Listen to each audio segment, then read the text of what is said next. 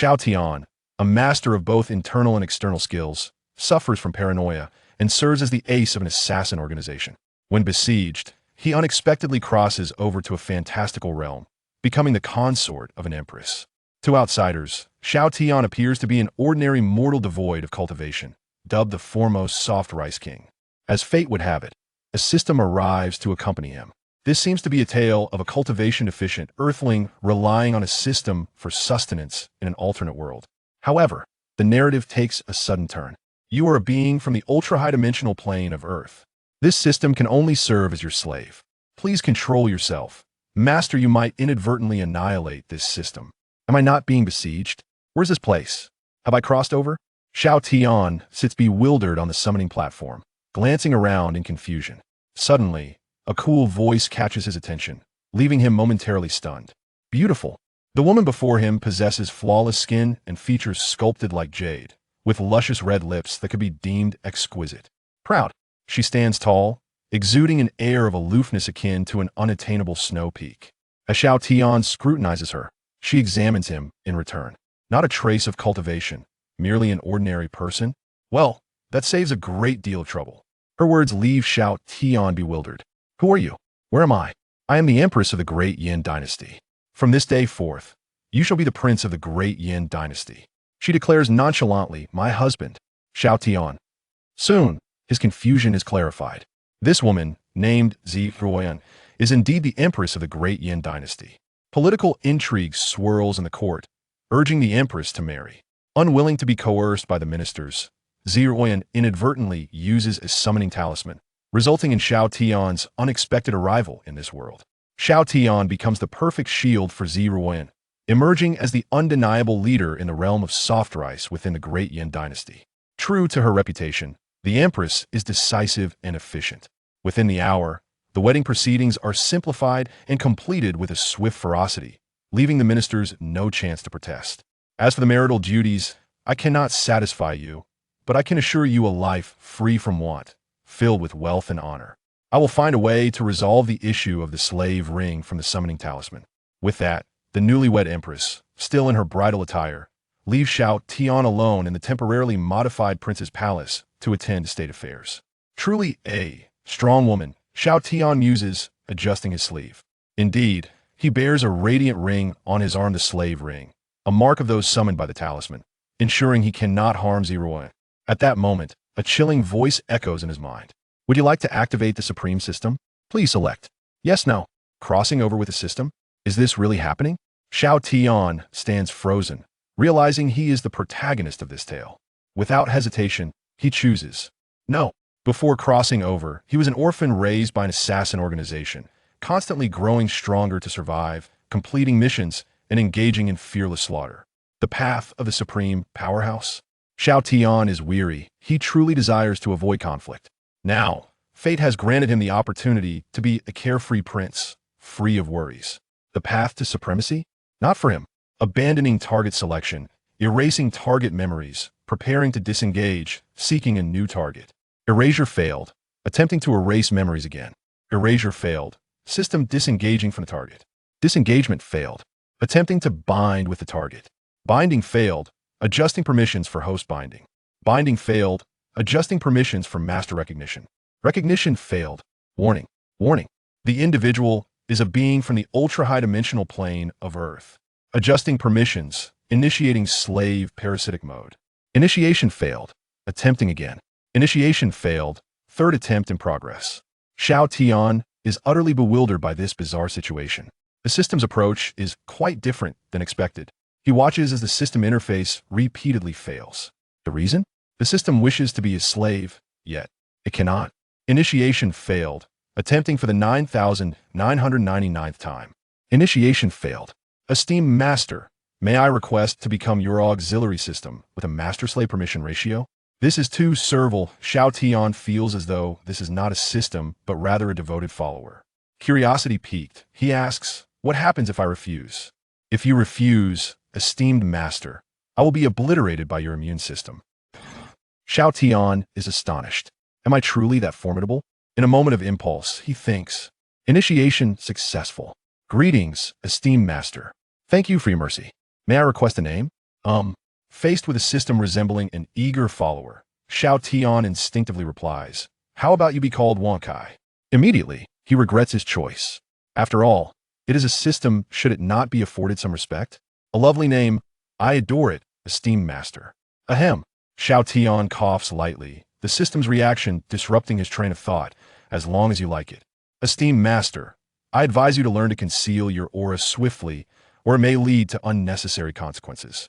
Failure to control, it might inadvertently erase my existence. And it poses a threat to other lives. Please look to your right. Xiao Tian turns in response, his pupils contracting slightly.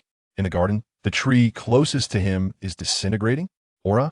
Xiao Tian exhales softly, focusing his mind. Once a top-tier ace within the assassin organization, his unparalleled talent led him to become a master of martial arts, excelling in both internal and external cultivation in modern society. Indeed, after adjusting his aura, he notices the tree ceases its collapse. Have I grown stronger? Xiao Tian contemplates, fully aware of his own abilities. From what he gathered from the Empress, this is a world where martial prowess reigns supreme, where beings can manipulate the very essence of nature, soar through the skies, and shatter the void without effort. On Earth, he was a top-tier powerhouse, a master of martial arts in this realm. He is merely an ordinary person with some combat skills. Wankai, Xiao Tian calls inwardly. Esteemed master, I am here. What is my current situation? Am I weak or strong? He queries, observing the half-destroyed tree with a furrowed brow. Esteemed master, you hail from an ultra-high-dimensional plane, where the laws of heaven are rigid, constantly imposing constraints upon you. According to my investigation, you have long endured the suppression of 490,000 rules within that ultra-high dimension. Despite such harsh constraints, you have managed to break limits and enhance your physical strength. Now that you have arrived in this lower dimensional realm, free from such oppressive rules, your body eagerly absorbs the forces of nature to fortify itself. Your strength is not contingent upon this world's realm. Your power is intrinsic. The system's explanation brings Xiao Tian complete clarity. He felt as though he had transitioned from a planet with intense gravitational force to one with a lighter, pull. The quantity of rules mirrored the strength of gravity. Much like the Kryptonians from Superman, who upon arriving on Earth, absorbed solar radiation to grow more powerful. He, too, was continuously drawing strength from this new realm, fortifying himself. With Earth's rule pressure at 490,000, what is the rule pressure of this world? Xiao Tian inquired as he casually lifted a nearby teacup. Esteemed master, the rule suppression in this world is 3,000. Xiao Tian spat out the tea, droplets bursting forth like a machine gun, piercing the wall before him and creating a swarm of holes. The moonlight streamed through the numerous crevices, casting a glow upon Xiao Tian's astonished face. It wasn't that Xiao Tian was losing his composure. The transformation he was undergoing was simply too terrifying. The tea he carelessly expelled had turned the wall into a honeycomb, an overwhelming display of power. He hastily calmed himself, standing still and gently moving his joints. There were no grand gestures, just a controlled activation of muscles, a fine-tuning of his breath, and a deep awareness of his internal state. As the sole master of both internal and external cultivation in the contemporary world, accomplishing this was hardly a challenge. This sensation is indeed marvelous, Xiao Tian mused, increasingly intrigued by the continuous changes in his body. It felt as though he was ravenously consuming an inexplicable force, with muscles, bones, and organs perpetually enhancing, seemingly without limit. Wankai, can you assess my current state? Xiao Tian pondered inwardly. Esteemed master, you are a hyperdimensional being. My capacity to gauge your condition is limited. Please observe. Esteemed master, Xiao Tian. Realm none. Traits unknown. Bloodline, Earthling, descendant of Yin and Huang. Heir the dragon. Earthling.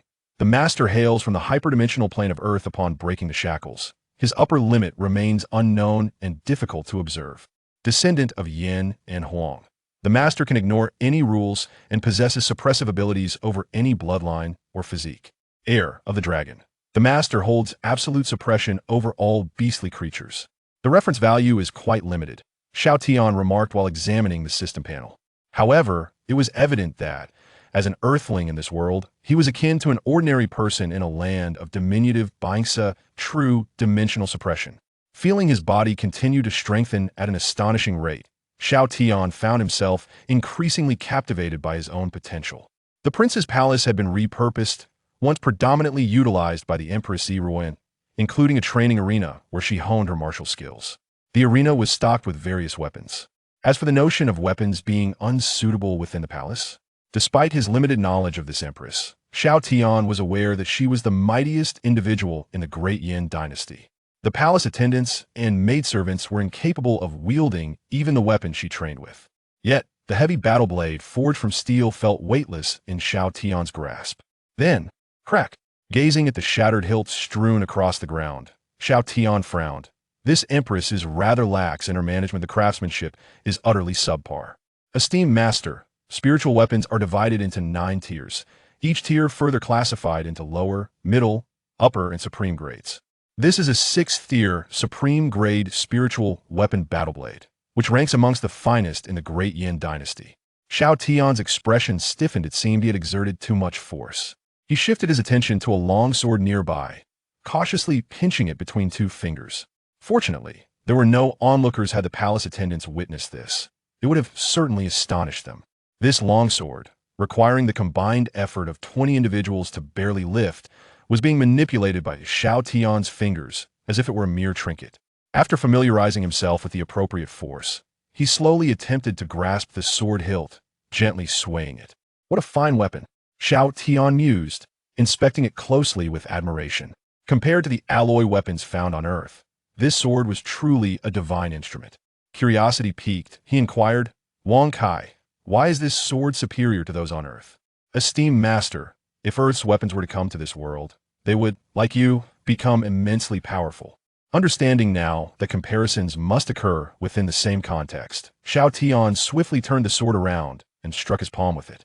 The sharp blade pressed slightly into his skin, creating an indentation without breaking the surface. Taking up the sword, his palm bore no mark whatsoever. Impenetrable!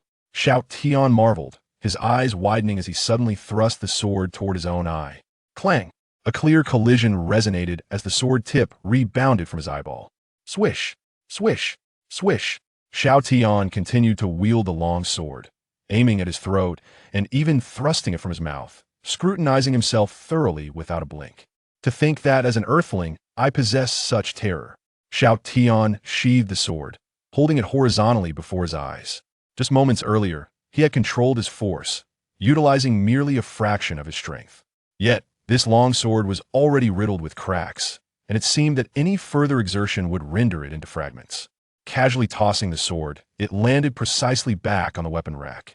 He began to comprehend that there likely existed no weapon in this realm capable of withstanding his strength unless those were also from the hyperdimensional Earth, the equipment he had brought along when summoned.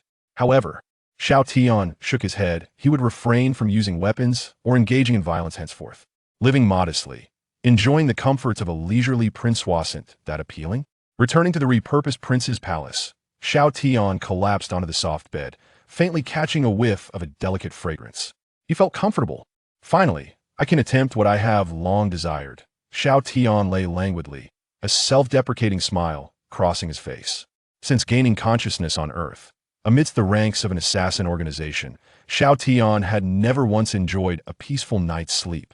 As the strongest individual on Earth, the luxury of a good night's rest was a bitter irony for him. Now, he could finally experience true repose. Speaking of this slave ring, Xiao Tian suddenly raised his hand, observing the faintly glowing band, and impulsively tugged at it. Snap!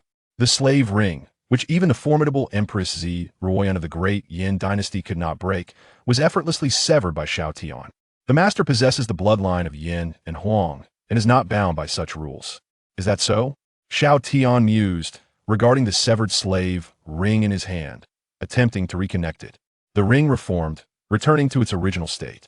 Xiao Tian yanked it off again and reattached it. Just playing around. After a while of fiddling, finding it rather mundane, Xiao Tian wore a faint smile and succumbed to slumber, seemingly anticipating a bright future ahead. In the imperial study, the Empress set down her documents, her brows slightly furrowed. Is it just my imagination? She had noticed that the connection between herself and Xiao Tian fluctuated frequently, appearing and disappearing in rapid succession. Upon further contemplation, she realized the link with Xiao Tian remained intact and resumed her administrative duties, dismissing the matter. In the deep of night, Xiao gently massaged her forehead, feeling a slight headache. The current situation is exceedingly chaotic. She stretched languidly, adjusting her robes to reveal her astonishingly perfect figure. Leaving the imperial study, it was time for her to rest. The following morning, Xiao Tian turned over in a daze, as if he had bumped into something. As he slowly opened his eyes, he found himself face-to-face with an extraordinarily beautiful visage, mere inches away. The morning light illuminated her figure, casting a hazy glow that left one dazzled. Yet, Xiao Tian's complexion turned pale. I'm no longer pure. Chapter 3. Xiao Tian's fright esteemed master. There are no signs of violation upon your person. Please rest assured. Nonsense. I am well aware of that. It was merely a jest. Xiao Tian sat up cross-legged and stretched, feeling quite comfortable. It had been many years since he had slept so soundly, even to the point where he was undisturbed by the presence of another person beside him. His gaze fixed intently on the enchanting beauty lying next to him, none other than the most formidable figure of the great Yin dynasty, the reigning Empress. This situation was rather troublesome. How did you end up on my bed, my lady? When you awaken, it surely won't be. Just as Xiao Tian's thoughts spiraled into confusion, a soft murmur escaped the lips of the slumbering beauty, Xiao, as she sat up and gazed at him. Having both fallen asleep in their ceremonial attire, they exchanged glances in the soft morning light. Soon enough, the initially dazed Xiao regained her usual icy composure. With her hands elegantly crossed before her, she exuded an air of imperial authority, albeit faintly. Her crimson lips parted slightly as she spoke softly, seemingly striving to keep her tone gentle. Did you sleep well last night? Xiao Tian fell silent, devoid of the expected embarrassment or fury. Instead, he pondered whether he had indeed slept well. He had slept quite soundly, but he gestured towards the bed.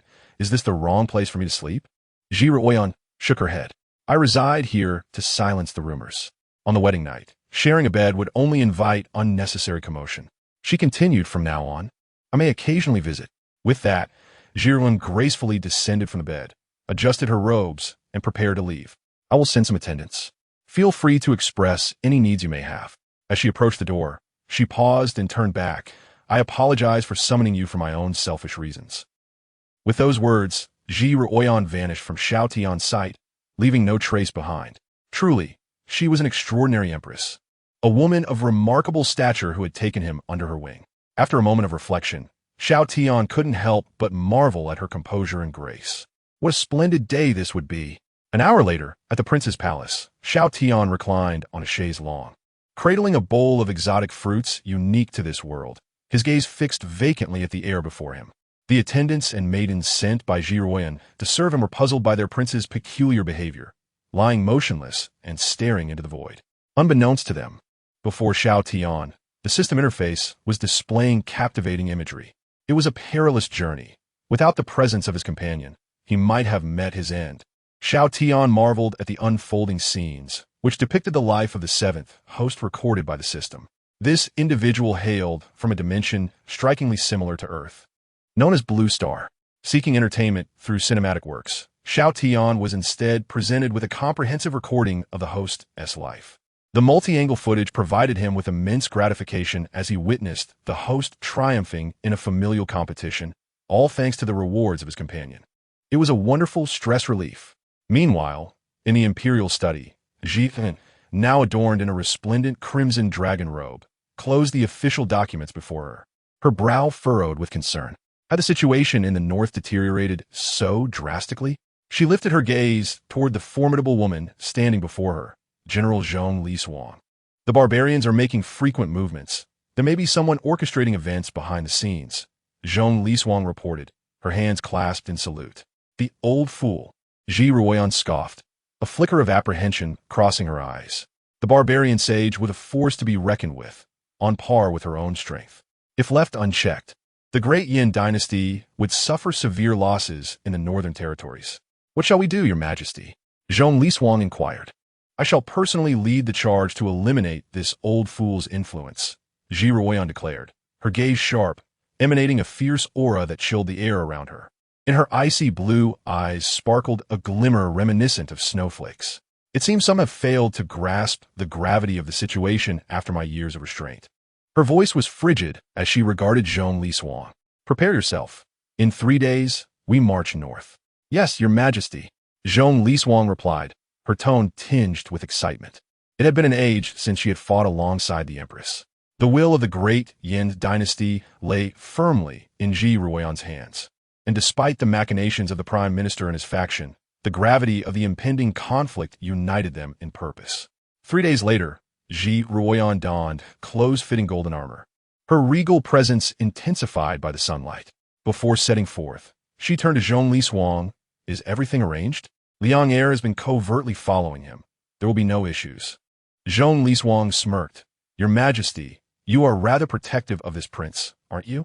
He is merely an unworthy man with little to offer. Why expend such effort?" Ji Ruoyan gently shook her head. "I inadvertently involved an ordinary person. This small compensation is of little consequence. Moreover, have you not noticed? Our marriage brings balance, fortifying the fortune of the great Yin dynasty. Even my own strength has seen a boost." A smile graced her lips, clearly pleased. Zhong Liswang shrugged, choosing not to pursue the matter further.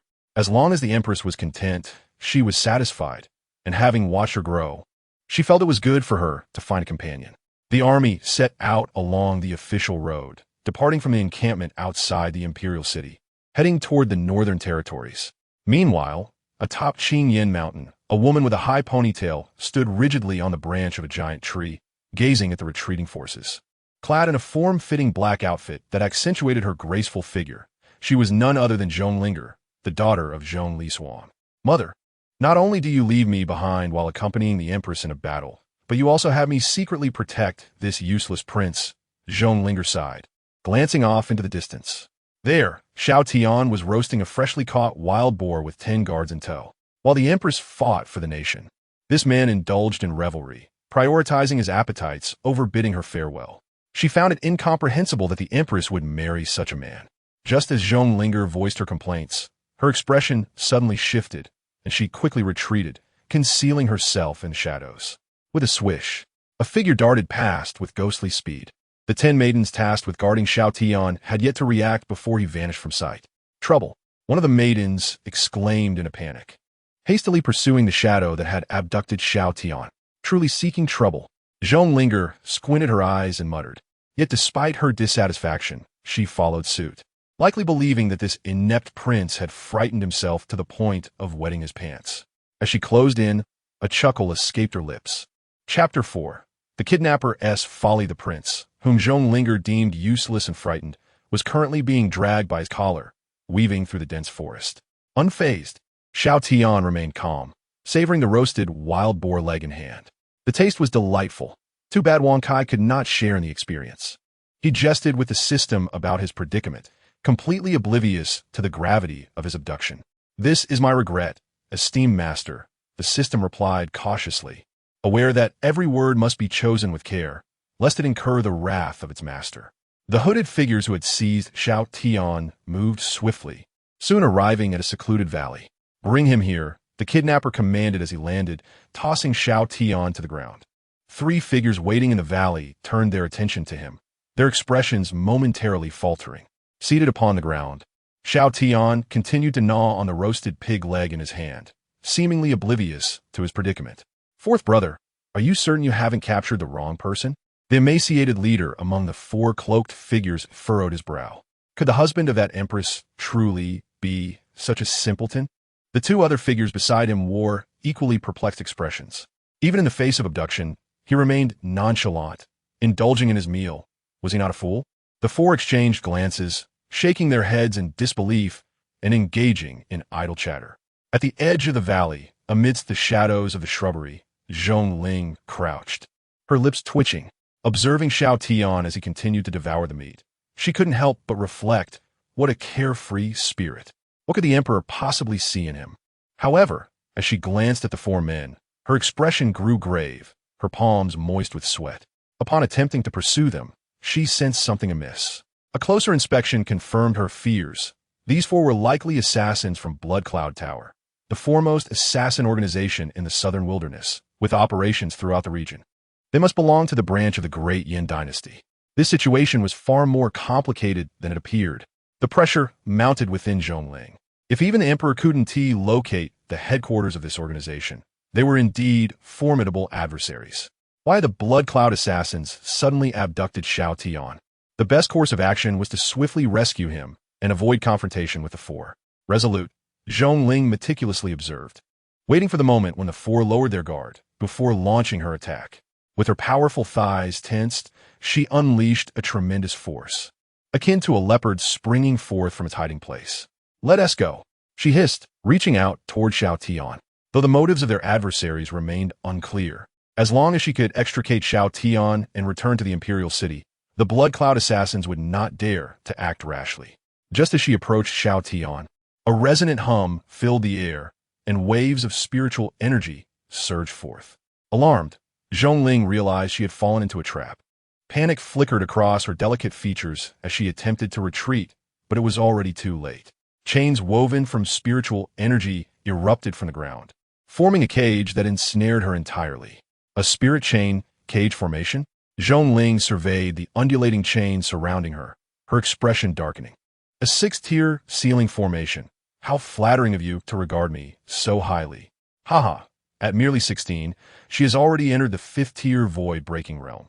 She certainly deserves due respect. The lead assassin from Blood Cloud Tower turned to face the ensnared Zhongling, laughter echoing in his voice. Meanwhile, Xiao Tian, seated on the ground and silently munching on his roasted pig leg, contemplated, "Wang Kai, what exactly is this void-breaking realm? Could you elucidate?" The current realm of the Master is divided into 10 tiers. First tier, Body Refinement Realm. Second tier, Qi Gathering Realm. Third tier, Dan Condensation Realm. Fourth tier, Nirvana Realm. Fifth tier, Void Breaking Realm. Sixth tier, Life and Death Realm. Seventh tier, Awakening Realm. Eighth tier, Transcendence Realm. Ninth tier, Entry into Saint Realm. 10th tier, Saint Realm. Each tier is further divided into 9 levels. Xiao Tian's interest peaked as he chewed his meat, inquiring then, "What realm am I currently in?" The Master's realm is none, an ordinary person. Simultaneously, within the formation, Zhongling refrained from any unnecessary movements. The 6th-tier ceiling formation was notoriously difficult to break. Her true concern was not her own predicament, but rather what the 4 assassins were plotting. It was evident they were aware of her covert protection of Xiao Tian and had set a trap for her in advance. Their earlier casual conversation had been a ruse to lower her guard. Yet Zhongling did not relent. Her hand gently rested on the hilt of her dagger as her gaze scanned the ceiling formation. "Don't waste your efforts. This formation is specially designed to counter your breaking protection slash." The sudden voice of the lead assassin caused Zhongling's body to stiffen. "Who are you?" she demanded, gripping her dagger tightly, her eyes fixed intently on him. "How could you possibly know?" "How would I know?" The lead assassin removed his mask, revealing a vicious face marred by a deep scar. "What do you think?" She gasped in shock. "Liang Shou, you are the Liang Shou of the Smoke Wolf tribe. You didn't die." A year prior, she had personally led a campaign to eradicate the notorious tribe, capturing their leader, Liang Shou, and executing him as a public display. "Why?" Liang Shou gazed at Zhongling with a bemused expression, snickering, "You little brat." He then noticed that Xiao Tian had finished his pig leg, his mouth twitching. This fellow was remarkably unfazed. "Time to get down to business, the Empress's pretty boy." Liang Shou reached out, seizing Xiao Tian's collar and lifting him off the ground. Xiao Tian permitted the action, adopting a demeanor of indifference.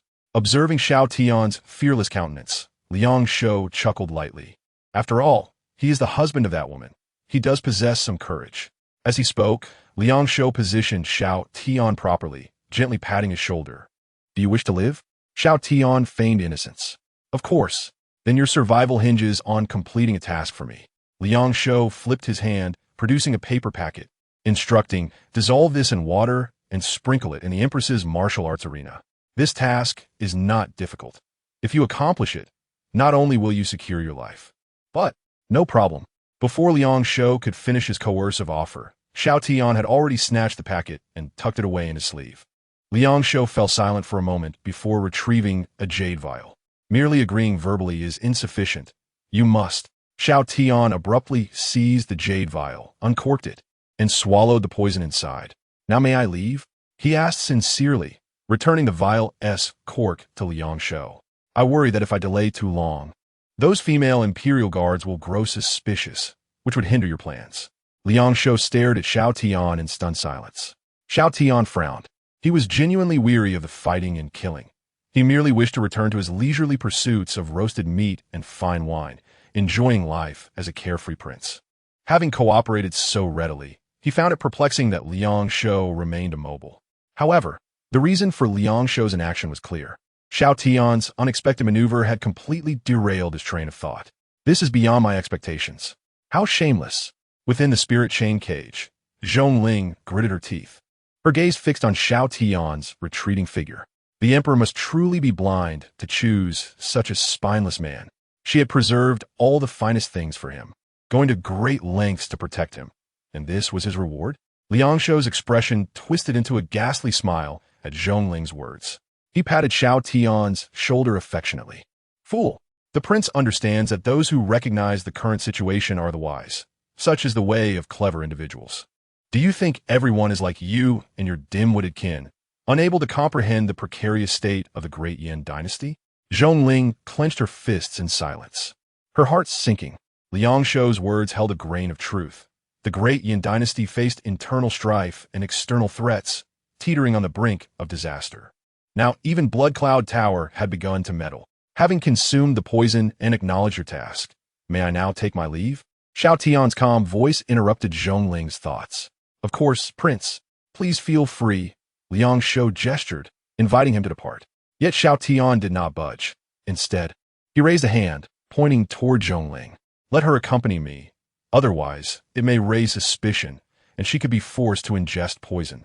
This foolish girl, who has jeopardized herself to save me, Xiao Tian mused, unwilling to turn a blind eye. Don't be so hypocritical. I do not require your rescue. Zhongling's words rang out, tinged with indignation, feeling insulted. Ignoring the petulant girl's protests, Xiao Tian regarded Liang Shou with intent. Liang Shou, in turn, scrutinized Xiao Tian, a smirk playing on his lips.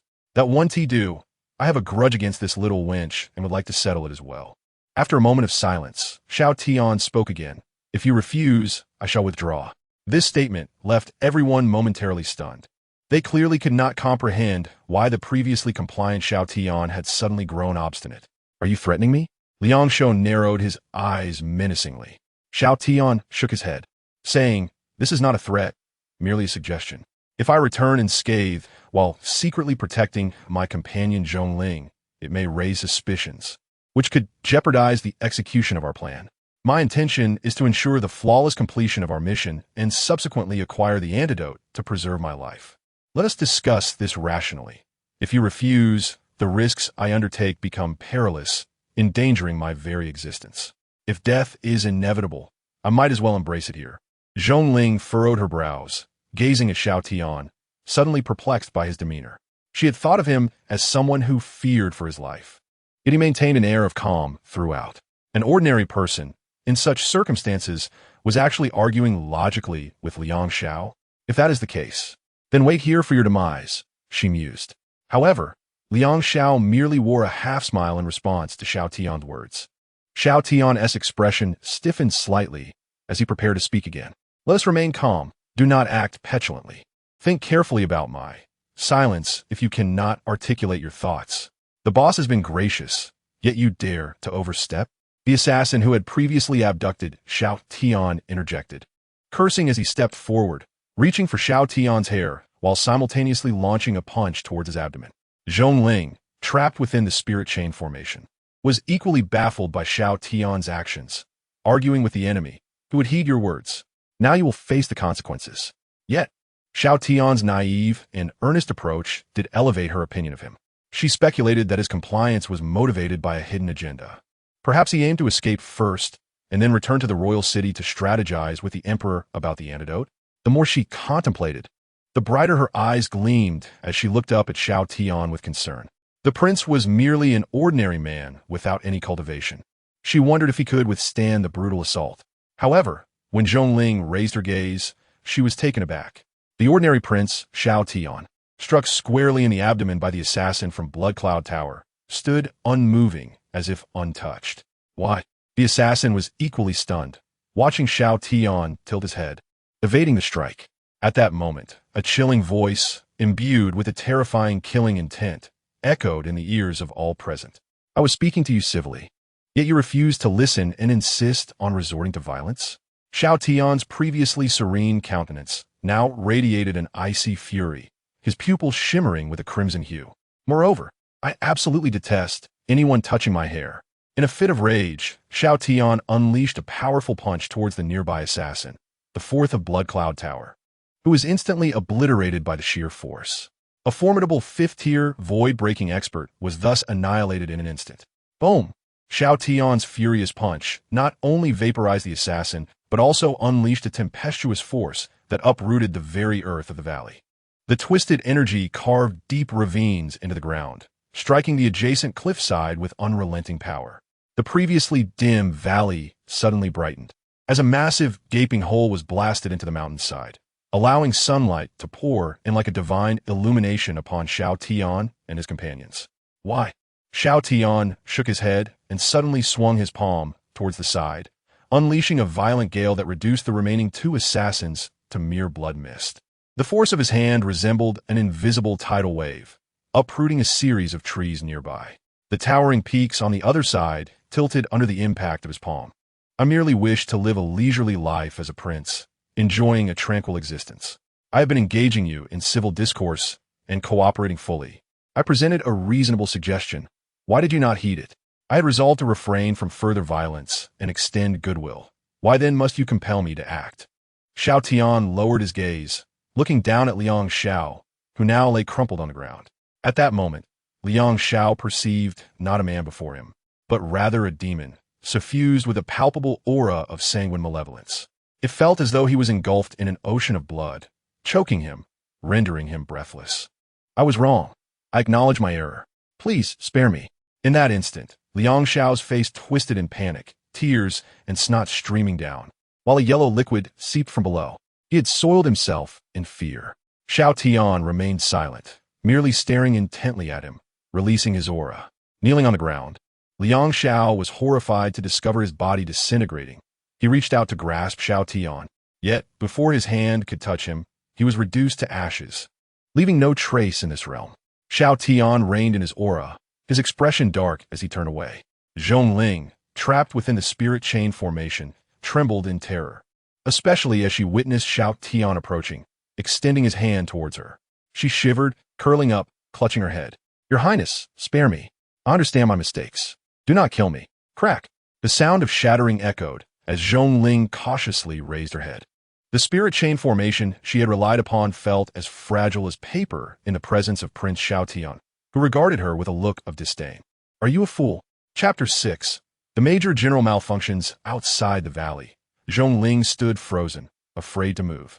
Before departing, the prince had instructed her to destroy evidence and not to wander off, assuring her he would return shortly. She found it strange. The assassins from Blood Cloud Tower had been obliterated by the prince. What was there to destroy? Then, in sheer terror, she beheld a mountain bouncing towards her from a distance. A mountain? How could it bounce? Oh! As her spiritual energy flowed, Zhongling quickly realized it was the prince carrying a mountain back. That was not surprising. Or was it? Zhongling felt her understanding of reality crumble. What manner of creature was the prince? Without a trace of cultivation or spiritual energy fluctuation, he effortlessly lifted a mountain using sheer physical strength. Even a saint with the ability to move mountains and fill seas could hardly achieve such a feat. Zhongling's breathing accelerated, her heart racing. Could it be that the prince was a legendary being who transcended the 10th tier saint realm? Boom! A massive rumble interrupted Zhongling's thoughts. Dust and debris filled the air as she watched Xiao Tian toss the mountain aside, burying the entire valley. He then leaped into the air, delivering a punch that collapsed the mountain he had just struck. Swish! Xiao Tian landed gracefully before Zhongling, brushing off the dust from his hands. All done. Now there will be no evidence of my involvement. Zhongling stared in awe at the transformed landscape behind Xiao Tian, her mind wandering. In that moment, she grasped a newfound understanding of the phrase destroying evidence.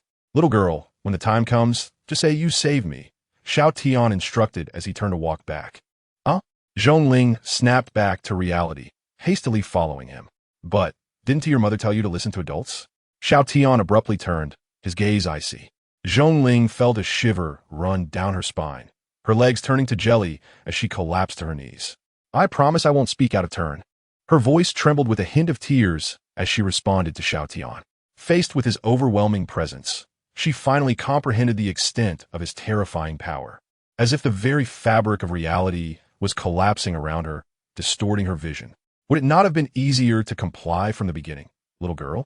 Xiao Tian's aura dissipated entirely as he extended a hand, lifting her from the ground. Let's go. Yes. Zhongling quickly replied, obediently trailing behind Xiao Tian like a devoted attendant. They had not walked far when commotion arose ahead, as the female guards responsible for the perimeter emerged from grass. Your Highness, are you unharmed? Ah, Major General Zhong. The female guards were visibly relieved to see Xiao Tian unharmed. They rushed over after hearing the thunderous noise. But upon noticing Zhongling standing behind Xiao Tian, their expressions shifted to one of astonishment, and they quickly saluted. Major General, what on earth is happening? Where are the captors of the prince? Have they already? In response to their inquiries, Zhongling cleared her throat lightly.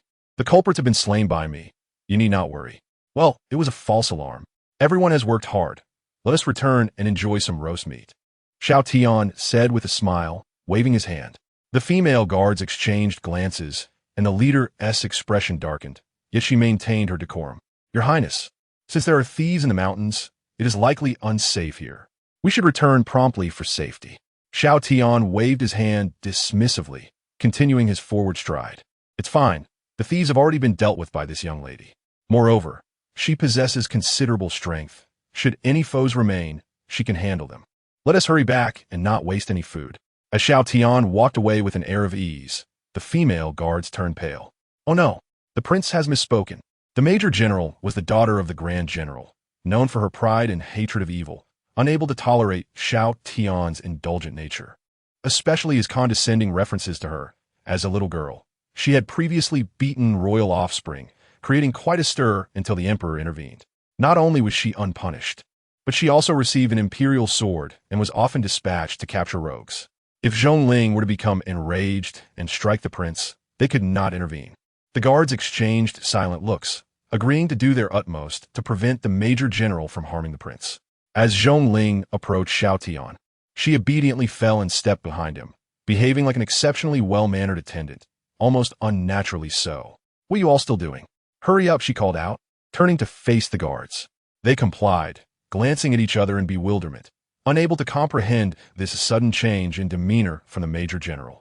Upon returning to their previous spot for roasting meat, they found it perfectly cooked, not burned at all. Xiao Tian gazed at the golden, glistening meat dripping with juice and beckoned to Zhongling, little girl. Do you have a knife? Yes.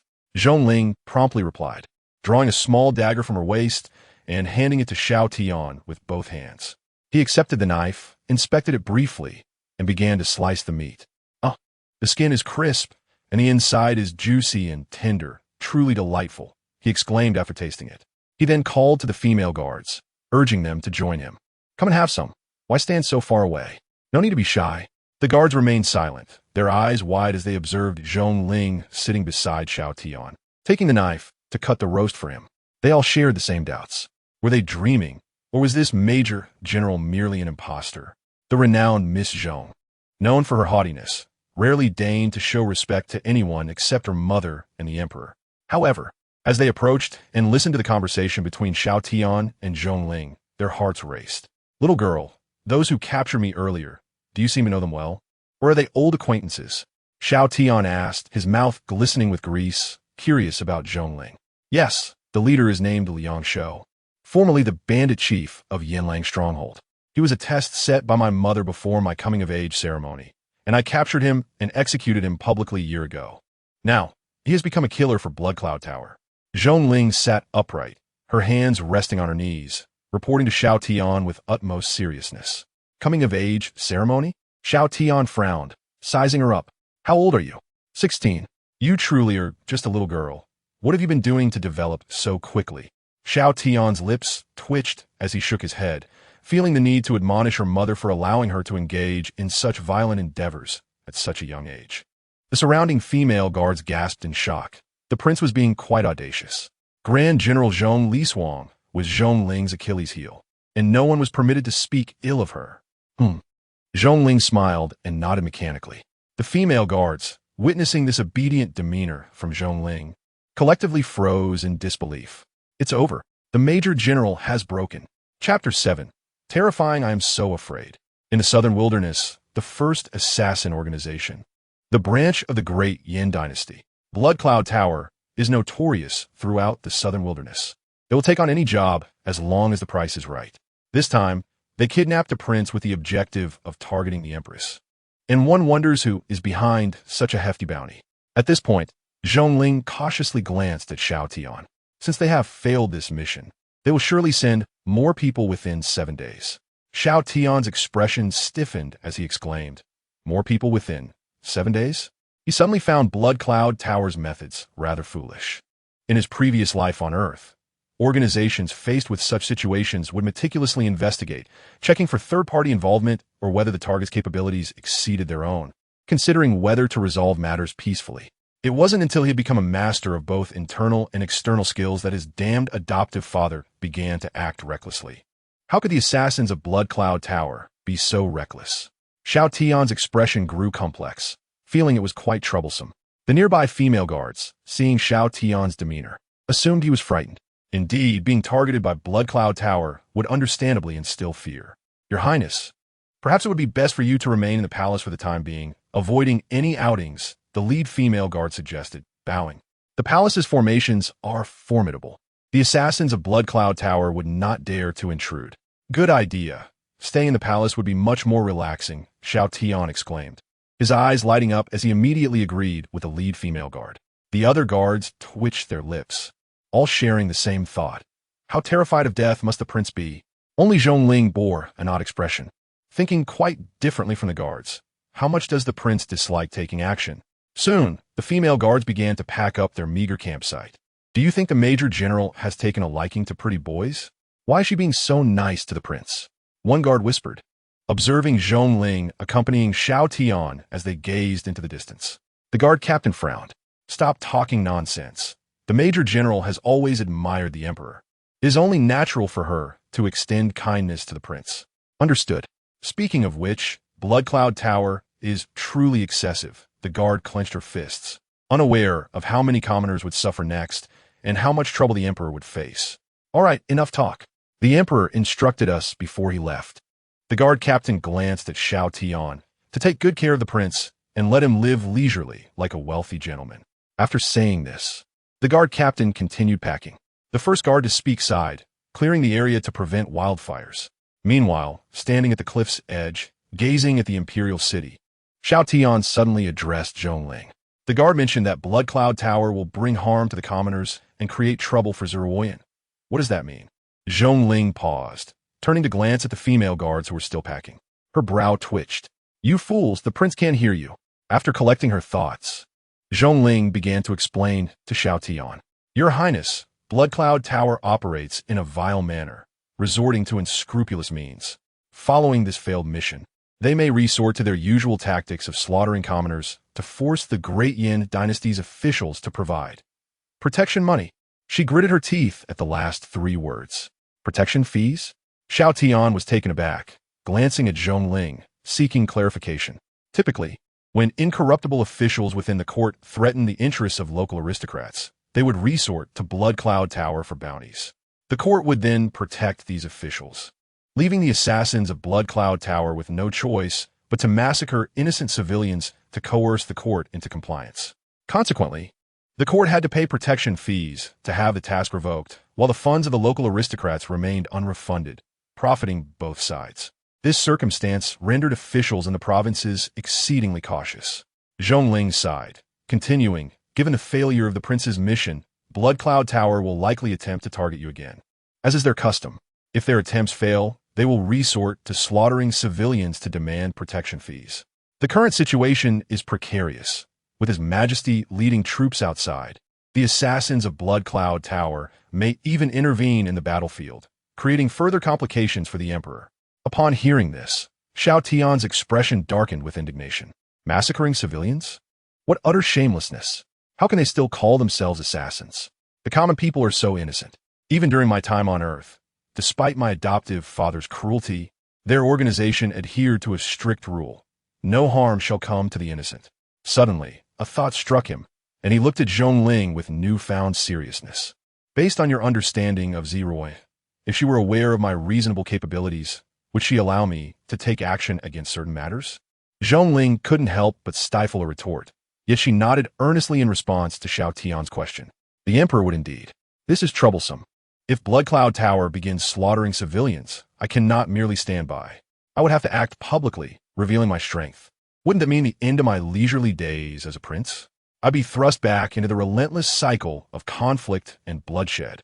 Xiao Tian elaborated, his expression growing increasingly grave. Even if I restrain myself from intervening, the massacre of innocents and the disruption of the war would stem from my inaction. If Ziruoyan were to issue a divorce decree and cast me out of the palace, I would lose my comfortable life. I possess no skills for survival aside from wielding a blade. To continue living, would I not have to return to a life of constant strife? Perhaps even resorting to my original profession? Beads of sweat began to form on his forehead as he envisioned the ease of his current existence slipping away. The days of being nurtured and cared for by the Empress, living in comfort, were fading into the distance. I cannot lose this soft life, Xiao Tian exclaimed in panic, gazing at Zhongling with alarm. This cannot stand. I must eliminate every last member of Blood Cloud Tower. Zhongling appeared astounded. Your Highness intends to resolve the issue by force. Wang Kai, can you locate the branch of Blood Cloud Tower? Xiao Tian urgently inquired within his mind. Esteemed Master, I gathered information during your previous distress, and I can pinpoint their location, came Wang Kai's reply. Guide me. Xiao Tian commanded Wang Kai, then turned to the nearby guards. An item given to me by His Majesty was lost along the way when it was seized. Zhongling, accompany me to search for it. You all stay here and do not move. We shall return shortly. Without waiting for the guards to respond, Xiao Tian took off running. The guards were momentarily stunned by his outburst, but remained obedient, trusting that nothing would go awry with the general accompanying the prince. Zhongling quickly composed herself and instructed the female guards to remain vigilant before pursuing Xiao Tian. In the blink of an eye, the duo vanished into the dense forest. What just happened? One of the female guards looked to the commander, perplexed. The commander furrowed her brow, sensing something amiss but unable to articulate it. General Zhong is too compliant. However, with the general's presence, there should be no issues. We shall follow the prince's orders and wait here. You too, hurry and send out warnings in all directions. Blood Cloud Tower may be preparing to act. Alert the citizens to seek refuge in the fort for their safety, she ordered. The two female guards complied, understood. Blood Cloud Tower. The female guard commander gritted her teeth at the mere mention of the name, her hands trembling from clenching them too tightly. I hope Blood Cloud Tower provokes the wrong powers and meets its demise. She spoke with fierce determination, yet a bitter smile soon crossed her face. Looking at her fellow guards, she self-deprecatingly remarked, I must be losing my mind to utter such naive thoughts. Your Highness, are you truly seeking revenge on Blood Cloud Tower? Zhongling hurriedly inquired, keeping pace with Xiao Tian. Revenge? Xiao Tian shook his head, regarding Zhongling earnestly. Your perspective is misguided. This is not revenge. It is a noble endeavor to rid the people of harm and uphold justice. Blood Cloud Tower, a vile organization that discards human lives for selfish gain, must be eradicated with unyielding force. We are driving away darkness and embracing light, restoring clarity to this realm. Listening to Xiao Tian's impassioned words, Zhongling felt a moment of introspection. For some inexplicable reason, she found his sentiments resonating with her. But we cannot locate Blood Cloud Tower's branch within our great yin. Xiao Tian waved his hand dismissively, reassuring her. Fear not, I will find them. As he spoke, he scanned his surroundings, ensuring they were unobserved, then exhaled in relief. Suddenly, he seized Zhongling by the back of her garment, hoisting her onto his shoulder. Before she could react, she found herself carried aloft by the prince. Then, with a powerful leap, Xiao Tian propelled himself into the air. The ground beneath them seemed to ripple and collapse as he soared. The scenery below shrank rapidly, and soon they were airborne. With a tremendous crash, Xiao Tian landed like a cannonball on a mountainside, sending debris flying. He drew upon his strength once more, leaping high into the air, traversing vast distances across the peaks. Zhongling, perched on his shoulder, was left in complete awe of the spectacle around her. Xiao Tian's movements were fueled solely by his formidable physical prowess, void of any trace of spiritual energy. Yet, Zhongling noticed that he was leaping higher and remaining airborne longer with each bound. Eventually, they landed in a desolate forest, where Xiao Tian stood still, seemingly in contemplation. Just as Zhongling pondered his next move, she heard him speak softly. "I believe I am beginning to sense something." Confused, she asked what feeling. But before she could question further, she was astonished to witness the fragments of earth and stone around them beginning to levitate, as if an invisible force was at play. With a sudden explosion, Xiao Tian shot into the sky once more, the weight that had encumbered him vanishing. "Indeed," he exclaimed, laughter spilling forth as he ascended. Breaking through the clouds, he floated in the air, gazing at the pristine sea of clouds illuminated by the sun, feeling utterly liberated. As someone from Earth, he found that escaping the constraints of gravity was no challenge for him, given his high-dimensional origins. Flying under his own power was a thrill he could not contain, even for Xiao Tian. Zhongling, still on his shoulder, marveled at the breathtaking view around them. "It's so beautiful." Hearing the child's voice from his shoulder, Xiao Tian inquired curiously, "Aren't you from the void-breaking realm? Can't you fly? Haven't you seen sights like this before?" "Your Highness," Zhongling replied, "flying at such heights consumes a tremendous amount of spiritual energy. Typically, I only ascend a few yards off the ground. I have never managed to soar to such heights." Zhongling, while explaining, was captivated by the breathtaking aerial scenery she had never encountered before, her expression revealing a mix of astonishment and fear. Before she could take in more of her surroundings, an overwhelming force of propulsion suddenly struck, causing the landscape around her to retreat at an alarming speed. As Xiao Tian's flight accelerated, the scenery blurred, and Zhongling's vision struggled to keep pace. The spiritual energy within her surged uncontrollably, forming a protective barrier to shield her from being torn apart. This was far too swift. A sense of dread enveloped Zhongling as she worried that she might not withstand such velocity. Just as she felt she had reached her limit, she noticed that Xiao Tian had ceased to increase his speed. Realizing this, she couldn't help but relax. The prince was indeed formidable. He could fly without expending spiritual energy, and the force of his forward motion was nearly beyond her capacity to endure. How terrifying was the prince's combat prowess?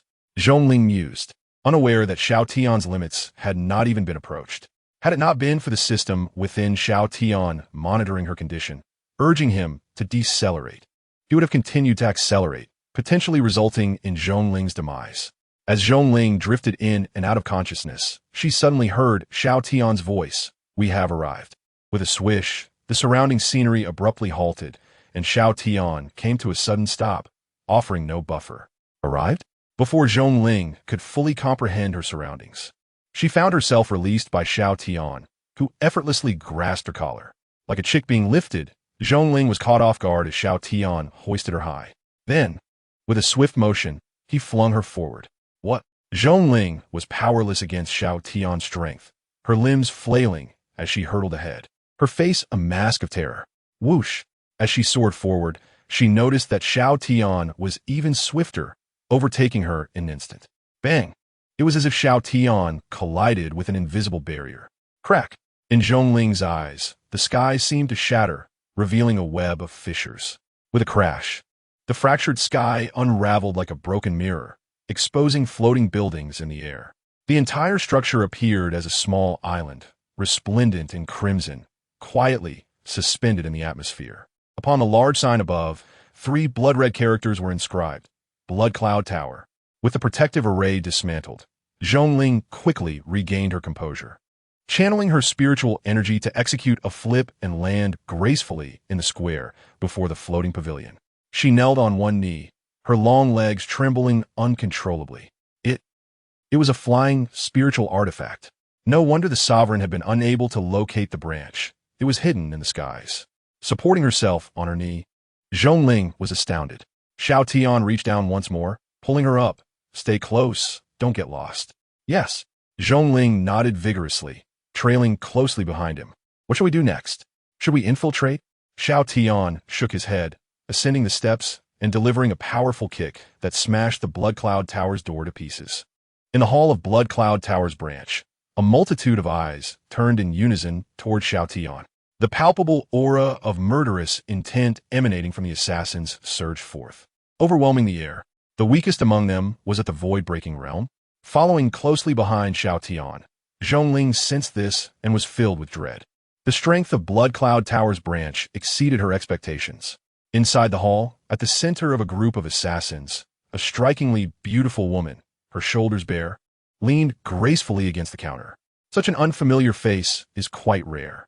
Who are you, and what brings you to our Yin Blood Cloud Tower? Bang! Before the enchanting woman could finish her sentence, she was swept away by an overwhelming force, the wall behind her crumbling into dust. The assassins were still reeling from the shock when a pair of crimson eyes flickered and vanished. Bang! Bang! Bang! The space seemed to freeze as Zhongling's eyes widened in disbelief, witnessing 27 assassins vanish in an instant. Xiao Tian demonstrated to her the true meaning of annihilation, and with his might, he conveyed the principle of actions speak louder than words. The commotion in the first floor of Blood Cloud Tower could not be concealed from the upper levels. Whoosh, whoosh, whoosh. 3 figures abruptly appeared in the first floor hall. Although dressed in the Blood Cloud Assassin's black attire, these 3 individuals were distinctly different from the others. 2 of them wore robes adorned with silver-threaded cloud patterns, while the man at the center bore golden embroidery, exuding a heightened aura. Silver Edge Assassins, Gold Edge Assassins. Why would Blood Cloud Tower send such elite killers to the Dian branch? Seeing the 3, Zhongling's breath quickened. Blood Cloud Tower, a killer organization, had a well-defined internal hierarchy to cater to its clients. Silver Edge Assassins required a realm of awakening at the 7th stage to qualify, while Gold Edge Assassins, despite having the same realm requirement, were bound by the condition of a 100% success rate. Both Silver Edge and Gold Edge Assassins were the CR Mida La CR Mi of Blood Cloud Tower. Zhongling, the legitimate daughter of Zhongli Shuang and a royal of the Dian Empire, the Gold Edge Assassin, upon glancing at the 2 of them and the surroundings, seemed to grasp the situation.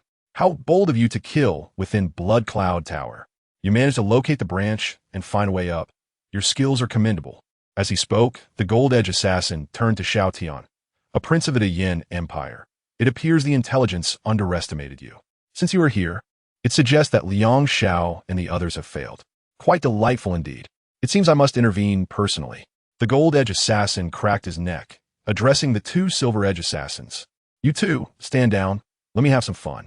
The Silver Edge Assassins exchanged glances and replied, just don't kill him. The prince still holds value. Keep the one called Zhongling alive. We can send her head to the northern front, and I'm sure Zhongli Shuang will go mad, which will benefit our plans. The 3 of them seem to be arranging the fates of Xiao Tian and Zhongling with each other's words. Zhongling gritted her teeth, her body trembling slightly, itching to draw her sword and advance. Yet reason told her that moving forward now would be akin to courting death. Your intelligence is quite detailed. It seems that the Yin Empire has an informant among you. At that moment, Xiao Tian spoke slowly, surveying the 3 before him.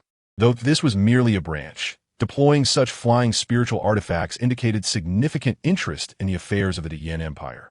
What headache! This situation was more troublesome than anticipated. Does your Blood Cloud Tower's headquarters keep tabs on the Yin Empire?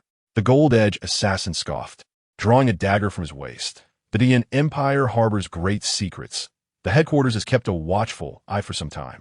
Gulme, let me see the true strength of the prince, whom the intelligence depicted merely as an ordinary waste. Boom! A terrifying pressure erupted from Xiao Tian, enveloping the area.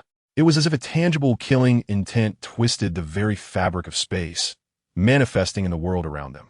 The entire Blood Cloud Tower branch creaked ominously, its structures seeming to buckle under the weight of this oppressive force. An absolute sense of dread gripped everyone present. Even Zhongling, who had not directly faced Xiao Tian's aura, found herself collapsing to the ground, trembling uncontrollably. As for the 3 assassins opposite her, they stood frozen in place, paralyzed with fear. Clang! The Gold Edge Assassin could no longer steady his grip on the dagger, which clattered to the ground. The trio felt as though their hearts were being seized by the imposing presence of Xiao Tian. They longed to speak, yet not a word escaped their lips. Even in the face of their leader, they had never felt such an overwhelming pressure. The Gold Edge Assassin gritted his teeth, blood trickling from the corner of his mouth. Struggling to speak, My lord, there may be a misunderstanding. I implore your forgiveness. Misunderstanding? Xiao Tian shook his head with a bitter smile. At first, he merely wished to be a leisurely prince, leading a simple life and embodying kindness. Yet, you insist on sending people to trouble me, forcing my hand to inflict harm, compelling me to slay you. I fail to comprehend why you prattle on so much. Why must you let me know that your Blood Cloud Tower headquarters harbors designs upon the Great Yin? Is this not yet another coercion for me to act and annihilate your Blood Cloud Tower headquarters? Why must you press me? In a fit of rage, Xiao Tian suddenly unleashed a punch. Bang! The golden-edged assassin standing before him had not yet uttered another word before being obliterated by Xiao Tian's strike. Behind him, in the distance, the air trembled as his fist energy surged, cleaving through the clouds like a rift in the sky. The two silver-edged assassins nearby were also caught in the blast, their bodies disintegrating. In their final moments, a singular thought consumed them. The fools in the intelligence department. How dare they label such monsters as worthless? Regrettably, their cries fell on deaf ears, for the head of the intelligence department, that enchanting beauty, had already been slain by Xiao Tian's fist. The Blood Cloud Tower, the Great Yin branch, lay in ruin. Xiao Tian suppressed his aura, exhaling in frustration. Turning, he found Zhongling slumped on the ground, her brows furrowed as he lifted her once more. Why is this young girl so weak at such a tender age? With Xiao Tian's assistance, Zhongling rose, her expression peculiar. It was not her frailty, rather, the oppressive aura Xiao Tian exuded in his fury was unbearable. What troubled Zhongling even more were Xiao Tian's earlier words to the golden-edged assassin. Your Highness, are you still planning to go to the Blood Cloud Tower headquarters? Xiao Tian nodded. There is no other choice. This branch is merely a forward outpost. The headquarters of Blood Cloud Tower has set its sights on the Great Yin dynasty. As the saying goes, to do a good deed thoroughly, one must carry the Buddha to the west. We may have eradicated this branch, ensuring a measure of safety for our Great Yin. Yet the entire southern wasteland still suffers under the scourge of Blood Cloud Tower. Therefore, it would be prudent to eliminate this major tumor while we still have the opportunity. If we act swiftly, perhaps we can return in time for dinner. As he spoke, Xiao Tian ascended the building. He sought to ascertain whether anyone remained hidden within, to avoid leaving any loose ends. Unbeknownst to him, he reached the top floor. With bare hands, he tore open the door, and the brilliance within nearly dazzled his eyes. Spirit stones, meticulously cut and brimming with rich spiritual energy, lay piled before him like small mountains. Additionally, numerous spiritual artifacts glimmered, and jars of elixirs adorned the shelves. Such a treasure trove, Zhongling exclaimed, unable to contain her awe. Nonsense! Xiao Tian's rebuke rang out. We are here to annihilate the Blood Cloud Tower branch for the sake of the people, to uphold justice, and to alleviate the Emperor's concerns. What you see here is ill-gotten gains.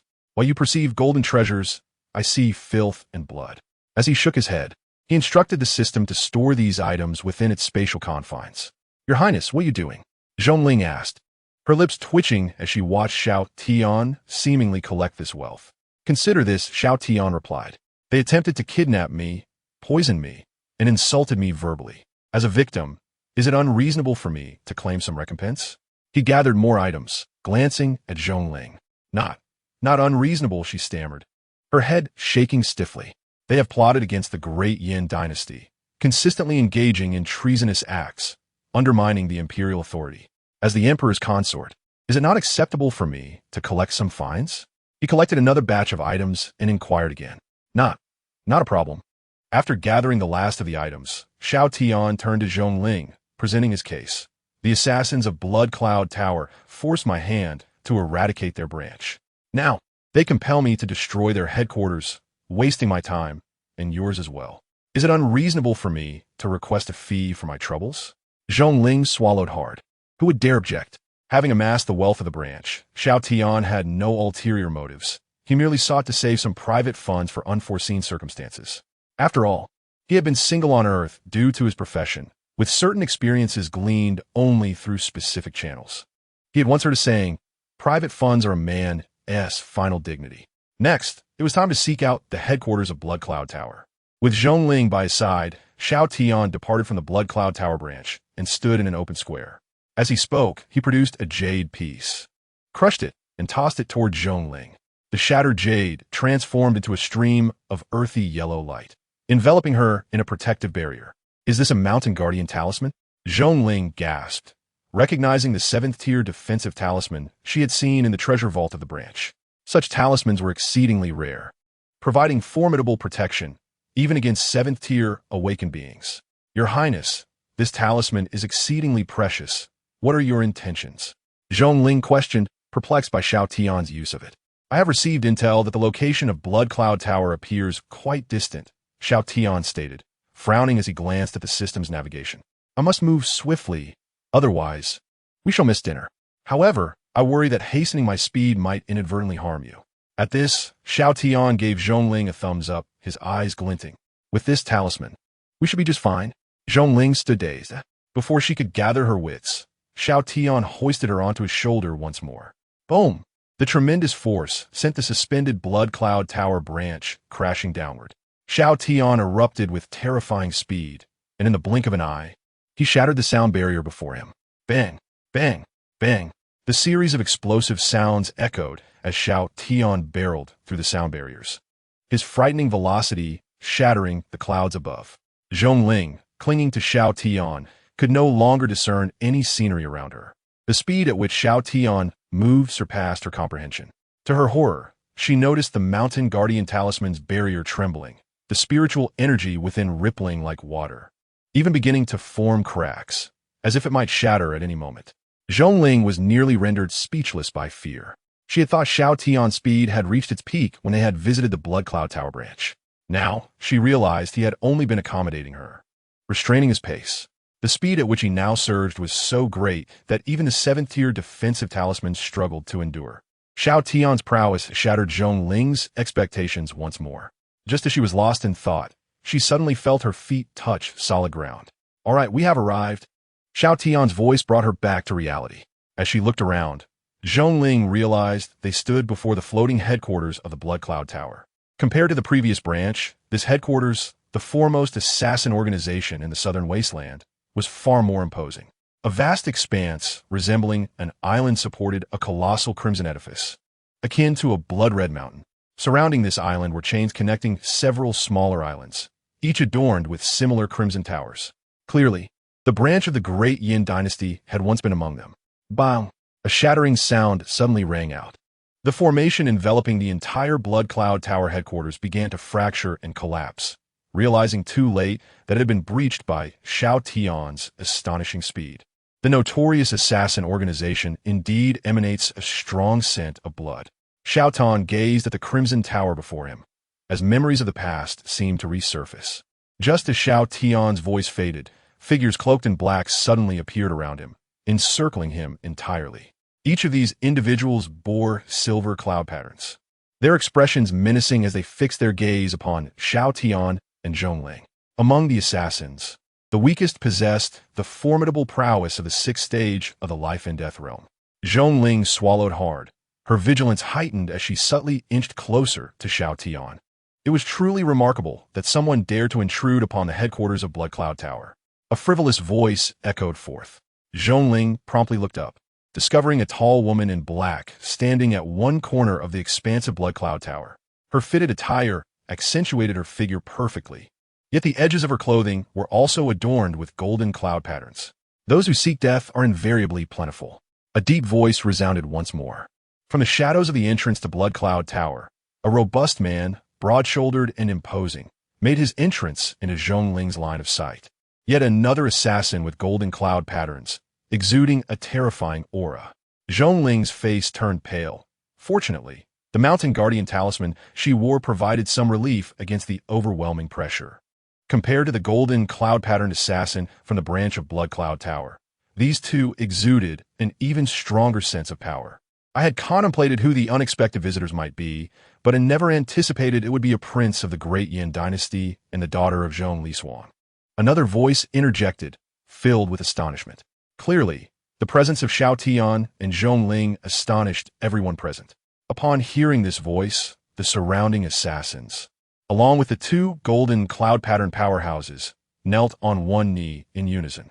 "Greetings, Master of the Tower," they proclaimed in chorus, their voices resonating throughout the realm. The one they honored stood atop the Blood Cloud Tower, gradually descending until he finally landed before Xiao Tian.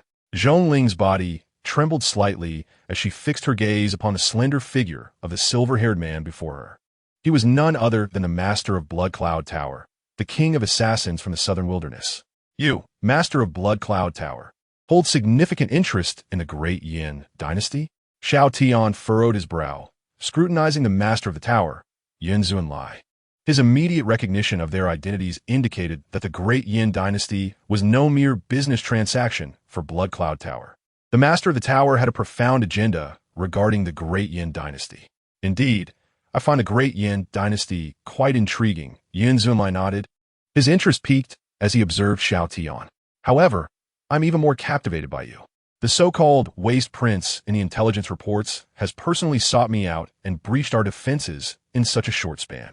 It seems you possess some secret treasure capable of breaking formations. Perhaps you're closer to the secrets of the Great Yin dynasty than I imagined. With a smirk, Yin Zunlai commanded his subordinates, "Seize him, but do so with care. Do not harm him." "Hold on, let me have some fun with him first," said the robust assassin adorned with golden cloud patterns, waving his hand to signal the others to step back. The remaining assassins retreated a few paces while still surrounding Xiao Tian, and Zhongling. Xiao Tian diverted his gaze from Huang Gang, who was reduced to tears, and surveyed his surroundings. In truth, he perceived these individuals as rather dim-witted. Zhongling was momentarily at a loss for words, uncertain how to gauge the situation. Was the prince's behavior abnormal, or was he merely resolute?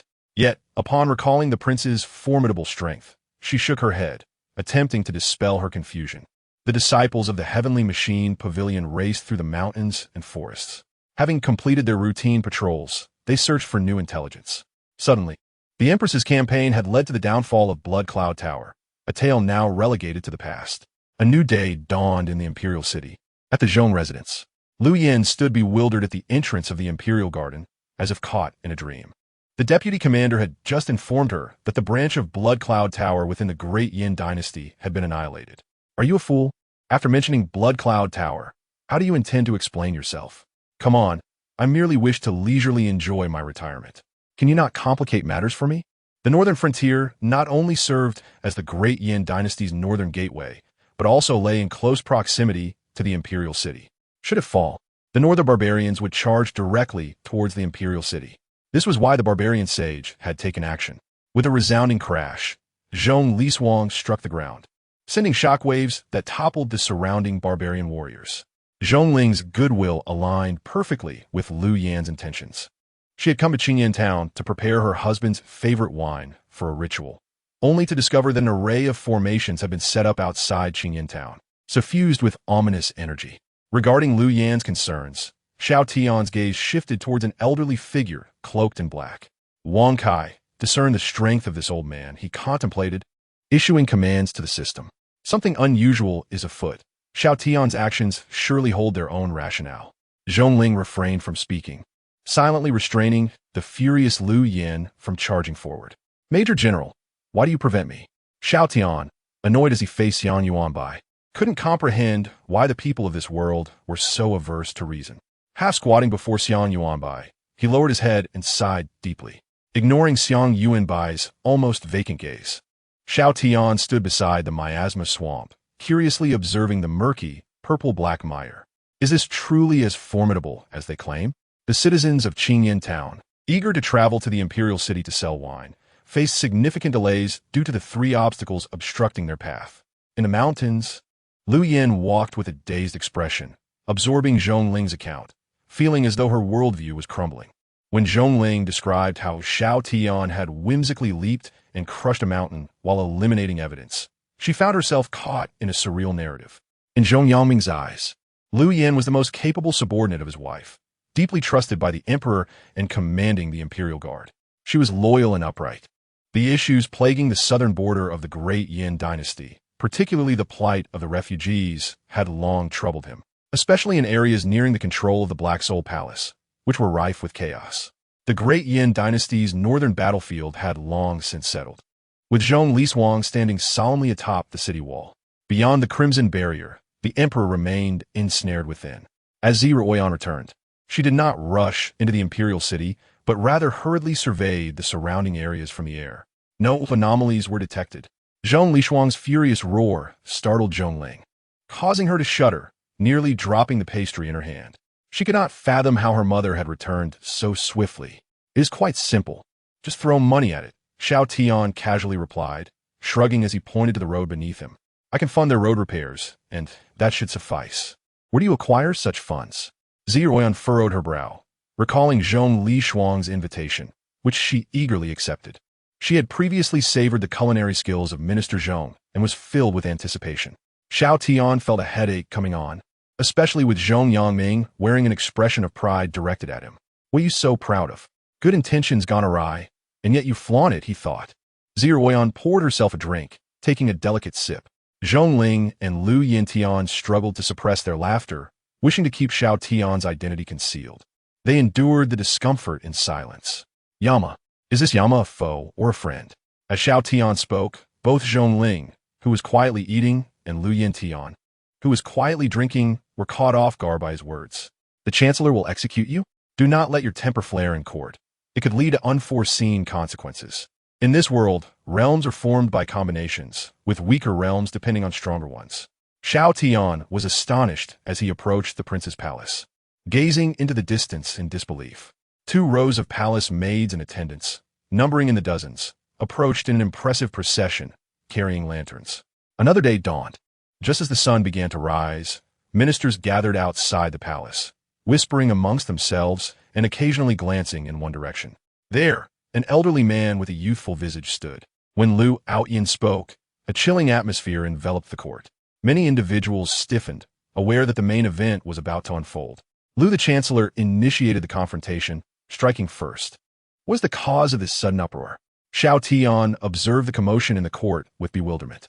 Lu Outyin had merely presented a book, yet it seemed as if they were facing a formidable enemy. The court session continued as usual, seemingly orderly. Yet the sporadic sound of pages turning caused many to glance covertly at the Grand Tutor's chair.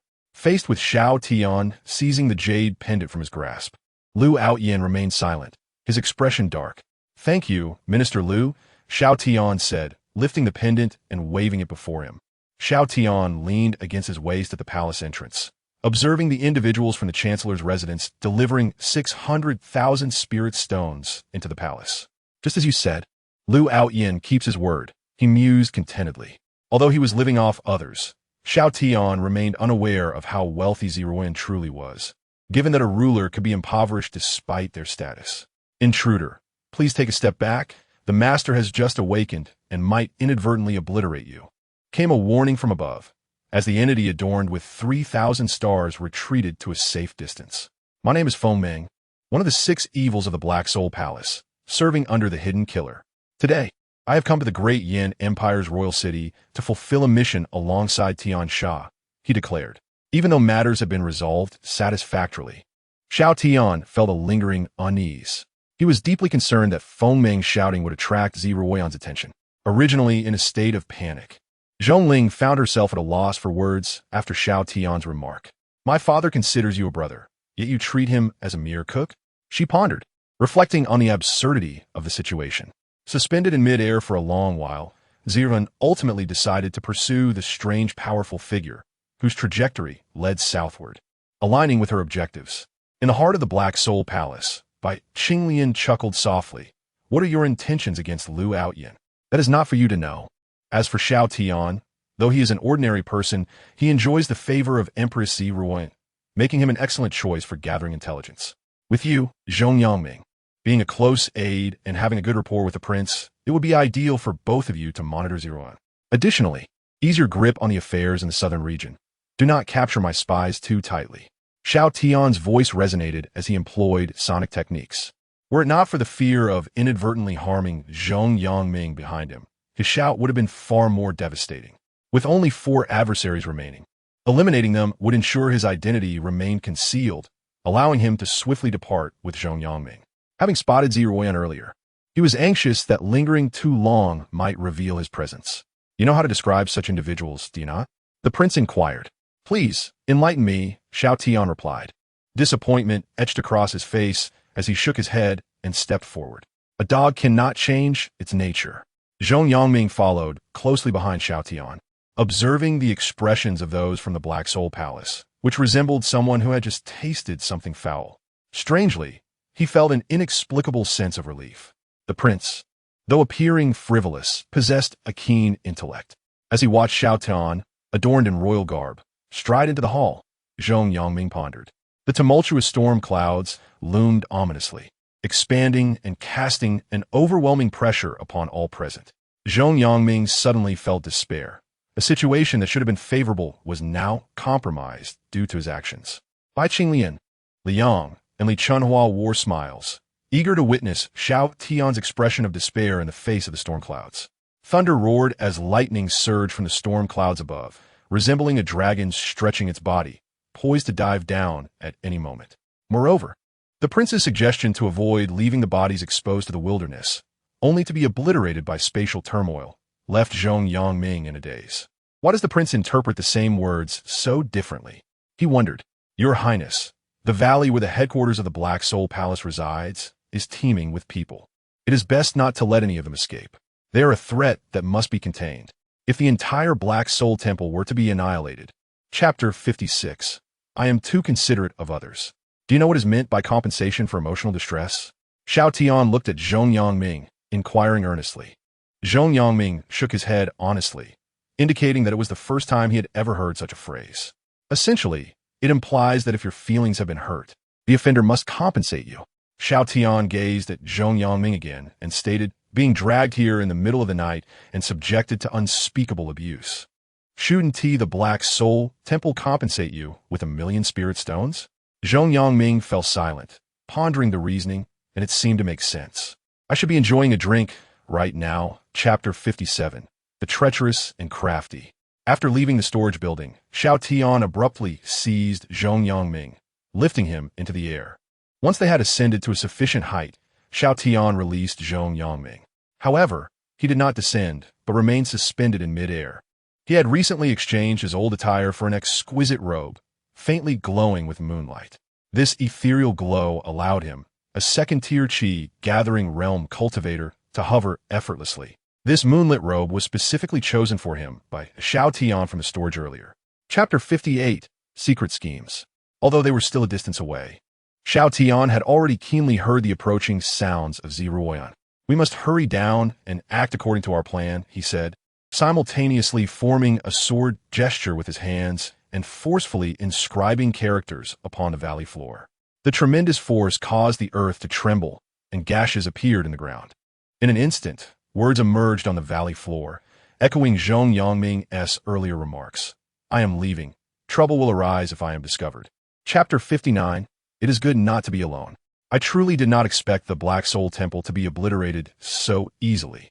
Hovering in the air and gazing into the valley, Ziruoyan felt a sense of nostalgia. Particularly, after observing the words inscribed within the valley. She fell into a long silence, her brow furrowing. Your Majesty, is something amiss? Zhong Yangming cautiously inquired, observing her demeanor. After a prolonged moment, Ziruoyan finally spoke. This script is quite novel. I have never seen it before.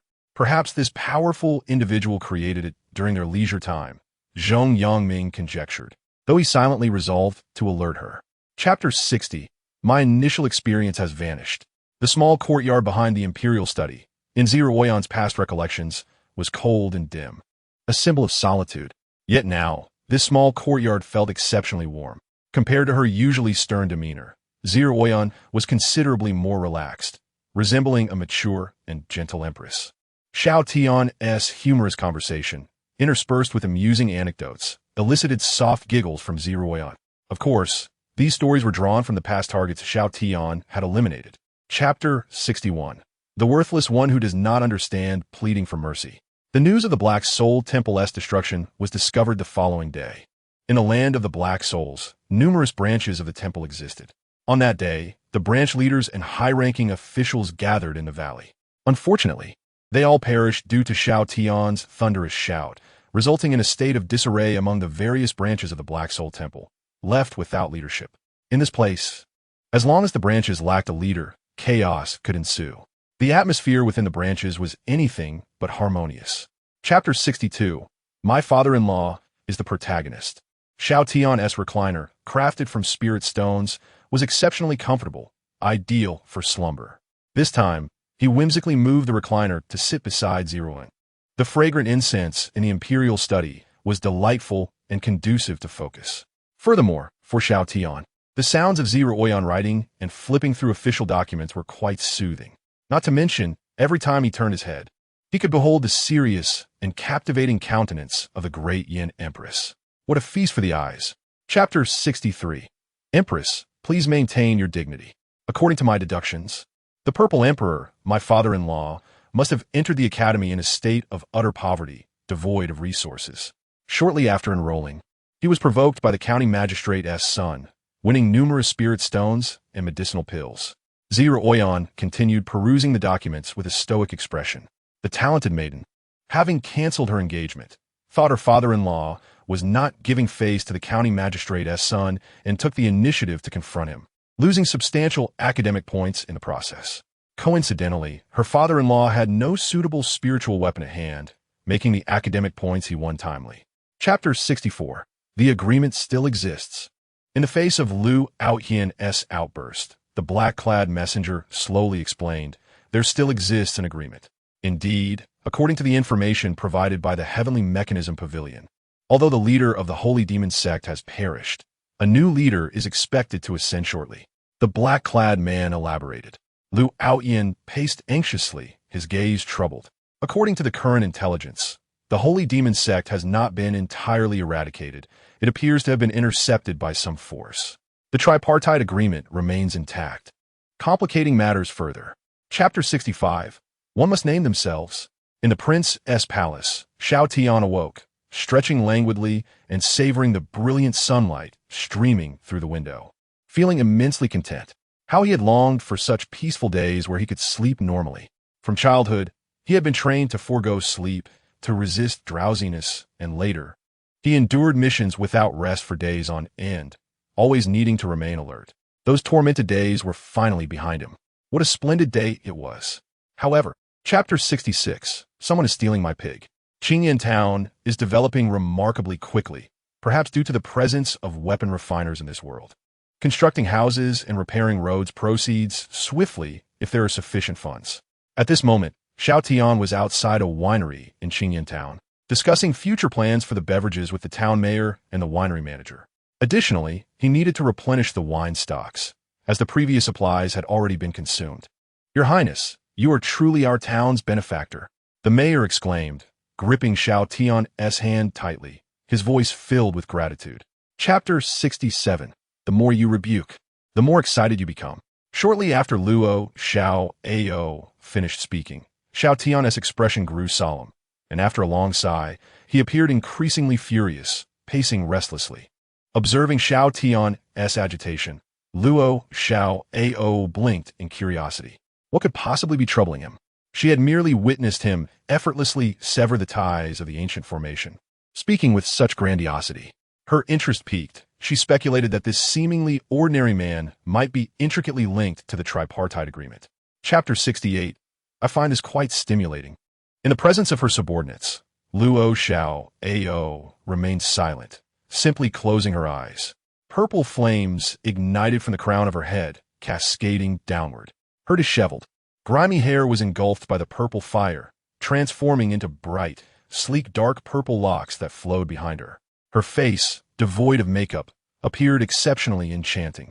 With lips painted a striking red, the swirling purple flames consumed her oversized, filthy robe, replacing it with form-fitting leather attire, adorned with golden embroidery, and a sheer, white veil draping over her form. The tips of her golden-embroidered black boots gleamed. Chapter 69.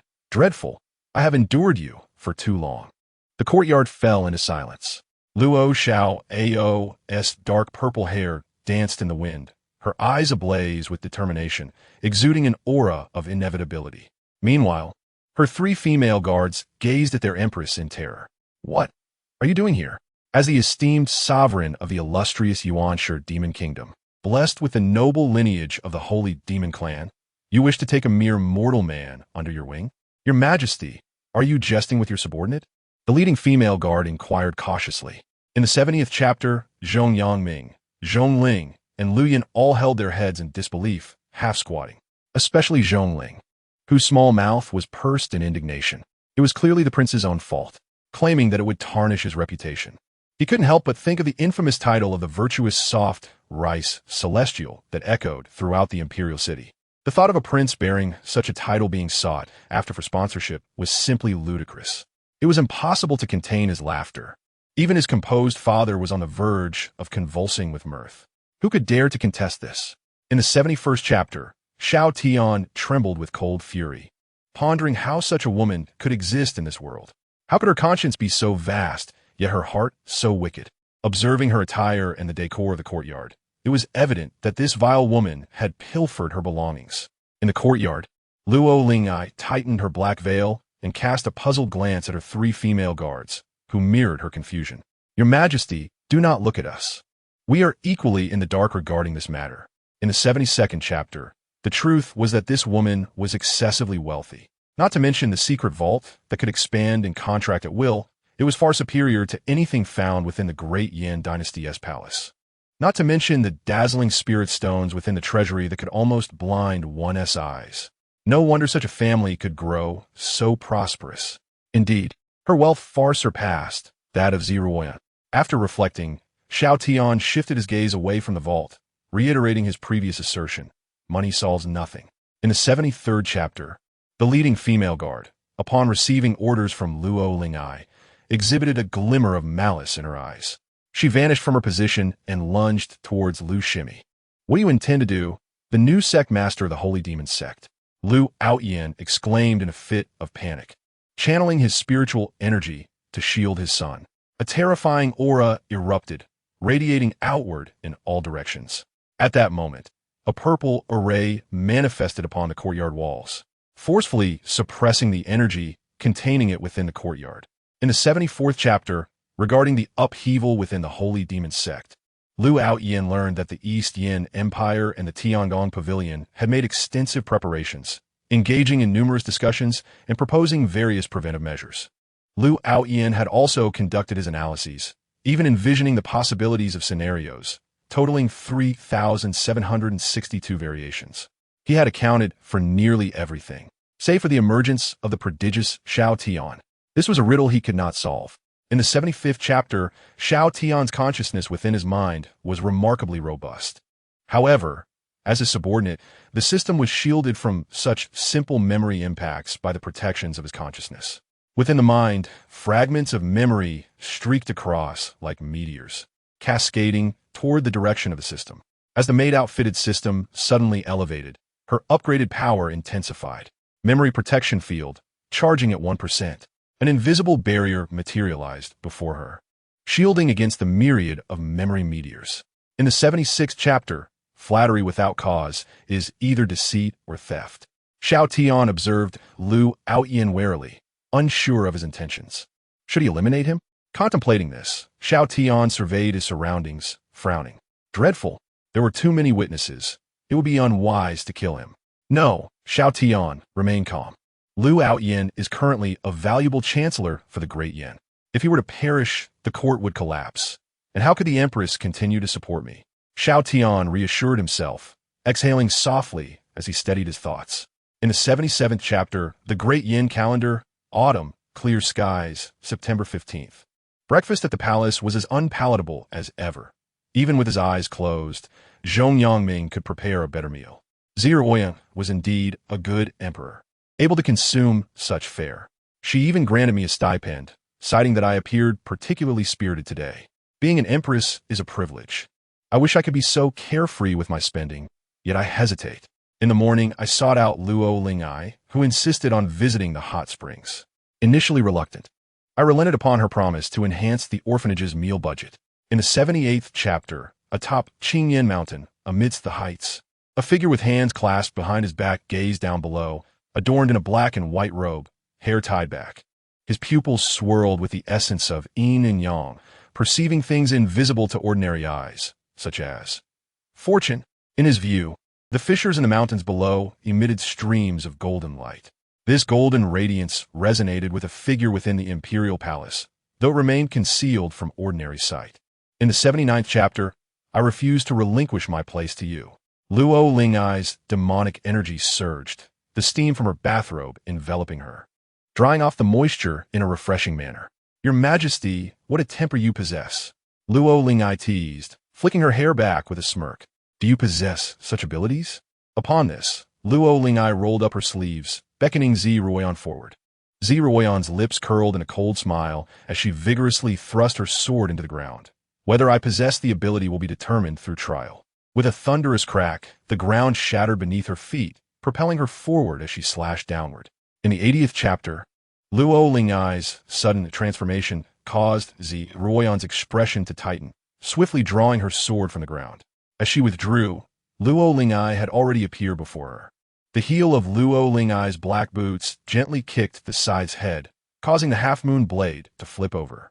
As the blade sliced through the air, trailing burning purple flames, it was aimed directly at Ziruoyan. Her pupils constricted as she hastily swung her arm to counter the scythe's strike. In the 81st chapter, surely, the one I respect most. Your Majesty, you are so handsome, Zhongling exclaimed from behind, gazing at the resplendent Ziruoyan, her eyes sparkling. Meanwhile, Lu Yin, taken aback, turned to Xiao Tian. Your Highness, did you anticipate this outcome when you forbade us from intervening? If you're implying that Luo Lingai is assisting Ziruoyan in breaking through her realm, I was aware of that. But the matter of the armor remains unclear to me. As Xiao Tian spoke, he gazed toward the depths of the mountains, where he could see the golden light swirling, connected to Ziruoyan. In the 82nd chapter, Zhongling suddenly recalled something, turning to Xiao Tian. Why are you looking at me? Although I am indeed far superior to my peers, it is unfortunate. Xiao Tian shook his head, observing the two women clashing above. Your rivals are heavyweight contenders and entities beyond human measure. Zhongling's emotions spiraled out of control as she swung her fists at Xiao Tian, only for her forehead to be halted by a single finger, rendering her strikes futile as they merely met air. Lu Yin beside them could only cover her head, bemused. In the 83rd chapter, Your Majesty, is it delectable? Observing Ziruoyan standing still, staring at him, Xiao Tian gently inquired, Your Majesty, is there something on my face? Cough. The momentary panic in Ziruoyan's eyes vanished, and she cleared her throat lightly. It's nothing. I merely feel that as the primary consort of the royal family, you represent the dignity of the great Yin. While private matters are inconsequential, you should still maintain decorum in public, avoiding a dazed expression that is unbecoming. After finishing her statement, Ziruoyan solemnly nodded. Indeed, this was my oversight. Chapter 84. Carefree dreams. The two women collided their heads together, their gazes sharp as lightning. How peculiar! Did not the emperor express his fury, forbidding brother Xiao from returning to the palace for the night? Luo Yao pouted her red lips, scoffing, and even specifically instructed others to ensure he did not return to the Zhong residence, only to find out it was all for this clandestine meeting. Truly, as an emperor, his mind is inscrutable. Ziruoyan maintained a cold demeanor, letting out a soft huff. Certainly better than certain individuals who deliberately lingered to eavesdrop on others, all while claiming to have matters to attend to in the evening. Is your evening affair merely a surreptitious rendezvous with my man? Chapter 85. The holy demon Empress with the sun high in the sky. Gentle rays illuminated the two graceful figures on the bed. At this moment, their sleeping postures were rather disheveled. Luo Yao lay on her side, a leg firmly pressed against Ziruoyan, her arms wrapped around the latter's neck without release. As for Ziruoyan, she lay properly, though her hand rested in an awkward position. Seemingly dreaming of something, she tightened her grip. A soft moan escaped her lips. Luo Yao instinctively swatted Ziruoyan's hand away, drowsily opening her eyes. Chapter 86. Who is greater, the holy demon Empress? Xiao Tian gazed at Luo Yao in astonishment, particularly fixated on the horns atop her head. So she is not human. You, Ziruoyan, across from him, was equally taken aback, rendered speechless. The other was akin to a barbarian, indeed an otherworldly being. This was the first time she had encountered such a sight. The holy demon Empress? The emperor? Were they not akin to her own existence? Ziruoyan immediately narrowed her eyes, her vigilance heightened. Chapter 87. The beginning of a false life, false Z. Ruoyan's expression darkened, seemingly grappling with the immense impact of this revelation. In truth, when Luo Yao Ao mentioned the desolate realm, she had already braced herself. Yet, the final words from Luo Yao Ao still struck her with profound shock. Whether false or real, Ying gradually regained her composure, fixing her gaze steadfastly on Luo Yao Ao. I am the Empress of the Great Yin, the sovereign of the many subjects of the Great Yin dynasty, truly deserving of being the woman who competes with me for a man. Her ability to steady herself so swiftly is remarkable. Chapter 88. The truth of the disappearance. Ziruoyan remained in a daze, her hands clenched tightly. Everything is a lie. Luo Yao Ao's imperial brother, along with the Eastern Yin Empire and the heavenly mechanism pavilion she mentioned, were all coveting her father's bloodline. They sought to utilize him to consolidate the rightful national fortune before plundering. According to the calculations of the heavenly mechanism pavilion, it would take at least 60 years for the innate jade embryo to mature and gather the authentic national fortune. Luo Yao Ao shrugged. However, it seems there have been some recent developments. The maturation period of the innate jade embryo appears to be accelerating. Chapter 89. One must forge their own strength. Your father should still be alive among the forces on your mother's side. What transpired there, and why he has not returned to find you, remains unclear. However, the method employed to abduct him must originate from a formidable realm. As she spoke, Luo Yao Ao felt a sense of inexplicable sentiment. Then, she casually glanced over, discovering that Xiao Tian's eyes were glimmering with envy. Brother Xiao, what are you thinking? Luo Yao Ao blinked. Xiao Tian came back to his senses, looking earnestly at Luo Yao Ao. I am simply. Chapter 90. I wish to grant them a chance in the courtyard. The two women exchanged blows, engaged in a delightful spar.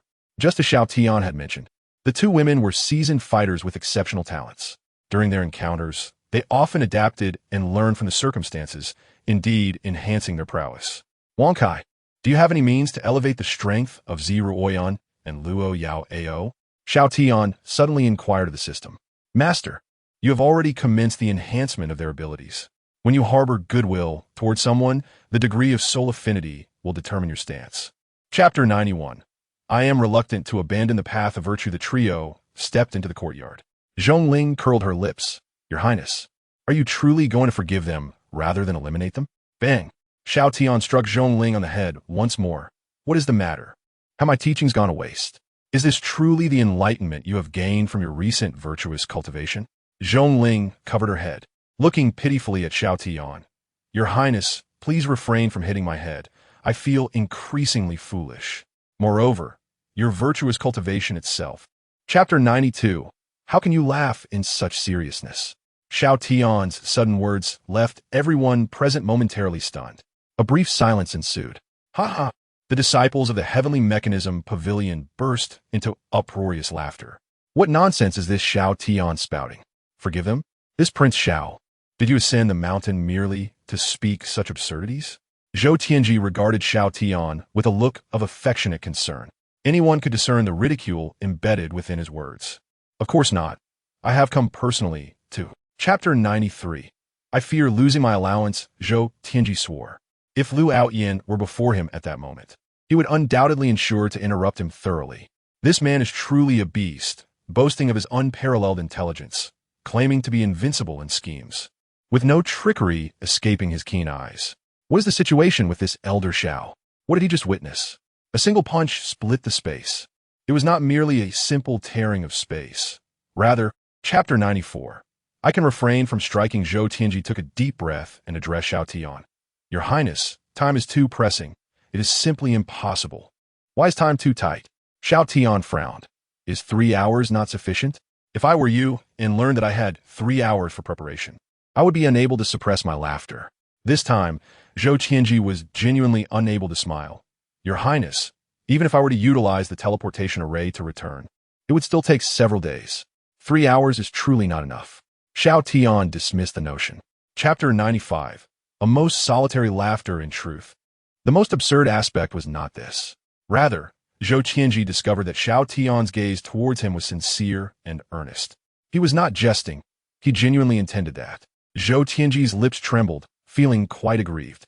From childhood, he had always been the future star of the Zhou family, the brightest among the heavenly mechanism pavilion's generations. Who has not cherished and coddled him? Even the strongest genius of the Eastern Yan Empire, Liu Outyan, had continuously been overshadowed by him. A gentleman may be slain, but must not be humiliated. Chapter 96. Such a common truth, the first rays of morning sunlight had already graced the old residence. The kitchen's chimney billowed with curling blue smoke. Your Highness, is this truly appropriate? Clad in a hastily donned outer robe, Zhong Yangming, hastily summoned by Xiao Tian, was assisting. Xiao Tian furrowed his brow, observing Zhong Yangming helping to stir the old soup. What is inappropriate about this? Is it too difficult to lend me a hand? Your Highness, my wife will surely cause a ruckus upon awakening to find her husband mysteriously missing. Zhong Yangming shook his head repeatedly, feeling quite constrained. Chapter 97. Xiao Tian wins. Immensely may I inquire, esteemed demon sovereign, once this innate jade embryo matures, will there be no opportunity for reversal? Zhong Yangming approached, bowing respectfully to Luo Yao Ao. Luo Yao Ao cast a glance at Zhong Yangming, recalling that he was her man-s chef, and her demeanor softened considerably. Not necessarily. Thanks to the unique barriers of this special realm. The southern wilderness, previously described as a desolate land inhospitable to life, is enveloped by a barrier that creates a serene environment within, making it surprisingly suitable for habitation. However, access is limited. One must navigate through a special passage. 3 days have passed since Ji Ruoyan and Luo Lingao agreed to reside in the palace, and another day of rest has arrived. It must be said that the welfare benefits in the Great Yin dynasty are quite commendable, as the populace does not endure excessive hardship or severe exploitation. As dawn breaks, Xiao Tian awakens, his gaze fixed vacantly upon the ceiling. Turning to his left, he sees Ruoyan nestled against him. To his right, Luo Lingao clings to his arm. Both women are deeply ensconced in slumber, their expressions serene and lips curved in gentle smiles, seemingly lost in delightful dreams. The entrance of Zhong Liswang startled everyone. General, you have misunderstood. The situation is not as you perceive. Lu Yin followed her inside, wearing an expression of resignation. Zhong Liswang frowned, glancing back at her former subordinate. What misunderstanding? When I arrived, I witnessed His Majesty fervently kissing that purple-haired woman. Lu Yin, observing Zhong Liswang's fervor, felt helpless. Fortunately, the holy demon Empress had restrained her demonic demeanor at that time. Otherwise, the general's reaction could have been catastrophic. A week has elapsed since Xiao Tian received a comprehensive massage, and within that time, the Great Yin dynasty has been shaken to its core. The fall of the Tianji Pavilion has had repercussions far beyond anyone's expectations. The citizens are raising their arms in jubilation, celebrating the demise of the pavilion's disciples, who had long abused their privileges to intrude upon the homes and businesses of ordinary people, indulging in excesses and disrespect. Prince Xiao, or should I call you King Yin? While this is merely speculation, I believe it to be close to the truth. Upon reading this letter, I implore you not to act rashly or come to slay me. Otherwise, nearly 70% of the populace in the imperial city will perish alongside me. After reading the letter, Xiao Tian furrowed his brow, his hands instinctively clenching. Please, keep your distance. Matters concerning adults should not concern children. With a wave of his hand, Xiao Tian signaled the nearby children to withdraw before taking a seat directly opposite Lu Outyan. He glanced at the jade cup, then at Lu Outyan's open attire, remaining silent for a long moment before downing the tea in one gulp. Lu Outyan smiled slightly, pouring more tea.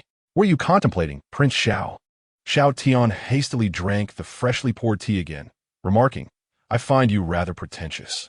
Lu Outyan's expression shifted.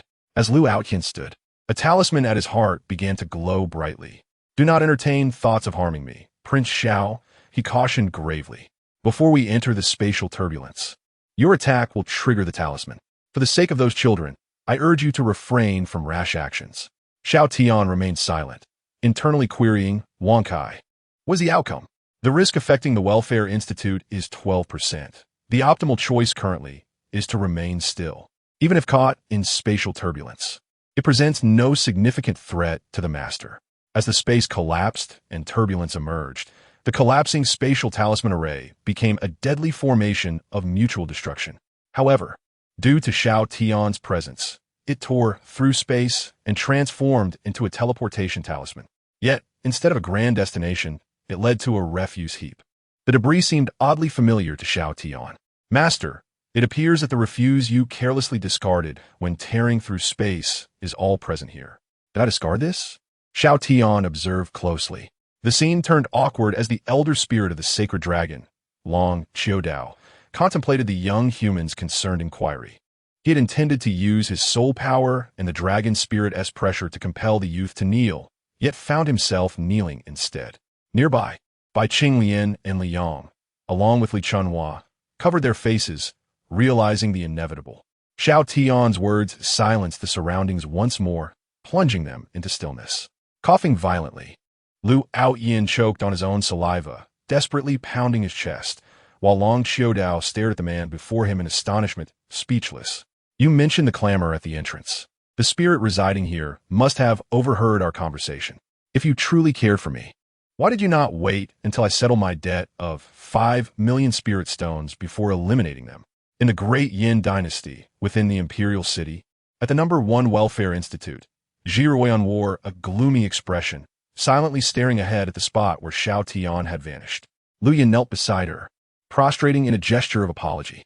Zhong Yangming and Zhong Ling also bore solemn expressions, remaining silent. Zhong Lishuang gazed at Zhiruoyan with concern, fearing her old friend might make a foolish decision. Standing nearby, Luo Lingao's expression was equally fearsome, her teeth clenched in anger at the East Yin Empire's turmoil. The latest battle between the twin emperors concluded with Luo Lingao emerging victorious, earning her 3 additional sessions in Zhiruoyan's governance tutorial. For a moment, it was unclear who had truly triumphed. However, after the commotion with Luo Lingao, Zhiruoyan felt a release of pent-up frustration. Returning to solid ground, Luo Lingao stretched her neck and turned to Zhiruoyan. Your aura has matured significantly. The Imperial Seal is on the verge of gathering national fortune successfully. I know. I can feel it, Zhiruoyan replied softly. Xiao Tian released his grip, allowing Lu Aoyin's lifeless body to collapse onto the ground with a thud.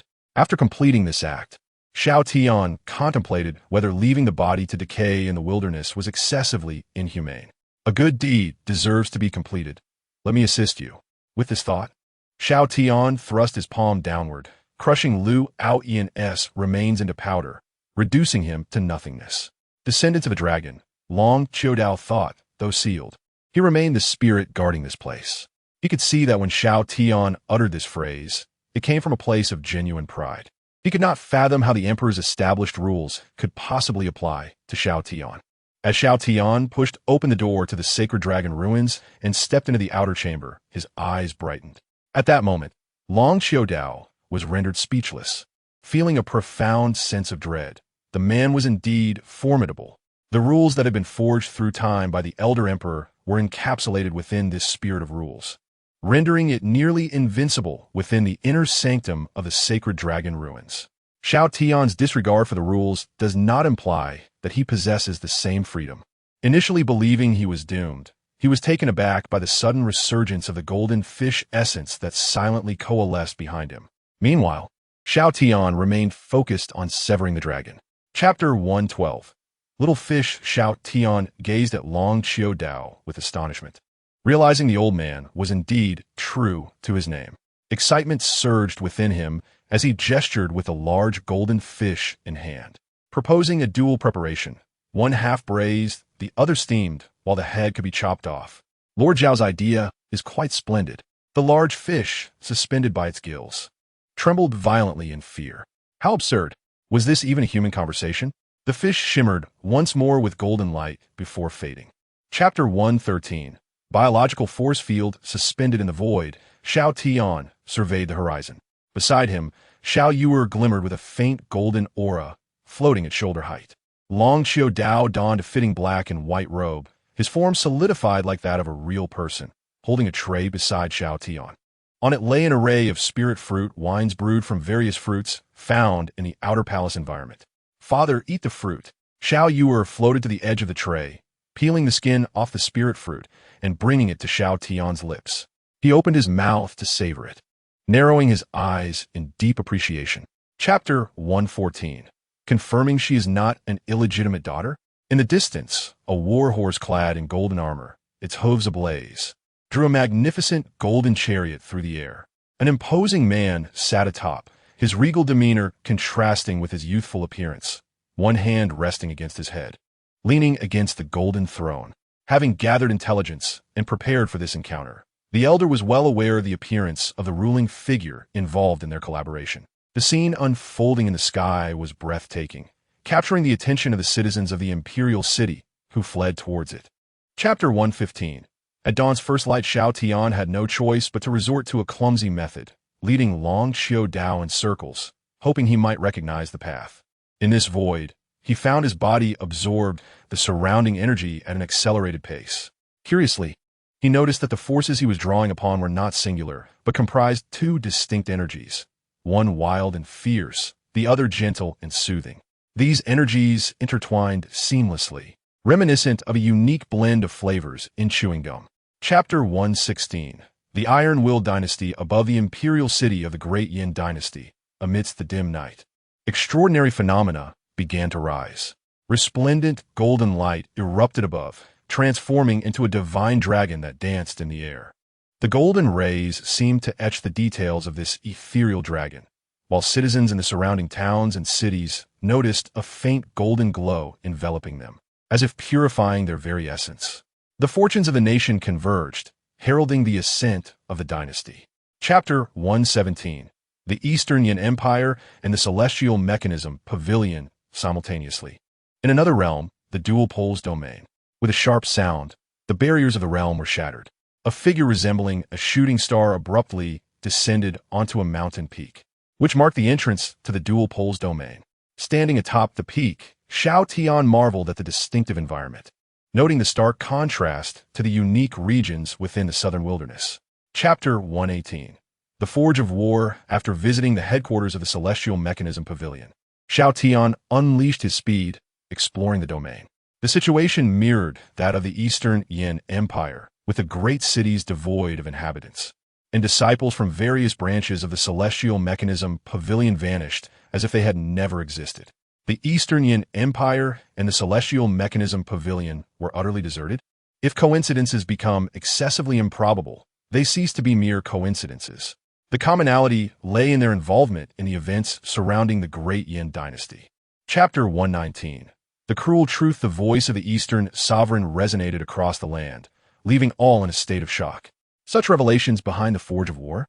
No wonder the atmosphere was thick with battle fervor and an air of ruthlessness. Each individual grew increasingly curious about the events of that era. How could the Emperor of humanity falter? The Great Yin Emperor, leading his four sovereigns, had to make such a tragic decision to aid his adversaries. What was his true intention? Chapter 120. I trust you won't. The Eastern Sovereign and Xiao Tian found themselves isolated, surrounded by no one. In stark contrast, the former disciples of the Celestial Mechanism Pavilion and the subjects of the Eastern Yin Empire had rallied towards the dynasty, turning against their previous allegiances. Oh, the Eastern Sovereign observed the unfolding scene, seemingly amused by the notion that an alliance would ensure their safety. With a wave of his hand, 10 dark figures materialized, each possessing a robust physique and repressed spiritual energy. Chapter 121. Breaking the limits of body cultivation, the brutal clash persisted. The ceiling of cultivation within this unique region posed significant challenges for the individuals of the Eastern Yin Empire and the Celestial Mechanism Pavilion. They struggled to withstand the onslaught of body cultivators. As their spiritual energy rapidly depleted, they inevitably fell prey to the body cultivators' assault, becoming mere materials for the Forge of War. Had it not been for Luo Xiangao and her 3 female guards joining the fray, the situation would have been far more dire. Chapter 122. Finally, the flame effect. Bang, bang, bang. In the air, a golden and purple figure collided violently with Yuan Ba. The sheer force of their clash created shockwaves that kept others at bay. Puffed. Purple Royan spat blood, flung back by the impact, crashing onto the earth at the city gate. Amidst the debris and dust, she steadied herself on her knees, removing her helmet and spitting blood onto the ground. Her flowing golden hair danced with the wind as she gripped her sword tightly. Chapter 123. Perfectly concealed identity. Xiao Tian stood with arms crossed, suspended in midair, exuding an air of nobility and mystery. He raised his head slightly, adopting an enigmatic demeanor. With a dazzling entrance, he became unforgettable to all who beheld him. Wan Gai, what expressions do the onlookers wear? Xiao Tian inquired internally. Everyone appears astonished, utterly bewildered. After a moment of silence, Xiao Tian found it hard to believe. Could it be that their astonishment was misplaced? Shouldn't they be swooning in admiration at his presence instead of being merely shocked? Chapter 124. The super-earthling, the citizens of the Great Yin dynasty celebrated joyously, reveling in the vibrant atmosphere. Conversely, the Eastern sovereign found the commotion unbearable. The Supreme Soft Rice Celestial, what a ridiculous title, based on Liu Aoyin's absurd intelligence. He surmised that this individual had been summoned from the realm of body cultivation by Purple Royan. Clearly, this body cultivator's prowess was not inferior to that of the Bati sect. Meanwhile, Xiao Tian observed Xiao Tian from a distance, pondering whether the chaotic array of the void-flowing symbol had failed to subdue him. Chapter 125. Can you provide some nutrition for the brain? What is this? The Eastern sovereign gaped, fixated on Xiao Tian, who had just sent Yuan Ba flying with a punch. A super-earthling? Xiao Tian furrowed his brow, pondering the nature of the realm known as Earth, which he had never heard referenced by their esteemed leader. Exercise caution. This individual is not to be underestimated. The Eastern sovereign exhaled softly, scrutinizing him intently. Xiao Tian nodded slightly, carefully observing Xiao Tian, who was slightly out of breath after a powerful strike. He deduced that this must be a unique secret technique, unleashing combat prowess that transcended physical cultivation. Chapter 126. Caught Yu Luo Xiaoyan removed the jade tablet from her waist, lightly infusing it with spiritual energy to peruse its contents. It provided a brief overview of the performing arts, subsequent script arrangements, and feasible choices. After meticulously reading through the information, a look of realization crossed her face. She returned the jade tablet, her expression serious, but suddenly coughed up blood, appearing as if an old injury had reemerged and collapsed onto her female bodyguard. As she fell, she weakly reached out toward Xiao Tian, her face pale and her gaze feeble. Chapter 127. Such deep calculations in that moment. The golden-haired woman felt her hair stand on end as the space around her distorted, creating a sudden distance. She looked at Xiao Tian, who floated effortlessly in midair, seemingly unharmed. Indeed, there was a hidden hand at play. A smile graced Xiao Tian's face as he focused on her, finally revealing himself after concealing his presence so deeply. It must be an application of spatial principles, hiding within the interstitial space, observing in secret. Within the interstice, it resembles another realm, indeed difficult for someone of your unrefined cultivation to detect. Chapter 128. What true cruelty is the sacred dragon ruins? Below, Luo Xiaoyan gasped, her golden pupils glimmering with spiritual light. She could clearly see a tiny island floating in Xiao Tian's palm. Sacred dragon ruins are rare, yet there is more than one. Some ruins were crafted by the sacred dragon lineage itself, or by the descendants of the human emperor. However, the only possibility for such a small-scale sacred dragon ruins is that it was personally refined by the human emperor. What exactly are the sacred dragon ruins? Zira Oyan furrowed her brow and approached Luo Xiaoyan with a question. Chapter 129. I excel in T-arts. The environment of the southern wilderness is harsh and chaotic, with thunder and fire intermingling. Meanwhile, Dongfang Gaoshuan's previously sealed cultivation quickly revived. The injury sustained from his earlier encounter with Xiao Tian visibly healed at an astonishing rate. Xiao Tianji beside him experienced the same phenomenon, his aura expanding as his injuries mended. The seals on both their powers lifted, and the spiritual energy emanating from them surged forth, repelling the surrounding thunder and flames, preventing the chaotic atmosphere from afflicting them. Chapter 130. You are so greedy, a smile adorned Zi Xinlian's face, yet her heart trembled with anger. She could not comprehend how that foolish woman, Shui Rian, found such good fortune, escaping her wedding to stumble upon a husband with awakened, legitimate imperial blood. This son-in-law, seemingly obtained effortlessly, possessed terrifying combat strength. That single punch left her utterly astonished. To her knowledge, only a few ancient ancestors wielded such formidable power. She recalled that Xiao Tian had not exuded any fluctuations of spiritual energy. Chapter 131. After all, I am not a bad person. Zi Xinlian was left speechless. Her provocative gestures abruptly halted. What did it mean to be greedy? What did it mean to sacrifice one's appearance? Wasn't she the one attempting to seduce Xiao Tian? Why did it come out of his mouth instead? The tables had turned? You committed a grave sin. Your mother-in-law trusted you to help, yet you harbored greed, leading to the demise of my 2 brothers-in-law. Now, I will grant you the dignity of choosing your own death, a self-inflicted resignation as atonement. Chapter 132. All for your own good, not afraid? How could one not be afraid? Moreover, did Xiao Tian truly comprehend how terrifying he was? His power was so formidable that it inherently instilled immense fear. On top of that, he was a madman from the series of events that just transpired. They had recognized his unstable mind. Reason was futile against him. No need to be overly anxious. The mastermind, Xinlian, has already met her fate. You two are merely accomplices at best. Xiao Tian patted their shoulders, a smile on his face. Chapter 133. Unfathomable terror in Long Qiudo's grasp. He held the unconscious Dongfang Gaoxian and Xiao Tianji, overwhelmed by a mix of fear and anger, compounded by the loss of their cultivation due to Xiao Tian. They had fainted. Xiao Tian, meanwhile, retraced his steps. The entire southern wilderness, calmed by his earlier outburst, remained unscathed. Should any powerful beings perceive this, they would be horrified to discover that the power of the laws of heaven and earth had manifested within this desolate realm. The active emergence of these laws was intended to suppress the anomalies of the barren domain. Chapter 134. The heavens have split open, the sun shone brightly, the weather delightful. The royal palace, transformed by Long Qiudo, featured spirit stone chairs that were remarkably soft and plush. Xiao Tian reclined comfortably, basking in the sunlight, though he could not quite pinpoint why it lacked vibrancy. Your Highness, all is well. Beside him, Zhongling, having peeled fruits, placed a tray nearby. Xiao Tian waved his hand, signaling her to attend to her own practice. Enough, you need not concern yourself here. Train diligently and do not be lazy. It is your lack of seriousness in training that has led to this crisis lacking effectiveness.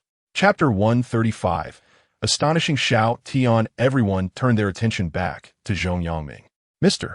Longxiu, I have a matter to inquire. Zhong Yangming faced Long Qiudo, clasping his hands respectfully. Please speak. In the sacred Dragon Guardian realm, if it is designated to protect one individual, will it change midway? Zhong Yangming asked earnestly. The moment the question arose, everyone understood. No. Long Qiudo replied confidently. Once the sacred Dragon Guardian realm is established, the Guardian cannot be changed. Zhong Yangming nodded, glancing at Ziruan. In that case. Chapter 136. What does it mean to inherit a lineage? In an extremely distant place, amidst the dim chaotic void, there existed a unique small realm, suspended within. Outside, various factions controlled palace-like spirit artifacts, hovering in the periphery. Inside, intense trials were underway. This secret realm was originally crafted by the human emperor, the human sovereign, and the human lord, designed to hone the younger generation and bestow rewards. Upon discovery by these factions, they banded together to occupy it, allowing the youth to participate in trials, reaping rewards based solely on their abilities. Chapter 137. The Art of Stealth. Rest assured, I merely proposed an idea and provided a tool. The principal executor remains Long Qiudo. Xiao Tian gestured towards the old man beside him. Indeed, although Long Qiudo was merely a dragon spirit, his strength was likely still formidable. Despite his memory loss, he possessed vast knowledge compared to them. Since Xiao Tian had devised a plan to enlist Long Qiudo's assistance, it should be manageable. Then, I must trouble you, esteemed elder, Ziruan said to Long Qiudo, her expression serious. Please keep a close watch on Xiao Langjun, ensuring he does not act recklessly. Chapter 138. One should not speak too frankly. Xiao Tian, along with Long Qiudo, departed through the northern entrance of the Guardian Realm, taking care not to collide with the crumbling domain, which was already on the verge of collapse. My lord, how do you intend to handle this situation? Long Qiudo inquired curiously, keeping pace with Xiao Tian. Is it because of insufficient time, or are there too many people to manage? Xiao Tian leisurely flew forward, admiring the scenery while questioning. Long Qiudo nodded. These commoners are too frail. If a large number were to be forcibly drawn into the sacred dragon ruins. Chapter 139. Will my father-in-law look down on me? Xiao Tian stood still, watching as Dongfang Gaoxian and Xiao Tianji were set down. Nearby, officials from the Dian dynasty were explaining the situation to the commoners. "Come here for a moment." At that moment, Xiao Tian suddenly beckoned to the side. A diligent official from the Ministry of Revenue approached with fervor, gazing intently at Prince Xiao Tian. "Your Highness, what are your commands?" In the hearts of the people of the great Yin dynasty, Xiao Tian was undoubtedly a hero deserving of immense respect, who would not bow in reverence, feeling an authentic admiration. In the prince's palace, Ziruoyan sat breathlessly, wishing for silence. Exhaustion enveloped her. Luo Tianai, akin to an inexhaustible force, engaged in ceaseless combat. The more pain she inflicted, the more exhilarated her opponent seemed, caught in an unrelenting frenzy of battle. Reflecting on their past camaraderie, Ziruoyan recognized Luo Tianai as a remarkably dependable ally. However, the sentiment was less delightful when Luo Tianai became her adversary. The sacred dragon relic had now become Xiao Tian's possession. The flow of time had been adjusted to align with the outside world. At that moment, the sacred dragon relic traversed the void like a shooting star, heading toward the sacred demon domain. Within the relic, 3 spaces had been amalgamated into a singular entity before Xiao Tian returned to the prince's palace. According to the normal conventions of Dragon Hill, such fragmented spaces would typically remain distinct and could not be unified. Among the ruins of the revered human, the towering peaks had collapsed, revealing the hidden remnants of civilization. This was indeed the site of the human sovereign.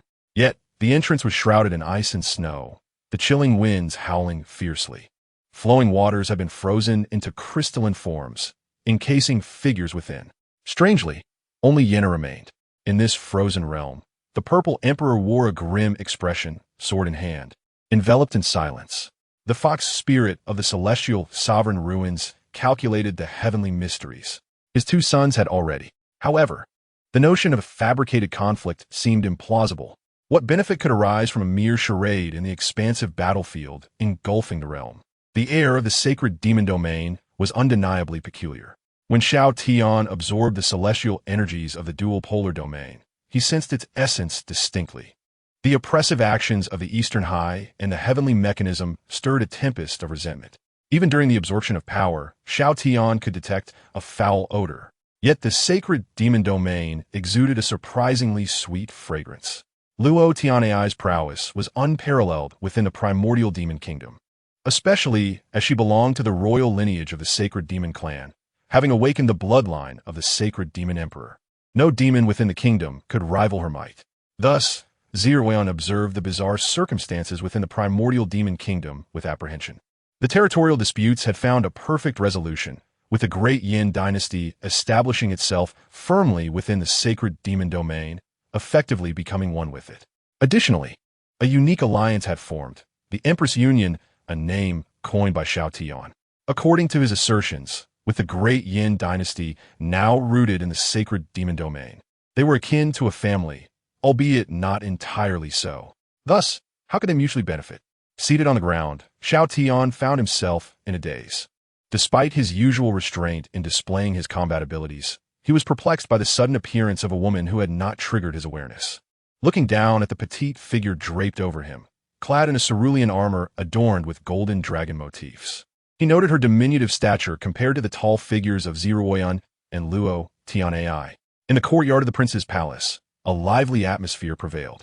The teleportation array had bridged distances, transforming the palace into a gathering place for friends and family. The prominent Zhong family, the pillar of the great Yin dynasty, congregated there. Zhong Liswang engaged in conversation with her daughter Zhongling, while Zhong Yangming, in stark contrast to his formal attire in the court, busily prepared hot pot in chef's garb. Also tending to a barbecue stall, delicacies favored by Prince Xiao Tian. The name Lo Tao Tian provoked a visceral reaction from Luo Tianai, as it belonged to the founder of the primordial demon kingdom and her father, a figure laden with complex emotions. The tumultuous familial conflict had led her to witness the demise of her brothers and sisters at her own hand, a burden she struggled to bear. Yet, these feelings lay buried deep within her, unexamined. Now, hearing her father's name from the silver-haired dragon maiden before her, along with the singed remnants of the sacred demonic flames on her armor, stirred tumult within. Onlookers gaped in astonishment at the scene before them, rendered speechless. Xiao Tian chuckled, exuding confidence as he flexed his fists. Shift slightly, this angle is not ideal. If the strike falters, it may be challenging to remedy later. Understood. Dragon Hill Baiqing adjusted her position. Is this better? A bit more to the left? Perfect, Xiao Tian nodded, preparing to loosen his shoulders. Release me. Ziruoyan commanded sternly. My apologies, grant me a moment longer. Close proximity facilitates rapid healing. Dragon Hill Baiqing insisted, gripping Xiao Tian firmly. Bewildered, Xiao Tian pondered how he possessed healing abilities. The absurdity of the farcical interlude came to an end, and the atmosphere grew lively once more. At the central table, Xiao Tian, Ziruan, Luo, Tian Ai, and Dragon Hill Baiqing each occupied a side. First, regarding your father and your condition, it has been decided you shall remain, Ziruoyan stated gravely, her concern evident. However, placing you beside Xiao Langjun raises my apprehensions. There is no guarantee of your intentions. Acknowledging the suspicion, Dragon Hill Baiqing conceded, your doubts are quite valid. In the chaotic void outside the sacred demon domain, a space suddenly distorted, and a massive black warship forcefully emerged. The vessel, constructed of an unknown dark wood, glided smoothly through turbulent currents, its sails billowing as it approached the realm, ultimately hovering in midair. Infiltrating the realm of the sacred demon domain, their bloodlines were involuntarily awakened. Even before the vessel had touched down, they beheld the soaring imperial will, a towering pillar symbolizing the emperor's fortune. Anyone possessing the ability to perceive the flow of energy would be astounded. Zhang Yisin's pupils constricted as he laid eyes on Zhong Yangming. His heart nearly halted. The imposing figure exuded an overwhelming aura that instilled terror. The Blood Pattern clan, known for their robust physiques, appeared diminutive and feeble in comparison to this human's exaggerated form. Was this truly a member of the human race? How had he achieved such a physique? Zhang Yisin gazed at Xiao Tian in astonishment, questioning whether the other felt any fear. Would you care for a snack? He inquired, observing Xiao Tian shake a handful of crispy rice nuts, a delicacy unique to the sacred demon domain. The texture reminded Xiao Tian of sunflower seeds, which he rather enjoyed. Zhang Yisin, intrigued by the treat, contemplated whether Xiao Tian understood the gravity of his situation, an ordinary person devoid of any aura or power. Zhang Yisin watched in disbelief as Xiao Tian seized the blood fiend crystal and consumed it, his eyes nearly bulging from their sockets. The blood fiend crystal represented the last vestige of their clan's dignity and served as their ultimate trump card, crafted by masterful artisans to harness immense power. Once ignited, it would unleash catastrophic force. Such crystals were exceedingly rare, reserved solely for their clan. What is with your demeanor? Why the nonchalance? Zhang Yisin exclaimed. Even though you have come to threaten our lives, I am still granting you an opportunity. Merely play your part in this charade. Is that too much to ask? You are incorrigibly wicked. I will keep you, but heaven will not allow it. As Xiao Tian spoke, he struck with rage, shattering the stunned Blood Pattern clan member before him.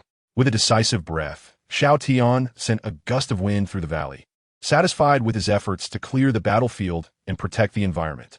After ensuring everything was in order, he effortlessly transported Zhong Yangming to Qingyan Mountain, eager to experience the sensation of the vessel. Upon entering, Xiao Tian discovered the interior was far more spacious than anticipated, albeit with a rugged and warlike decor. Time slipped away, and dusk approached as Ziran Yunyan and Luo Shuangya arrived at the prince's palace, dressed in casual attire. Their silence was punctuated by occasional awkward glances. As they neared the palace, strange sounds akin to collisions reached their ears, growing increasingly distinct and rhythmic. Seated at the table, Long Xiu Baiqing quietly consumed her meal, her movements deliberate yet swift as the food rapidly disappeared. Ziran Yunyan and Luo Shuangya, cheeks flushed, succumbed to drunkenness, while Long Xiu Baiqing, sated, glanced at Xiao Tian, inquiring if he required assistance.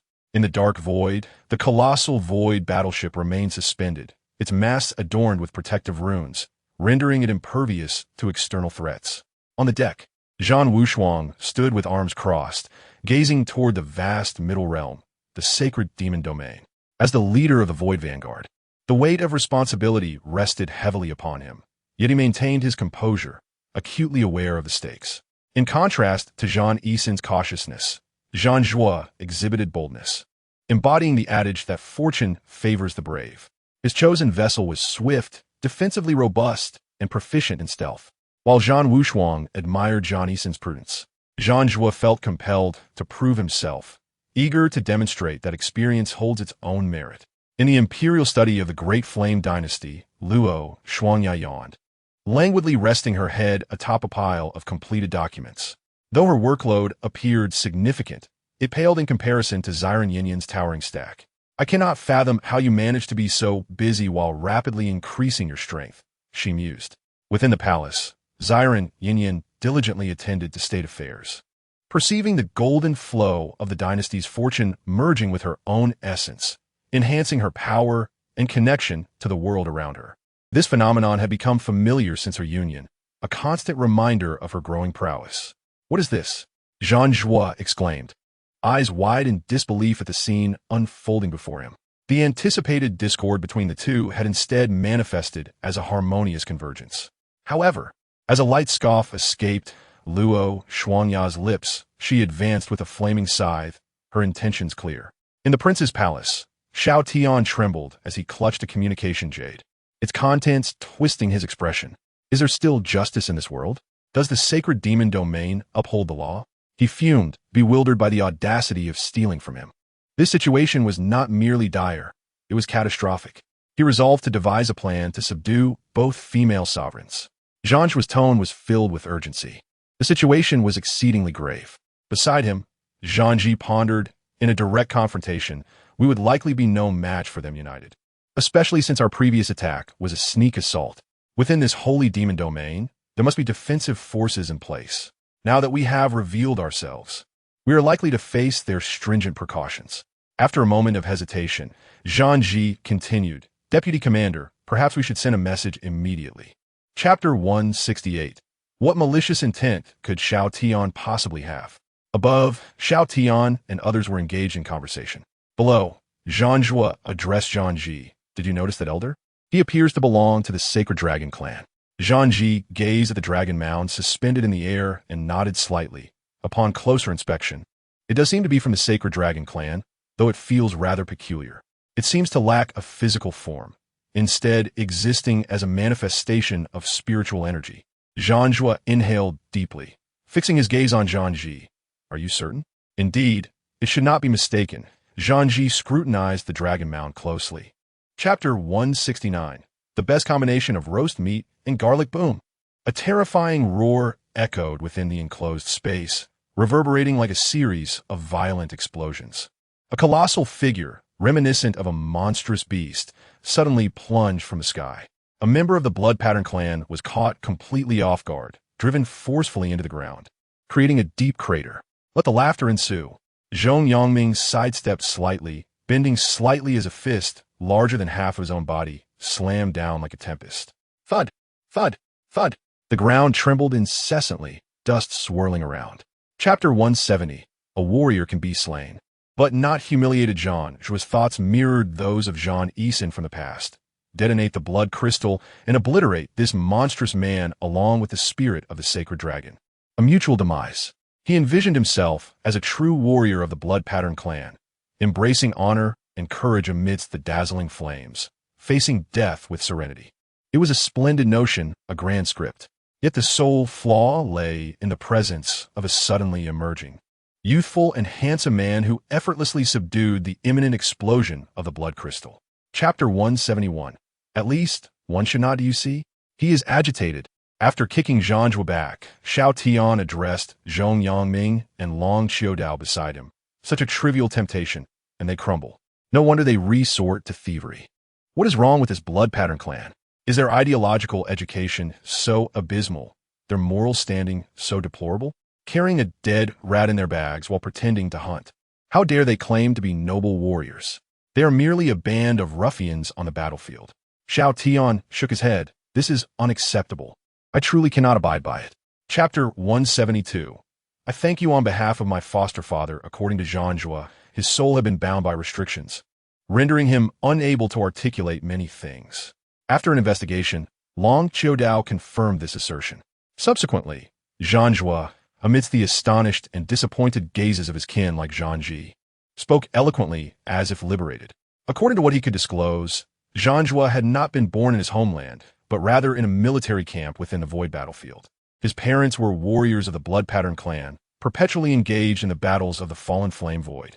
Chapter 173. The sourness is bubbling in the Imperial study. Luo Xiao expressed her frustration, clenching her wrist, feeling unsatisfied with the encounter, lamenting the cowardice of their foes. Zir shook her head from aside. Poking Luo Xiaoyan's forehead, "You should be grateful that the enemy had no reinforcements or ambushes. It was quite fortunate," rather than lamenting a lack of satisfaction.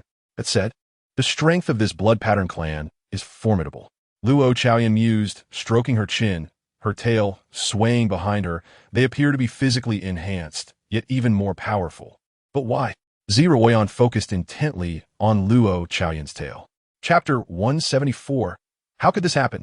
How could this be? The memories were once so vivid. They should not be erroneous. These damned parents never cared for me, and those older siblings were quite cruel. Yet, how could they have been so indifferent? How could they bully me? Why can I not recall any details? Only a vague impression. Mother, is your illusion so terrifying? Luo Xiaoyan clutched her head, shaking it repeatedly. In that moment, it seemed her mind was overwhelmed with thoughts, causing her head to spin. Chapter 175. What is the experience of being infuriated to baldness? On the deck of the Void warship, Zhan Wushuang stood, scratching his head. With so few strands of hair, his hand tousled through it, causing crimson locks to cascade down. Zhan Wushuang's head was nearing baldness. "Boss, you should eat something." Zhan Wuxin, overseeing the third squad, approached him. "This special blood food is crucial. Neglecting it would burden your body excessively. Our situation is unique. We must maintain optimal condition." Zhan Wushuang remained silent, merely clutching his head, gazing into the distance towards the holy demon domain. Chapter 176. What does it mean to be a trump card?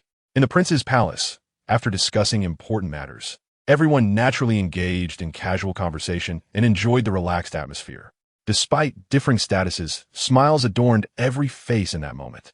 Seated at a table inside, the two empresses, Zir and Luo Xiaoyan, maintained their composure, pouring drinks for themselves. Nearby, Long Qiudao obediently fulfilled his duties, assisting the two empresses in warming their wine, all the while leisurely consuming food with an unhurried pace. Chapter 177. A significant contribution? Xiao Tian reviewed the contents of the communication jade, turning to glance at Zhong Yangming. With a knowing look, Zhong Yangming proceeded towards the exterior of the prince's palace. "My dear daughter, come here," Xiao Tian called out to the floating Xiao Yu, then turned, effortlessly carrying one empress while making his way to the rear hall. Long Qiudao followed suit, obediently trailing behind Xiao Tian, akin to Xiao Yuer. Upon entering the inner hall of the prince's palace, Xiao Tian gently set down Zivroyan and Luo Xiaoyan, covering them with blankets. Chapter 178. This is a strategic retreat. Ji Yichuan collapsed onto the ground, his body slightly stiff, hesitant to move. When did this occur? Sweat trickled down Ji Yichuan's forehead as he gradually turned his head. A striking young man stood beside him, a hand resting upon his shoulder, akin to a mountain pressing down. Beside him stood a refined, middle-aged man. And another figure, astonishingly, was a dragon spirit from the Sacred Dragon clan. Could this individual have ties to Long Qiudao? Why did he exude no discernible aura, appearing so inconspicuous? Chapter 179. How did you survive that explosion, you scoundrel? On the Void warship, the core formation gradually activated, intertwining with the world power of the fragment of a miniature world. Previously, when the Void warship had halted in this location, it had already selected this world fragment as its anchor point. In the event of unforeseen circumstances, the formation could be activated to shift through space and temporarily evade danger. After all, the infiltration had incurred tremendous costs to breach the Void barrier, allowing their entry. Resources in other areas could not be spared. Soon, before the Void warship, spiritual energy. Chapter 180. I've found you once again. Much like other dimensional realms, the miniature world fragments also possessed a membrane-like barrier. This served as their world as shield, protecting against the chaotic flow of the Void. The hallmark ability of a level 11 dimensional realm expert is the capacity to traverse this world barrier. The world barrier is exceedingly resilient and difficult to dismantle. Entering is straightforward, but dismantling a world barrier requires remarkable effort and strength. An astonishing feat. In a fragmented world where Ji Yichuan and Zhan Wushuang concealed themselves, They were amidst the other bloodied figures on the deck of the warship. Chapter 181. Any reasonable person would know what to do. Xiao, barely steadying himself, was struck with sheer terror at the face so close to him. He stumbled backward, collapsing onto the ground. The display of power by Xiao Tian had utterly shattered his courage. His own strength, at the 19th level of the harmonious path, seemed insignificant before this monstrous being capable of tearing apart fragments of worlds. He had hidden quite well, managing to slip into this minor world fragment in an instant. Xiao Tian, observing the dazed Xiao, couldn't help but tease him. Xiao, looking at Xiao Tian, wore a smile more wretched than tears, his expression betraying his distress. Chapter 182. This person must truly be deranged. Xiao stood frozen in disbelief, staring at Xiao Tian. Why? He could not suppress his astonishment. He had just performed admirably, displaying sincere intent. He had even proactively offered crucial intelligence without needing to be asked. How could he be accused of malice or low character? Given the information he had provided, it seemed fair to allow him clarity in death. Xiao Tian pointed at Xiao, stating, "This is our first meeting, is it not? Yet you." Chapter 183. The Saint Demon Emperor, Luo Taotian. Inside the Void Warship's cabin, the walls were etched with glowing array patterns, pulsating with potent spiritual energy. Long Xiaodao traversed the space, acutely aware of the cabin's formidable stability. The individual who crafted such a powerful vessel must possess extraordinary strength. Long Xiaodao narrowed his eyes, gravely assessing the internal spatial stability. The creator of such a warship undoubtedly wielded terrifying might. The recently deceased Xiao, a formidable figure at the 19th level of the harmonious path, had met his end in the construction of this void warship. Chapter 184. He is hunting us. A general of the Bloodmark clan strode into the hall, radiating an overwhelming aura of malice and bloodlust, which resonated with the surrounding array. The previously trembling array was momentarily bolstered, gradually regaining its composure. The once invincible figure now appeared utterly pathetic. The Bloodmark general released his grip, planting his long blade into the ground, shimmering with power as he approached Luo Taotian, looking down upon him. Luo Taotian raised his head, his violet pupils piercing through his disheveled hair, locking onto the imposing figure before him. Chapter 185. The minds of the Assassin's Guild are truly unhinged. A man adorned with a peculiar mask was hunting you? Jean Buki furrowed his brow upon hearing the guard's words, his initial reaction being disbelief. The Vanguard War City, despite being closest to the enemy's defenses, was under his direct command with heavy fortifications, and the elite of the Bloodmark clan were gathered there. How could the human race possibly infiltrate? Nearby, Luo Taotian, pinned to the ground by the array, also looked up in surprise. The defenses of the Falling Flame Void battlefield were formidable. Chapter 186. Why is the outcome always correct? Jean Buki's expression grew serious, darkening. Damn it, how could this be so coincidental? According to the images formed by the array, the inexplicably present human warrior in Vanguard War City possessed an almost absurd level of power, at least on par with his own, both being at the 20th level of the harmonious path. Furthermore, it was possible that the man depicted in the mirrored image was even slightly stronger than he. General, we must act swiftly and decisively, urged a Bloodmark guard, bowing in respect to Jean Buki. Chapter 187. The Supreme Yama, Celestial Lord. The crumbling pillars of the mansion's gate, laden with dust, fell from above, crashing down before Jean Buki. A dilapidated plaque hung from the pillar, swaying before it too met the ground. Jean Buki's gaze was grave as he stared ahead. Luo Taotian, looking somewhat weakened, also focused on the front. So soon? Even if this human warrior belonged to the 20th level of the harmonious path, facing 3 practitioners at the 19th level was no trivial matter. Chapter 188. A good person sees things through, delivering a Buddha to the west. The pillar of scarlet flame, initially intended for slaying foes, was swiftly transformed by Jean Buki into a technique for weakening enemies after absorbing Luo Taotian's energy. Utilizing an explosively powerful scarlet flame slash, he aimed to defeat his opponent.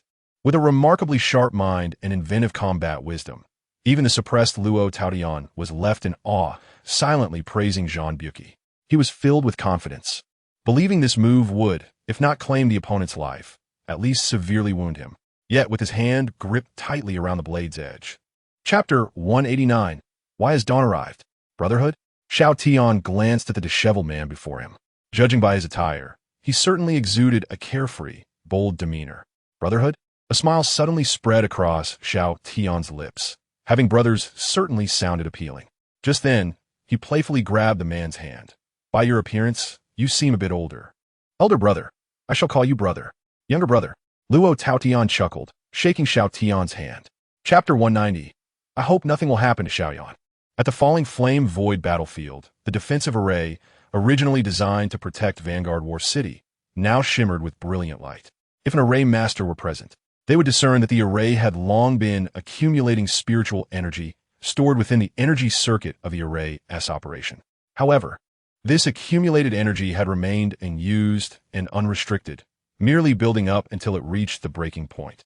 When the array reached its limit, dazzling flames of spiritual energy erupted skyward, accompanied by a deafening roar. Chapter 191. Wow, what a bright sun. Ultimately, Luo Taotian pushed open the grand door and stepped inside, gazing forward. Within this small hall lay their bloodline's life lamps. Ancient texts had already recorded that their Saint Demon Clan's bloodline was an enemy of the martial spirit army, something they had always coveted. Thus, they crafted these life lamps, connecting them to their lineage. The stronger their bloodline became, the brighter the flames of the life lamps burned, fueling their vigor. Chapter 192. I am injured and require treatment. While Luo Taotian and Wu Xinshu were bickering on the side of the Saint Demon domain, Xiao Tian and his companions successfully returned aboard the Void warship.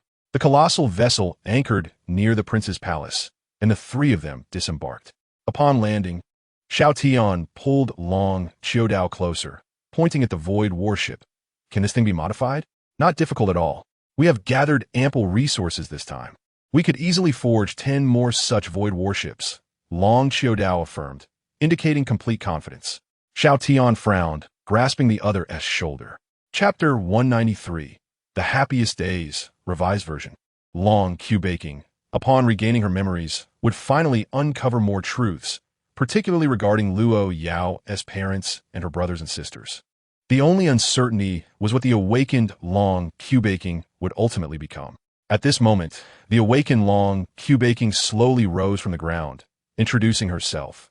I am Long Q baking, the Dragon Empress of the Saint Dragon lineage, one of the commanders of the Falling Flame Void battlefield, appointed by the Alliance of 100 Clans.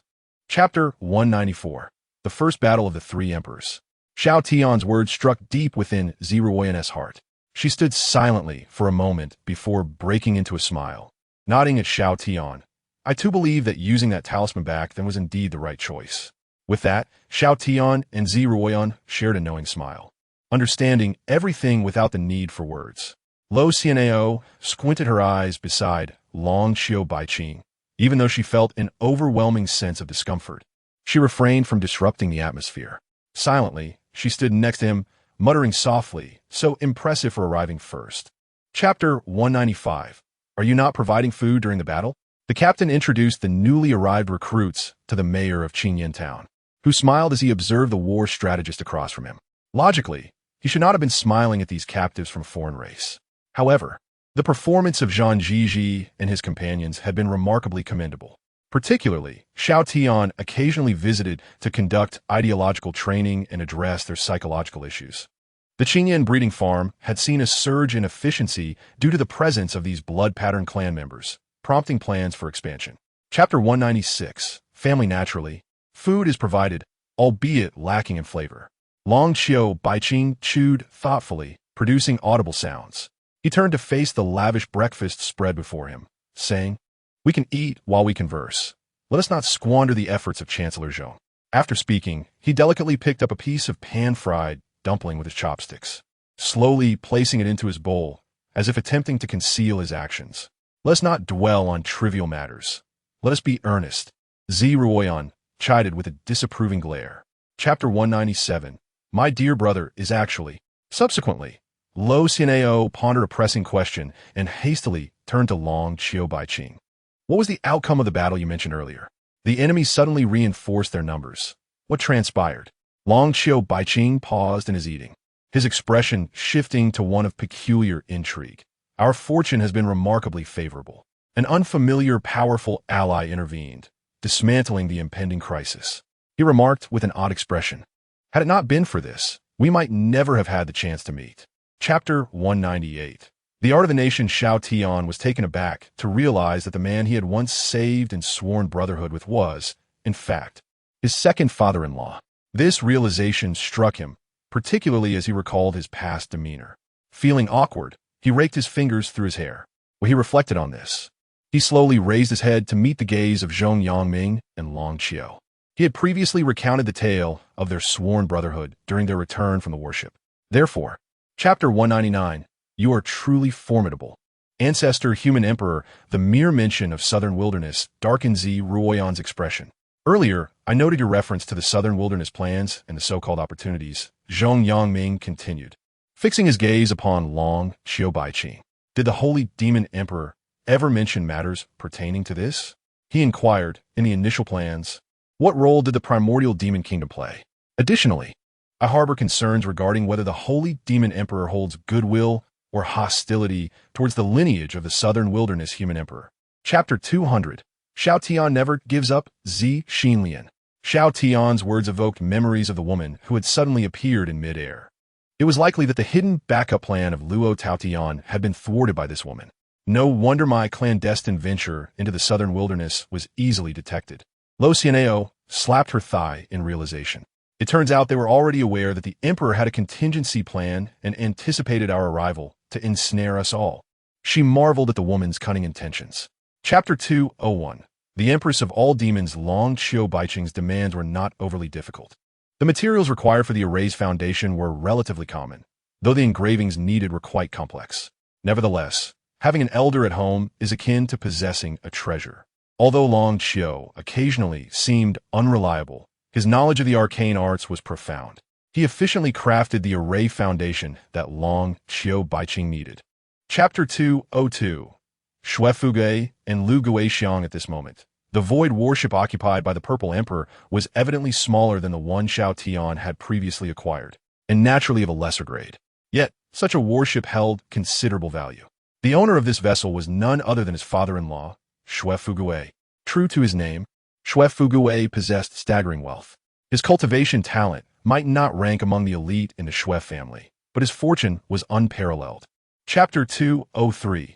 The tragic fate of Jia Su. The Purple Emperor gently patted his wife's shoulder and sighed. Upon learning of this matter, Xue Ruyan nearly fainted. Had it not been for Zi Ruoyan's survival, she might have collapsed. However, my primary concern is whether Yenner will be captured, the Purple Emperor remarked, looking at his wife. Do you remember? You had him divine Zi Ruoyan's circumstances, and the spirit of the Holy Fox was extinguished. Xue Ruyan shot her husband a glance. As if I were the one forcing him, he sensed it himself. Chapter 204. Advancing towards the Holy Demon domain, a golden horn? Xue Fugui furrowed his brow slightly. Is there no other distinguishing feature? It bears little difference from our human race, save for the golden horn atop its head, adorned with patterns that shimmer with golden light.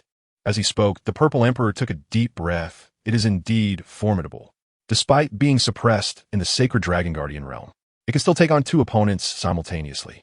Neither my wife nor I could manage to subdue it. Upon hearing his son-in-law's words, Xue Fugui closed his eyes, recalling the details. Chapter 205. If you're unconvinced, go ahead and sue me in the imperial study. Xiao Tian, who had been comfortably napping, was awakened by Lao Yi's disturbance. Stretching lazily, he sat up. Xiao Yuer, who had been sprawled on his father's lap, rolled down and continued to cling to his leg while fast asleep. Could these reinforcements be plotting something? Xiao Tian rubbed his eyes and glanced towards Lao Yi. Lao Yi shook his head. Your Highness, it is not as such. These newcomers are less like reinforcements and more akin to a group of refugees. Chapter 206.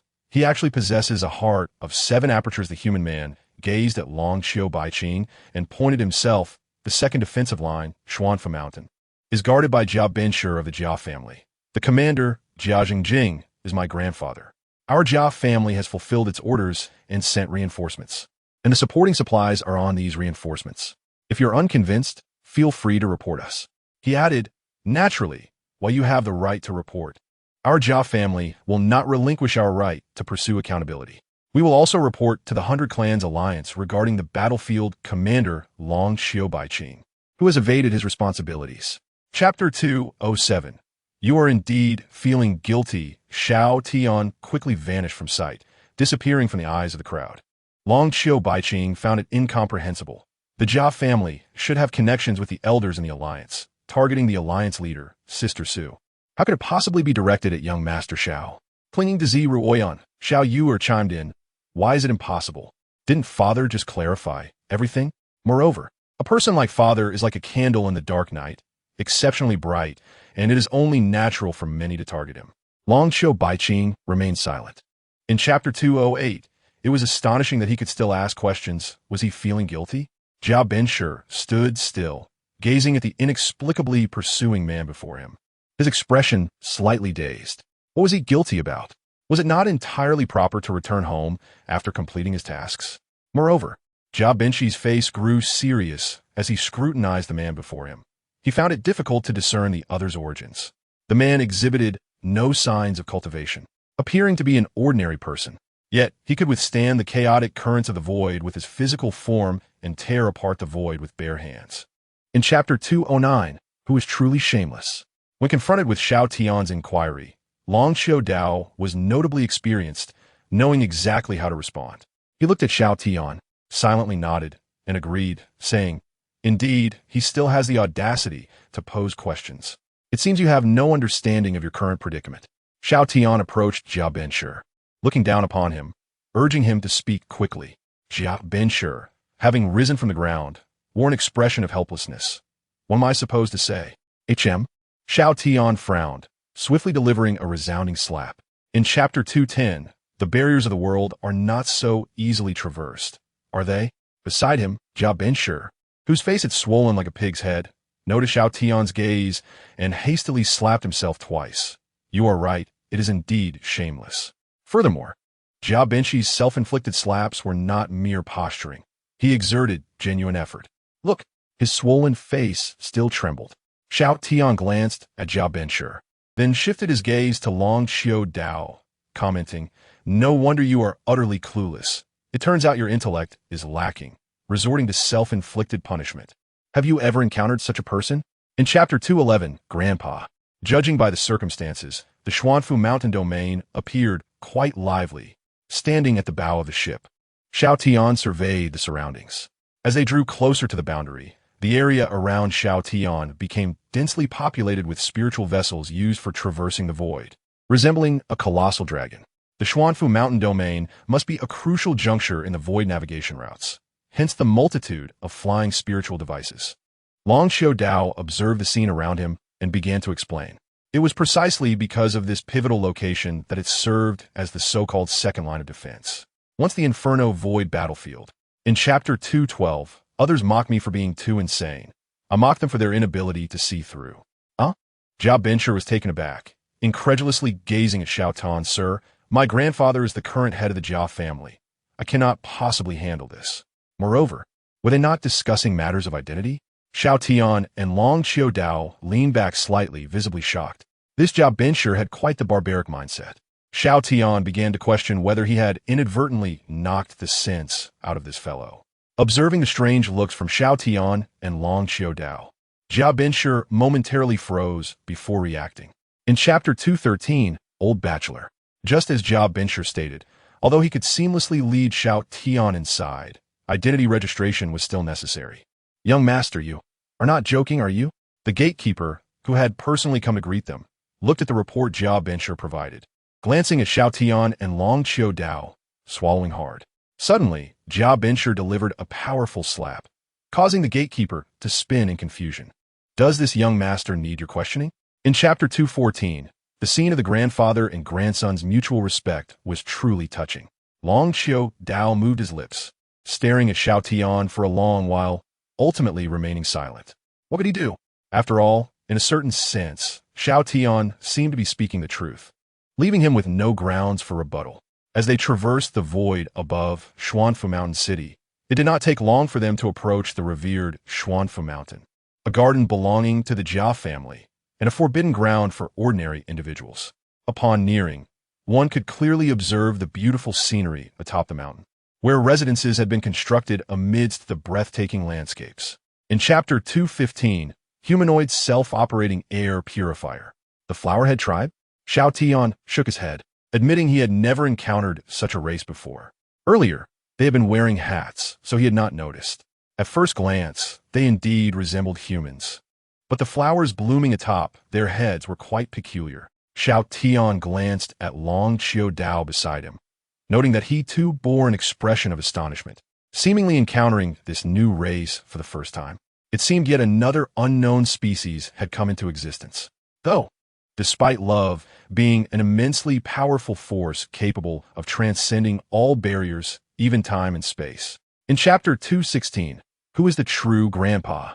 The ancient god clan? Xiao Tian paused, curious about what that entailed. Buzz. Before Xiao Tian, an invisible system panel reappeared. A petite maid with flowing pink hair emerged, extending her hand to reveal an image of an elderly figure with golden hair and radiant golden runes adorning his horns. Master, have you forgotten? This is the ancient god clan. Oh, so it's that old fellow. Memories flooded back to Xiao Tian like a tide. In Chapter 217, on a dark and windy night, Jia Benshir observed his grandfather's expression with a shiver. Could it be? Indeed, the jade-shattering array. Jia Zhongjing inhaled deeply, a fierce glint appearing in his eyes. Upon hearing his grandfather's words, Jia Benshir took a deep breath. The jade-shattering array. Better to be shattered than to remain whole. This formation was a form of mutual destruction. Of course, the Jia family would never truly engage in mutual destruction with their enemies. The jade-shattering array was merely a trump card of the second line of defense. When a second defense was established, in Chapter 218, Yama, the great heavenly sovereign, is here. Wait, do not act recklessly. All actions must heed my command. After donning the mask, Xiao Tian fixed his gaze on Long Qiu Dao, carefully instructing him. Standing opposite Xiao Tian, Long Qiu Dao also donned the ghostly mask, nodding gently, understood. Do not act rashly. Stay close to me to avoid any unforeseen circumstances. Xiao Tian's tone was grave as he advised Long Qiu Dao, who acknowledged the caution. It would be foolish to stir trouble within another stronghold. The risks were immense. In Chapter 219, the classroom of justice cannot escape. The roar resonated loudly beneath the night sky. The firelight erupting from the Jia family's suspended palace's protective formation illuminated the darkness like a splendid firework display. Within the vast Xuanfu mountain city, countless individuals from various races looked up in astonishment. The Jia family's celestial palace's protective formation had been breached, leaving aside the audacity. The mere display of strength was formidable. The Jia family, stationed as the second line of defense, had ironically engaged in banditry, extorting and committing numerous evils. In Chapter 220, two grandfathers? A grandson who does not serve two. Such a tremendous commotion could not possibly go unnoticed by the Jia family. In the grand hall of the formation's core, Jia Zhongjing sat cross-legged, simultaneously cultivating and guarding the place. At critical moments, ensuring absolute security was paramount. Jia Zhongjing was cautious, harboring noble aspirations. However, plans invariably falter against reality. Suddenly, the explosive sounds from outside jolted Jia Zhongjing from his meditation. Opening his eyes, he beheld the core of the palace's defensive formation completely collapsing. In Chapter 221, do you think you're clever? The atmosphere grew exceedingly peculiar. Silence enveloped the surroundings, with countless pairs of eyes fixated on the young prodigy kneeling on the ground, desperately clinging to Xiao Tian's leg. Jia Benshir, the strongest genius of the Jia family in this generation, the pride of the heavens, the hope for the future of the Jia family, now resembled a dog, groveling before the masked figure, radiating youthful energy. Jia Benshir's father stared wide-eyed, on the brink of emotional collapse, incredulously observing the scene before him. Chapter 222. A familiar old friend reappears in the city of Xuanfu Mountain. Curses echoed everywhere. Under the night sky, this towering fortress was filled with fury. The Jia family was not originally a clan of the Xuanfu Mountain domain. They were appointed by the alliance of the 100 clans to serve as guardians. The first generation of these guardians, Jia Zhongjing's father, was indeed competent, and under his stewardship, the Xuanfu Mountain domain expanded and grew stronger. Places like the Xuanfu Mountain domain, situated along crucial void routes, had always been plagued by void bandits and marauders. However, due to the proactive measures of the first guardian. Chapter 223. You are quite the clever one. The blood curse techniques of the Blood Vengeance clan are numerous and diverse. The blood curse technique proposed by Jia Jingjing was precisely known to this realm's Blood Vengeance clan member. What? Are you trying to seek out his kin? The realm's strongman from the Blood Vengeance clan chuckled lightly, shaking his head at Jia Jingjing. You truly are quite petty. Petty? Jia Jingjing moved his body, gazing in the direction of Xiao Tian. This fellow caused me so much trouble. How could I possibly let him? Suddenly, Jia Jingjing's voice came to an abrupt halt. Chapter 224. The heart of the world. At this moment, Jia Jingjing felt a prickling sensation on his scalp. The combat prowess exhibited by Xiao Tian far exceeded his imagination. When Xiao Tian seized that realm-level Blood Vengeance clan member, Jia Jingjing could not even catch a glimpse of the movement. Then, with a single punch, he tore through space, ruthlessly obliterating him. Just who is this Xiao Tian, who calls himself the great celestial sovereign of Yama? His strength is astounding. He is a 20th tier realm expert, a formidable overlord, not a mere trifler. It is terrifying. Jia Jingjing realized that he had severely underestimated Xiao Tian's capabilities. Chapter 225. A change of heart. The heart of the world, the core formed from the convergence of worldly power, once mastered, can designate a domain as a realm of its own. In the realm, the speed of cultivation will be enhanced, and one can harness worldly power to empower living beings. The explanation from the system, wealthy, emerged in Xiao Tian's mind. Moreover, the heart of the world vanished from Xiao Tian's grasp, seamlessly integrating into the system, becoming a part of him.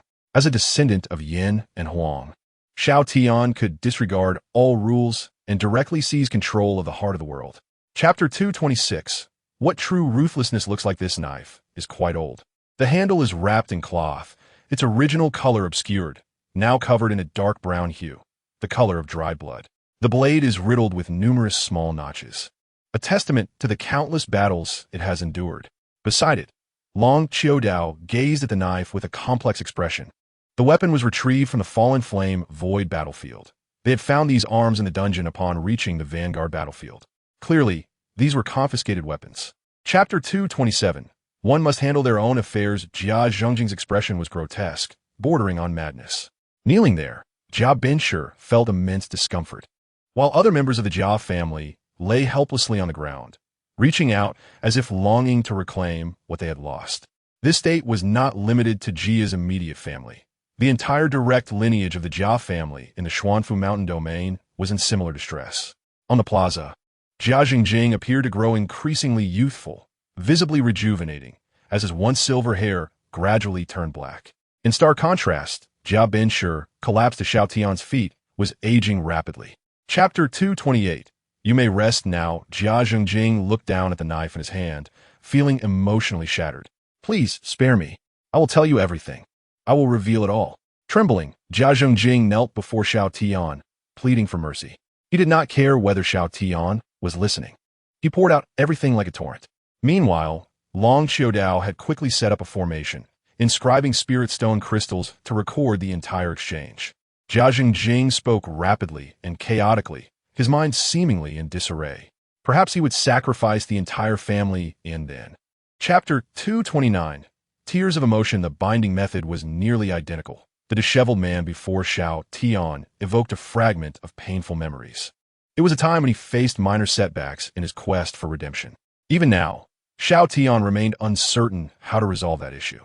Thus, this reminiscent scene stirred memories within him, despite knowing the likelihood of such coincidence was minimal. How could it be so fortuitous that saving someone would lead to encountering his own father-in-law? However, earlier on the street, Chapter 230, it shouldn't explode if pieced together. Dragon Xiudao was unsure whether or not it would evoke emotion. He only knew that if one day someone could truly resurrect the deceased, it would undoubtedly be this esteemed person before him. The secret reserves of the Jia family had been thoroughly cleared. Lord Xiao, what should we do next? Long Qiudao looked to Xiao Tian, his expression earnest. To simply abandon this vast domain of the Xuanfu Mountain would be unwise. After all, the Xuanfu Mountain domain was comparable in intensity to upper-tier realms. Chapter 231. Are you not ashamed? Let us go in first. Upon seeing her husband, Shui Ruyan was naturally elated. However, she quickly glanced around to ensure all was well before hurriedly pulling Zidi Zun into the inner residence. Inside, Shui Fugui and Lu Guixiang watched their daughter enter with a stranger, their expressions filled with surprise. Suddenly, the stranger underwent a dramatic transformation. Blood seeped from every pore and ignited. The sound of shattering bones resonated as Zidi Zun's height elongated. Moreover, his flesh and blood. Chapter 232. Let us take it easy for a few days at this moment. Those standing before Long Xiaodao wore awkward expressions. This situation could not entirely be blamed on them. The chaos at the time was overwhelming. Many had fought with fervor, unable to halt their actions. Furthermore, given the vast expanse of Xuanfu Mountain City, even Long Xiaodao's overwhelming pressure could not completely encompass the entire city. In fact, it took over half an hour just to gather the main group of people from Xuanfu Mountain City. As Long Xiaodao had mentioned, Chapter 233, successfully arriving at the sacred demon domain in merely 3 days. Time had flown by. Boom! A terrifying punch surged forth, unleashing unseen waves that crashed against the distant mountain range. Accompanied by a deafening roar, the mountains before him erupted, sending plumes of dust soaring into the sky. Almost instantaneously, a violent gale followed, dispersing the dust clouds. The previously continuous mountain range vanished, replaced by a vast plain. This was not. Chapter 234. The best prince in the world, the great Yan dynasty. To the right? The words left Zidi Zun momentarily stunned as he vacantly glanced at his wife, Shui Ruyan. She, too, wore a look of disbelief as she turned to her husband. Shui Fugui and Lu Guixiang were equally astonished, staring at their son-in-law. Meanwhile, the Flowerhead clan stood behind, bewildered, completely oblivious to the events unfolding. Why are you still standing there? All registrations are complete, so don't block the way. Observing the dazed Zidi Zun's group, someone hastily waved their hand. Zidi Zun regained his composure slightly. Chapter 235. What did you just say about the masked man? The robust young man's demeanor was fervent, as if the prince he referred to served as his source of spiritual strength. Naturally, as parents and elders, they were more concerned about the implications of the young man's words, particularly regarding the man behind the title of prince. If they understood correctly, did this mean their daughter had married the prince? This news came as a surprise, particularly leaving the couple, Emperor Zi and Shui Ruyan, in a state of bewilderment. Chapter 236. The spirit of softness. Emperor Zi found himself momentarily blank, grappling with the impactful anecdotes shared by the sturdy young man before him. The mention of a ghostly mask seemed too coincidental to be true. Taking a deep breath, he endeavored to calm his racing thoughts. He resolved not to jump to conclusions, pondering whether it could merely be a coincidence. After all, such masks were not exceedingly rare. An unexpected encounter could indeed happen. Chapter 237. Could he be an imposter? Zijian's actions stilled as she abruptly lifted her head. What? Mother, look! Xiao Yuer exclaimed, spinning mid-air to transform into a large, plump goldfish. The fish's belly glimmered with the radiance of a formation, ultimately morphing into a long string of registration forms. These documents unmistakably bore entries for crossing the realm gates. Since they were in the territory of her elder brother, Emperor Zi did not choose to conceal his identity. Chapter 238. Always a treasure in front of parents in Zijian's eyes, her father, Emperor Zi of the Dian dynasty, was an imposing and unparalleled figure. Her lineage, too, was derived from him. Yet, at this moment, she sensed an undeniable vulnerability in her father's aura. It was not a matter of strength, but rather the presence of a man before her, strikingly resembling her father, but evidently much younger. The essence of his imperial bloodline felt counterfeit. Was he impersonating the emperor? A surge of unnameable anger welled up within her. Chapter 239. My imagination has limited you. Xiao Tian indeed alleviated Zijian's solitude and brought her joy, yet he could not relieve her of her burdens. It was not that Xiao Tian was incapable. Rather, Zijian was unwilling. She recognized her role as the emperor of the Dian dynasty, and Xiao Tian's presence was a consequence of her own actions. With others perceiving Xiao Tian as merely living off her, Zijian felt compelled to be strong and become his support, especially as he slept peacefully in the imperial study under her watchful gaze. Chapter 240. Please call me the great lord of hell in pursuit of their mission and to avert unnecessary casualties. Xiao Tian instructed Hua Kaitu to refrain from bringing his family. Their group consisted solely of the three of them. Having gathered sufficient information from Hua Kaitu about the situation in the Hundred Flowers domain, Xiao Tian prepared to ascertain the current circumstances. He once more exerted control over the force field, propelling himself, Long Xiaodao, and Hua Kaitu downward towards the Hundred Flowers domain, the world barrier looming ever closer. Chapter 241. I thank you on his behalf, withdrawing his gaze from the individual beside him. Long Xiaodao shook his head gently. In certain respects, Xiao Tian's stubbornness was truly formidable. Together with Long Xiaodao and Hua Kaitu, Xiao Tian moved swiftly across the bright sky, marking a trail as they flew towards a specific direction. Unfamiliar with the terrain, they aimed for the area where Hua Kaitu typically operated to assess the situation before making further plans. Otherwise, they would merely be aimlessly wandering like headless flies. Chapter 242. This tree must not be cut. The Hundred Flowers domain is divided into various sections. Hua Kaitu had once resided in the Luaning section, his hometown being its capital. Xiao Tian, along with him and Long Xiaodao, soon arrived above Luaning City. Xiao Darren, this is my homeland, Hua Kaitu said slowly, his voice tinged with complexity beneath his ghostly mask. After all, this city was where he had grown up. Who would wish to abandon their roots unless compelled by circumstances? Chapter 243. Strange occurrences in the study. Is this surrender? Is this a lack of principles? No, this is the spirit of selflessness. This is sharing. Do you see? The flower god's tree understands that harmony among all is true prosperity. Its body is used for skewering meat, its flavor divine, a taste of happiness that brings joy. Even the tree grasps this truth, yet the Jia family remains oblivious. This is the fundamental reason for their downfall. Consequently, it was not others who led to their destruction, but themselves. Chapter 244. Wanting to escape after making mistakes? In the study sat a man whose appearance made it clear that he was Hua Kaitu's father, the lord of Luaning City. Luaning City itself served as the capital of the Luaning section. As the city lord, he effectively held the position of a regional leader, a powerful figure in his own right. According to the system's prompts, he was at the 16th level of enlightenment. It was not that Xiao Tian could not perceive his strength. It was simply that he appeared too weak in comparison. Chapter 245. Why has this tree become bald? As Hua Kaitu recounted his experiences, Hua Jingshun realized the hardships his son had endured, his gratitude towards Xiao Tian deepening, mingled with respect.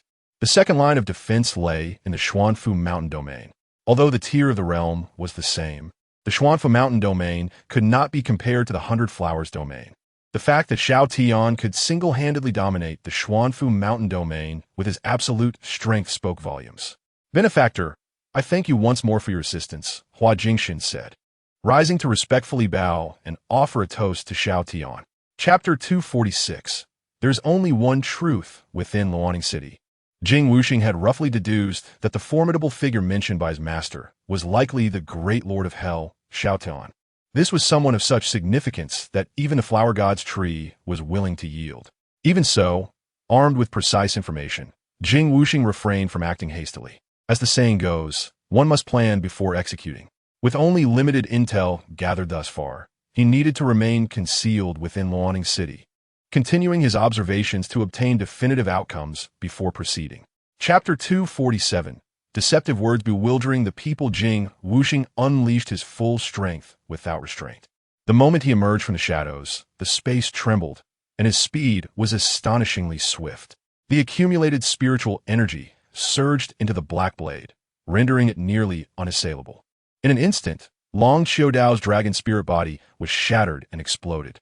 Indeed, although Long Xiaodao's soul had been nurtured and remained by Xiao Tian's side for an extended period, capable of invoking the world's spiritual energy to unleash power that transcended the realm, it did not imply he was of that level.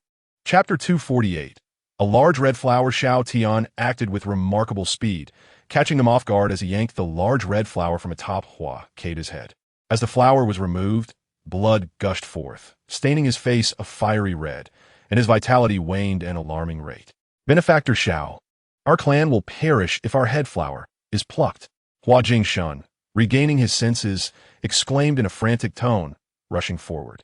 Their clan's head flower was notoriously resilient. It was no simple feat to remove it. As one's realm elevates, this flower will undoubtedly flourish even more. Chapter 250. This numerical chapter is rather perplexing. The ancient god clan and the flower god clan, by their very names, are certainly interconnected. Long Xiaodao found himself somewhat unaccustomed to Xiao Tian's words. How could Lord Xiao not mention the ancient god clan? Everything seems orchestrated to target him. It truly is surprising, akin to the sun rising in the west. Nonetheless, the ancient god clan must be subdued. Xiao Tian narrowed his eyes, and his words bore an air of indignation at the audacity of those who dared to send assassins after him in an attempt to steal his 100-flower domain. How utterly vile! At this, Xiao Tian glanced at Chapter 251. Remember, this all pertains to Lord Xiao Tian, the great Yin Luo, who has pinpointed the crux of our clan's issues. The exceptionally handsome city lord, Hua Jingshen, looked at the reborn clan members before him and spoke solemnly. As he spoke, he even performed a respectful gesture towards the direction of Xiao Tian's residence. One must leave their name when performing good deeds, and benevolence should be proclaimed to the world. This was the truth imparted to Long Xiaodao by Xiao Tian, and it was the very essence Long Xiaodao conveyed to Hua Jingshen after comprehending Xiao Tian's intent. The extraordinary circumstances surrounding the flower godchild tree were indeed remarkable. Chapter 252. Is this truly worthy of such commotion? Within the ancient hall, two groups stood facing each other. Lord Xiao, is this fruit truly as delectable as it appears? Long Xiaodao inquired, intrigued by the expression on Xiao Tian's face. The fruit, formed from the heart of the world, is likely constituted of an unknown power and appears in the form of golden fruit. Essentially, it remains a manifestation of power. Indeed, it tastes exquisite. Do give it a try, Xiao Tian remarked, breaking off 2 pieces of fruit flesh and tossing them to Long Xiaodao and Hua Kai too. Upon tasting the fruit, their eyes sparkled with delight. Chapter 253. You do not appear to be a good person. Asdi, Xin spoke. He slightly bowed in a gesture of respect. Delaying time was his objective, a preparation for his escape plan, especially after he had torn off his black robe. Revealing his identity, his actions were intended to lower the guard of others and gain initial trust. Subsequently, he feigned admiration for Xiao Tian, uttering grandiose praises. From the moment he sensed that the other party might have guessed his identity as a member of the ancient god clan, he realized that this human was likely an ancient being. Chapter 254. It is likely too late now. Xiao Tian's strength was well known to him. However, Di Xinlu was perplexed as to how Xiao Tian could have the rules of the southern wilderness yield to him. It was only when Xiao Tian brandished his sword to slice through space that Di Xinlu understood. According to his conjecture, that sword must be a Dao artifact. Such a formidable Dao artifact enabled the very laws of the universe to acquiesce, allowing him to effortlessly cut through space, permitting the Sacred Dragon clan to assist in sending the space into a palace-shaped spiritual artifact crafted by a powerful being. Yet Di Xinlu did not underestimate Xiao Tian. His ability to command such power was undeniable. Chapter 255. Do you not know the nickname of the martial spirit army? Ashu. On the battlements of the Fallen Flame Void Battlefield, Luo Taotian sneezed and rubbed his nose. How strange, today is not unusually cold. Who could be thinking of me? At times, when someone thinks of you at your level, it may elicit a response. Perhaps that is the reason, Wu Xinshu speculated. Maybe it's the martial spirit army's rascals who are remembering me. Luo Taotian mused, squinting at the desolate lands in the distance. During this period, they had already received intelligence. Chapter 256. You might as well torture me. Di Xinlu clung to his last shred of pride, resolutely choosing death. Since he could not escape the fate of death in the presence of a formidable being like Xiao Tian, then as a noble member of the ancient god clan, self-termination was his final dignity. Ah, how warm it feels. Di Xinlu's heart was filled with emotion. He was plummeting into the cold darkness of death. Yet why did it feel so warm? Could it be that his ancestors from the ancient god clan had come to welcome him in the world beyond? Chapter 257. Simply fear. Crack. The suffocated Di Xinlu snapped his own neck. The coldness of death did not arrive as anticipated. Instead, what came was another slap from Xiao Tian, which jolted him into clarity. Gazing down at him was a familiar face, and the surrounding scenery remained unchanged, just as it had always been. Yet within him, there was a sense of collapse. Previously, he had mentioned the grievous sins committed in the Hundred-Flower domain. How could he evade responsibility through death? Rest assured, I will not resort to severe torture. Chapter 258, Allow me to demonstrate. Dixinlu stood there lost and dazed, staring at Xiao Tian in silence. The results of the secret probing technique he had just employed were too shocking, far beyond his imagination. What exactly? Dixinlu began to speak, but Xiao Tian snapped his fingers. Quiet down. Adults are discussing serious matters. Children should keep silent and dance over there. Utilizing the slave contract, Xiao Tian issued commands to Dixinlu. Dixinlu straightened his posture, gently extending his arms outward before bringing them back together in a clasp. Clap. Chapter 259, An Unforeseen Possibility. Upon hearing Xiao Tian's inquiry, Long Xiaodao nodded. There are a few rather unappealing world fragments left. Which one would you prefer, Lord Xiao? It's not about being unappealing. It's just a matter of style. Xiao Tian waved his hand, reminiscing briefly. The one with the decayed land would be perfect for planting trees. Upon hearing this, Long Xiaodao recalled that one of the world fragments was indeed filled with rotten land, which would be quite suitable for cultivation. Lord Xiao, please accept it, Long Xiaodao stated, then manipulated the space of the sacred dragon relic to pour out a piece of world fragment. Chapter 260. Are you going to call me uncle?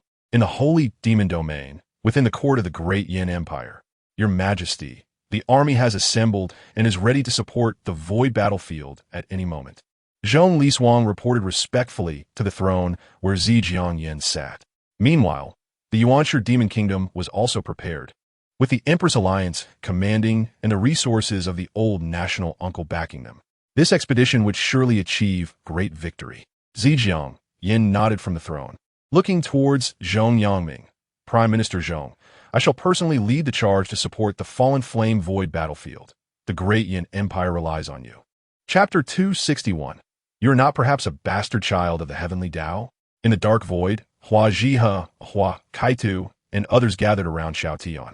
They all voluntarily expressed their desire to see how the realms would coalesce. This was a trivial matter, and Xiao Tian readily agreed. The Hundred-Flower domain had already drifted away from Xiao Tian, gliding slowly through the dark void towards the Xuanfu Mountain domain. As the Hundred-Flower domain advanced, the compressed realms were continuously liberated, gradually expanding. Master, according to the current angle, this is the most suitable. However, Chapter 262, Mooch Food and Drink. Dixinlu truly wanted to ask, are you really not a bastard child of the heavenly Tao? Of course, this was a thought he dared only entertain in his mind. He would never utter it aloud. Setting off, they returned to the holy demon domain. Xiao Tian waved his hand, and a force field enveloped Long Xiaodao and Dixinlu. Soaring upwards, they broke through the barriers of the world and entered the dark void, speeding towards the direction of the holy demon domain.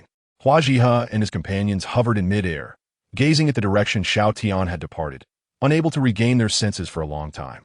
Everyone, although the Hundred-Flower domain has been away from the holy demon domain for quite some time, Xiao Tian greatly misses Zhong Yangming's culinary skills.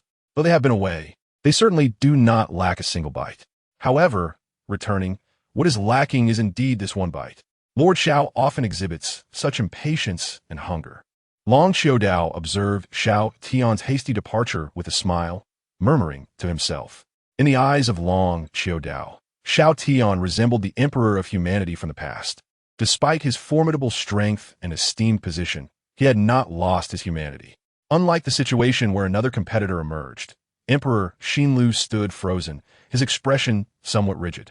The members of the Blood Pattern clan before him were filled with fervor, displaying a passionate demeanor. He initially believed that they were merely engaging in friendly competition. Xiao Tian had imprisoned them in this location to use them as cannon fodder. As for Emperor Xinlu's task of mucking out, he did not take it seriously. How could it be possible? Although his cultivation had not fully recovered, he still possessed the combat prowess of a peak 20-tier Dao realm. Moreover, the peculiarities of the ancient god clan's lineage added to his strength. Xiao Tian, having regained his composure, raised his gaze to Snow Fuge, who continued to smile warmly at him like a benevolent elder watching over a younger generation, filled with affection. As he delved deeper into the sacred devil domain, his fondness for this unseen grandson-in-law grew. A kind-hearted individual is never too bad, especially when conversing with someone close to Zhong Yangming, such as Zeruoyan. He was aware of the heavy responsibilities his granddaughter had borne, which had weighed heavily on her emotions. Xiao Tian's arrival gradually opened her heart, bringing her considerable joy. Xiao Tian's conversation with Zhong Yangming astonished Snow Fugue, who was eavesdropping nearby. He never expected Zhong Yangming to possess such strength. He had assumed Zhong was merely an ordinary prime minister adept at governance, neglecting martial cultivation. To his surprise, Zhong could kill a 14-tier heaven and earth realm opponent with a single punch. Another point of interest was that the sacred devil emperor Luo Xiao was surprisingly unharmed, and both his grandson-in-law and Prime Minister Zhong seemed to be aware of this, especially since Zhong Yangming knew. Why had he not spoken up to mobilize the troops? Their discussion implied that the sacred devil emperor was still alive. Do you not know? Long Xiaodao inquired, puzzled, as Xiao Tian fixed his gaze on him. You once served beside the emperor. Do you not know if he lives or dies? Of course, the emperor is alive. Long Xiaodao responded matter-of-factly. If he were not, without his protection, my soul would have long since collapsed, and the sacred dragon ruins would have perished. Do you understand now? What do you mean by that? Snow Fugue pondered aloud, intrigued by Xiao Tian's mutterings. He noticed that Long Xiaodao and Zhong Yangming beside him wore expressions of pity. He wondered whom they were feeling sorry for. Lord Xiao, let us remain calm, Long Xiaodao interjected, unable to contain himself. We have yet to clarify the matters concerning the Snow Clan. We should observe further. Zhong Yangming also chimed in, urging, you must provide them with another chance, wouldn't you agree? On the city wall, a man stood with his hands clasped behind his back, gazing into the distance. He was tall and robust, his skin adorned with intertwining crimson and black patterns, the Blood Surge clan. Possessing the close combat prowess of the Blood Pattern clan alongside the curse abilities of the Blood Grievance clan, he belonged to the ruling lineage of these two tribes. Together, the Blood Surge clan and its associated clans were referred to as the Three Bloods, a pivotal faction within the Martial Spirit Army. The Three Bloods had achieved significant merit within the Martial Spirit Army, elevating their status and continuously expanding. The decision made by Shui Rue excited the nearby Zhang Keiji, who grinned widely and clenched his fists. Finally, we are about to launch a full-scale assault. Those rascals have been too complacent for far too long. Now, it's time to show them the vast disparity between us. He eagerly anticipated witnessing the despair etched across their faces. Shui nodded slightly, his gaze fixed on the distance. They are merely a group of individuals resting on their laurels. Their comfortable existence has dulled their instinct to fight. In the Fallen Flame Void battlefield, atop the defensive walls, Luo Xiao donned heavy black armor, wielding a dark giant scythe, his eyes fixed on the horizon. Beside him, Wu Xinxiu had donned a fitted suit of armor, holding a metallic whip with a short blade secured at the end. His two consorts and 18 children were also clad in armor, standing ready. The entire royal family stood atop the city walls, watching the vast army gathering in the distance. The Martial Spirit Army appeared as a dark mass, filling the defenses with their presence. The war chariots and giant crossbows of the Martial Spirit Army radiated a blood-red glow. With each chariot having claimed the lives of over 10 members of the Blood Pattern clan, their breaths extinguished. They sacrificed their lives to infuse power into the crossbows, drawing back the massive bolts to their limits. For members of the Blood Grievance clan encircled the war chariots, chanting incantations. As their voices rose, spiritual energy combined with blood essence fell upon the surface of the giant bolt, etching black blood-red patterns into it. It appeared that the defensive formations of the Fallen Flame Void battlefield would respond to long-range spiritual attacks, but in close combat, there was no such concern. The formation was deliberately designed to force them to endure the barrier while fighting under such disadvantageous conditions. Why had the Emperor of Humanity left such a legacy? Zhang Keiji felt a wave of frustration. The purpose of the war chariots was to break formations, and the weaponry they had developed was remarkably effective. Last time, Xiao Tian had expanded his senses to observe the entirety of the 100-flower domain, gaining a markedly new understanding of the boundary world. Thus, as he bore the sacred devil domain towards the imperial domain of the Empress Alliance, the inhabitants of the sacred devil domain remained entirely oblivious to any anomalies. Of course, this was also attributable to Xiao Tian's terrifying power and exceptional control. In the dark void, turbulent currents raged everywhere. Ordinary individuals had to navigate cautiously through the void, adhering to the established routes. Suddenly, 5 void warships appeared at the boundary of the Fallen Flame void battlefield, momentarily diverting the attention of the fierce battle. In the rear of the martial spirit army, amidst the illusion array, Xiao Tian stared at the distance, momentarily stunned. 5 warships of such caliber? He turned to Shui, puzzled by the lack of mention in the intelligence reports. Illusion arrays are not exclusive to us. Shui squinted, a slight smirk curling his lips, realizing that their intelligence department had been established on the other side. Standing before Xiao Tian, the crowd regarded him with curious eyes. They had gathered at the Fallen Flame void battlefield to rescue Xiao Tian, who had been captured according to Long Qiubai's words. Now that they had arrived and witnessed the sudden eruption of a brutal battle, they were filled with anticipation. However, is Xiao Tian safe and sound? Could it be that Uncle Luo has already escaped and was not captured by the enemy? Long Qiubaiqing fixed his gaze on Xiao Tian and inquired once more. Xiao Tian waved his hand in negation. A look of concern etched on his face. Chapter 278. The Great Showdown. If one were to describe what it means to be crushed, then the guards brought back by Shui exemplified the true artistry of slaughter. Once they broke through the barrier, the guards divided into teams, yet moved in perfect harmony as if they formed an unyielding iron wall pressing forward. The defending soldiers ceased their attacks, not out of laziness, but because the enemies surrounding them had been entirely eradicated. There was no one left to fight. Moreover, as the guards passed by, they called out for mutual destruction, kill, kill, kill. In the distance, the illusory formation was torn apart, revealing the formidable army of the martial spirit. As their figures came into view, they roared with ferocity. Their battle cries resonated like thunder, permeated by a blood-red aura, whether it was the Blood Pattern Clan, Blood Grievance Clan, or Blood Surge Clan. The 3 bloodlines surged forth, their energies nearly shaking the heavens and earth. A tidal wave of intent rushing forth towards the defensive line. Their morale soared, and the murderous aura thickened. Chapter 280. Infiltrating the hidden spirit, the chaotic battlefield of the Fallen Flame void momentarily paused before erupting once more. This time, the army on the defensive side took the initiative, leaving their formation to engage the martial spirit army head-on. Despite being outnumbered in the instant of collision, the defending soldiers began to gain the upper hand. The guards, known as the Snow Slaughter Army, crafted at great cost by Shui, played a pivotal role. Especially as the battle raged on, the seasoned veterans among the defenders gradually adapted to the chaos. Chapter 281. The little ones have arrived, and the elders are not to be mistaken. Blood Rue had meticulously planned this operation, believing it would be a resounding success. However, the sudden turn of events disrupted his strategy. Just when he thought defeat was imminent, Blood Rue's subsequent plan proved to be astute, albeit bloody and ruthless, necessitating significant sacrifices among his kin. Infiltrating the hidden spirit had become the best possible outcome. Yet, Xiao Tian took a deep breath and suddenly spoke, "My lord, I entrust you with the infiltration of the hidden spirit." Chapter 282. Why are you peeking at me? The battle continued to rage, but the epicenter of the conflict rested upon 3 individuals engaged in combat. Xiao Tian, the newly emerged commander of the Blood Pattern Clan, was indeed terrifyingly powerful. The very aura of battle emanating from him was enough to dominate the battlefield, uplifting the morale of the martial spirit army. Nevertheless, you cannot escape, Xiao Tian remarked, observing Xiao Tian's frenzied movements as he suddenly raised his hand. Chapter 283. Why are you running so fast?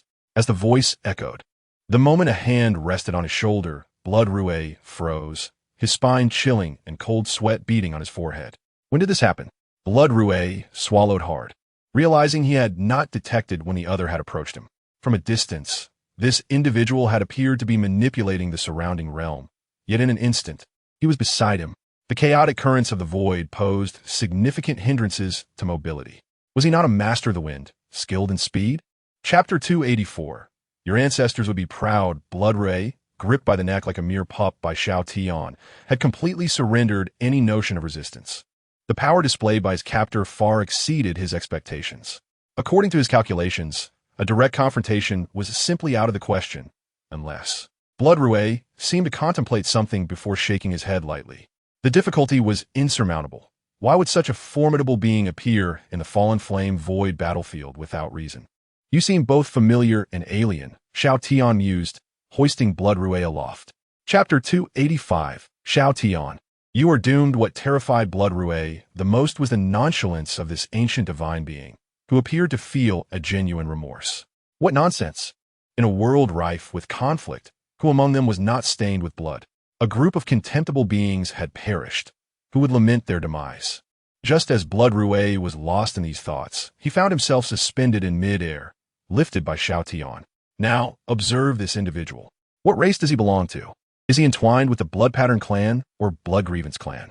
Chapter 286, Brother Z. Remember your new brother's name in the advanced void battlefield. The clandestine schemes aimed at him began to weigh heavily on Xiao Tian's mind. If all of this were true, then the hard-won Empire domain could be drawn into an even greater turmoil. The ruthless entities lurking behind the martial spirit army could flood in relentlessly, seeking to assassinate him. They might even disrupt his moments of leisure, spoiling his meals or invading his tranquility. Chapter 287, The Chaos Gap. After speaking, Luo Taotian turned with pride to his companion, the Purple Emperor, saying, Brother Z, remember this name. He is our new brother, ranking third. We must strive diligently to enhance our strength, so as not to bring shame to our new companion by distancing ourselves too far. Staring at Luo Taotian's earnestness, the Purple Emperor was momentarily speechless. After a while, he raised his hand and slapped his own forehead, exclaiming, It's over. Chapter 288, Didn't your mother teach you manners? Having battled on the Fallen Flame void battlefield for years, Luo Taotian had become quite familiar with the essence of blood crystals. However, such treasures were exceedingly rare among the Blood Pattern clan. He had only encountered them twice in the course of his years of combat, and even then, they were merely small blood crystals possessed by weaker prodigies. The final flicker of life ignited by these tiny gems had left an indelible impression on him. Chapter 289, We are all doomed. The sudden slap sent Jean Kg spinning like a top. Once he regained his footing, he found himself face to face with a man adorned in a ghostly mask, draped in royal robes. Who are you? Jean Kg's first reaction was bewilderment at this sudden appearance, unable to process the situation.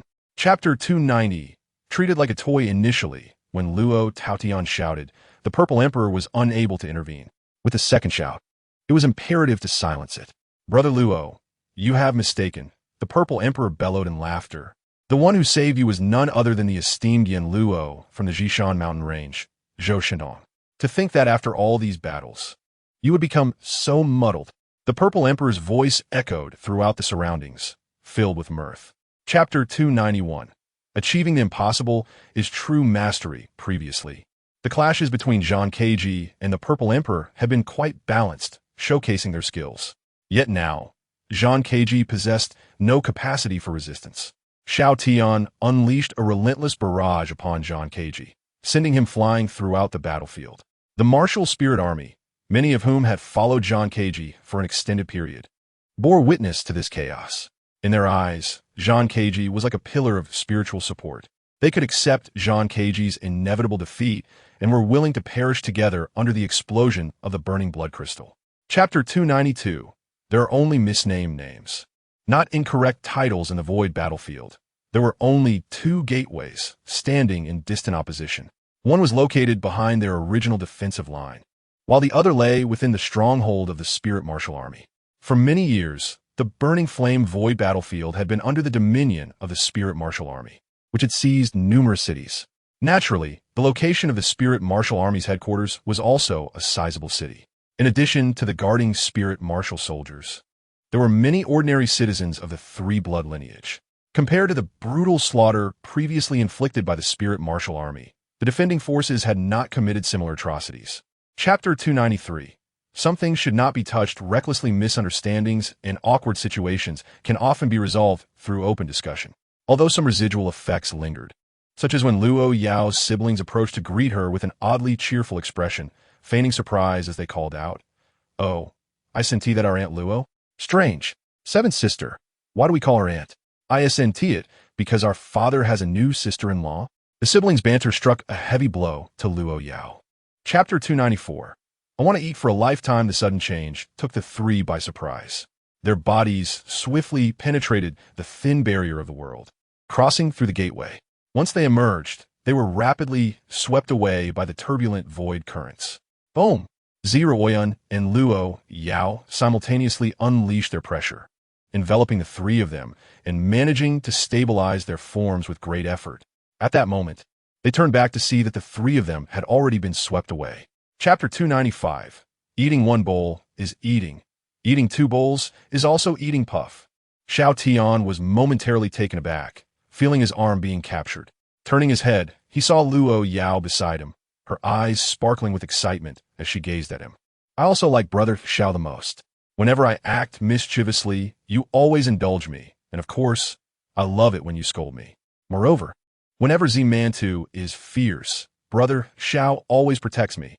Unlike that woman especially when I'm with you, I feel so happy.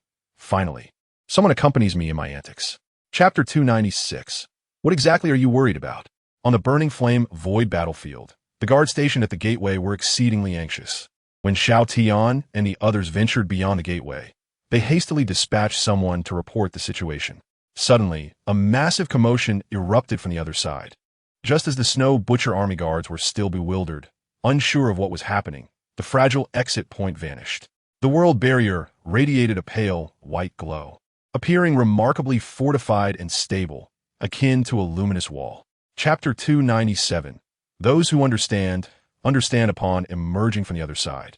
Xiao Tian and his companions were taken aback to find that many people had gathered at the gateway, their expressions filled with concern.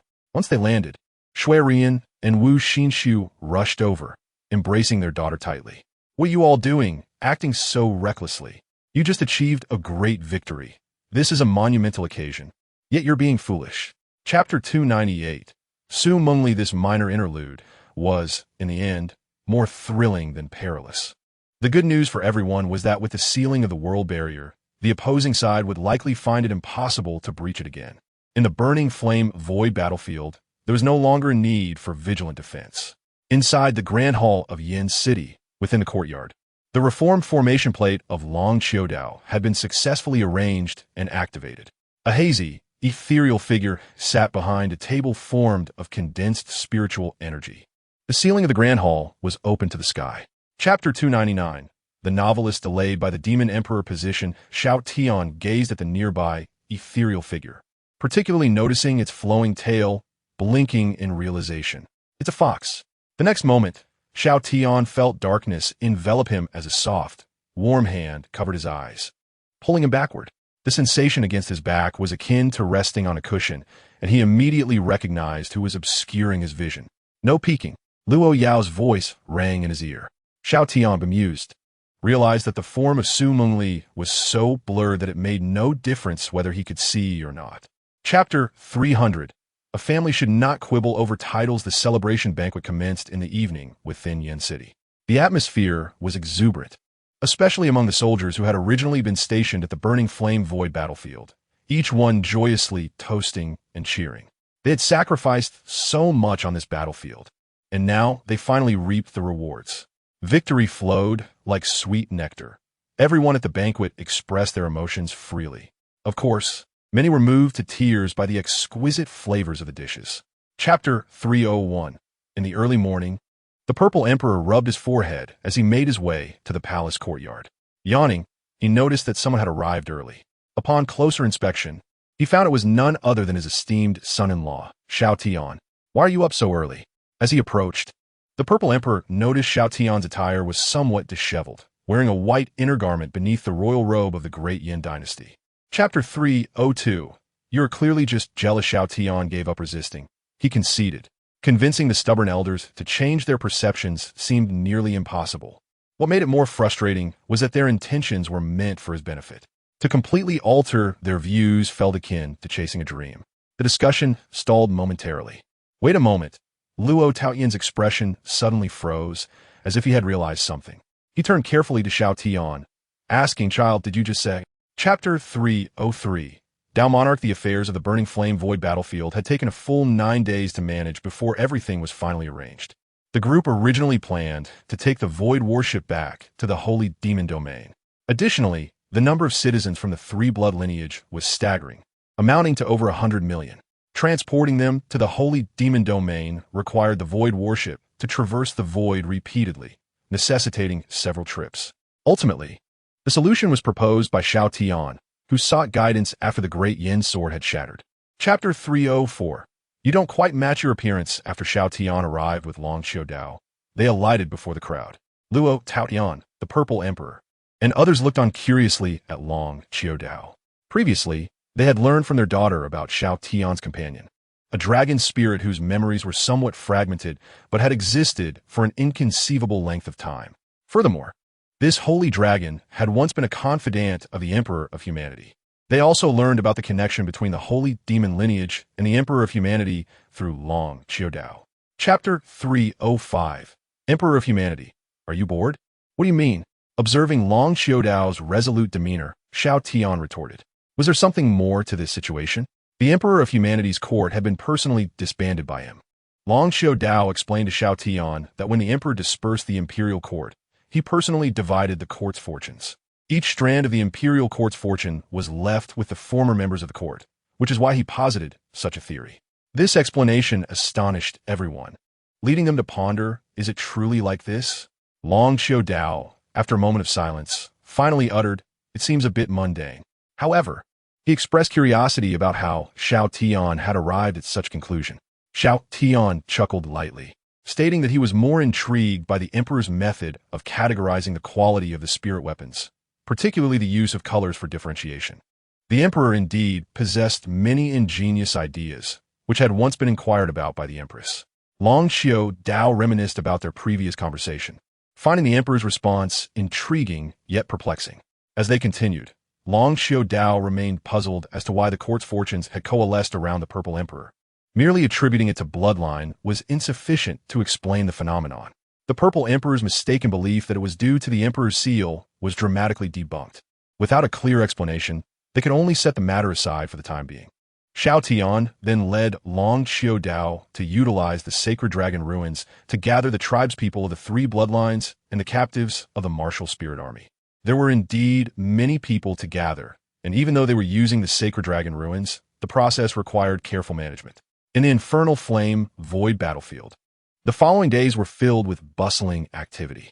Long Xiaodao diligently transported individuals into the sacred dragon ruins, ensuring they were not carelessly tossed inside, but rather handled with care.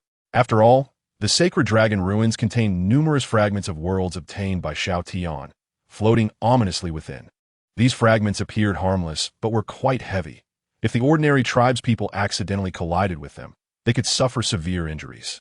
As for the recently promoted Dao Jun, Luo Tao Tian, the children were initially confused until Xue Fu Gui provided a detailed explanation. Their first reaction warmed Xue Fu Gui's heart. The children expressed joy for Xiao Tian, exclaiming, "Brother Xiao has a grandfather." At that moment, Xue Fu Gui felt as if something inside him had been touched. Despite having little to do during this time, he had grown fond of this place.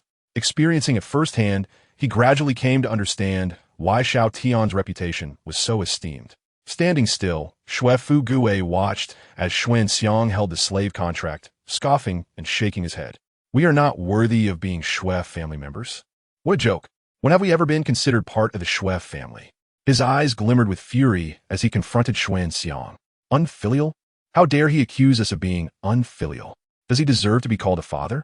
He who cannot govern himself and has brought forth us, the illegitimate children, what does it matter to him? In his eyes, we are merely bastards. A deafening roar suddenly echoed outside the imperial city, startling many within the great Yin dynasty. They looked up, bewildered, towards the distant horizon, only to quickly return their gaze. It was just a couple of explosions, nothing of great consequence. This was the great Yin dynasty, a realm under the protection of the benevolent Prince Xiao Tian. Who would dare to act recklessly? Yet, Zhong Yangming, a member of the imperial cabinet, stepped out of the palace, sensing that something was amiss. Continue with your tasks. I shall investigate further, he declared. Xue Fu Gui's words left Xue and Xiang nearly speechless. Upon seeing the shield in Xue Fu Gui's hand, which resembled a mere rock yet possessed extraordinary hardness, his eyes turned red with envy. The Demon Emperor's shield, he exclaimed. That was a shield forged by the Demon Emperor himself for his child, with formidable protective qualities. There were tales of the demon emperor's son narrowly escaping death thanks to this shield when enemies plotted against him. However, it was rumored that he had once been forced to abandon it in a dire situation to ensure his escape. Zhong Yangming's comments plunged Shui Fu Gui into confusion. How could he, who had been deeply hurt by the Shui family, have saved them twice? Moreover, Shui and Xiang's insane and unprovoked attacks against the children of the orphanage were truly monstrous. But how could such actions be connected to the notion of irrefutable evidence? What left Shui Fu Gui even more disoriented was the fact that he had been severely beaten. It was the Shui family that had tracked them down and pursued them. To clarify, Zhong Yangming added, after the Shui family's ancestor brought back the Supreme Emperor, he should have honored you as a revered ancestor. This revelation left Shui Fu Gui in a daze. He scrutinized Zhong Yangming closely, finding no apparent flaws. How could a respectable prime minister suddenly seem so deranged? The idea that the Shui family's ancestor would treat him as an ancestor was utterly preposterous. In this lower realm, various nations thrived, among which the empire chosen by Xiao was one of the two most powerful in the domain. Yet, this rising empire faced an unforeseen calamity when a woman descended from the heavens, wielding unimaginable power, obliterating their royal family. The imperial guards surrounding the city were rendered powerless before her, easily vanquished with a mere wave of her hand. Even their esteemed guardian, an ancient ancestor at the 11th level of domain realm, could not emerge from seclusion to defend against her might. With the matters of the infernal flame void battlefield resolved, Xiao Tian swiftly led everyone back according to his plan. However, prior to their return, he had received instructions to bring them out of the Sacred Dragon ruins once they arrived at the new realm, allowing them to witness the fusion of three-dimensional worlds, an occurrence they had yet to experience. After all, based on Shui Ruyan's previous insights, utilizing spatial divine abilities to merge spaces was a complex task, with the most formidable only capable of merging celestial tools. Ruyan nodded in satisfaction, addressing Long Xiaobai. Have you understood clearly? Indeed, he affirmed. If the clansmen refuse to be disciplined, it reflects poorly on me, the Dragon Empress. Those who cannot be governed shall be executed. Excellent, exclaimed Luo Ziyai, applauding. Such should be the case. Those who refuse to comply deserve no mercy. We are a sovereign empress. After all, as she spoke, she caught sight of Ziruoyan's dangerous gaze, her voice dwindling to a whisper. Luo Ziyai's expression stiffened slightly. Indeed, during the infernal flame void battlefield, when our imperial wills soared into the sky and transformed, Long Xiaobai's will merge with ours. The combined strength of our three wills was visibly enhanced. Interestingly, the warriors under our command reported that our powers seemed to exert a suppressive effect on the martial spirit army, diminishing their combat efficacy. Xiao Tian was in turmoil, unable to express his frustration. The people adored him, showering him with affection and calling out his name. What could he do? Can one blame the soft-hearted for taking matters into their own hands? Certainly not. They have committed no transgressions. Rather, they have executed their ideals flawlessly, engaging in benevolent deeds and demonstrating a willingness to assist others. The sole concern for Xiao Tian lies in the propagation of this virtuous spirit. However, there is no need to excessively promote our name. On the deck of the Void battleship, Xiao Tian felt a sense of foreboding. Opposite him, Xinlu swallowed hard, retreating a couple of steps, his eyes betraying profound fear. Had it not been for his commendable conduct of late, he might have been utterly paralyzed by the transformation he observed in Xiao Tian. Such terror, merely a surge of emotion, laced with anger, was enough to create a pressure that distorted the very space around him. Sweat began to bead on Xinlu's forehead. Fortunately, he had recognized his wayward path and returned to reason. Shui Fu Gui and Lu Gui Xiang, seasoned individuals, found themselves momentarily at a loss to comprehend Xiao Tian's recent words.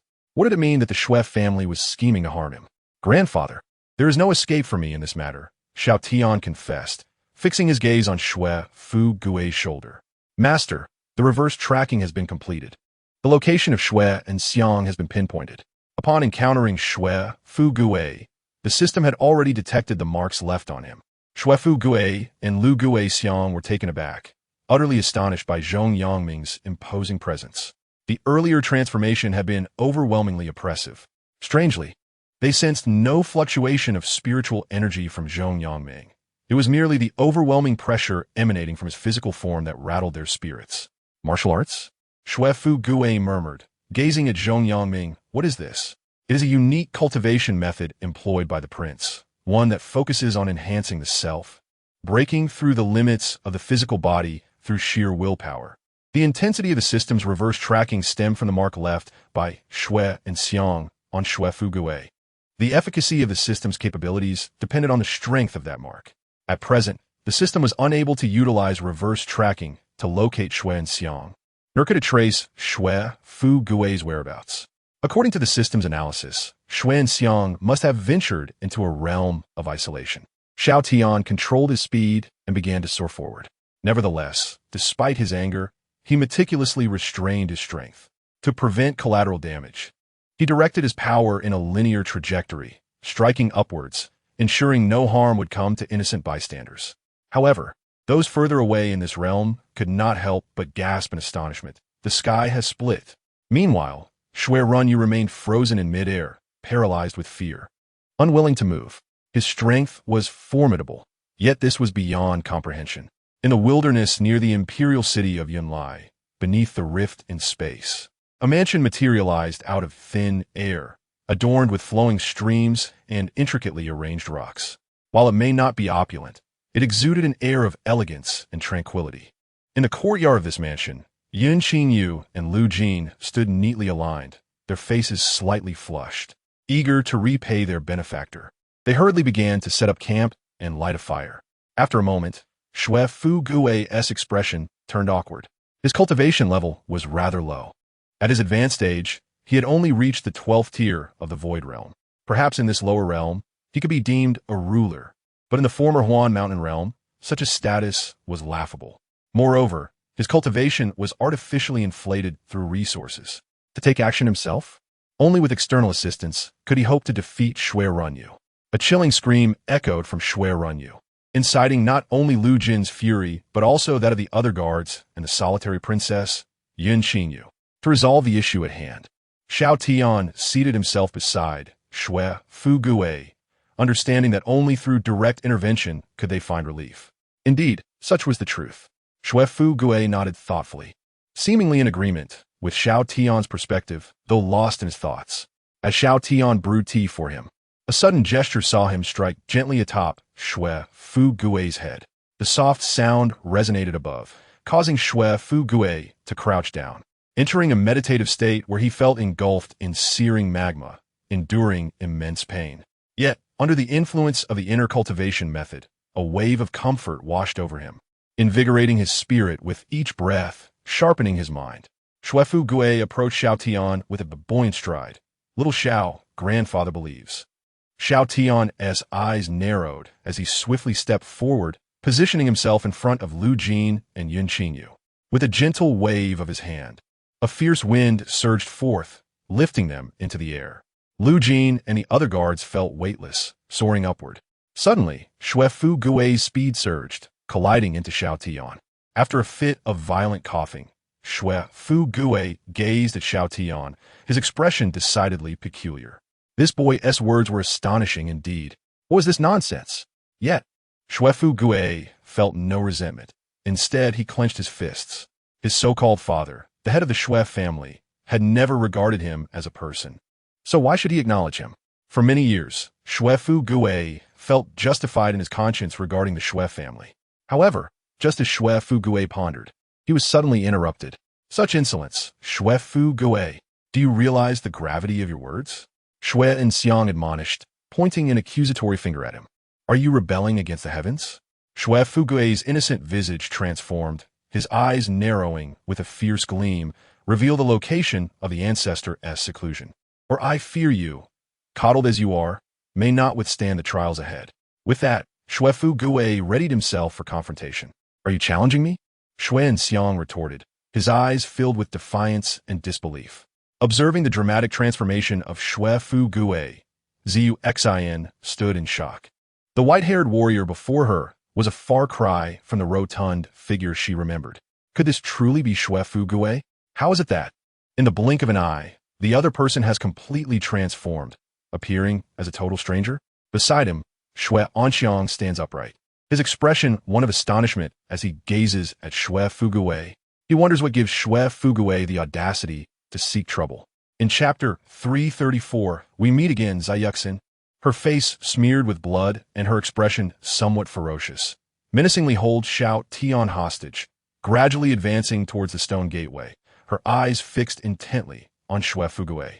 Meanwhile, the captured Xiao Tian maintains a calm demeanor, moving in sync with her, aware that he had promised his grandfather not to resort to violence. It is indeed troublesome, as he must cautiously control his strength. One misstep could lead to an excessive reaction that might result in harm to his captor. Let us go, Xiao suddenly commands, pulling Xiao Tian along. In chapter 335, is this the ancestor of the Shui clan? When Xiao Fugui steps forward into the cave, both Xiao Tian and Xiao, who had previously looked down upon him, are taken aback, swallowing hard and stepping back. Despite his current appearance resembling his former simplicity, the brief but fierce scuffle had already left them with a profound psychological impact. His robust physique exudes an intimidating presence, like a looming storm cloud over their heads. They have never encountered such a formidable opponent before. Xiao Fugui's transformation has created an indelible impression on them. In chapter 336, are there really 5? Xiao Tian and Xiao tremble, having sensed Xiao Tian's extraordinary strength when he tore through the gateway. Their instinctive thoughts link such feats to divine powers or some special spatial artifacts. However, they never anticipated that Xiao Tian could be this powerful. Looking at the Shui clan's ancestor, who is now beneath him, is nothing short of astonishing. In chapter 337, a good place for imprisonment, even Xiao Tian is somewhat taken aback, although he is unsure of the true value of the Shui clan's ancestral land. The abundance of crops surrounding him hints at its significance.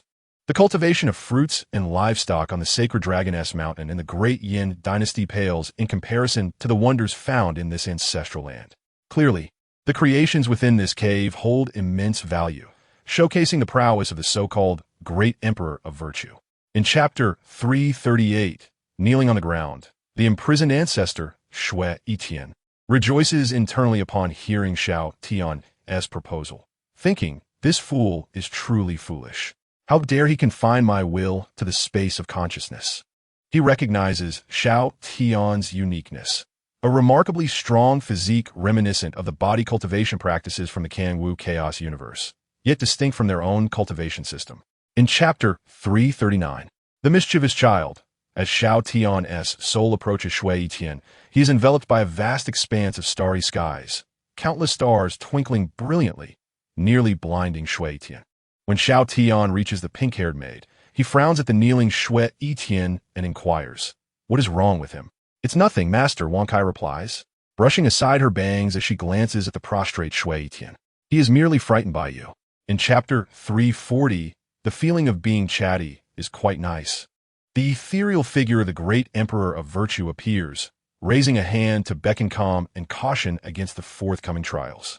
However, Xiao Tian strides forward and, with a single, forceful punch, shatters the figure's head, causing the entire cave space to tremble violently and crack.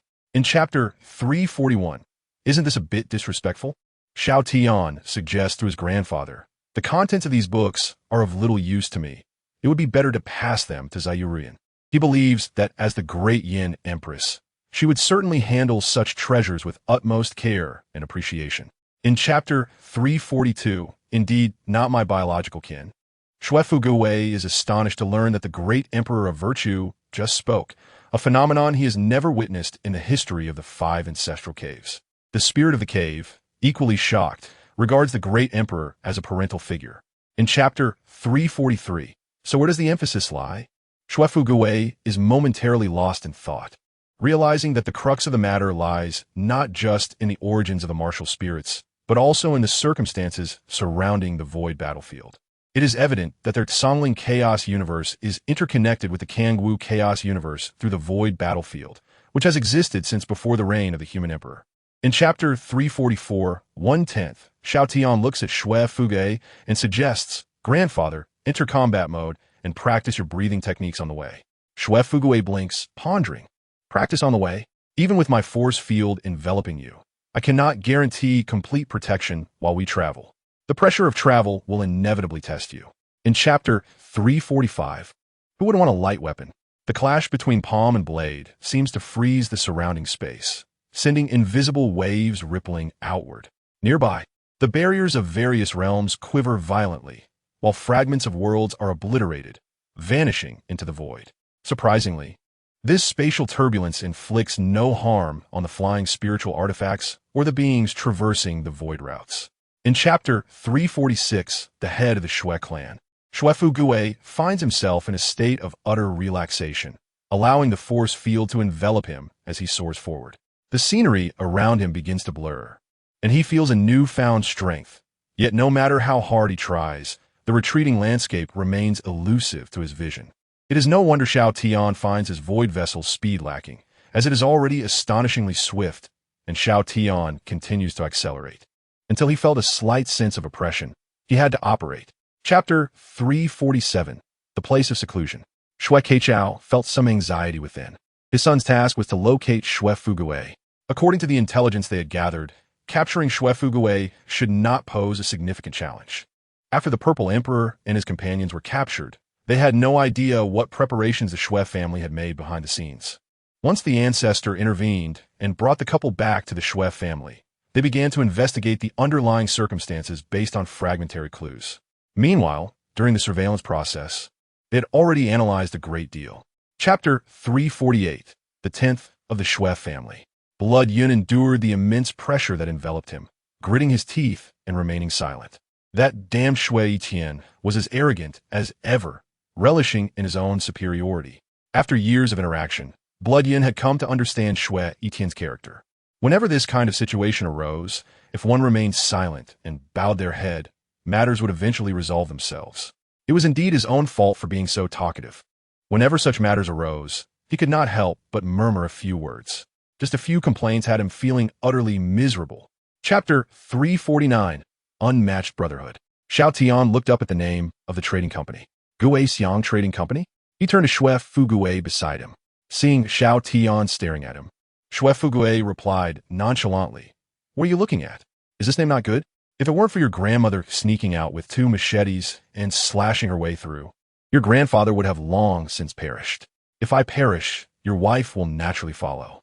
At this point, Shuefu Gui gazed tenderly at the sign above. Your grandmother even mocked me, questioning how such a shabby trading company. Chapter 350. Has the plan been exposed? Upon hearing Shuefu Gui's words, everyone's first reaction was confusion. What the hell? The ancestor of the Shui family? Shueleoj, what do you mean by that? Zhou Yueshing was astonished, looking at Shuefu Gui before him. Shuefu Gui pointed at Xiao Tian beside him. My grandson's plan is to kill the ancestor of the Shui family. I am responsible for killing my father, the head of the Shui family. Zhou Yueshing fell into a prolonged silence after hearing Shuefu Gui's words. His large bear-like face filled with shock. Chapter 351. The 8 Extremes and the Splitting Strike.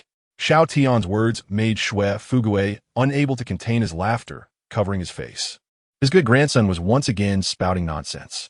According to Prime Minister Zhong Yaming's analysis, Xiao Tian always concocted bizarre ideas, believing that others were scheming against him. Presumably, Shui Keichao must have been left bewildered by this child. Thinking of this, Shuefu Gui looked up in Shui Qiuechao's direction. Observing Shui Keichao, perched upon a stone chair. Shuefu Gui. Chapter 352. Taking back what is rightfully mine. Zhou Yueshing's first reaction was one of disbelief.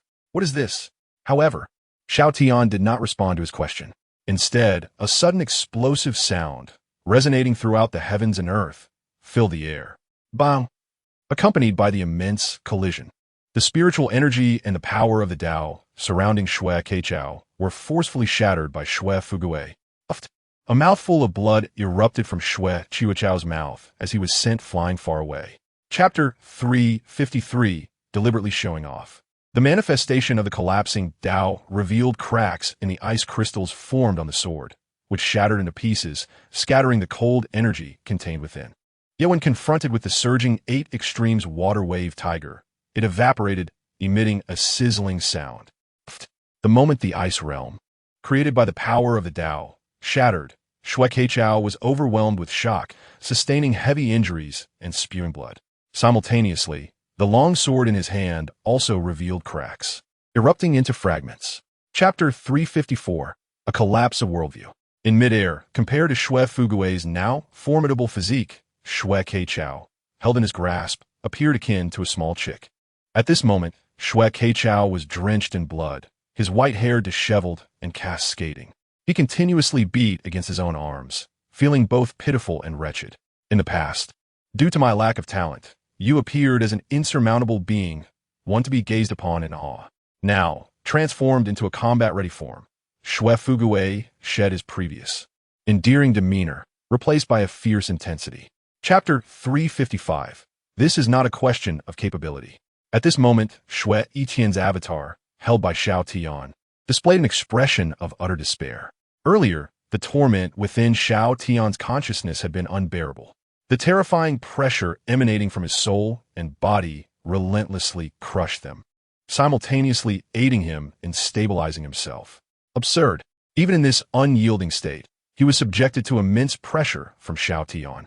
This incarnation of Xue Tian was on the verge of collapse, now being yanked from the realm of consciousness.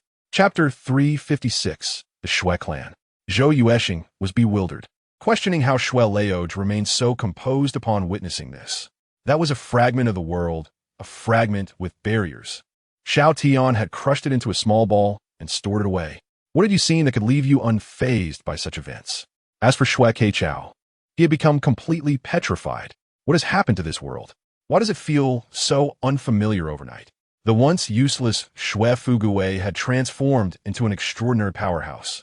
Chapter 357. Justice will prevail. Within the small fragment of the world, everything was tranquil. The true form of Xue Tian sat cross-legged upon the blood-refining and heart-continuation grand formation, quietly cultivating. Utilizing the environment created by the confined Xue Tian and the surrounding spirit energy clans, his cultivation progressed swiftly. Here, it could be considered a paradise for training. Yet, his heart felt restless. He had to force himself to remain calm, as at the final juncture, a single misstep could lead to disaster. Nevertheless, for some reason, Xue Tian always sensed something was amiss. Chapter 358. A Hard-Won Reunion.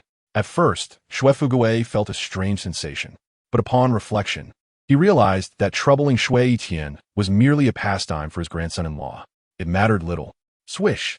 Within the small fragment of the world, the spirit energy clans that had been gathering energy abruptly halted. The previous blood-red lightning had completely erased the seals upon them.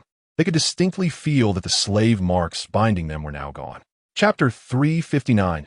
You have chosen the wrong target.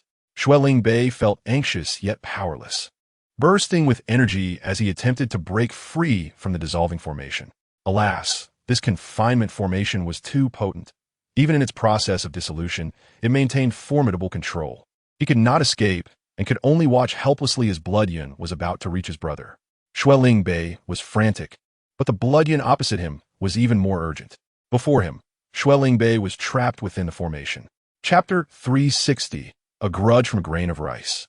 Xue Lingbei's words amused Xue Fugui, who chuckled and patted his shoulder. What nonsense are you spouting? Of course, I'm your elder brother.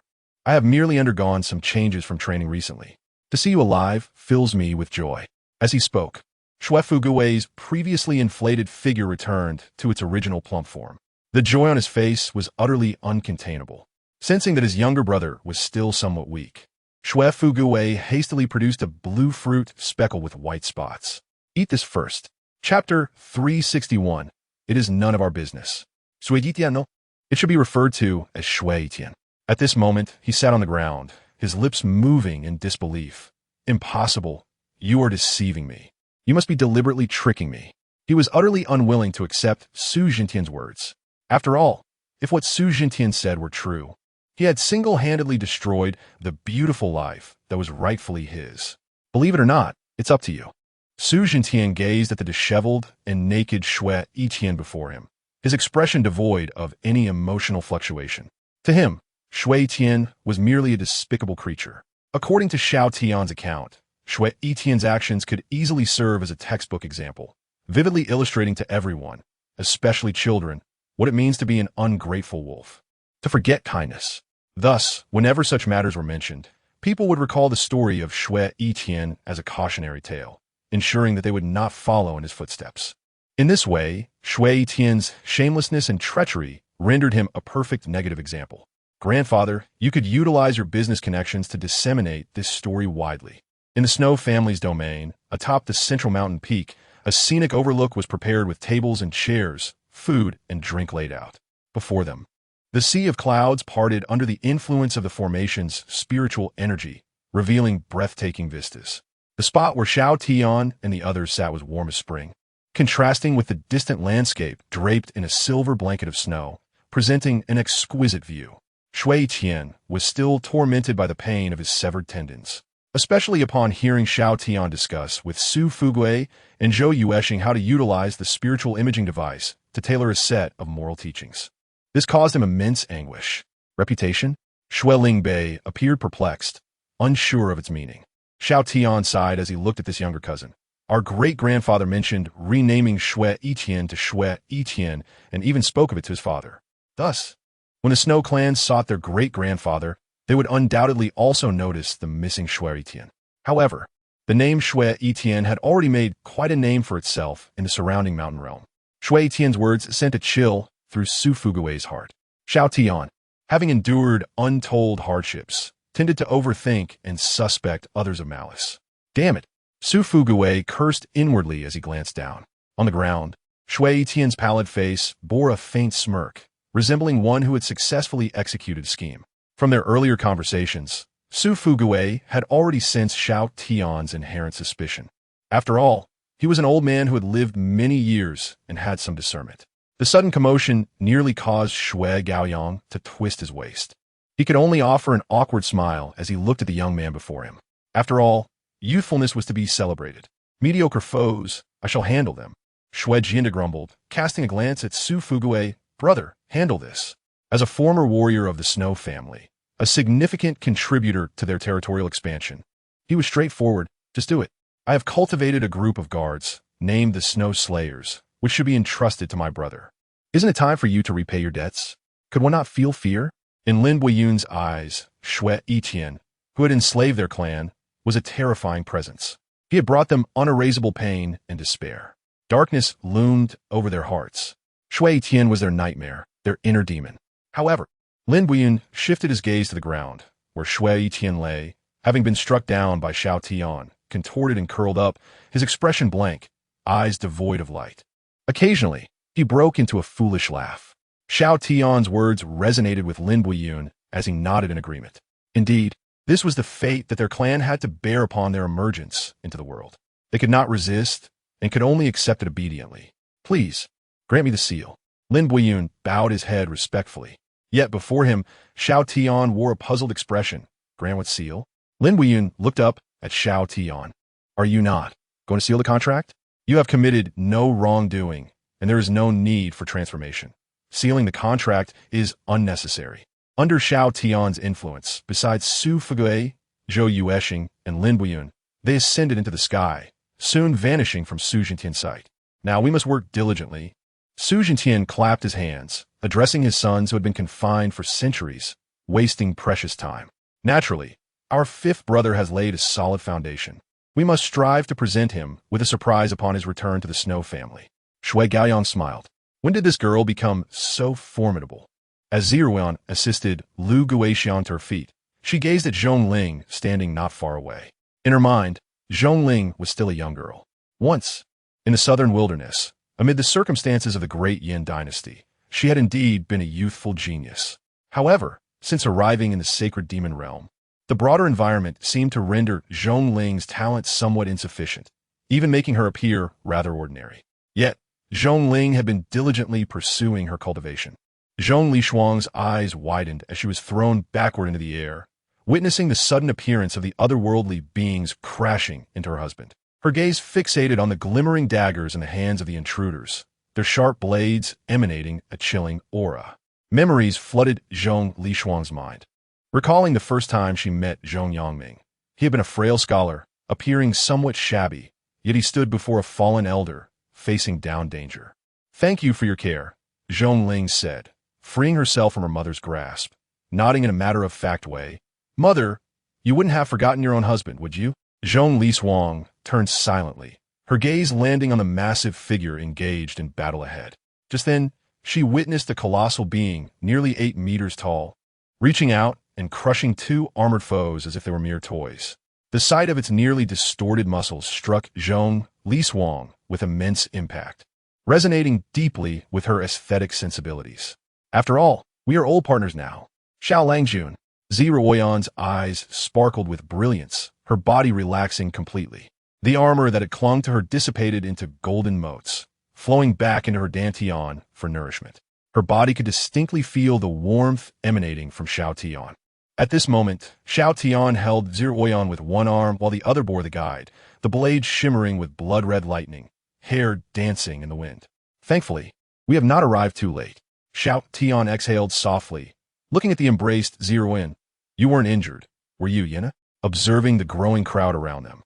Ziruoyan felt a bit bashful, casting a sideways glance at Xiao Tian. How long will you hold on to me? Forever. Xiao Tian's lips curled into a gentle smile, his gaze fixed ardently upon Ziruoyan.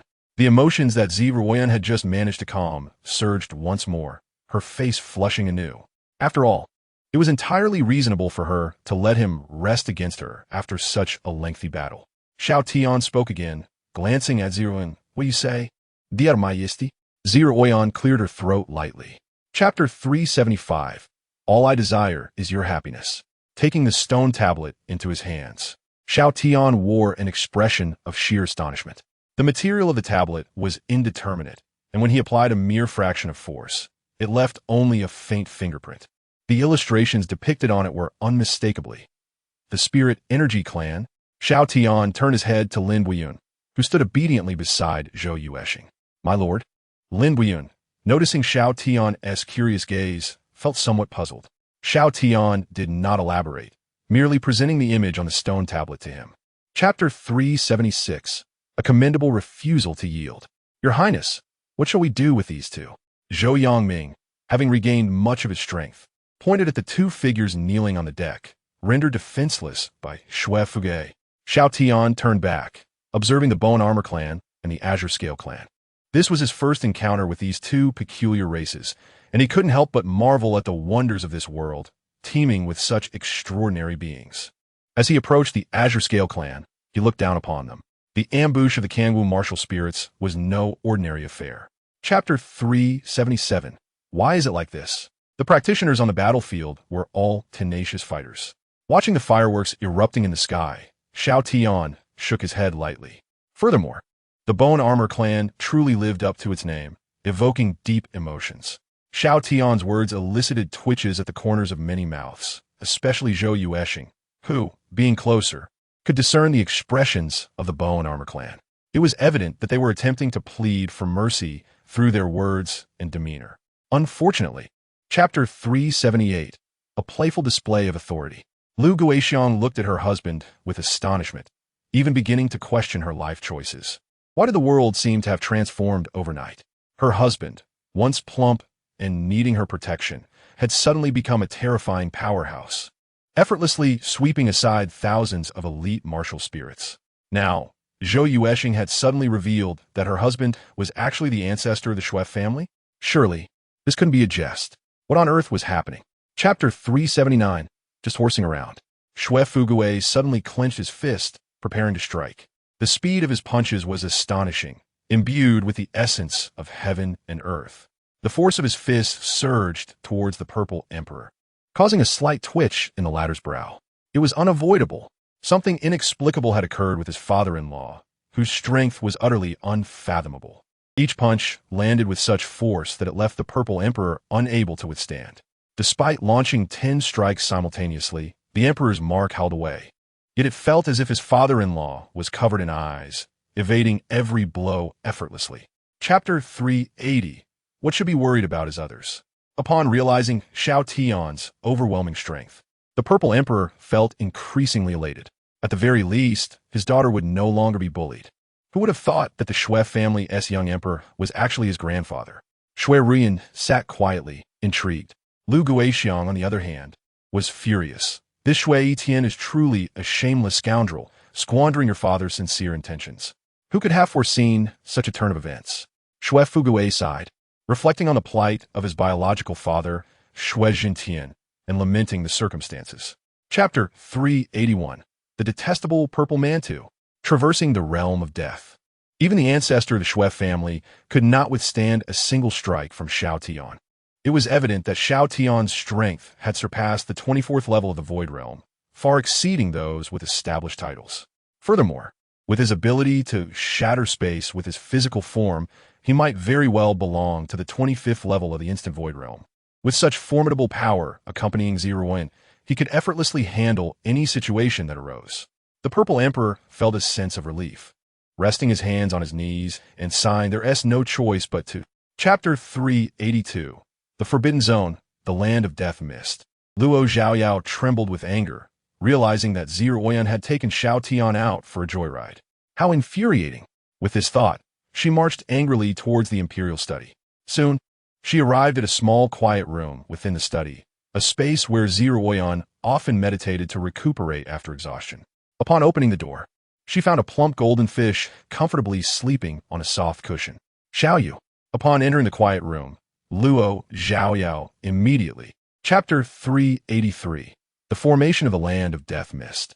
Ziruan pondered carefully, concluding that Lin Buiyun piloting the void vessel into the death zone was not meant to endanger them.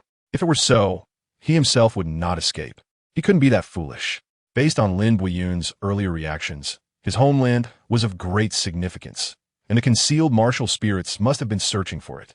They had yet to find it, likely because it lay within the death zone. The Land of Death Mist. Ziruan murmured softly, gazing out at the scenery beyond the window. Since arriving in the Holy Demon Domain, she had learned much. Chapter 384. Lin Buiyun's Homeland. Through the control room of the Void Vessel's array, Lin Buiyun clearly saw Xiao Tian floating ahead, amidst the white mist, in contact with a potentially lethal fog. Xiao Langjun. Ziruan involuntarily clenched her hand, her brow furrowing slightly, a hint of worry in her eyes. She was aware of Xiao Tian's immense capabilities, albeit shrouded in mystery.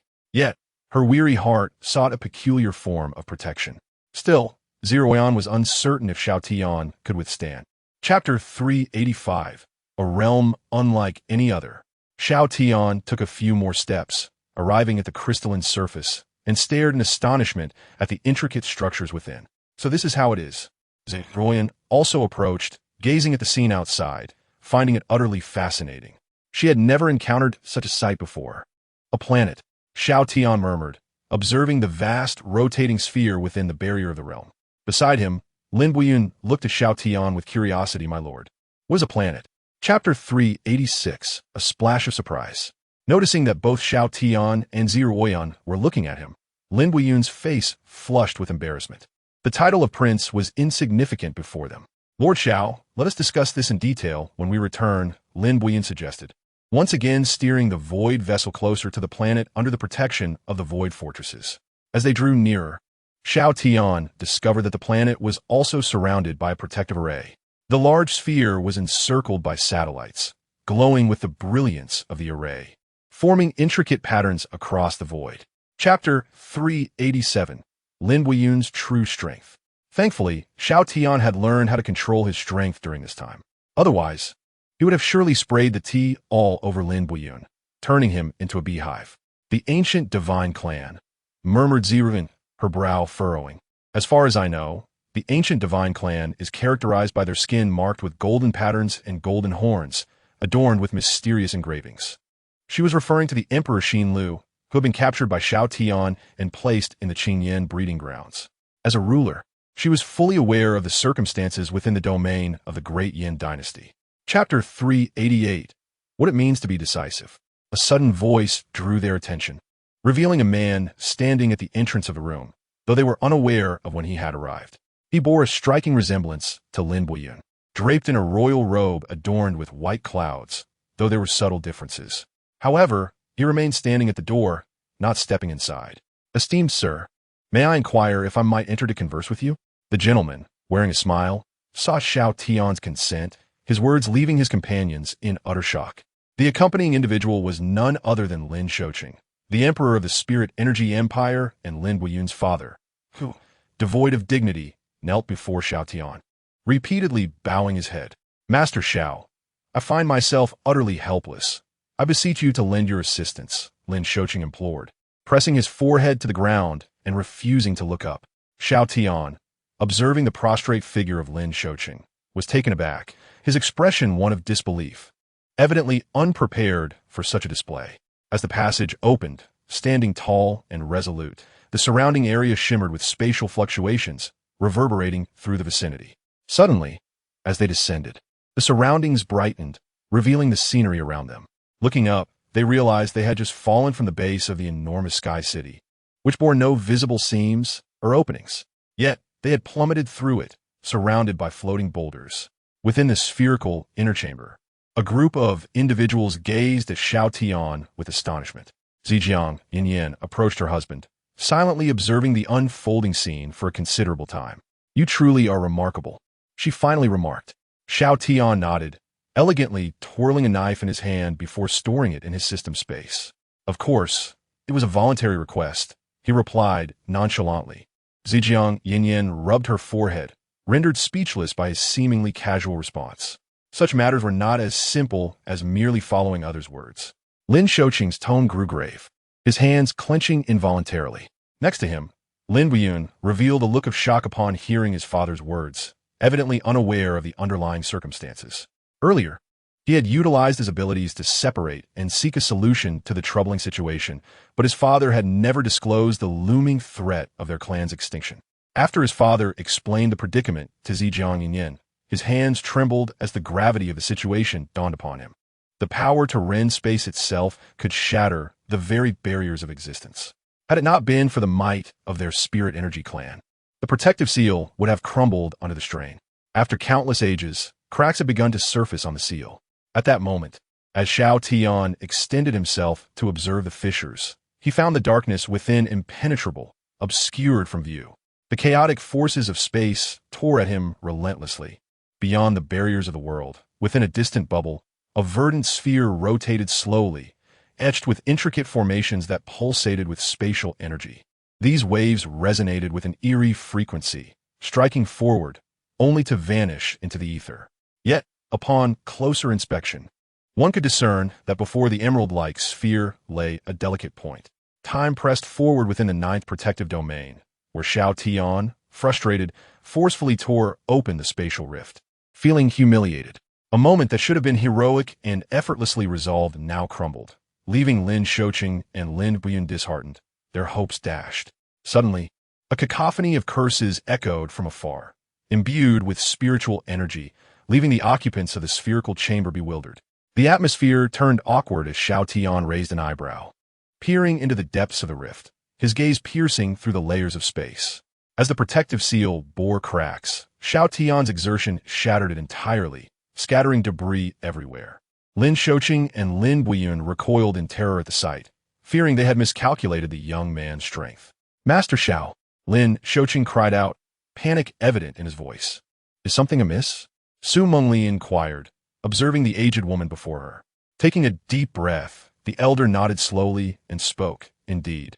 There seems to be an incident in the sacred dragon domain, and we are unable to establish contact." "Unable to reach them?" Su Mengli frowned, realizing the gravity of the situation, particularly as the sacred dragon clan was a steadfast ally.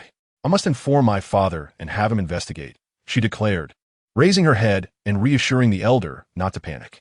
Zhejiang Yinyan looked intently at Xiao Tian, recalling her offhand remark in the southern wilderness, wondering if he had truly remembered her words. "The great Yin dynasty will undoubtedly thrive," she asserted, gazing into the distance. Xiao Tian had done so much for her. How could she let him down? With the nation's fortunes flourishing, prosperity would surely follow. According to Master Zhao's plan, once we are prepared, he will transport the entire realm back, merging it with the Empress Alliance's empire. Lin Buyun explained to the group, asserting that the Empress Alliance was, in itself, a confluence of three realms. Silence fell over the court as they processed the notion of transporting entire worlds, an extraordinary feat. Luo Ingao regarded Long Qiubai with scrutiny, pondering whether she merely sensed impending trouble or sought conflict. "How could I? This concerns your homeland," she replied with a soft laugh. though Long Xiaobai's unwavering gaze made her uneasy. "Well, I do wish to assist you," she admitted shyly. Long Xiao Dao seamlessly integrated into the core of the formation hub, deftly guiding the void battleship towards the sacred dragon domain. This method of control allowed him to become an intrinsic part of the vessel, enabling him to maneuver with remarkable ease and proficiency. Amidst a jovial atmosphere, the group steadily advanced towards their destination. Meanwhile, in the 94th guard domain, Xiao Tian and Ziruo Yin remained blissfully unaware of the unfolding events. With circumstances escalating, both the Purple Sovereign and Luo Tao Tian found themselves ensnared in a whirlwind of activity. Chapter 403. A fragmented piece confronted with the inquiry from the Purple Sovereign. Luo Tao Tian gazed down at himself, a look of bewilderment crossing his features. When he lifted his gaze to meet that of the Purple Sovereign, he shook his head, exclaiming, "I am equally in the dark." Boom! As Luo Tao Tian's words fell, his internal energy surged dramatically, spiraling out of control. The rapid amplification of his power caused an uncontrollable eruption of energy, sending the Purple Sovereign tumbling beneath the table. The sight of the Purple Sovereign sprawled on the floor left Luo Tao Tian blushing with embarrassment. Chapter 404. An era gone by swiftly, Xiao Tian's form darted forth, arriving at the Gar Domain's planet with remarkable speed. This celestial body had now been bestowed with a new name, preordained before their arrival, Ling Nung Mansion. The entire planet was designated as a mansion, named after the Spirit Energy Divine Clan, and was under the jurisdiction of the Great Yin Dynasty. Although the planet fell under the Great Yin Dynasty's rule, it was also part of the Empress's United Empire, linked to Luo Tao Tian's unique national defense technique. This connection naturally allowed Luo Tao Tian's strength to surge, benefiting from the prowess of his own son-in-law. Chapter 405. A curious origin. Ziruo Yan's assertion prompted Lin Shouqing to nod in agreement, sensing its plausibility. In an ancient era, it was conceivable that the myriad realms bore a resemblance to the Guard Domain, mirroring the forms of celestial bodies. Suddenly, Xiao Tian interjected. This suggests that something must have transpired, fracturing the celestial bodies of the myriad realms, leading to the current state of affairs. This revelation could elucidate the prevalence of world fragments, perhaps remnants of a cataclysmic event. Chapter 406. A grave situation strange? The description you provided is quite vivid. Xiao Tian's depiction caused Wakatu's lips to twitch, finding it rather amusing. Lord Xiao always has a knack for such precise descriptions, Wakatu replied, nodding slightly toward Xiao Tian. The onlookers, including Lin Shouqing and Lin Buyun, gaped in astonishment at Wakatu's graceful flattery.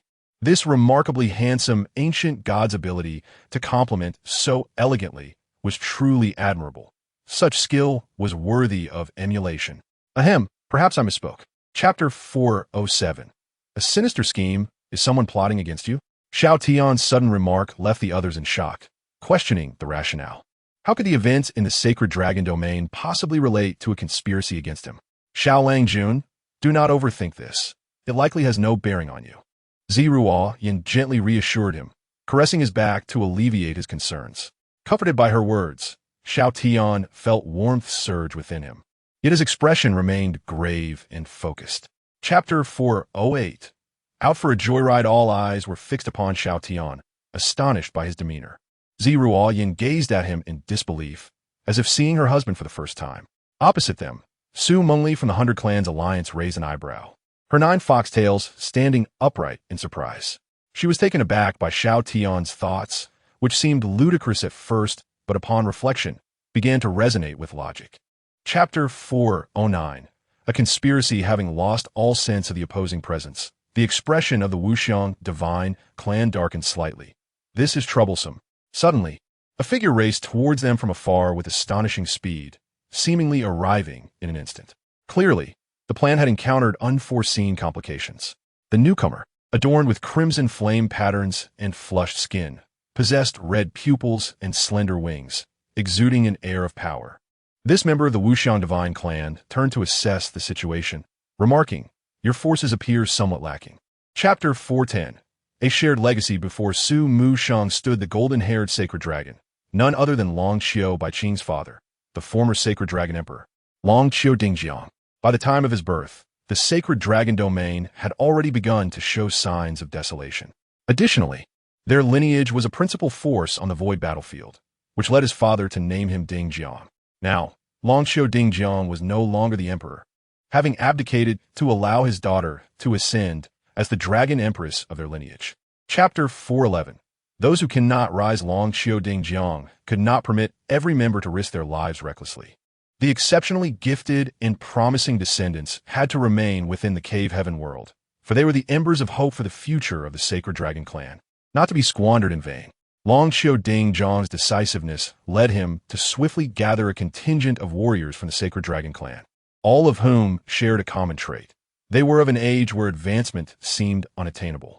Chapter 412. The unwitting sinner. The void battleship advanced along the celestial route, steadily making its way towards the sacred dragon domain. The void star gate here served as the nexus of this realm, facilitating the movement of various parties. Consequently, the group anticipated a journey of at least half an hour, given the vessel's speed and the distance to their goal. As they neared the sacred dragon domain, many exited the battleship to the deck, gazing into the vast emptiness and engaging in conversation. At the forefront of the deck, Longxiu Baiqing was explaining the surroundings to Luo Yao in Chapter 413. Brazen audacity bang. The swirling spiritual energy erupted in the air, causing ripples to ripple through the space. Furthermore, the array's power surrounding them felt overwhelmingly oppressive, weighing heavily upon Su Mushang. This is problematic. He observed the two figures ahead with a grave expression. Judging by his previous encounters with them, he surmised that a forceful breakthrough was feasible, which was why he had initiated this plan. Chapter 414. When did they become so brazen? As the sound of furious roars echoed, a void battleship suddenly descended from the distant horizon. From its heights, the ethereal figure of Longxiu Dao surged forth, his dragon spirit transforming into the form of a sacred dragon as he dove downwards. Boom! The spectral dragon energy collided with the pulsating crimson light, merging into a single entity. The blood-red radiance exploded, revealing the true form within, a scholarly sacred dragon with flowing black hair, adorned with dragon horns resonating with the essence of the cosmos, as the forces of heaven and earth converged. Chapter 415. I hallucinating? What next? The individual had already been rescued. The powerful member of the Yan Wing clan concentrated intently on the Wuxiang divine clan's stronghold nearby, his expression grim and his heart agitated, seething with indignation at having been deceived. Who could have anticipated that the illustrious Wandao Dragon Emperor would become so shameless? Do not fret. Their escape is merely temporary. They will soon reveal themselves. The Wuxiang divine clan's expression mirrored his displeasure. He spoke without excessive concern, as if everything remained under his control. Chapter 416. You seem quite proud. Longxiu Dingjiang hurried to his wife's side, reassuring her gently. What nonsense are you saying? You are alive and well. After speaking, he turned his gaze forward, remaining silent for a considerable time. Not only you, but I also find myself questioning whether I am experiencing some sort of illusion. How can one not doubt? The enemies, once of the same clan, now bowed before them in submission, especially the presence of the Three Bloodline clan, a cornerstone of the Wuling army, now weeping and repenting in front of his wife. Beside the bed, Longxiu Baiqing asked, Mother, are you all right? Chapter 417. Absurdity to the extreme. Longxiu Dingjiang, Longxiu Qingyan, and Su Musheng turned to look at Longxiu Baiqing simultaneously upon hearing her words. They wished to see a hint of a smile in each other's eyes, hoping to confirm that this was merely a jest. Regrettably, observing Longxiu Baiqing's expressionless face, the couple simultaneously directed their gaze towards the tuft of hair on their daughter's head. It remained unmoved. It was indeed true.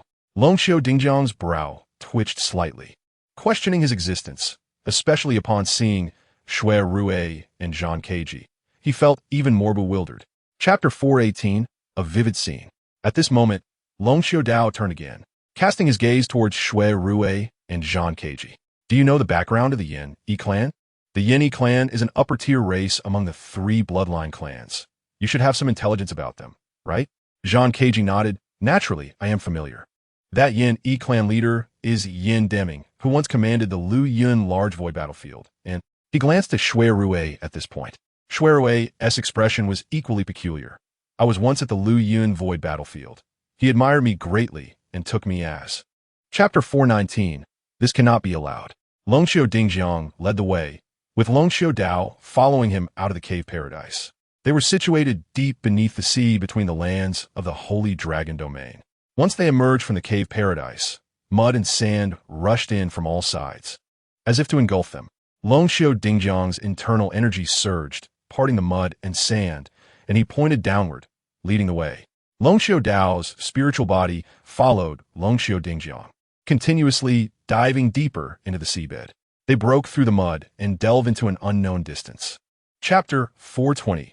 The combined secret technique of the Blue Fox Emperor and the 10,000 Path Dragon Emperor. Seeing Longxiu Dingjiang's anxious demeanor, Longxiu Dao couldn't help but laugh. I cannot explain this matter in detail to you. After saying this, he looked at Longxiu Dingjiang with a mysterious smile. Self-detonating my soul poses no issue for me. Longxiu Dingjiang, upon hearing this, felt skeptical. How could self-detonation be without consequence? It was akin to suicide. Swallowing hard, he carefully chose his words to persuade Ancestral Senior. I still believe we should opt for.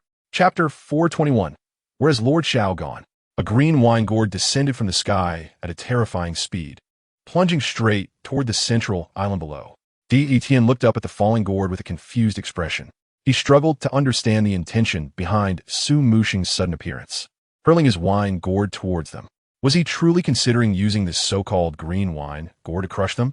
How could the illustrious Blue Fox Emperor resort to such actions? Chapter 422. Old habits resurface. In the dark void, Longxiu Dao stood there, confused and helpless. Logically, after self-detonating, he should have materialized beside Xiao Tian. Why was he here? Longxiu Dao suddenly realized and quickly turned his gaze toward the distance. He could distinctly sense a strong wave of spatial tearing emanating from deep within the dark void. The straight path of the tear was slowly recovering, a familiar style that made him feel uneasy. Lord Xiao had actually arrived. Chapter 423. You are the mastermind. Luo Yao's pupils constricted, her spirit energy surging into a wholly demonic flame that scorched the surroundings, resisting the overwhelming crimson flames. Although Yin Deming was formidable, those flames paled in comparison to the holy demonic flame. Many of the crimson flames were devoured by the holy demonic flame, as if they had never existed, creating a peculiar spectacle. Unfortunately, the gap in their realms was simply too vast, even with Luo Yao's superior constitution and the dominance of the holy demonic flame. She could not withstand the encroaching inferno. It was futile against the crimson handprints that surged from above. Chapter 424. Another side of Xiao Tian. Mastermind? What does that mean? Yin Deming pondered, feeling somewhat apprehensive. He was concerned about how Xiao Tian had shattered his technique. Previously, when he unleashed the crimson flame hand, it obscured his vision, preventing him from seeing clearly. By the time he regained his senses, his technique had been broken, the realm shattered, leaving him bewildered. This individual likely possessed formidable strength. Wait, why does he seem so familiar? Chapter 425. The Approach of Two Ants. This was one of Xiao Tian's unique killing techniques. As a master of both internal and external cultivation, why was he referred to as the King of Hell? It was because Xiao Tian excelled at killing from a distance with his formidable power. In the past, without the intricate methods of today, he relied solely on his grasp of power to manipulate others' lifeblood and shake their core. In an imperceptible manner, he claimed lives. Recently, Xiao Tian had been honing his skills with the thunderous blade, mastering the power within it as if it were an extension of himself. Chapter 426. Can the intelligence department be of use? Xiao Tian found himself trapped in psychological shadows, unable to break free. Luo Yao's voice brought him back just in time, along with the presence of the short, white-haired figure, allowing him to regain his composure. Thus, his focus naturally shifted to them. Consequently, Xiao Tian and Yin Deming, appearing so weak and insignificant, did not capture his attention. Suddenly, as Xiao Tian approached Xiao Tian, he expended all the power of the bloodbone pill within him. The golden divine pattern energy within him erupted in a brilliant golden light, making him appear as if he were a golden deity. Chapter 427. You terrify me. The entire world seemed to fall silent, with everyone's gaze fixated on Xiao Tian. Before him, Xiao Tian and Yin Deming's heads swelled like those of pigs. rendered immobile. They had come to realize the vast chasm between themselves and Xiao Tian after their earlier encounter. Particularly, when Di Tian's triad divine gun struck Xiao Tian's eye, it shattered upon impact. Both Di Tian, who had attacked, and Yin Deming, who had watched, were left terrified to the core. Xiao Tian's strength had reached an unimaginable level. Chapter 428. What does true frustration mean? Xiao Tian produced a guide. The blade, emanating the power of divine punishment in the form of thunder, now stained with rich blood energy. We did not intend to harm you. Why do you not believe us? Di Tian exclaimed in a fit of rage. Yin Deming, equally frantic, could clearly sense the terrifying power ahead. With your strength, why will we seek to harm you out of boredom? In the air, as Di Tian and Yin Deming shouted, their expressions were filled with grievance. Given Xiao Tian's overwhelming prowess, one would expect a demeanor befitting a master, yet he acted like a madman. Chapter 429. Why is this happening? Longxiu Dao self-detonated? Xiao Tian was taken aback, having sensed this earlier on their journey. At that time, he had assumed something had gone awry, and that Longxiu Dao had indeed shattered his dragon spirit body. In contemplation, one wonders if the situation is deteriorating. Hence, Xiao Tian, in a moment of urgency, accelerated his pace and arrived at the sacred dragon domain ahead of time. Upon his arrival, he was informed that Longxiu, the elder, had self-destructed, his intention being to alert Xiao Gu and convey the circumstances at hand. Luo Yaoang stood nearby, listening intently. As Chapter 430 unfolds, Xiao Tian noticed the peculiar gazes directed at him by the crowd, which sparked his curiosity. Do you not find anything amiss? He inquired, directing his attention to the ancient gods and myriad divine clans, who, he believed, ought to possess their own dignity and fortitude.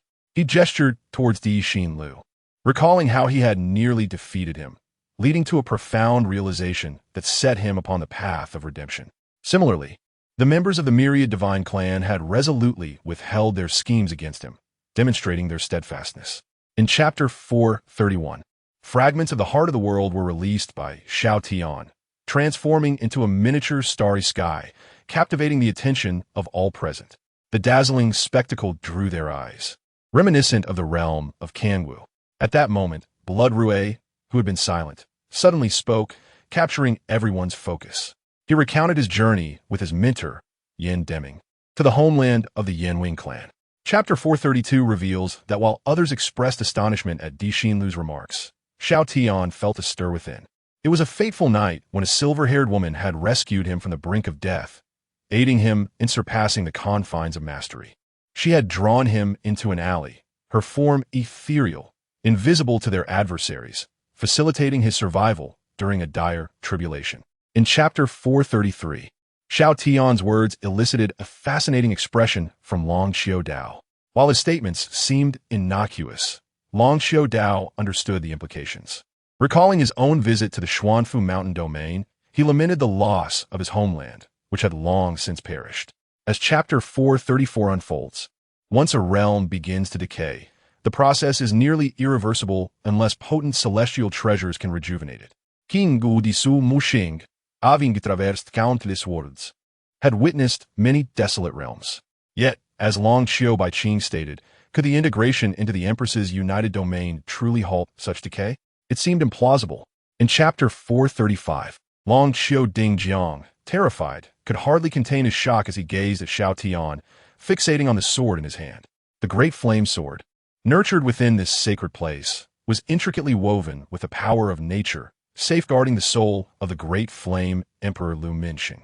Despite the decline of the sacred dragon domain, the Emperor's spirit was on the verge of revival, a prospect that Dingjiang could not bear to jeopardize. In Chapter 436, within the chamber, Xiao Tian and the others gazed upward, where the rotund figure of Lu Minsheng floated. Had the ceiling not been there, he might have drifted away. Now, infused with Xiao Tian's soul energy, Lu Minsheng appeared almost corporeal, yet the overwhelming power of Xiao Tian's infusion rendered him incapable of withstanding it. Chapter 437 brings forth Lu Minsheng's light-hearted words as he assisted Longxiu Dao in rising from his bow. Why speak of such trivialities? Many have sacrificed far more than I. My continued existence is a tremendous fortune. He then expressed gratitude towards Xiao Tian for his timely intervention, to which Xiao Tian humbly dismissed it as a minor act. In chapter 438, Lu Minxing's words stirred intrigue among the onlookers, particularly regarding his granddaughter's lineage, leading to astonishment as they pondered the implications of her being the granddaughter of the Emperor of Humanity. Long Xiao Zhang's disbelief was palpable as he looked at his daughter, grappling with the revelation. As chapter 439 unfolds, the shattering of the life plate is a significant matter. Despite their lineage's decline, they are still a transcendent race, striving to restore their former glory with meticulous planning and execution. In chapter 440, at the headquarters of the 100 Races Alliance, Su Mengli was momentarily taken aback by a message from her father, who had suddenly re-established contact after an unsettling silence. She found herself amused, pondering whether he had been drinking again. Chapter 441 portrays a sudden, bewildering appearance of a massive tree at one's doorstep, evoking surprise among the onlookers, while the calm demeanor of the Empress's united domain left many puzzled. In chapter 442, the raucous banquet concluded swiftly, with Long Xiao Baiqing emerging as the undeniable victor. The camaraderie amongst Su Musheng, Zidi Zun, and Long Xiao Dingjiang blossomed over drinks, solidifying their bonds beyond mere age. Finally, in chapter 443, the four members of the united clan gazed at Lu Minsheng, initially stunned, before erupting into laughter, marking a moment of shared joy and relief. The air is filled with a joyful ambience. Dear Senior, perhaps it would be best to concede. The Purple Emperor chuckled helplessly, mentioning that my father-in-law has noted numerous complaints from merchants about a fraud impersonating the legendary figure, the Great Yin Emperor Lu Minsheng, deceiving people. They claim that recently, individuals have been approaching them, declaring themselves to be Lu Minsheng. Chapter 444. The call of Emperor Xinlu in the eyes of the Alliance of Fathers, Xiao Tian, who has been living like a waste recently, is lazily lounging in the imperial study. The imperial study of the Great Yin dynasty has almost become the exclusive venue for the Empress to handle affairs. Sunlight streams through the windows, bathing Xiao Tian in its warmth, while Xiao Yuer, sleeping soundly, rests on his belly. The plump Xiao Yuer resembles a soft little dumpling, peacefully snoring upon Xiao Tian's abdomen. Such blissful and beautiful moments make her days truly delightful. Chapter 445. The unyielding heart of the Emperor Xiao Tian took the jade tablet, gazing at it in silence for a while, before returning it to Emperor Xinlu, stating that it was of no use and that he only needed to be informed after Emperor Xinlu had examined it. Emperor Xinlu's lips twitched slightly, suddenly remembering that this esteemed Xiao did not possess a shred of spiritual energy within him. His cultivation relied entirely on a brand new system, drawing solely from his physical strength. Without spiritual energy, it was natural that he could not discern the contents of the transmitting jade. Chapter 446. The elaborate scheme of Emperor Hengxin's words caused a slight change in Emperor Zhougo's expression. Elder, what should we do? After a moment of contemplation, Emperor Zhougo inquired.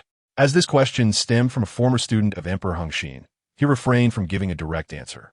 A hum reverberated as Emperor Hengxin's body trembled slightly, the power of the heavenly Tao emerging, yet merging seamlessly with him, without any leakage.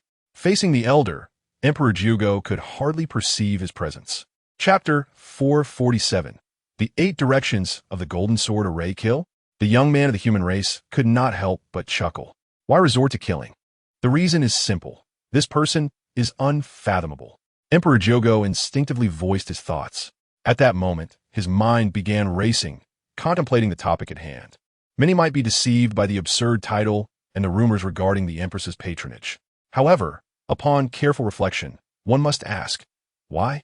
What gives the Empress and her coalition a right? Chapter 448. The turnaround of Emperor Zhougo's desperate situation before Emperor Zhougo, Xiao Tian merely waved his hand, effortlessly unraveling the encircling golden sword array. The swords that were meant to strike him seemed ensnared by an invisible force, unable to advance. What should have been a lethal assault transformed into a collection of swords that flowed into his embrace, ultimately merging into a singular divine sword. With a gentle grasp, Xiao Tian pulled the sword, producing a tearing sound. Chapter 449. I am quite afraid, Long Xiaodao observed Emperor Zhougo, sensing the aura emanating from him. What has Lord Xiao done? He inquired curiously. In response to Long Xiaodao's question, Xiao Tian feigned innocence, claiming he had done nothing at all. Nothing at all. Long Xiaodao glanced at Xiao Tian and then at the kneeling Emperor Zhougo. Chapter 450. I will take you to meet him. Emperor Zhougo's words drew the attention of Xiao Tian and the others. Dear Lord Xiao, you may be unaware, but within our vast divine realm, there exists a concealed powerhouse, my teacher, Emperor Hengxin. He is now the Grand Elder of the Council, having significantly enhanced his strength and ascended to the 25th level of the Instant Void realm. He possesses Emperor-level capabilities and is known as the Crimson Sun Emperor. Chapter 451. This is the turnaround from despair. The Grand Hall felt empty after Xiao Tian and his companions departed. The once kneeling members of the vast divine clan hastily stood up, their expressions shifting as they quickly turned to flee the hall. As they ran, one member couldn't help but reflect on the elder's plight, realizing that in such crucial moments, one must devise a path to survival. Chapter 452. Killing with heart and mind. Suddenly, Emperor Zhougo acted, and in that instant, a terrifying force erupted from beneath the great sun flame star, where his teacher, Emperor Hengxin, resided. Surrounding the great sun flame star were circuits of spiritual energy, each resembling a vast river, enveloping the colossal star. The circuits were inscribed with divine patterns, radiating brilliant light, containing an astonishing power. Chapter 453. Simply unbearable. With a resounding thud, Emperor Xinlu unleashed a powerful punch, seemingly unadorned, yet imbued with profound principles. As he struck forward, Emperor Zhougo attempted to evade, but was unable to escape. The luminous patterns of the punch crashed into Emperor Zhougo, as if an entire world had descended upon him. This world, though not real, was a manifestation of Emperor Xinlu's will. Even with the embodiment of the Tao, Emperor Zhougo found himself unable to withstand the impact. Chapter 454. Just the thought is frightening. It seems you have clearly sensed the terrifying power of Lord Xiao. Meanwhile, Long Xiaodao, surrounded by waves of formation energy, began to dissect the patterns that spread in all directions. While he was unable to break through the formation, he could easily neutralize its effects. Long Xiaodao's actions were merely to practice and experience the formations of the vast divine clan, reassured by the presence of Lord Xiao. Chapter 455. Filled with compassion, Xiao Tian did not consider his concerns to be unfounded. He felt invincible in his current state. According to the system's prompts, even curses or similar secret arts posed no threat to his life, given the extraordinary strength of his body. Yet, he pondered the potential for adverse effects, perhaps baldness, or something else entirely. Chapter 456. The realm of the past. The resounding roars echoed over the great sun flame star. The explosive fluctuations of spiritual energy sent ripples through the surrounding void. The intense force struck Xiao Tian directly, causing his long hair to dance and his royal robe to billow. His expression was one of astonishment and confusion. This pair of master and disciple, these strong members of the vast divine clan, displayed remarkable fortitude. The ancient lineage of the vast divine clan truly deserves respect, embodying the essence of an extraordinary race. Xiao Tian. Chapter 457. Wasn't it unnecessary? After completing his deduction, Long Xiaodao turned his gaze towards Di Xinlu. See, old man, I was correct, wasn't I? The conclusion is evident. The appearance of the myriad realms in the divine realm, coupled with the transformations following Lord Xiao Tian's assembly of the dimensional worlds, speaks volumes. The ancient lineage of the myriad divine clans, as well as the depiction of their archaic supremacy, further elucidates the matter. Di Xinlu, who has awakened after slumbering for 90 million years, undoubtedly possesses knowledge of the circumstances back then.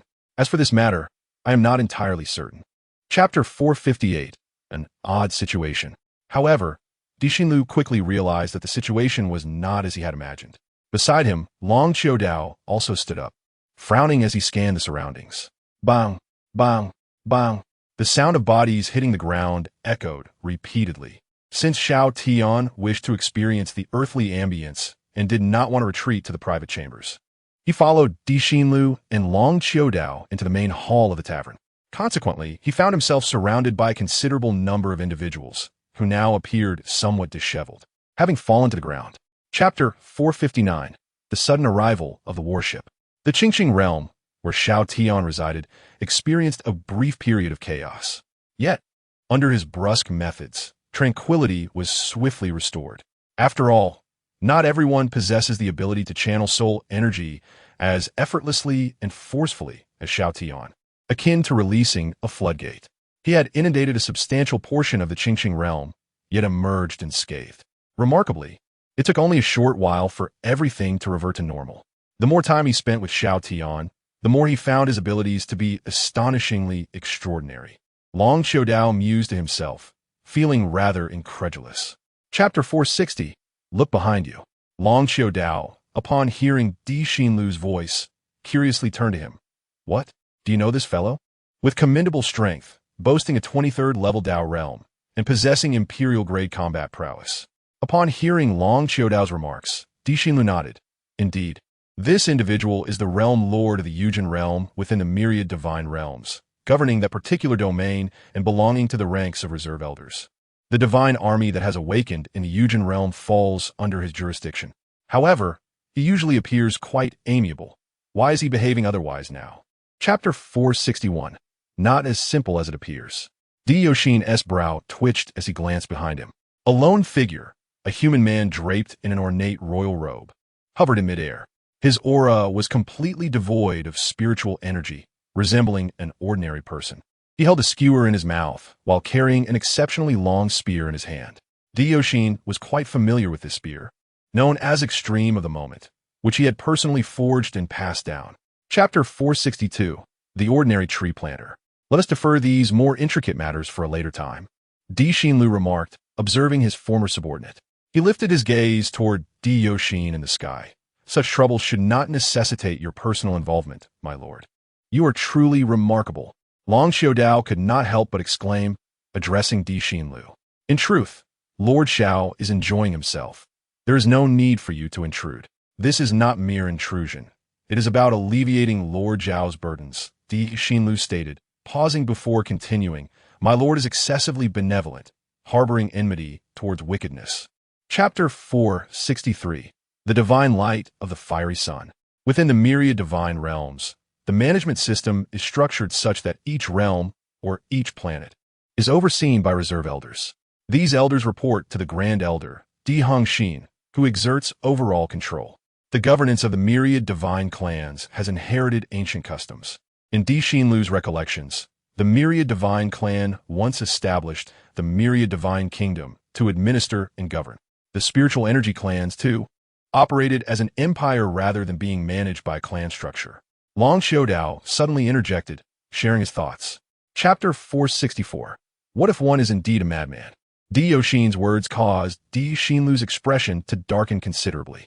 Clearly, the statement had unsettled him. Previously, he had placed his trust in the clan of the myriad divine clan in this era. Yet, how did these so-called myriad divine clans repay such trust? Although Di Xinlu's face reflected his discomfort and sadness, he maintained a degree of composure. Having spent time alongside Xiao Tian and cultivating in the Qingyan nursery, his temperament had undergone considerable fortification. Chapter 465. Enigmatic and Mysterious. The atmosphere within the hall shifted into a peculiar ambience as Di Yoshin regained some clarity. Di Xinlu was astonished. He had not anticipated that their overseer, Di Yoshin, was also an elder awakened from the era of the myriad divine kingdom. Are you not able to recognize each other, given that you hail from the same era? Xiao Tian inquired, observing Di Xinlu. Di Xinlu gently shook his head. Lord Xiao, the myriad divine kingdom was vast and expansive, and my soul appears to have suffered damage, leading to the loss of certain memories. Chapter 466. Simulated Situations. The final conjecture among the group was that those who left the myriad divine realm to fulfill clan missions were likely the elders who had also awakened from a bygone era. Since the spiritual restrictions imposed by the clan could influence cognition, it was probable that the former Di Tian was among the myriad divine clans whose perception had been altered. What ulterior motives lay behind the clan's decision to awaken these elders and manipulate their understanding? Chapter 467. The True Name Here. Suspended in midair. Di Hongxin had undergone a significant transformation. He now appeared far more formidable, with a larger physique and fiery red divine patterns enveloping his upper body, akin to blazing flames. Moreover, the divine horns atop his head were also imbued with a fiery crimson hue, as if they were consumed by burning flames. It was evident that this so-called Di Hongxin still belonged to the myriad divine clan, albeit with a different visage compared to Di Xinlu and the others, one gold and one red. Chapter 468. Are you even human? Di Hongxin, gripped by Xiao Tian, felt his pupils constrict. Within, a tempest of turmoil surged. How could this man know the name of the 37th guarding domain? Impossible. The myriad divine clans and the horned divine clans within the current myriad divine realm had long forgotten such matters. Under the clans' deliberate concealment, the existence of the myriad divine clans and the horned divine clans had been obscured, merely interpreting their current physical changes as a means to maintain the annihilating divine light. Chapter 469. Do you think the crisis can be resolved? The Guardian Seal. Di Hongxin gazed at the object spat out by Xiao Tian, his eyes nearly popping out of their sockets. The Guardian Seal of this domain was supposed to have been refined into the core of the great sun flame star. Merging as one, he had sacrificed himself, becoming the spirit of the formation, shattering the core of the great sun flame star, rendering the collapse of the entire guarding domain an irreversible state. And yet, this extraordinary human before him had forcibly compressed and consumed the great sun flame star. Chapter 470. Surely I won't be this unlucky. Di Hongxin's expression froze once more. He glanced at Xiao Tian and then at the nearby, torn spatial rift. A flicker of fear surfacing within him. This shouldn't be possible, should it? There must be a solution to this. The power of the torn space could not be resisted by mere individual strength. Despite his ignorance of the methods employed by the forces of Kangwu, the sacrifices and efforts invested in achieving such feats were beyond imagination. In Chapter 471, titled Since You Like Me, I gift you, Su Yunhua stared blankly ahead. Fragments of the shattered wine cup scattered in his palm, while the liquid slipped through his fingers.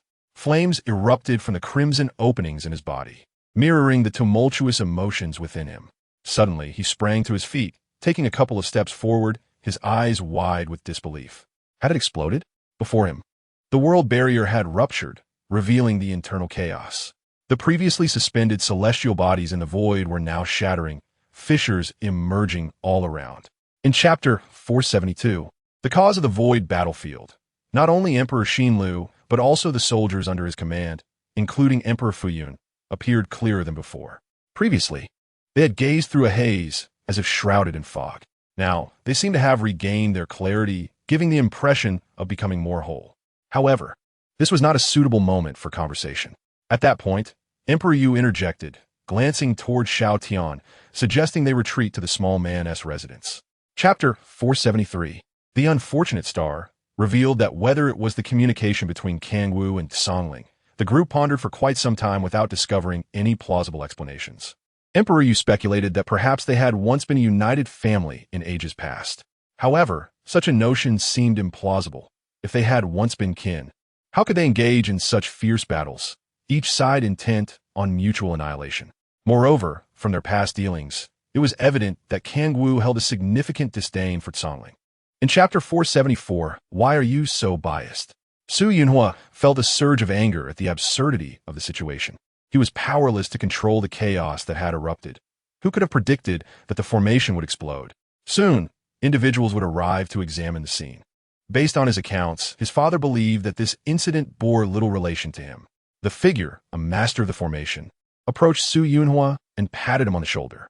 At that moment, the presence of his father, solidified in front of him, felt incredibly real, almost as though he had truly materialized before him, exuding an overwhelming aura. In Chapter 475, the joint conference, after a brief bout, the Purple Emperor, filled with indignation, dismissed the Emperor's seal, stating that it was no longer amusing. There was no semblance of a fair contest. His realm had been utterly crushed, leaving no room for genuine sparring. Laughter erupted from Luo Taotian. Observing the Purple Emperor's expression, felt a sense of triumph. Ever since his younger brother had made another breakthrough in cultivation, coupled with Lu Minxing's guidance, he had often found himself at a disadvantage, making this moment all the more satisfying. What a joke. You're merely cheating. The Purple Emperor was clearly dissatisfied. In Chapter 476, is this really necessary? The question arose whether such intelligence needed to be submitted to the alliance of the 100 clans. The thoughtful Zero Oyan turned her gaze toward Longxiu Baiqing. The information gathered was no longer merely a matter concerning the Empress and the imperial domain, but rather a concern that spanned the entirety of the myriad realms. Long Xiao Baiqing shook her head, cautioning against hastily disseminating the information, given the internal uncertainties within the alliance of the 100 clans. She then turned to Su Mashang, suggesting that he might need to personally seek out Su Mengli. In Chapter 477, I Am an Elder, the father and son shared a moment of silent contemplation. Despite the prior intelligence indicating that the Xuanfu mountain domain was flourishing, the specifics remained vague, primarily consisting of trade information and peculiar statements from merchants. A peculiar detail emerged. Many merchants from various realms had become members of an organization known as the Soft Association. In Chapter 478, Long Xiao Baiqing actually cursed. Long Xiao Baiqing was taken aback, furrowing her brow at the situation. They had yet to engage in combat, but conflict had erupted at the boundary, prompting the defensive formations to activate and repel the adversary's void-flying artifacts. Presently, they were merely taunting each other. Long Xiao Baiqing swiftly ascended into the air, inquiring about the situation from the clan member who had come to report. Is the Empress of the Great Flame aware of this? In Chapter 479, a disagreement leads to combat. Zhang Pengyun was genuinely furious, feeling provoked. The Dragon Empress Long Xiao Baiqing, commanding the defense at the Void Battlefield, was a close friend of Su Mengli, the leader of the alliance of the 100 clans. Although her reputation seemed formidable within the alliance, her status was somewhat of a joke. As one of the elders, he had to maintain a facade of respect, even as he wondered why Long Xiao Baiqing dared to mock him so brazenly. In Chapter 480, Why is it so simple? Zhang Pengyun was perplexed. His own formation at the Xiao Tian Palace had been established by a master from within the alliance, utilizing top-tier materials to enhance its power. Yet, the formation before him, manned by only a handful of individuals, had managed to subdue his Xiao Tian Palace? Zhang Feng was equally astonished by the turn of events, as his father's Xiao Tian Palace was renowned throughout the myriad realms. In Chapter 481, Hypotheses of the Zhang family, the Xiao Tian Palace, forced to retreat through the void, distanced itself from the domain of the Empress. After a short while, it deviated from its course, delving deeper into the dark void. After enduring the void's turbulence for some time, the Xiao Tian Palace radiated a blue light, cloaking itself and concealing its presence. Once stabilized, Zhang Feng looked at his father in confusion. Father, why do we leave like this? Isn't it too embarrassing? What is there to be ashamed of? We simply lack the skill, Zhang Pengyun replied, appearing somewhat more composed than before.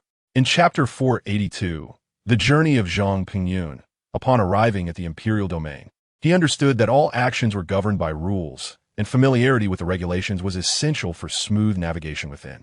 Violations could provoke retribution not only from the Empress's court, but also from the ordinary members of the Soft Association, whose complaints could be intolerable. A member of the Huashan clan explained the rules to the seemingly ordinary man, who nodded eagerly, assuring them he would remember everything. In Chapter 483, Why is the gap so large? Zhang Pengyun felt stifled by the atmosphere. Those emerging from the main hall were chuckling lightly, as it appeared he was a newcomer, and such feelings were common.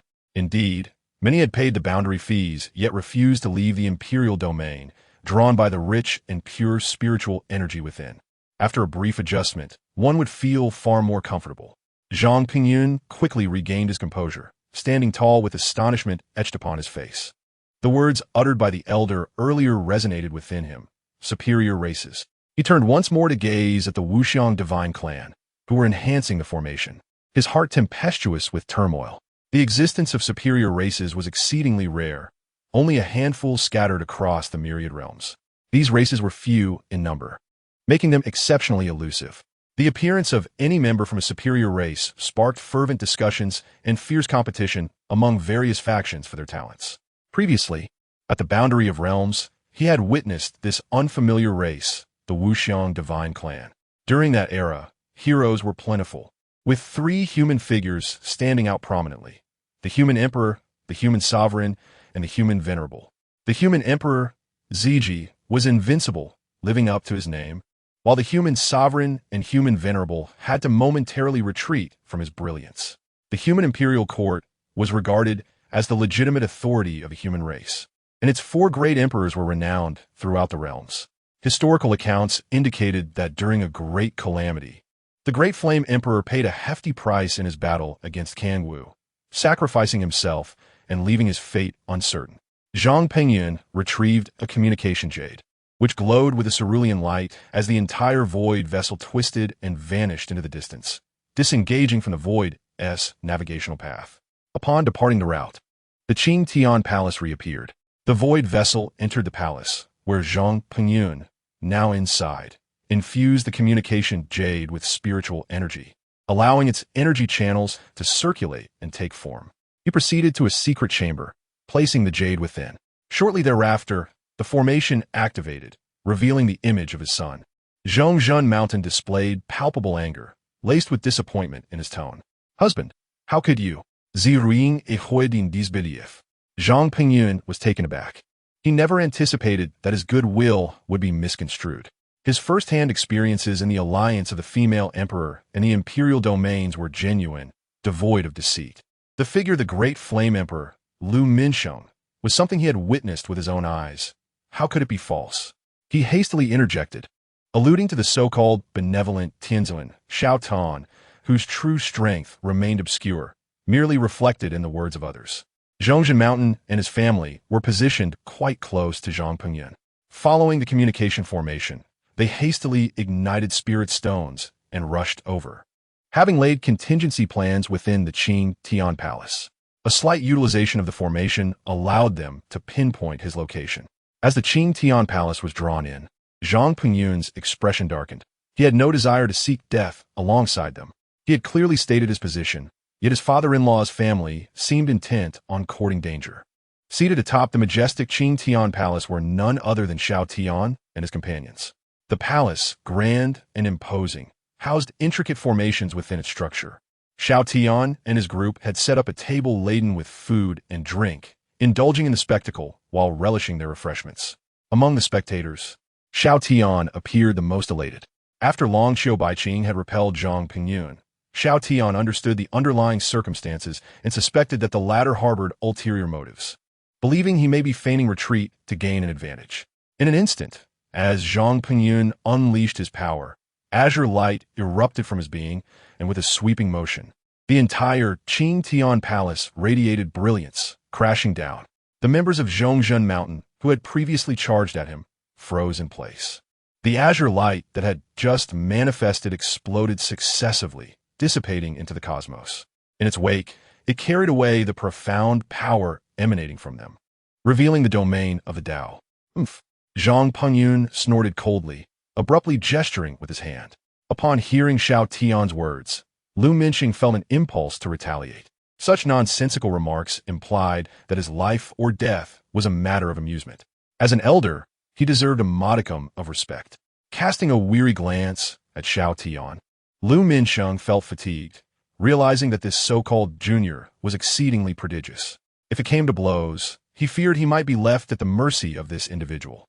Long Xiu, overhearing Xiao Tian's remarks, felt a twitch at the corner of his mouth. Isn't this a peculiar display of competitiveness? He thought, baffled by Xiao Tian's thoughts. Why was there disappointment in not being betrayed or harmed? Did he intend to engage in combat? Given their respective realms, could he truly hope to contend with him? Lu Minsheng furrowed his brow, continuing to scrutinize the peculiarities of Zi Donglai, questioning who he truly was to possess the ability to seize another's body in an instant. Could it be that his soul had long since taken refuge within this individual's consciousness? Zi Donglai's words resonated like celestial music. "Indeed, I was right," Xiao Tian exclaimed, excitement gleaming in his eyes.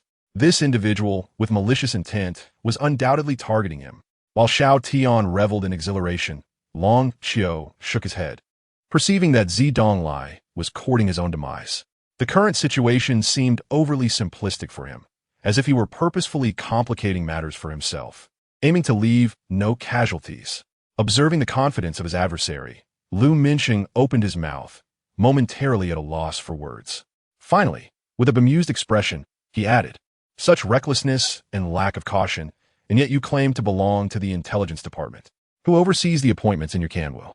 Surely not an imbecile, lacking any semblance of intellect." Zi Donglai smirked, shaking his head in disappointment. The esteemed Great Flame Emperor, reduced to mere verbal sparring when faced with challenges? Lu Mishing chose to ignore him. Xiao Tian casually swung his blade, causing the flowing void turbulence before him to seem as though it were frozen in time. The space ahead was torn open, revealing layers of dimensionality, with the void surging forth. Yet, as the chaotic energy of the void escaped, it was met head-on by crimson lightning, ultimately shattering and dissipating. The power that surged forth was derived from the long blade in Xiao Tian's grasp, capable of rending space itself, crashing into the celestial spirit race before him. He could not deny that his intelligence regarding Xiao Tian had been flawed. The sheer force of his combat prowess was unfathomable. Even in direct confrontation, he doubted he could match him. Thus, he resorted to a strategy of feigning weakness to mislead his opponent. In his eyes, this youthful figure was merely a Na'vi young man, possessing an extraordinary talent that defied comprehension. However, such talent was often accompanied by naivety. Zi Donglai stood trembling with rage, his body quaking slightly. Xiao Tian had managed to control his strength, avoiding a strike that would have obliterated him. Nevertheless, the force was still considerable. The protective spiritual energy around him faltered, and the resonance of the Tao was stripped away. A vivid red palm print marked his face, swollen and resembling a bun. To him, the pain of the flesh was insignificant. The humiliation of the spirit was the true injury. Chapter 498. To speak or not to speak, this battle armor is specifically designed for Xiao Tian, capable of switching between various combat stances according to different needs. Additionally, the individual armor's weaponry library contains an array of unique accessories. The armor can assume a total of 10 different postures, thus it is aptly named 10 Halls of Yama. Due to Xiao Tian's disposition, which shuns conventional firearms, the primary function of this armor is to amplify his offensive capabilities, serving as both a protective shell and a martial arts magnifier. Chapter 499. Is it childish? Having concluded their entertainment, Xiao Tian and his companions naturally returned to the Empress Alliance's imperial domain. Upon arrival, Xiao Tian guided them back to the planet within the Wanxian Divine Realm, formerly known as the Chongqing Realm, now renamed Chongqing Mansion. This planet features a divine formation specifically constructed by Emperor Xinlu. In addition to the formation, Emperor Yu has stationed guards outside, vigilant over their movements. Moreover, numerous Wanxian Divine Army troops surround this confinement formation, keeping a watchful eye on them, ever wary of any potential escape. Chapter 500. Who is it then? Currently, Zhejiang Yin finds herself in a rather delicate and awkward position. For the members of the Zhejiang family across the myriad realms, her lineage is indeed significant.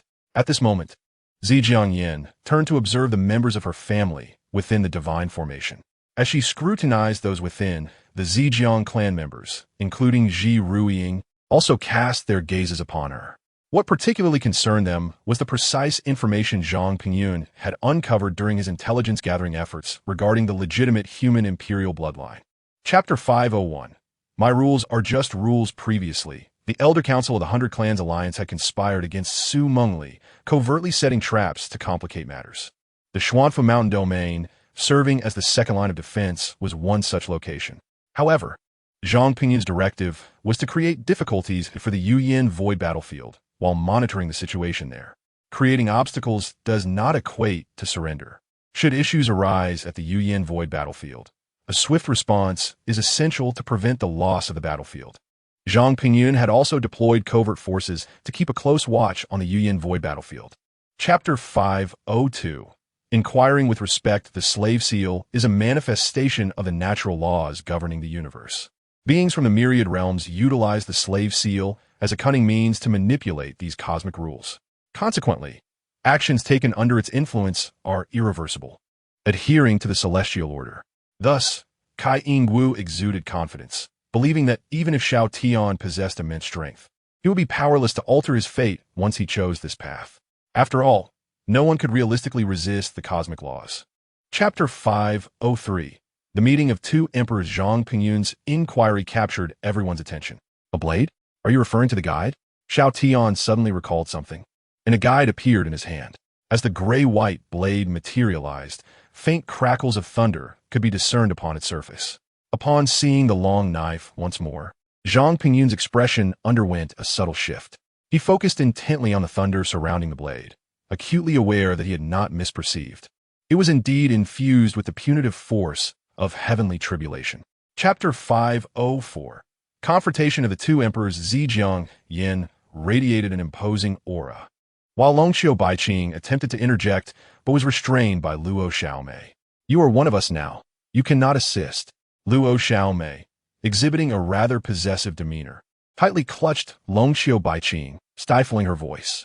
Reveling in her solidarity with Xiao Tian, she felt an immense sense of satisfaction, as if having Xiao Tian's backing was a source of great joy.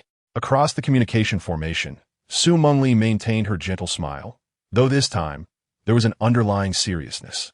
Chapter 505. Xiao Tian's aggressiveness. The Elder Council posed a significant headache for Su Mengli. Despite being the leader of the 100 Clans Alliance and the sovereign of the demon race, the authority of the Elder Council was formidable, imposing certain constraints upon her. Many endeavors had faltered due to the Council's interference. Now that Zhang Pingyun had aligned himself as an ally, his support would surely facilitate her efforts moving forward. Su Alliance Leader, my previous disagreements with you were merely. Chapter 506. The 159th Defensive Domain. There is no need to hastily deny any connection to the defensive domain. When we previously mentioned it, your expression revealed subtle shifts. Now, you are proactively inquiring about the defensive domain, likely seeking to discern our stance towards it. Therefore, I can boldly conjecture that you hail from a particular defensive domain, where issues have arisen, compelling you to seek an avenue for escape. It seems you aspire to ascend the ranks and join the 100 Clans Alliance as an elder, given your greedy ambitions for information. Chapter 507.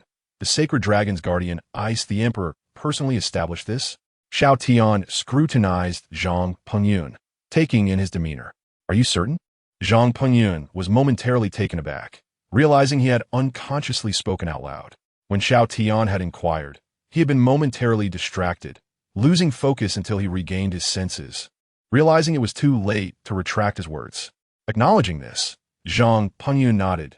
Indeed, at this moment, what tricks could I possibly play in your presence? Chapter 508. Obedience is pleasing. With Zhang Pingyun kneeling in deference, his true identity was fully revealed. Of course, the notion of identity fabrication did not cause concern among the onlookers. Verifying the truth would be quite simple. A query directed at Lu Minsheng would clarify everything. At this moment, after kneeling and paying his respects, Zhang Pingyun's demeanor transformed entirely, radiating a newfound aura of iron resolve, devoid of the previous obsequiousness and arrogance. Chapter 509. It's tough being a father. Ultimately, matters were amicably settled. Zhang Pingyun would lead the way, accompanied by his wife, Ji Ruiying, and their son, Zhang Feng. This arrangement was naturally suggested by Xiao Tian, who believed that a family should remain together. Should Zhang Pingyun harbor any ill intentions and remain obstinate, Xiao Tian could still ensure their journey was orderly, thus affording them a final reunion in death, embodying benevolence and kindness, always considering others. Chapter 510. No worries. I am here. Finally, Xiao Tian and his party set forth. The recently refurbished Void warship departed the Imperial domain, navigating the depths of the void under Zhang Pingyun's leadership. This vessel was christened the Empress Alliance. Despite initial resistance to the name, especially from Longxiu Dao, Xiao Tian remained resolute, believing it to be the most melodious title. Chapter 511. Outsiders have visited. The extreme temperatures of the Warforge were a source of enjoyment for Xiao Tian. For Lu Minsheng, the creator, it posed no harm. However, for Xiao Tian, the situation was dire. Burns began to surface on her skin, accompanied by excruciating pain that was unbearable, causing her to furrow her brow. Yet, she managed to endure it. Come out, you cannot withstand this. A sudden sound echoed through the air. Ziruoyan turned her head and discovered Luo Xuanai, seemingly perplexed.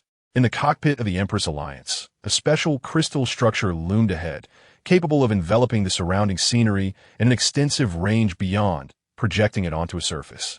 In the distant expanse, an area of chaotic dark void surged ominously, revealing a perilous realm of death. The scene that unfolded before them was ablaze with searing flames. Upon closer inspection, one could discern a massive, solid boulder at the core of the inferno, akin to a meteor streaking through the dark void, endlessly cycling through its fiery dance. Inside the cockpit, A profound silence descended. Zhou Yuexing could not help but scratch his bear-like head, feeling a weight of confusion. Lu Minsheng stared incredulously at Xiao Tian, shaken by the latter's recent analysis, which left him in a state of shock. Meanwhile, Zhang Pingyun and his family appeared utterly stupefied. Merely the alteration of the defensive formation outside the domain had been a deliberate act of sabotage. With the truth still obscured, they grappled with the superficiality of their understanding. How had this man orchestrated such a sequence of events? At that moment, before Zhang Pingyun, the barrier of the 159th defense domain revealed cracks, shrouded in a black aura, as if tainted. In contrast to other barriers that emitted a pale, ethereal glow, this domain seemed to be in dire straits. A crisp sound of shattering resonated around them, starkly audible in the dark void, even within the depths of the Empress Alliance. The noise was unmistakable. Later, Su Yunhua approached, glancing left and right. Despite his inability to comprehend the formation, he remained vigilant, frequently inquiring whether he could assist in any capacity, exuding enthusiasm. This was a significant opportunity, not only for himself, but also for his reputation. No one relished bearing the title of a jinx. With fortune turning, he was determined to seize this chance.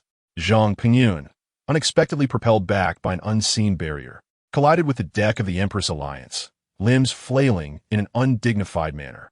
Lying on the ground in bewilderment, he found himself surrounded by onlookers, their heads bowed in curiosity. It was not only Zhang Pingyun who was stunned. The soldiers stationed at the boundary were equally astonished, exchanging glances, unsure of what had transpired. Why had the fourth young master been rebuffed by the defensive barrier upon his return? The words of the boundary defense leader left Zhang Pingyun's mind buzzing. More stable? Improved? After traversing the blazing meteor formation and witnessing the state of the world barrier, it was evident to even the dimmest intellect that this defense domain stood on the brink of collapse. How could it possibly be deemed better? Zhang Pingyun felt a tightening in his chest. The alteration of the formation had exacerbated the situation, yet the soldier insisted it was for the better. The so-called remnants of the human emperor's court could not possibly harbor good intentions. Lu Minsheng was taken aback by the turn of events. When the overwhelming pressure of the invincible emperor surged forth, he realized it was likely a tactic left behind by an old acquaintance. Although he was unsure who had triggered it, the manifestation of such pressure would undoubtedly herald a cascade of relentless measures. Lu Minsheng had intended to intervene himself, believing his own energy would suffice. Little did he anticipate that Ziruan's imperial might would surpass even that of her grandfather, crushing opposition with ease. In this comparative moment, Lu Minsheng felt the weight of realization. In an apparent effort to avert further conflict, Zhang Yuan, leading the way, deliberately altered their course, guiding them toward an aerial island. On their return, Zhang Pingyun explained the situation regarding his wife and children to his father, who was genuinely pleased. This was the first time he would finally meet them, having heard about them multiple times from his son in the past. However, Zhang Yuan had much to discuss with Zhang Pingyun, only to find his son's demeanor restrained. Despite the apparent stabilization, the defensive island showed no signs of continued turbulence. Within the core of the defense, no tremors occurred. How could the situation have deteriorated? Zhang Yuan expressed his surprise. Father, the world barrier of the defense domain we returned to has dimmed and begun to fracture, Zhang Pingyun replied gravely, indicating that things were far from improving. Zhang Yuan's expression shifted, turning pale. Why has this occurred? Father, please tell me in detail what has transpired during our time away from the defense domain. Ziruan's voice broke the silence, her tone insistent. This matter requires your explanation. The methods of formation repair are varied. It is inappropriate to judge restoration solely based on external appearances, is it not? The commander shook his head, looking up at Ziruan. Moreover, this pertains to the Zhang clan. Even if there is a need for inquiry, it should be directed at them, not overstepping their authority. Ziruan hufied softly. The one in charge of the formation, Zhang Pingyun, is a servant to my husband, and thus belongs to our household. The leader of the guards who departed from the courtyard held the human emperor's seal, his expression grim. Shortly thereafter, he ventured to the opposite side of the defense residence, where numerous guards were stationed, including a significant number of sentinels. However, the guards overseeing this area wore different armor from his own. He belonged to the emperor's direct line, while those before him were remnants of the imperial court. The human imperial court had splintered, leading to considerable division. Bai Zunren spoke with an unruffled tone, as though recounting a mundane occurrence. Yet his words bore an ominous weight. Did he intend to act against them? Zibei furrowed her brow, her expression wavering. Your Majesty, the previous confrontation resulted in your defeat, not due to a lack of strength, but rather by exploiting your own weaknesses against their strengths. Bai Zunren continued, his gaze serious, acknowledging the superiority of her innate bloodline abilities.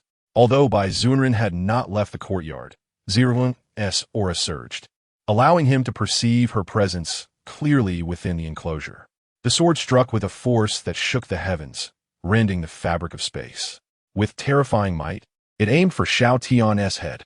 Yet, in the instant before contact, Zibei deftly redirected the blade toward his neck, the initial beheading a mere feint. Observing this, Bai Zunren's eyes glimmered with appreciation, nodding in acknowledgement. Zibei had anticipated the move, despite his sudden offensive strike, catching his opponent off guard. It did not imply that the opponent was without countermeasures. Regrettably, no matter how furious or frustrated he felt, he could not resurrect himself from death. He could only silently endure the fading of his soul and life, powerless to act. The dying Bai Zunren glared fiercely at Xiao Tian, refusing to close his eyes in peace. A gentle breeze swept through, dispersing the drifting luminescence as the so-called remnants of the human emperor's court, particularly the rightful master of the Southern Hall, stood in the shadows. In the present time, the ambitious chancellor of the Southern Empire, Bai Zunren, has met his demise. Chapter 526, The Issue of a Single Punch. The power left behind by the Emperor of Humanity, alongside that of Zhang Shunjun, suddenly raises a suspicion in Ziruoyan's mind. She speaks again. The Emperor of Humanity indeed left behind power. Yet when you mention Zhang Shunjun, you refer to his own strength. Indeed, Zhang Shunjun, the former commander of the Emperor's personal guards, is still alive, residing in the very center of this island. Zibei nods and explains to Ziruoyan. We have already set up a formation and are currently siphoning his strength. Zhang Shunjun serves as a shield. Without subduing him first, we cannot seize the Emperor's power. Chapter 527, Being Pursued. Xiao Tian's gesture of raising his fist causes Zibei to take a deep breath. Is he truly intending to resolve the issue with this single punch? How could that be possible? Moreover, the seal guarding this domain lies carelessly on the ground. The seal is intrinsically linked to the inhabitants of this guarded realm. The entirety of the 159th guarding domain is aware that they serve under the Emperor of Humanity, born with a sacred mission to protect this land. Thus, every person here possesses an inherent sense of duty. Chapter 528, Zibei, struck dumb. The array masters exchange bewildered glances, unable to comprehend the situation. How is it possible? Ling Zong cannot possess the ability to traverse space and track their formation's location. They must counteract. The energy circulation of the formation must be immediately slowed down to conceal their aura and redirect the flow, guiding the opponent's tracking energy into other spatial layers. The emergency protective formation ahead of the array is activated. Furthermore, the spatial tearing force must be harnessed to counterattack swiftly. Chapter 529, What Happened? 3 times. With his experience, he clearly recognizes the terrifying nature of Xiao Tian's punch. No wonder Bai Zunren was obliterated by him, unable even to muster a resistance. Even attempting to escape through the river of time proved futile, as he was forcibly captured by Xiao Tian. This Xiao Tian is indeed fearsome. Zibei feels as though he has turned to stone, staring blankly ahead as his mind buzzes. Eventually, he manages a wry smile, doubting whether his mind has gone awry. Chapter 530, Who Allowed You to Live? Su Shengyin gazes across the communication array at his son, Su Yunhua, whose previously genuine smile has now frozen. He observes his son with a dazed expression, seemingly shaken by some unseen force. Is it a joke? How could one not be shaken? Su Yunhua's eyes widen as he witnesses the unfolding events before him, not far from his void-flying spiritual tool, amidst the darkness of space. The world barrier of the 21st Array territory begins to expand ominously. Chapter 531, Eyes. His father's words strike Su Yunhua like a heavy hammer, resonating deeply within him. Upon reflection, there appears to be truth in them. It seems that each time he departs, the Array territory erupts. Sometimes, his father struggles to determine whether to call it good fortune or misfortune. Su Shengyin sighs and adds, but do not worry. Do you remember the spiritual tool I entrusted to you before you left? Su Yunhua nods, affirming that he has kept it on, adhering to his father's instructions. It contains an array that will record events. Chapter 532. I want to eat melon. As Zhang Shunjun opens his eyes, cracks begin to appear in the ice that encases him. The moment the cracks emerge, intricate array patterns surge forth, evidently inscribed within the ice. Initially concealed, these patterns reveal themselves when the ice fractures, triggered by the disturbance. As the cracks form a web-like pattern, the shattered ice does not scatter, but rather slides down to the ground, revealing Zhang Shunjun, who rises silently and gazes at Lu Minxing for a prolonged moment. Chapter 533. You think you can harm others? Xiao Tian's unexpected words momentarily halt Zhang Shunjun's movements. He looks up at the young man, whom Lu Minxing had previously mentioned as a solution to their predicament. To Zhang Shunjun, this man still appears as a mere child. Yet, according to Lu Minxing, this so-called child possesses earth-shattering power. However, child, step back. Although your strength is formidable, the collapse of the world barrier and the fragmentation of the guarded domain cannot be resolved solely through might. Chapter 534. Very fortunate. The man captured by Long Qiudao displays an expression of sheer incredulity. He cannot fathom why, despite his utmost caution and meticulous preparations, he has still been apprehended. The reason for his capture, according to the other party, is merely a suspicion regarding the esteemed Xiao. He struggles to comprehend why the other side is so paranoid. Gulme, let us meet the esteemed Xiao, Long Qiudao states. Chapter 535. The events of that day. Bang! Xiao Tian suddenly descends from the sky, standing before the crowd. It is done. The guarded domain has been restored. However, this is not a lasting solution. Xiao Tian claps his hands and surveys the surroundings. This place is remote and inhospitable. Despite the restoration of the guarded domain, it remains uncertain whether it will endure or succumb to decay. As he speaks, Xiao Tian's expression grows serious as he regards Zhang Yuan, the current guardian. Zhang Yuan is taken aback, feeling a sense of panic at Xiao Tian's words. Chapter 536. Forcibly sealing. The incarnation of the sacred dragon emperor, along with the purple emperor, drifted in the river of time, frozen in a moment where time stood still. It was only after many years that they finally emerged. According to Lu Minxing and Zhang Shunjun's conjectures, at the moment of the sacred dragon emperor's near demise, he unleashed the sacred dragon's protective domain to safeguard the purple emperor. Have you investigated the identities of those who attacked you? Lu Minxing inquires, furrowing his brow as he looks at Zhang Shunjun. Chapter 537. Who is it? Zhang Pengfei, due to the constraints of his slave mark, obediently recounts his situation. According to his account, he has long harbored a disdain for residing within the guarded domain, yearning for the outside world and seeking every opportunity to escape. After taking charge of the array, Zhang Pengfei has consistently sought to leave. However, he has never found the chance until that moment when, as usual, he was stationed at the array, observing the status of the guarding seal. Chapter 538. You will regret this. At that moment, I was genuinely startled. My attention had been entirely focused on the metallic token. Who could have known that a fiery head would suddenly appear and frighten me? Xiao Tian spreads his hands, looking somewhat aggrieved and innocent. The crowd falls into a collective silence, turning to the unseeing Zhang Pengfei, sighing in exasperation. Was this not a calamity? That token likely contained some array restrictions, and in Xiao Tian's possession, it had triggered its protective measures. Chapter 539. Destiny is set. Su Yunhua, filled with indignation, gazes intently at his father. Do you not even believe in your own son? As a father, I naturally wish to believe, for in my eyes, you have always been the most exceptional child. Su Shengying reassures him solemnly. However, you know how foolish the world can be. Convincing the ignorant to think as we do is a profoundly arduous task. To unveil the truth to them and to help them comprehend your thoughts requires time and subtle changes. As time elapsed unnoticed, a month had already passed. The unique customs of the 159th guarding domain retained some styles from the era when the human emperor ruled the imperial court. Certain events and experiences were invaluable lessons worthy of Zhuoyan's study.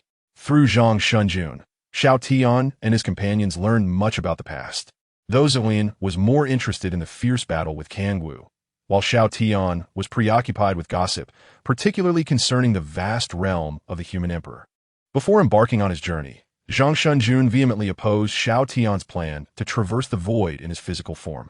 Despite Xiao Tian's formidable strength, such a passage posed significant risks and could lead to unforeseen dangers. After a few attempts to dissuade him, he was interrupted by Long Qiudao, who shrugged and said, "Let this old man witness a thing or two."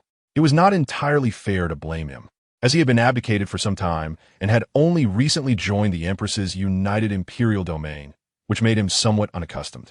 "Let us forgive him this time," the Purple Emperor said with a stern demeanor while patting Long Qiudao's shoulder.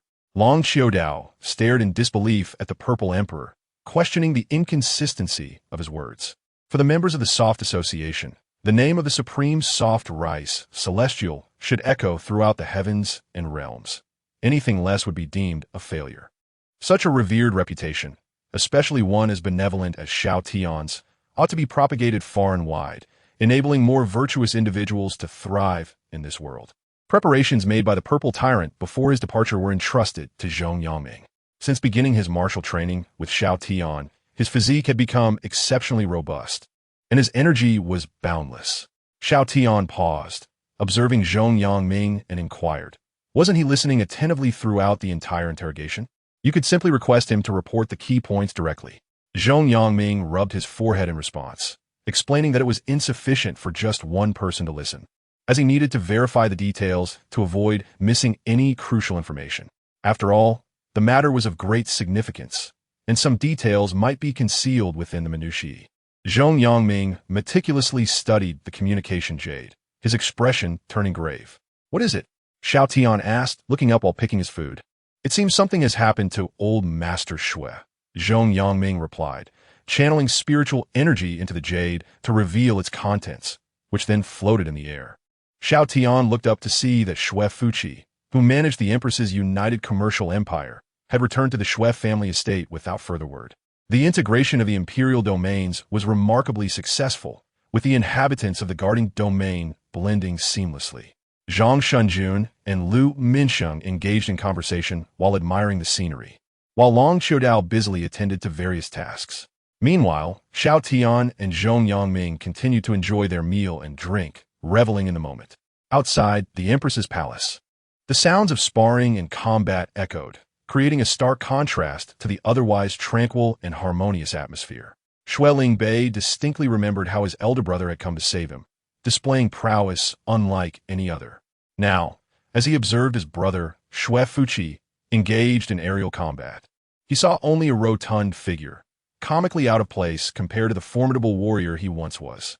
"We should not rush to aid our brother.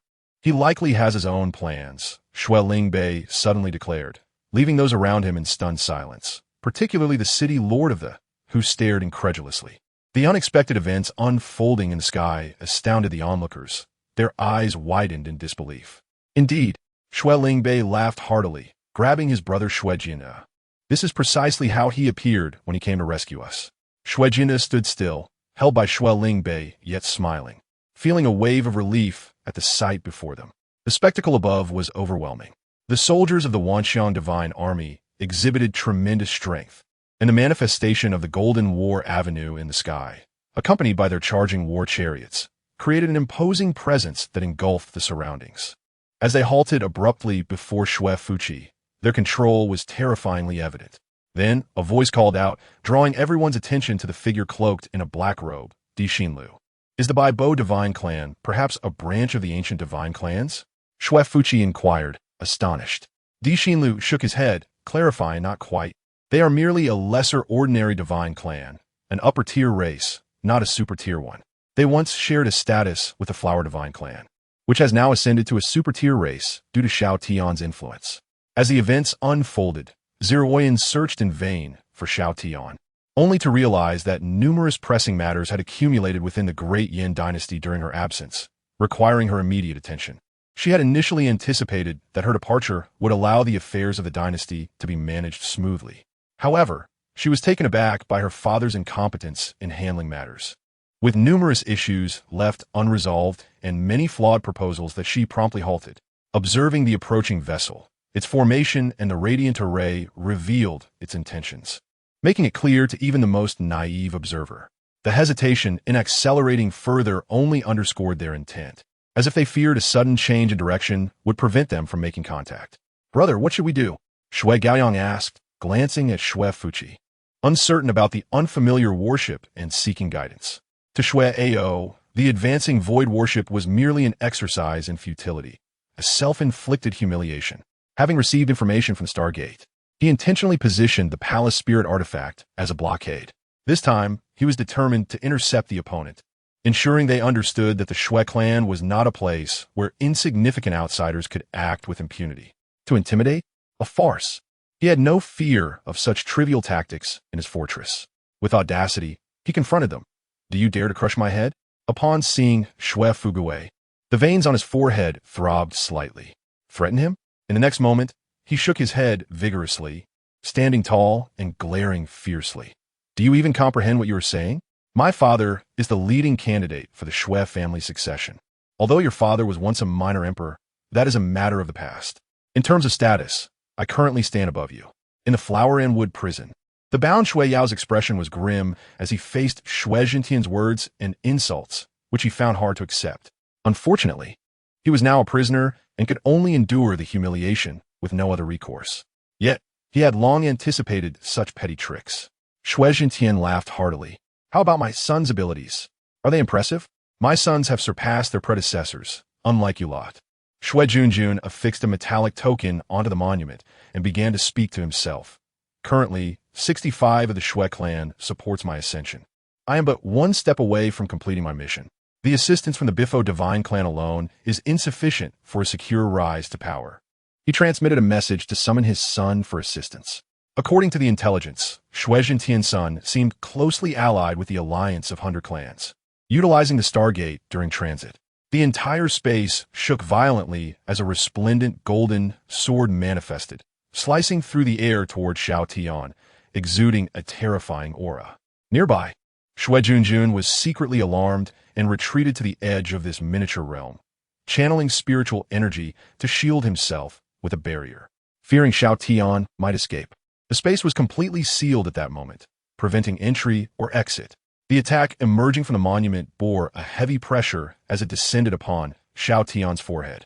Hiding in a corner, Shui Junjun had completely lost his composure. As the current young master of the Shui clan, he had witnessed much while fulfilling his tasks with the monument, yet the scenes before him struck him with immense impact. Despite being a 7th-tier artifact, he was unaware of all its mysteries. To his surprise, the monument erupted, transforming under the laws of heaven and earth into a punishing sword. The terrifying power within it was far greater than what he had previously endured. Amidst a pile of treasures, Xiao Tian was momentarily dazzled.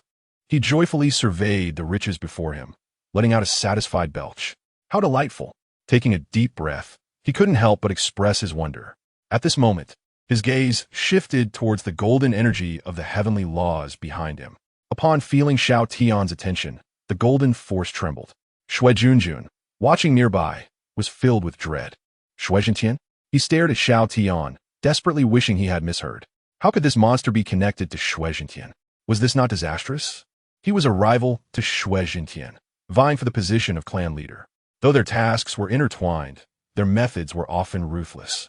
As Shui Junjun's mind raced with uncertainty, he found himself at a loss.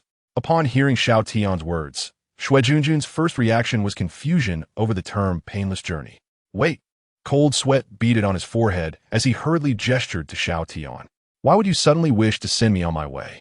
Senior, I've been forthright with you, sharing all intelligence.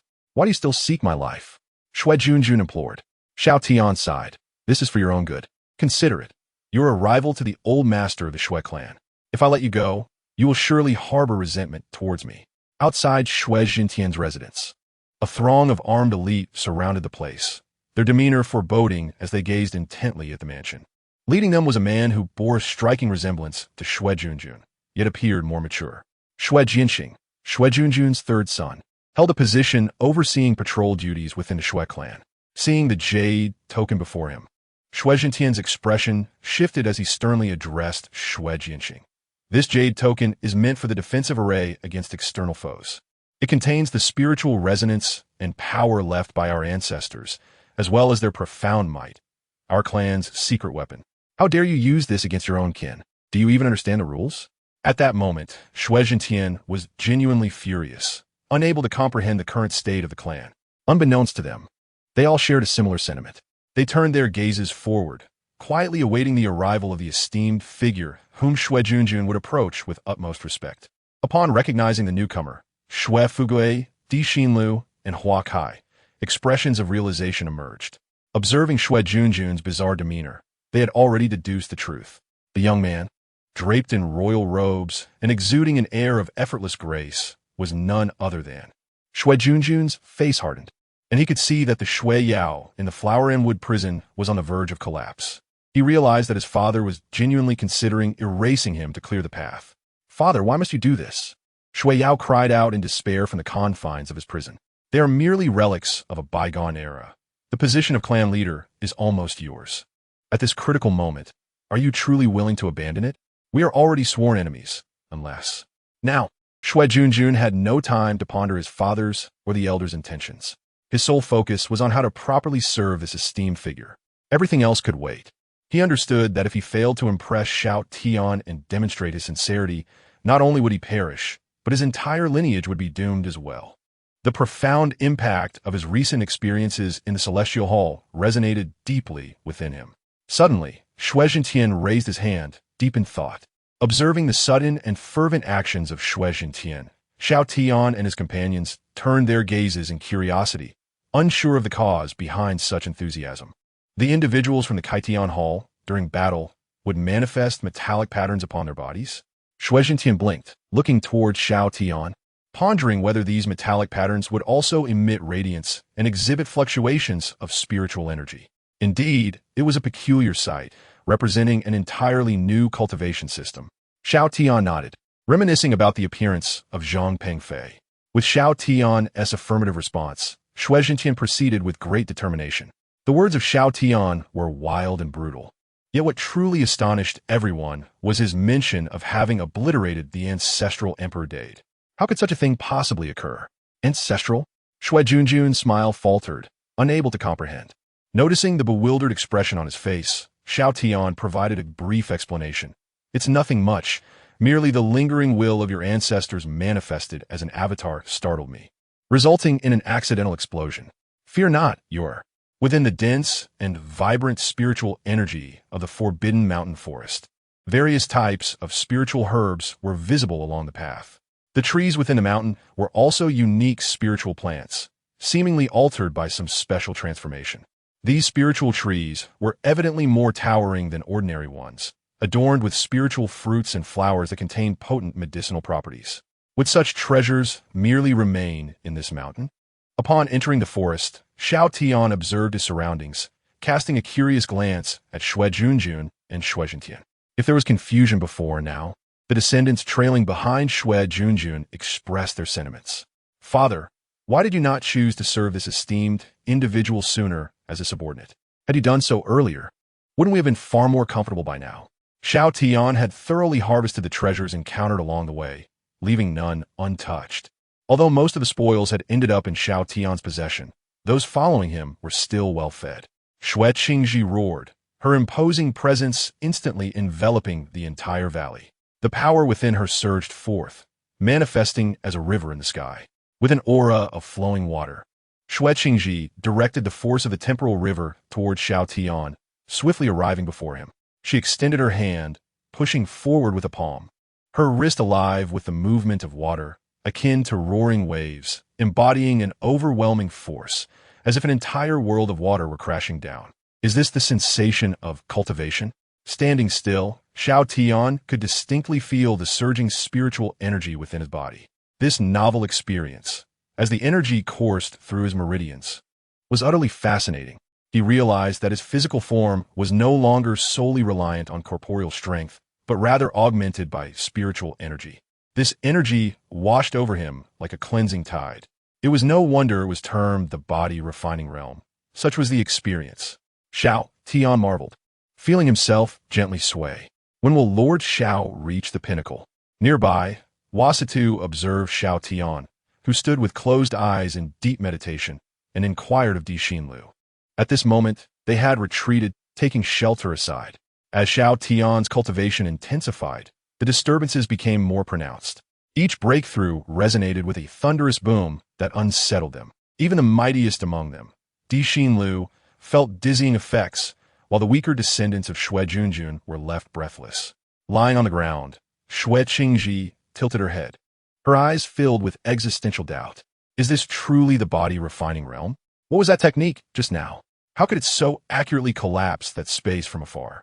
And why could you effortlessly mend that shattered space with your bare hands? Xue Qingji felt lost and bewildered.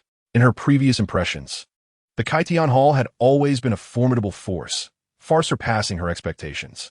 Their cultivation advancements were astonishing. The conspiracy from the Kaitian Hall remained unclear. Xue Junjun furrowed his brow, reflecting deeply on his past experiences, attempting to recall any pertinent details. His mindset had shifted completely, focusing entirely on Xiao Tian and aligning his thoughts with the will of the latter. Moreover, during his time serving the Kaitian Hall, fulfilling tasks ultimately aimed to enhance his own cultivation and secure the position of clan leader for the Xue family, thereby seeking greater benefits for them. Within the Forbidden Mountain Forest, the precious herbs had been entirely harvested. The valuable spiritual trees had been uprooted by Xiao Tian, taken into his system space for later transplantation within the empire of the Empress, allowing them to grow and produce new treasures. At the entrance of the Forbidden Mountain, the clan guards suddenly heard commotion behind them. Upon turning around, they were met with wide eyes as an unfamiliar young man, accompanied by a plump figure, approached. As his words resonated, a profound aura of life surged throughout the assembly hall, rendering everyone present silent. In a sense, we are kin, remarked the man who identified himself as part of the Life Divine clan, offering a slight nod towards Di Xinlu. Ei Mumu, the current leader of the Life Divine clan. Di Xinlu paused briefly before responding. From the lineage of the ancient Divine clan, a servant of Lord Xiao. I am Di Xinlu. Servant?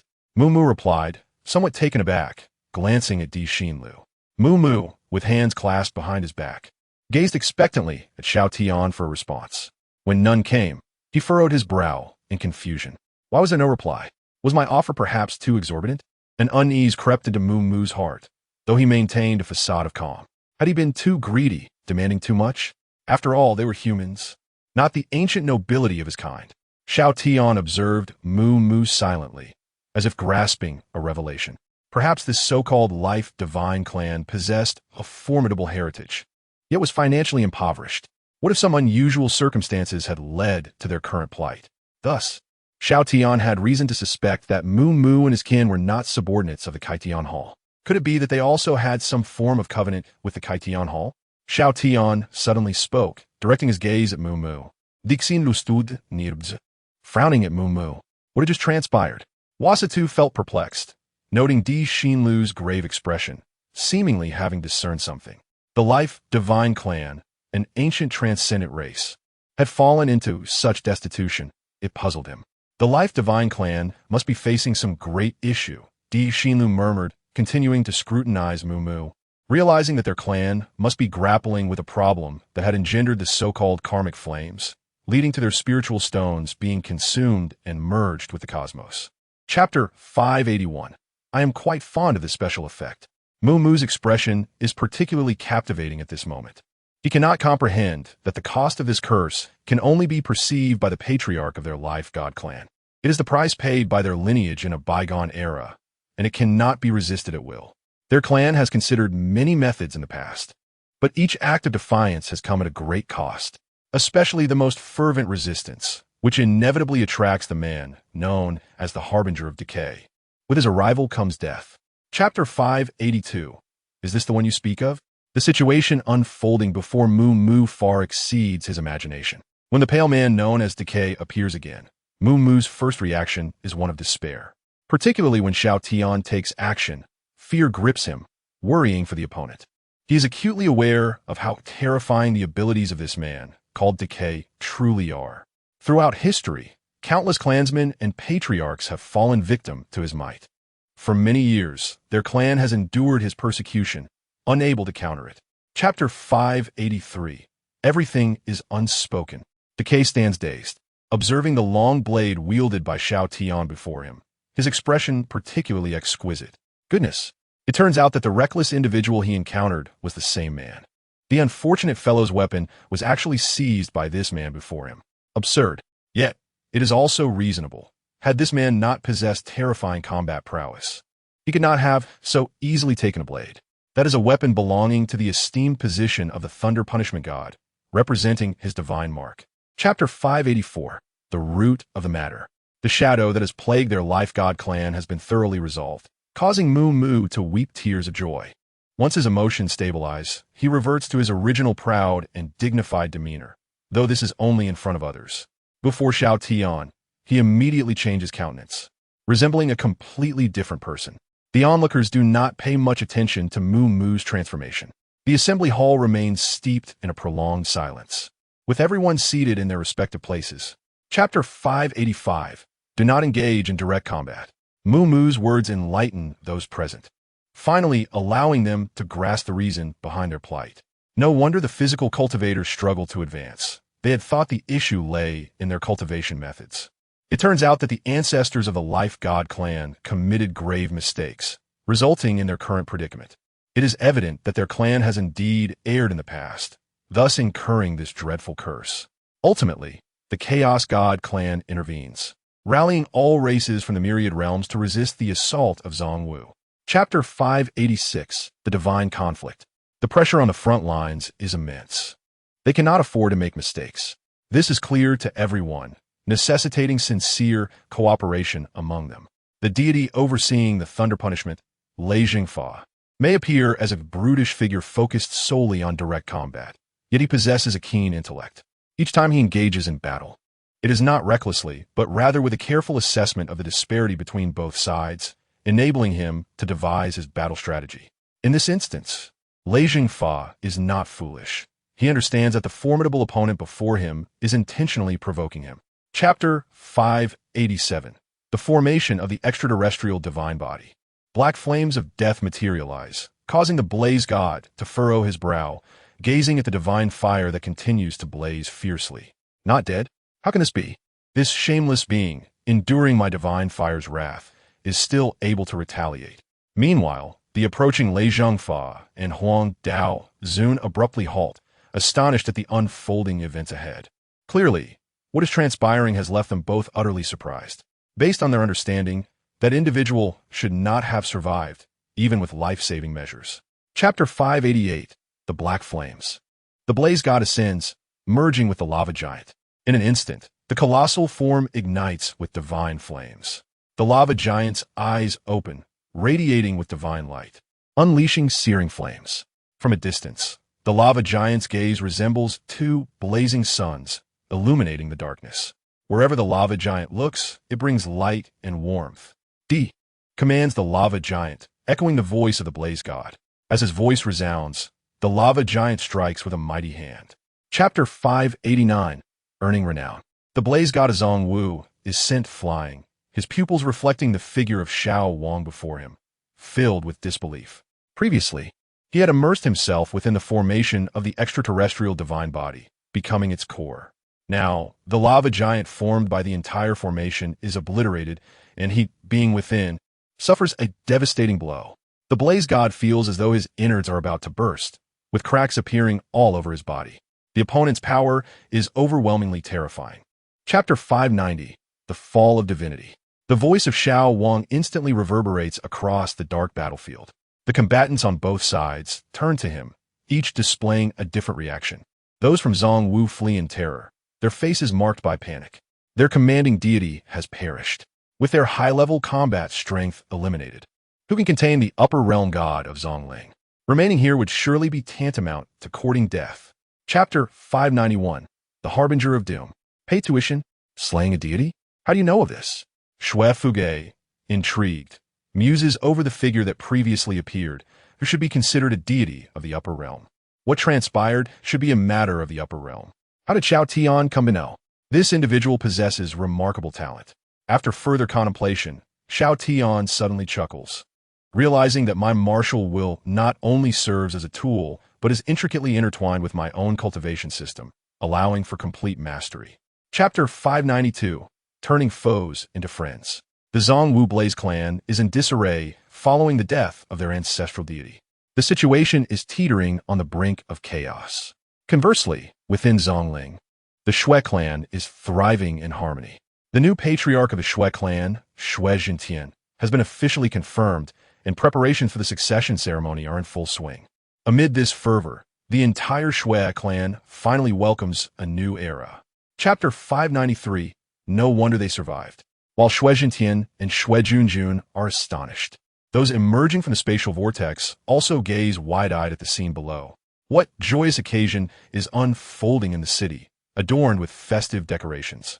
Shui Zhuangxing observes closely and quickly realizes this is the inauguration ceremony for the new leader of the Shui clan. Why is it being conducted now? As he is taken aback, he looks down again, filled with dread. Wait, how come all the elders from the forbidden area have emerged? Why? Chapter 594, A Common Enemy. Having received Xiao Tian's consent, Shui Junjun and others slowly recount the events that transpired during their time away, explaining in detail. The recently returned individuals listen silently to Shui Junjun's account, with Shui Huaqian providing brief supplements. Each stands rigid, unable to suppress their gulping. They exchange glances, recognizing the astonishment reflected in one another's eyes. Has it truly only been a little over 2 months since they departed the Shui clan? They have truly not departed. Chapter 595, Anchoring. Through the accounts of these returning individuals, the situation within the Open Heaven Temple evidently becomes markedly more intricate.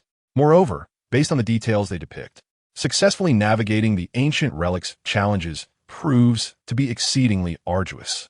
As they gather to discuss their past experiences, it appears that the Open Heaven Temple simultaneously employed their apostles from the Zhongling side and those from Kangwu to forge a path. They seemingly intended to manipulate the apostles of Kangwu, instigating slaughter that stained the relic with blood, thereby contaminating its core and carrying it away. Chapter 596. There is something amiss with the Open Heaven Temple. Mu Mu entered the courtyard, his tone heavy. The grand formation orchestrated by the Chaos Divine Clan was fundamentally anchored by the 9 great anchors. Upon these anchors resided the chaotic essence of the Chaos Divine Clan, rendering them nearly indestructible. You dare to breach the seals guarding the anchors? At this moment, Mu Mu's face was filled with astonishment and fury, his disbelief palpable. Are these anchors truly that significant? Observing Mu Mu's distress, Xiao Tian inquired, considering their descriptions. It seemed the consequence was merely the emergence of a void battlefield. Chapter 597, No Escape. Indeed, witnessing Xiao Tian display his formidable prowess firsthand was sufficiently shocking. At that moment, Shui Zhuangxing felt an overwhelming urge to chastise himself. Why worry? Just moments ago, he believed no being within the myriad realms could contend with such a display. Furthermore, Shui Zhuangxing acutely sensed that when Xiao Tian had acted, there was no fluctuation of spiritual energy. It was pure physical force unleashed. With bare hands, he shattered space, utilizing the shockwave to obliterate the layers behind the fractured space. Chapter 598, Fear Not. Shall we venture together? After partaking of her meal, Long Qiu Baiqing looked at Xiao Tian, asserting that should he proceed to the void battlefield, he should face no concerns. She had been summoned for assistance, aiding Su Mengli. Her visit to seek Xiao Tian was to explore the possibility of him accompanying her. She was well aware of Xiao Tian's strength. If he were willing to join, the sudden emergence of a vast void battlefield would pose no dilemma. However, Long Qiu Baiqing, hesitant, was uncertain whether Xiao Tian would consent to embark on such a journey. Chapter 599, She Shall Not Abandon Anyone. Shui Yueshing, startled by Xiao Tian's gentle yet firm words, stammered in disbelief. The bluntness of his speech shattered her melancholic worries. Without further delay, let us set forth. As Xiao Tian spoke, he glanced around, urging them to act in unison and charge into the void battlefield. Initially reluctant to engage in needless carnage, the fact that the enemy dared to oppress their own left him with no choice but to intervene. Summoning you all was also a precaution, should the adversary employ such tactics deliberately. Chapter 600, He has arrived at the battlefield. Long Qiu Baiqing remained silent, understanding Su Mushang's words well. If there existed a weakness in the cunning leader of the 100 Races Alliance, the demon Empress Su Mengli, it lay within her own formidable nature. Numerous demon clans. Once, she was revered as the supreme of the born demon clans, welcoming even the weakest among them with equal regard. To her, there were no weak clans, only those yet to unleash their potential and talents. Chapter 601, A Change. Within the newly opened vast void battlefield, a valley area emerged. The immense formation had fully unfolded, enveloping the entire valley. Above the vast formation barrier, azure light flickered, while the trees within the valley grew wildly, lush and obscuring visibility. Boom! Boom! Boom! The deep, resonant sounds echoed continuously against the formation barrier. Yet, despite the tumultuous sounds, the formation remained extraordinarily robust, impervious to the disturbances within. Chapter 602, Shattered. Su Mengli once more shook the life-saving golden bell on her wrist, attempting to awaken again. Alas, the bell remained unresponsive. Suddenly, a thunderous roar reverberated through the upper formation. Su Mengli trembled slightly, the ground beneath her quaking as her legs sank.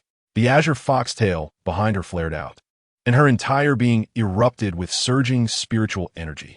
The situation seemed far more troublesome than she had anticipated. Raising her gaze, she beheld the manifestation above. Chapter 603, They Have Come. The formation maintained by Su Mengli finally shattered completely. With the instant of its destruction, the wildly growing giant trees withered away, revealing their figures under the watchful eyes of the encircling army.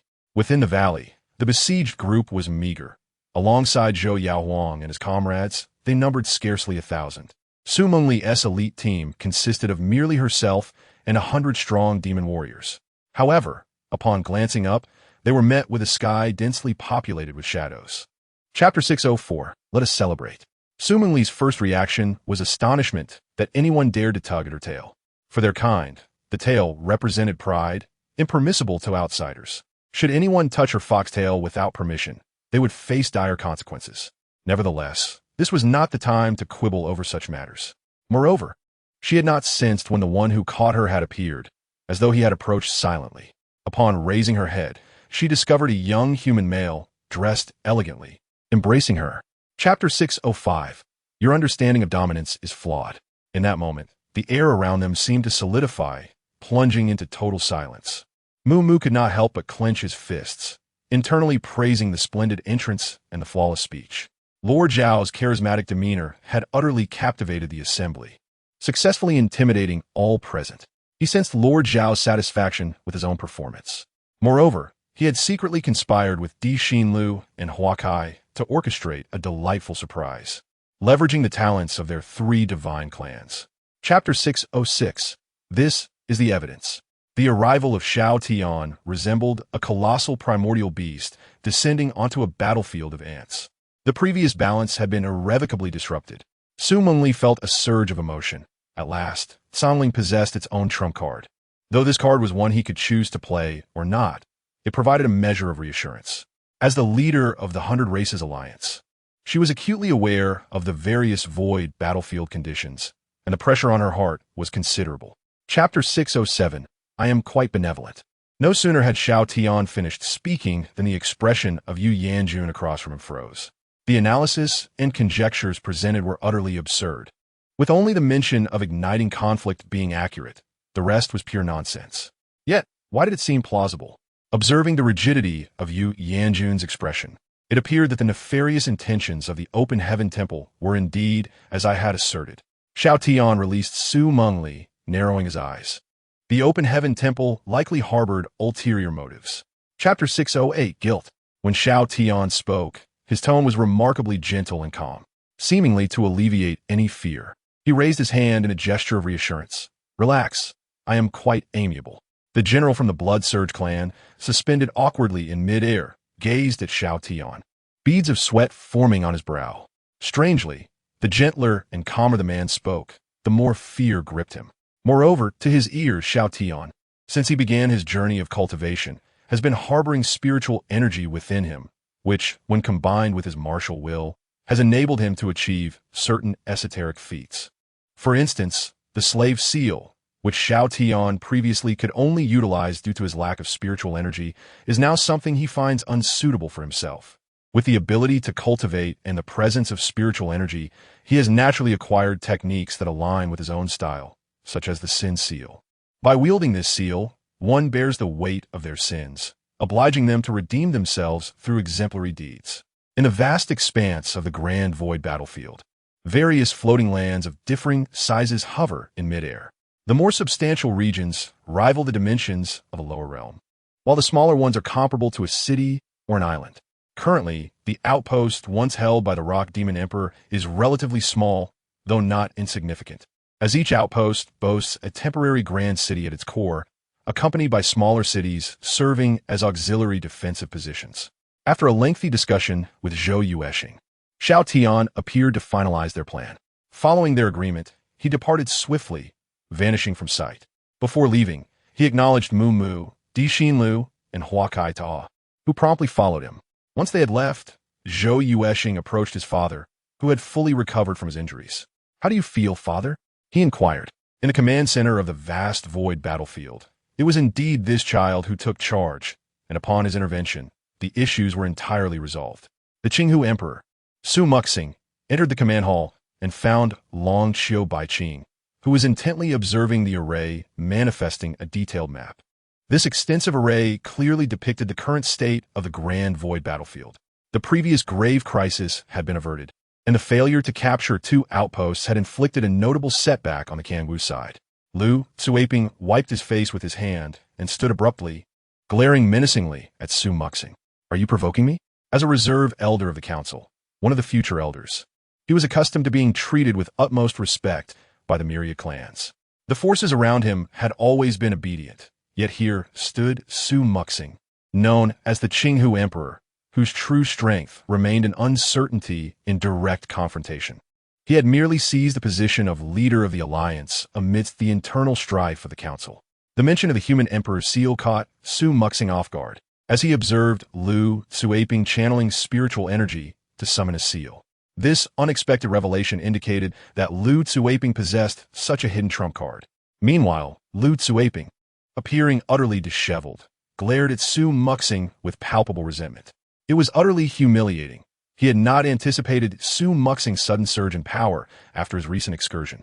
The sight of Lu Tsuaping elicited a disdainful expression from Long Xiao Baiqing, indicating just how loathsome he found him. Long Xiao Baiqing had previously intervened on behalf of several young talents targeted by Lu Tsuaping. The arrival of Lu Tsuaping as the messenger of the council suggested that their ambitions were indeed considerable. Observing Lu Tsuaping in his current state, the other generals grew increasingly anxious as they noted Long Xiao Baiqing and Su Muxing's indifference. "What is the delay? The situation is dire," one of the demon generals urged. "The council has dispatched someone to issue commands, forcibly mobilizing the formations along the front lines. They are likely attempting to thwart the Alliance leader's return." Indeed, the Alliance leader had already rushed to support the Rock Demon stronghold. Xiao Tian, wandering through this living dead city, scrutinized the soulless figures around him. To him, these beings appeared as living puppets, aimlessly traversing their surroundings. Perhaps due to their unique constitution or inherent strength, their bodies showed no signs of decay. Finding amusement in this eerie spectacle, Xiao Tian observed them, noting their cyclical repetition of actions, reminiscent of their past lives. For Xiao Tian, one could claim his skills were lacking or that he was the least competent among assassins, yet he remained unfazed. In his view, time would ultimately validate his capabilities. He could accept temporary misunderstandings about himself, but would not tolerate being labeled a brute. In his memory, only a certain friend, who pursued the pinnacle of physical prowess, could be deemed a brute. Within this concealed, starry expanse, numerous teams patrolled the surroundings. Upon reaching each star, they activated the residual formations to assess conditions. Their task was to locate those responsible for slaying the elite guards at the entrance, indicating a formidable adversary. Hence, they were on high alert, ready to report any findings. As Qi Wenhuan traversed with the metal sphere used for sealing formations, he couldn't help but gaze at the occasionally visible multicolored pillars, his eyes betraying a flicker of fervor and reverence. Nevertheless, he quickly averted his gaze, for that area was a genuine forbidden zone. Should he venture too close, the very force of the celestial laws and the ensuing multicolored sparks would be sufficient to obliterate him entirely. After bypassing that area, Qi Wenhuan arrived outside the hall, where a throng of people gathered around him, casting anxious glances. "What shall we do now?" It seems that Gu Yi intends to usurp our achievements. Qi Wenhuan narrowed his eyes, unable to suppress the tightening of his fists. Usurp! A team member exclaimed in shock, but was quickly silenced by another. Qi Wenhuan nodded and glanced back into the hall. Indeed, according to protocol, if rewards are to be elevated, the task's content will be modified. Yet, he insists that we claim our rewards now, based on the current completion level.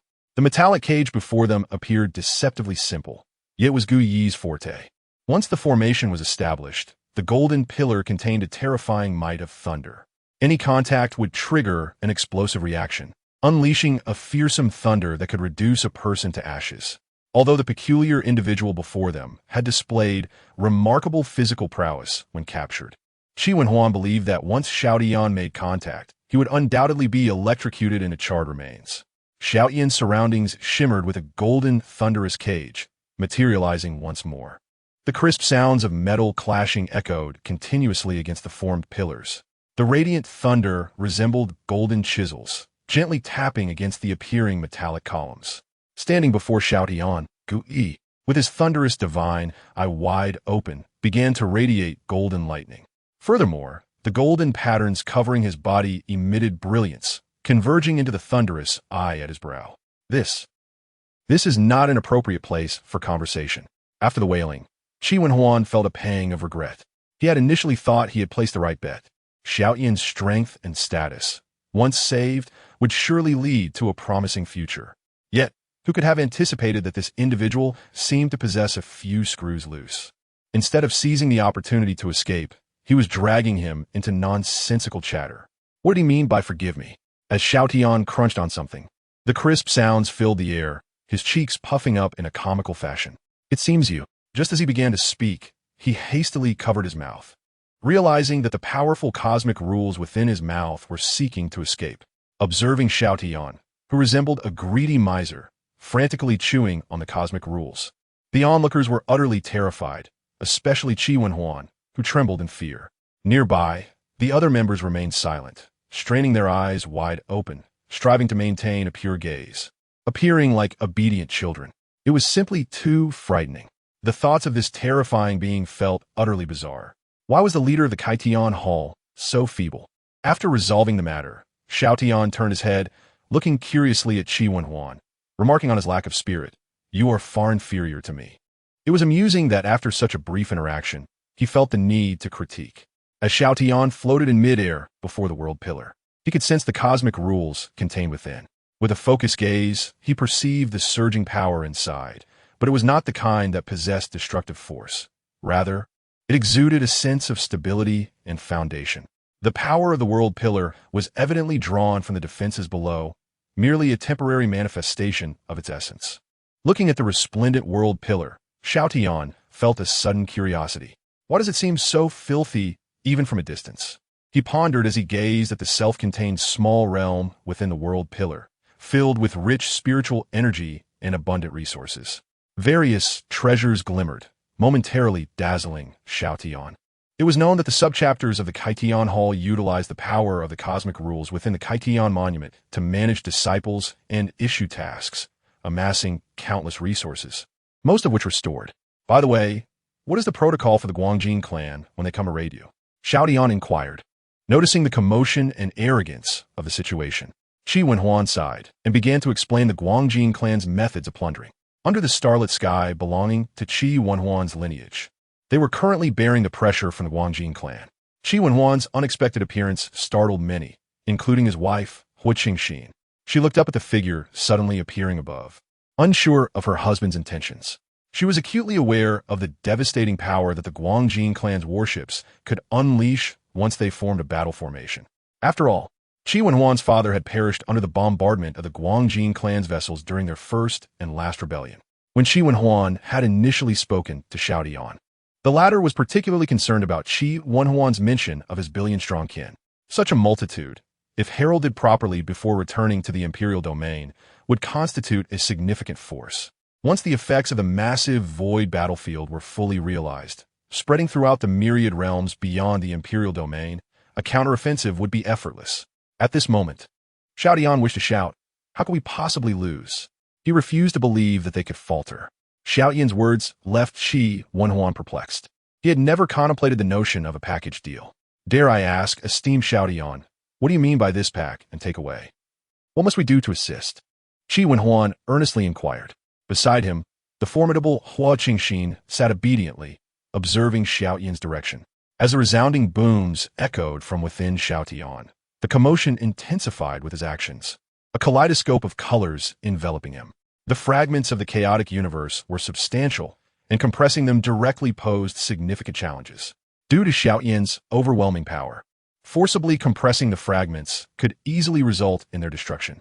Outside the main stronghold, numerous void warships gradually approached, hovering in the air amidst the surrounding chaos of battle.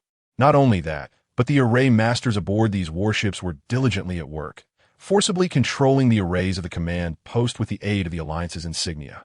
The elite warriors from the Alliance of Hundreds, at this very moment, have not aimed their weapons at the enemy. Instead, they have directed their gleaming, sharp blades towards those who should be their comrades. Chapter 637. It is time to be honest. Long Xiao Baiqing, as the commander, acts with composure. Yet that does not imply she is indifferent to the well-being of her subordinates. Bai Yifan, cease your actions. Do you even comprehend what you are doing? A rare expression of anger flickered across Long Xiao Baiqing's face as she shouted at the figures above. Her fury was genuine. These young warriors, filled with fervor, had willingly come to this vast void battlefield. It is crucial to understand that the sudden emergence of this void battlefield poses a grave crisis to all realms. A single misstep could allow the forces of the hidden martial sect to invade. Chapter 638. You truly have a death wish. Above, Bai Yifan stood mockingly on the deck of the void warship, casting a sardonic glance at the fallen Lu swooping below. However, as his gaze fell upon Lu Sweeping, a flicker of disgust crossed his features. Lu Sweeping was indeed a preparatory elder of their council and a promising talent, having contributed significantly over the years, partaking in numerous arduous tasks.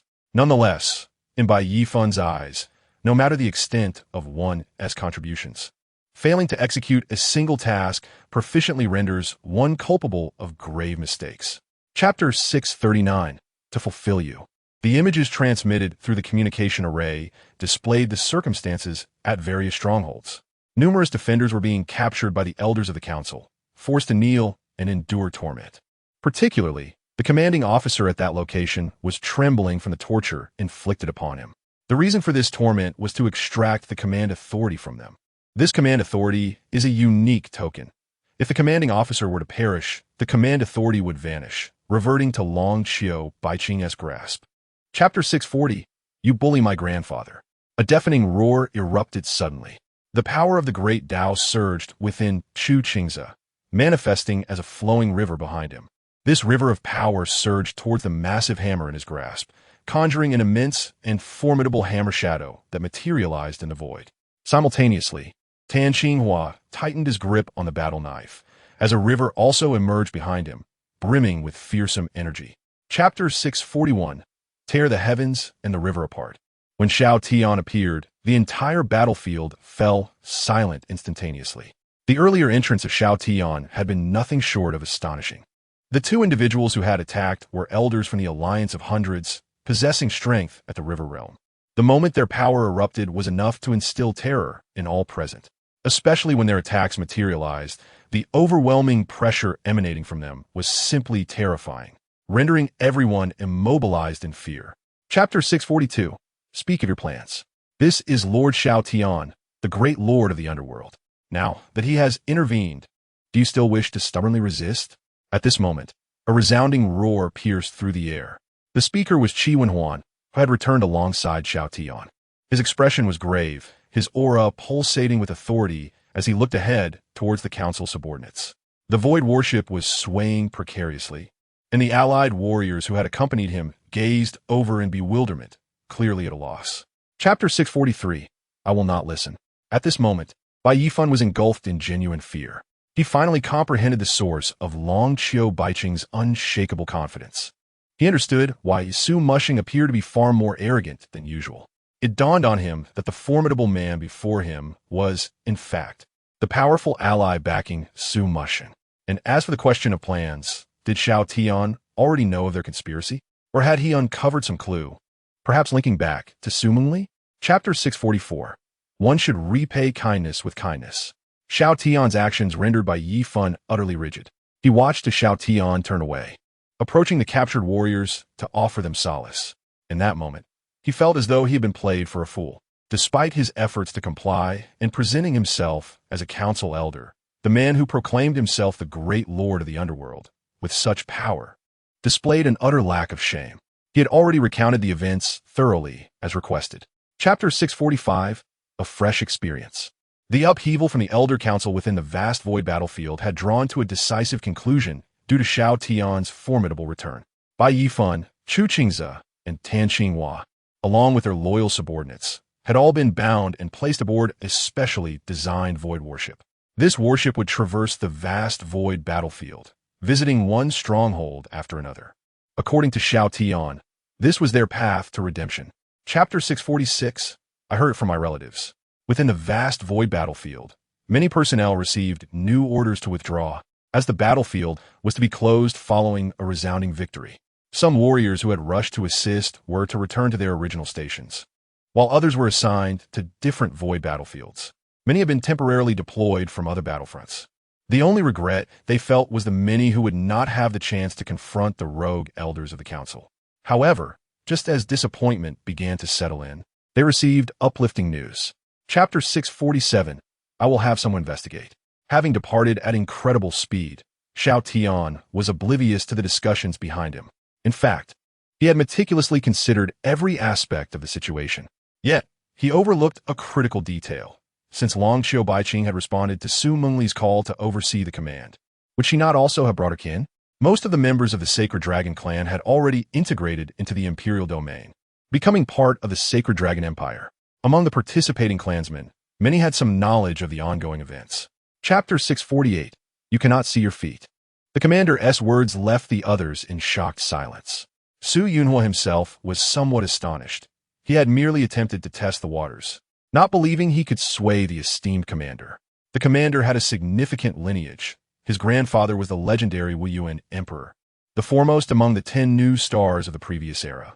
His formidable strength and revered status meant that if he were to investigate, no one would dare act against his will, and they would undoubtedly strive to fulfill his request. Only through such means could they potentially uncover clues to validate their assertions. Chapter 649. Arrogantly stubborn. A resounding crash echoed as Ziruoyan and Luo Lianong clashed, their battle ascending towards the heavens. Many onlookers heard the commotion surrounding the newly constructed city expanding from the prince's palace. After casting a glance upwards, they quickly returned their attention elsewhere. For witnessing the two empresses sparring had become an everyday occurrence, no longer drawing their interest. This had been a frequent sight since time immemorial, especially in the absence of the prince. Had he been present, the two empresses would not have engaged so fervently. Chapter 650. I have given up resistance. In the depths of darkness, Luo Lianong leaned against Xiao Tian. Her curiosity piqued. Brother Xiao, during your recent journey, did you encounter anything particularly intriguing? I heard that a significant event has transpired at the borders of the myriad realms, with a colossal void battlefield emerging, leading Long Xiu Baiqing to rush to the aid of that vixen.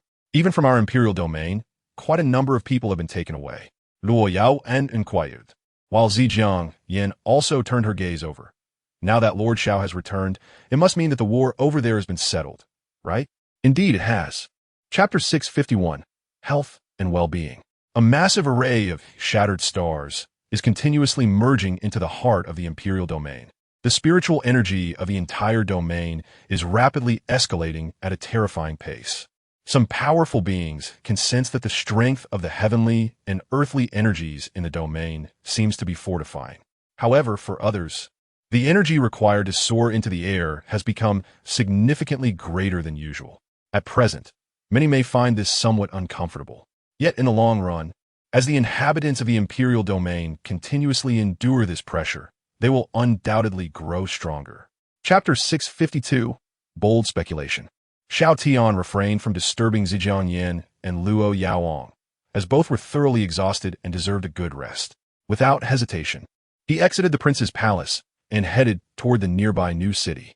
Through the will of martial arts, he sensed a formidable presence of will rising from this new city, lingering without dissipating. With such an overwhelming martial will, it could only belong to Zhong Yongming. Moments later, within the newly established Prime Minister's residence, Zhong Yongming was holding the last. Chapter 653. So close yet so far. The courtyard was drenched in blood. Zhong Yongming knelt on the ground, battered and bruised.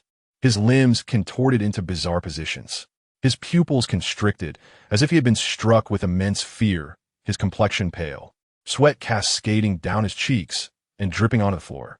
This is not where it ends. Even if your limbs are severed, you should still crawl towards me and mount an attack. Opposite him, Xiao Tian crouched on the ground, gently moving his fingers. A metallic staff spun around his fingertips, stained with blood. Chapter 654. Someone is missing. Don't dwell too much on it. Let us find a place to rest for a while. Luo Xiao carried the Purple Emperor, his speed surging once more, the holy demonic flames engulfing him, forcefully dispersing the surrounding void. As he sped forward, the burning holy demonic flames leaped from his body like fiery blades. Behind Luo Xiao, numerous void battleships followed closely. These battleships moved swiftly, relentlessly pursuing Luo Xiao and the Purple Emperor. Moreover, these void battleships were not large. Chapter 655. You're tempting. The female general nodded, her expression equally grim. Sister, I've already eliminated the one in charge. Such a fool could not even guard a single person. Yet, I cannot fathom why that demon clan member suddenly surged in power. Was he concealing his strength beforehand? It is a pity that he managed to escape. The woman in the red robe exhaled a deep breath and commanded those around her, clean it up. Yes. Soon, palace attendants appeared to drag away the bodies from the ground. The woman in red strode away, leading the female general. Chapter 656. Endless. Initially, they believed that the woman merely coveted the Purple Emperor's beauty and sought to scheme. However, while idly wandering through the imperial court's architectural complex, they were astonished to discover a hidden chamber beneath the palace, filled with countless white bones.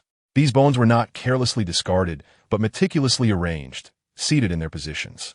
Most chillingly, the bones were adorned in bright red garments, appearing festive from a distance. Chapter 657. There is hope.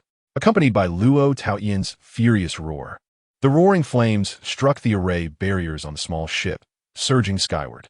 The assault formed by the concentrated holy demonic flames was exceedingly rapid. As the pale, purple holy demonic flames instantly invaded the fleet, erupting, the burning holy demonic flames spread rapidly in all directions. Just as before, the fleet of void battleships was thrown into disarray by the blazing flames. Truly, they are unteachable, unaware of the vastness of the heavens and the earth. Repeating the same tactics. Chapter 658. Handsomeness is forever. On the opposite side, Luo Xiao finally breathed a sigh of relief, his entire body relaxing. His art of statecraft had bound itself to the imperial domain. Previously, he had recklessly consumed spiritual energy, transforming it into raging demonic flames, indiscriminately spreading it outward. Indeed, the consumption of such spiritual energy was almost wasteful, solely to provoke activity within the imperial domain, allowing Xiao Tian to take notice. His seemingly endless spiritual energy did not come without cost. It consumed the energies of the imperial domain, serving as a support. Luo Xiao firmly believed. Chapter 659. A scheme. The skeletal groom swayed unsteadily, soon reaching the altar. Bang! A crisp sound rang out as the bone shattered, turning to powder that swirled upon the altar. Nearby, several other skeletal grooms arose, advancing toward the altar, exploding in similar fashion. The bone dust rose, and the blood-red light enveloped the altar. It wasn't long before a new body was reformed. The crimson aura transformed into a red robe, wrapping around the new form, with red hair cascading down. Chapter 660. She is not dead. The realm before them presented an unprecedented state. In the past, within their understanding of the realm, there were only two kinds. One was intact, radiating a soft, pale white light. The other was desolate and decayed, no longer capable of sustaining life. Yet, a third kind emerged, crafted by Xiao Tian himself, a completely foreign realm, unique unto itself. As for the realm before them, Chapter 661. Despicable and shameless plot. Hong Yuing manifested, and the soldiers, shrouded in shadows, continued to materialize, their numbers increasing. More and more soldiers converged around Xiao Tian and the others, encircling them. Xiao Tian gazed at Hong Yueying, surprise flickering across his expression. He had not anticipated that she was still alive. If his memory served him correctly, he had indeed obliterated her. "Are you ambushing me?" Xiao Tian scanned his surroundings once more, his eyes narrowing beneath the ghostly mask. Moments ago, Chapter 662, I saw through you. At this moment, both Hong Yuji and Hong Yueying found themselves in a state of bewilderment. What had just transpired? The black flames enveloping Xiao Tian had incinerated the underworld army, reducing them to ashes. What kind of flames were those? Why did they exude such a terrifying aura? Reminiscent of true death, eluding comprehension? Why did this young man possess such capabilities? Shouldn't his strength derive solely from divine artifacts? Furthermore, what had he said moments ago? Chapter 663. A soldier can be killed, but not insulted. Such a simple diversion could not deceive me. Over here, Hong Yuji declared sharply, filled with confidence. Her gaze was sharp. This was a gamble, and she believed she had won. After years of accumulation since awakening from her slumber, she was now expending everything. Yet, in her view, this total expenditure was worthwhile. This time, she not only sensed Xiao Tian's realm, but also glimpsed the Purple Emperor's bloodline, which was even more potent than she had imagined, an authentic lineage passed down through ancient times. Chapter 664, not quite right. Hong Yuji was a proud individual. Thus, when Xiao Tian spoke, her immediate reaction was to perceive it as an insult directed at her. Such a formidable powerhouse, yet indulging in such despicable and malicious whims. However, when the Red Phantom Princess gazed closely at Xiao Tian, she noticed the sincerity reflected in his eyes, causing her body to tremble once more. Having met countless individuals, she could clearly discern from Xiao Tian's expression that he was not attempting to humiliate her.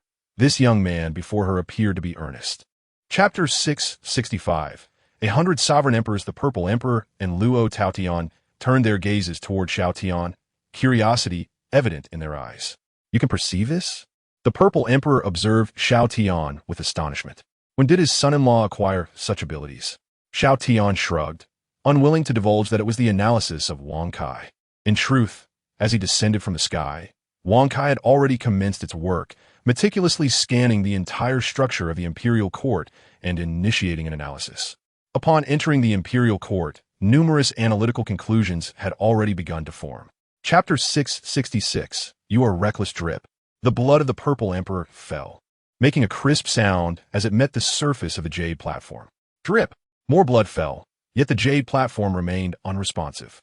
After a brief silence, the Purple Emperor looked up at Xiao Tian and remarked, "Xiao, is it ineffective? Perhaps there is not enough quantity?" Xiao Tian pondered for a moment, pointing at the array patterns on the jade platform surface. The recessed circuits of the array seemed to exhibit fluctuations of spiritual energy. Perhaps they needed to saturate these grooves with blood. Chapter 667. Reasonable concerns. Will there be a threat to life? The Purple Emperor furrowed his brows, gazing at the spectral elder.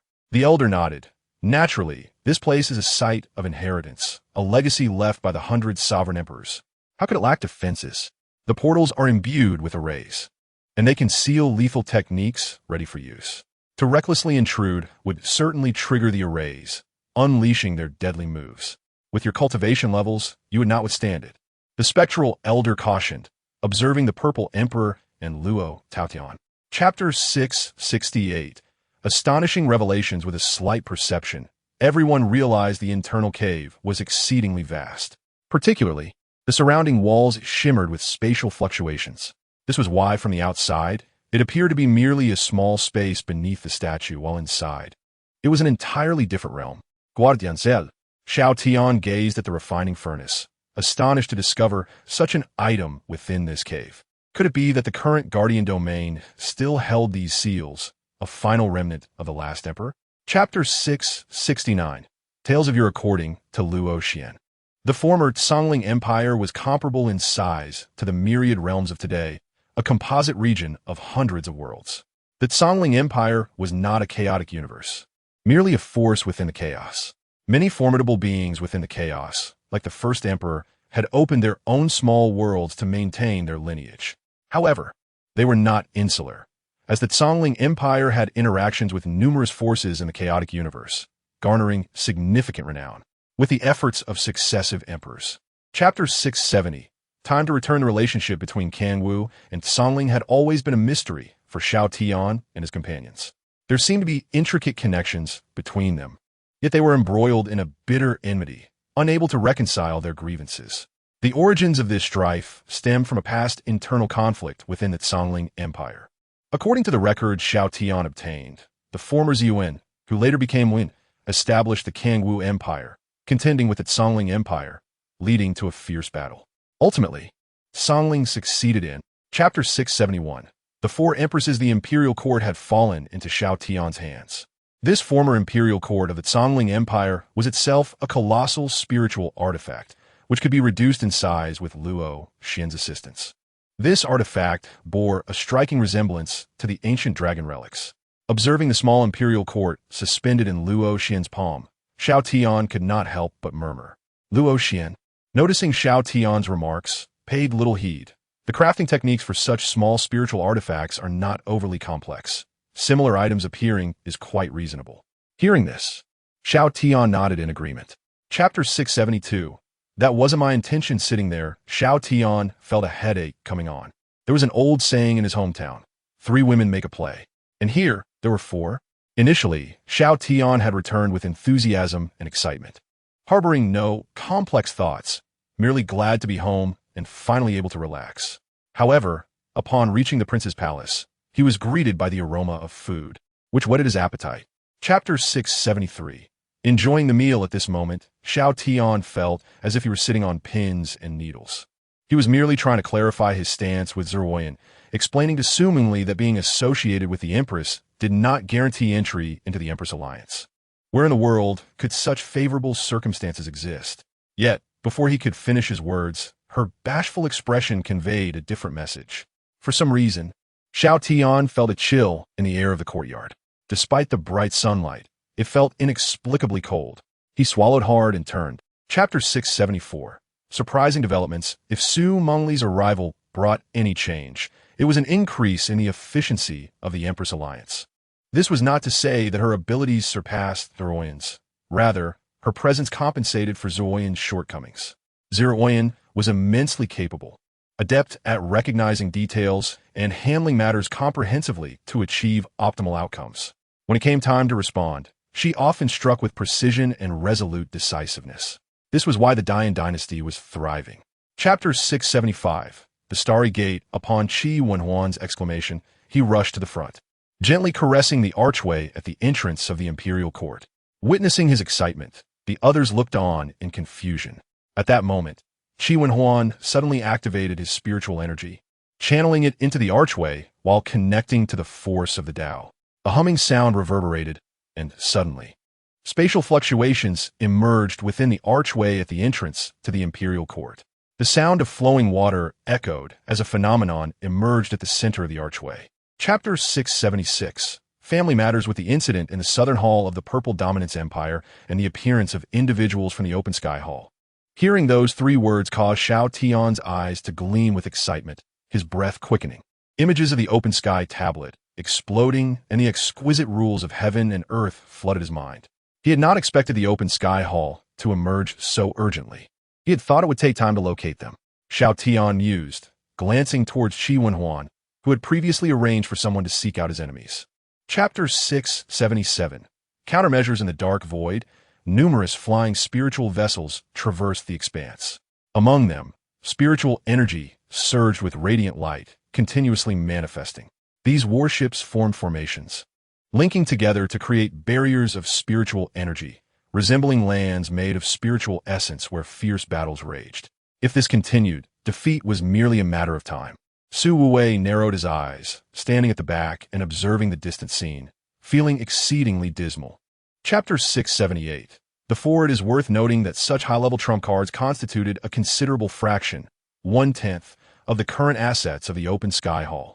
Although their hometown, the chaotic universe, had shattered, and they now wandered in exile, the sheer terror of possessing 1/10 of their total assets in trump cards was unfathomable. As one of the esteemed elders of the Kaitian Hall, I personally led the team, armed with this invaluable killing move, to this location.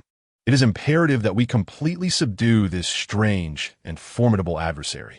Once subdued, not only will our subsequent plans be executed flawlessly, but we shall also instill fear in the hearts of the hidden.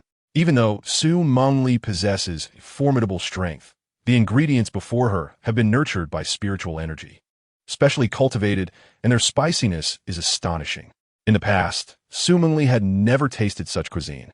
Yet, it is rather exhilarating. It seems that even the leader of the Su alliance has her vulnerabilities. As Zhejiang Yin spoke, she dipped a piece of the boiled meat into the spicy oil sauce, rolling it back and forth 3 times before elegantly placing it in her mouth, chewing delicately without turning red or losing her composure, as if it were of no consequence. However, how could she consume such spice effortlessly? In the territory of the Southern Hall Empire, within a defensive line amidst the dark void, numerous void warships hovered, forming a formidable array. The shimmering formations of light danced with colors, creating a temporary fortress. On the decks of these warships, a group of armored soldiers rested, their armors reflecting their allegiance to 2 distinct factions. Those adorned with golden-edged patterns belonged to the Southern Hall. Su Wuwei's expression darkened as he gazed at the colossal void warship before him, his body drenched in blood and marred with wounds. Suspended in front of him was a human figure, adorned with metallic patterns, radiating an overwhelming power. "Surrender, for you have no chance of victory," Peng Fei slowly declared, his metallic patterns glowing fluidly, transforming into weapons tainted with blood. Old Hayes stood frozen, his expression dazed. He could distinctly feel the heavy injuries within him rapidly healing at an astonishing rate. The once menacing metallic aura within him had vanished without a trace. Initially believing he would meet his demise in this place, the unexpected turn of events restored him to his former self. He couldn't help but gaze upward, discovering an unknown void warship had appeared above the battlefield. Tian Jixing, one of the 5 elders of the hall, exuded a terrifying pressure the moment he appeared. Behind him, a bizarre, starry sky materialized, descending upon the ground like a crushing force. With his arrival, the battlefield fell eerily silent. The warriors of the Southern Hall Empire and the Southern Hall Combat faction trembled, frozen in fear, unable to act. "Do you even deserve to speak?" The tone of Prince Xiao was resolute as he addressed Lei Zhengfa and Huang Daozuan. "My esteemed elder resides in the lower realms, and regardless of who this powerful being is, they are nothing but insignificant insects before him, destined for demise. There is no need for alarm." Lei Zhengfa and Huang Daozuan exchanged glances, their brows furrowing in curiosity about the formidable figure Xiao referred to, pondering the extent of their power that warranted such unwavering faith. Tian Jixing's metallic body shimmered with a kaleidoscope of colors, the terrifying might he exuded clearly manifesting in the surrounding space. He could sense the fearsome power coursing through him, yet wondered why it had not transformed. He squinted, his expression grave, gazing toward Xiao Tian, pondering the true extent of his own oppressive aura. This strike was nothing short of breathtaking, causing the very heavens to tremble. The power had coalesced upon the blade, and as Tian Jixing glided towards Xiao Tian, he found himself harnessing the formidable strength of this adversary. The chaotic energies of the dark void, which once impeded him, now served as his ally, allowing his blade to slice effortlessly through the air. Xiao Tian's expression was serious as he extended his hands toward Tian Jixing, beckoning him to approach. Tian Jixing regarded the shattered multicolored blade on his arms, feeling a momentary disarray within himself due to its fragmentation, overwhelmed by disbelief. What had transpired? If his perception was not flawed, the possession of this embodiment jade should not have failed him. In this moment, Tian Jixing, one of the 5 elders of the Kaitian Hall, seemed as fragile as a mere toy before Xiao Tian. Gripped by the ankle, he could not evade, only to be flung away as if propelled by some unseen force. With each blow he received, the vibrant energy within him burst forth, scattering into the void. The battlefield was hardly a place for discourse. Naturally, everyone sought to relocate. The newly appointed sycophant, Ziba Yi, hastily summoned his mobile royal fortress, marveling at its arrival. "Interesting. I didn't expect you to indulge so well. How did I not think of this?" As this thought crossed his mind, Xiao Tian clapped his hands, realizing why he had stubbornly confined his tools to a mere warship. Tian Jixing, with an impatient tone, addressed Xiao Tian with utmost deference. His eyes filled with a pleading demeanor, as if seeking mercy. After articulating his thoughts, he lowered his head, awaiting Xiao Tian's command. Are you truly so benevolent? Xiao Tian scrutinized Tian Jixing, his brow furrowing, hesitating to acquiesce. His expression remained grave, fixated upon Tian Jixing. Previously, you had laid an ambush here with the Kaitian Hall, harboring ill intentions against me. In a shadowy realm of consciousness, Peng Fei hurriedly approached Tian Jixing. Elder Tian, what on earth is happening? Initially, Peng Fei himself was astonished. He knew Tian Jixing was not one to bow so easily. As Tian Jixing's personal guard, he understood that Tian Jixing had never regarded his kin as significant. In his eyes, the Kaitian Hall was the sole entity that mattered. For the sake of the Kaitian Hall, he would not hesitate to sacrifice his entire lineage. After deciding to head to the headquarters of the Kaitian Hall, Xiao Tian did not rush into action. Instead, he left Tian Jixing to ponder his fate, intending to let the matter linger for a few days before taking further steps. This was a deliberate choice on Xiao Tian's part. If events truly unfold as he anticipated, the headquarters of the Kaitian Temple, leveraging the act of Tian Jixing willingly relinquishing his cultivation, has likely sensed the situation here. They must have laid out some traps in advance, preparing extensively and revealing their trump cards. It is possible that they will gather the powerful individuals from various branches specifically to confront us. In the dark void, an enormous warship is steadily sailing towards the distance, gradually approaching the headquarters of the Kaitian Temple. If it continues on this course, it won't be long before the entrance of a spatial rift comes into view, through which they merely need to pass. Within the sealed chamber, Tian Jixing began to provide guidance. The formation inscribed within the room also serves the purpose of transmitting messages.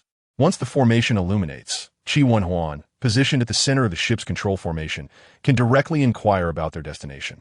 Tian Jixing stood rigid, disbelief etched on his face as he gazed at Qi Wenhuan. What does this mean? What does it imply that he had known all along? For Lord Xiao, he simply does not care whether the Kaitian Temple is laying an ambush against him. Qi Wenhuan looked at Tian Jixing and slowly spoke. You may have misunderstood something. All the Lord requires is the location of the Kaitian Temple headquarters. Indeed, one who has never witnessed Lord Xiao in action has no comprehension of the terror he embodies. It is quite laughable to think that Lord Xiao could be intimidated. As the void warship belonging to Xiao Tian entered the rift, a terrifying rumble resonated through the realm, echoing continuously. Accompanied by the deafening sounds of thunder, brilliant rays of formation light flickered into existence. The resonating vibrations manifested through the warship's formation, revealing the surrounding circumstances. Everyone aboard the ship could clearly see the figures seated atop the grand formation surrounding them. The sound of flowing water filled the air, as Xiao Tian's force field enveloped the entire void warship. Inside the ship's cabin, the formation, protected by Xiao Tian, maintained its complete operational state. The scenarios outside the warship were vividly displayed before everyone's eyes. The magnificent and dreamlike scenes of the outside world captivated all. Yet only Qi Wenhuan's expression was one of terror. The chaos sea, it turned out, was indeed a chaos sea, concealing a deep abyss within. Qi Wenhuan's murmurs drew the attention of those around him. Tian Jixing could distinctly feel the waning power. The void warship was being pulled along by Xiao Tian's force field, closely following behind.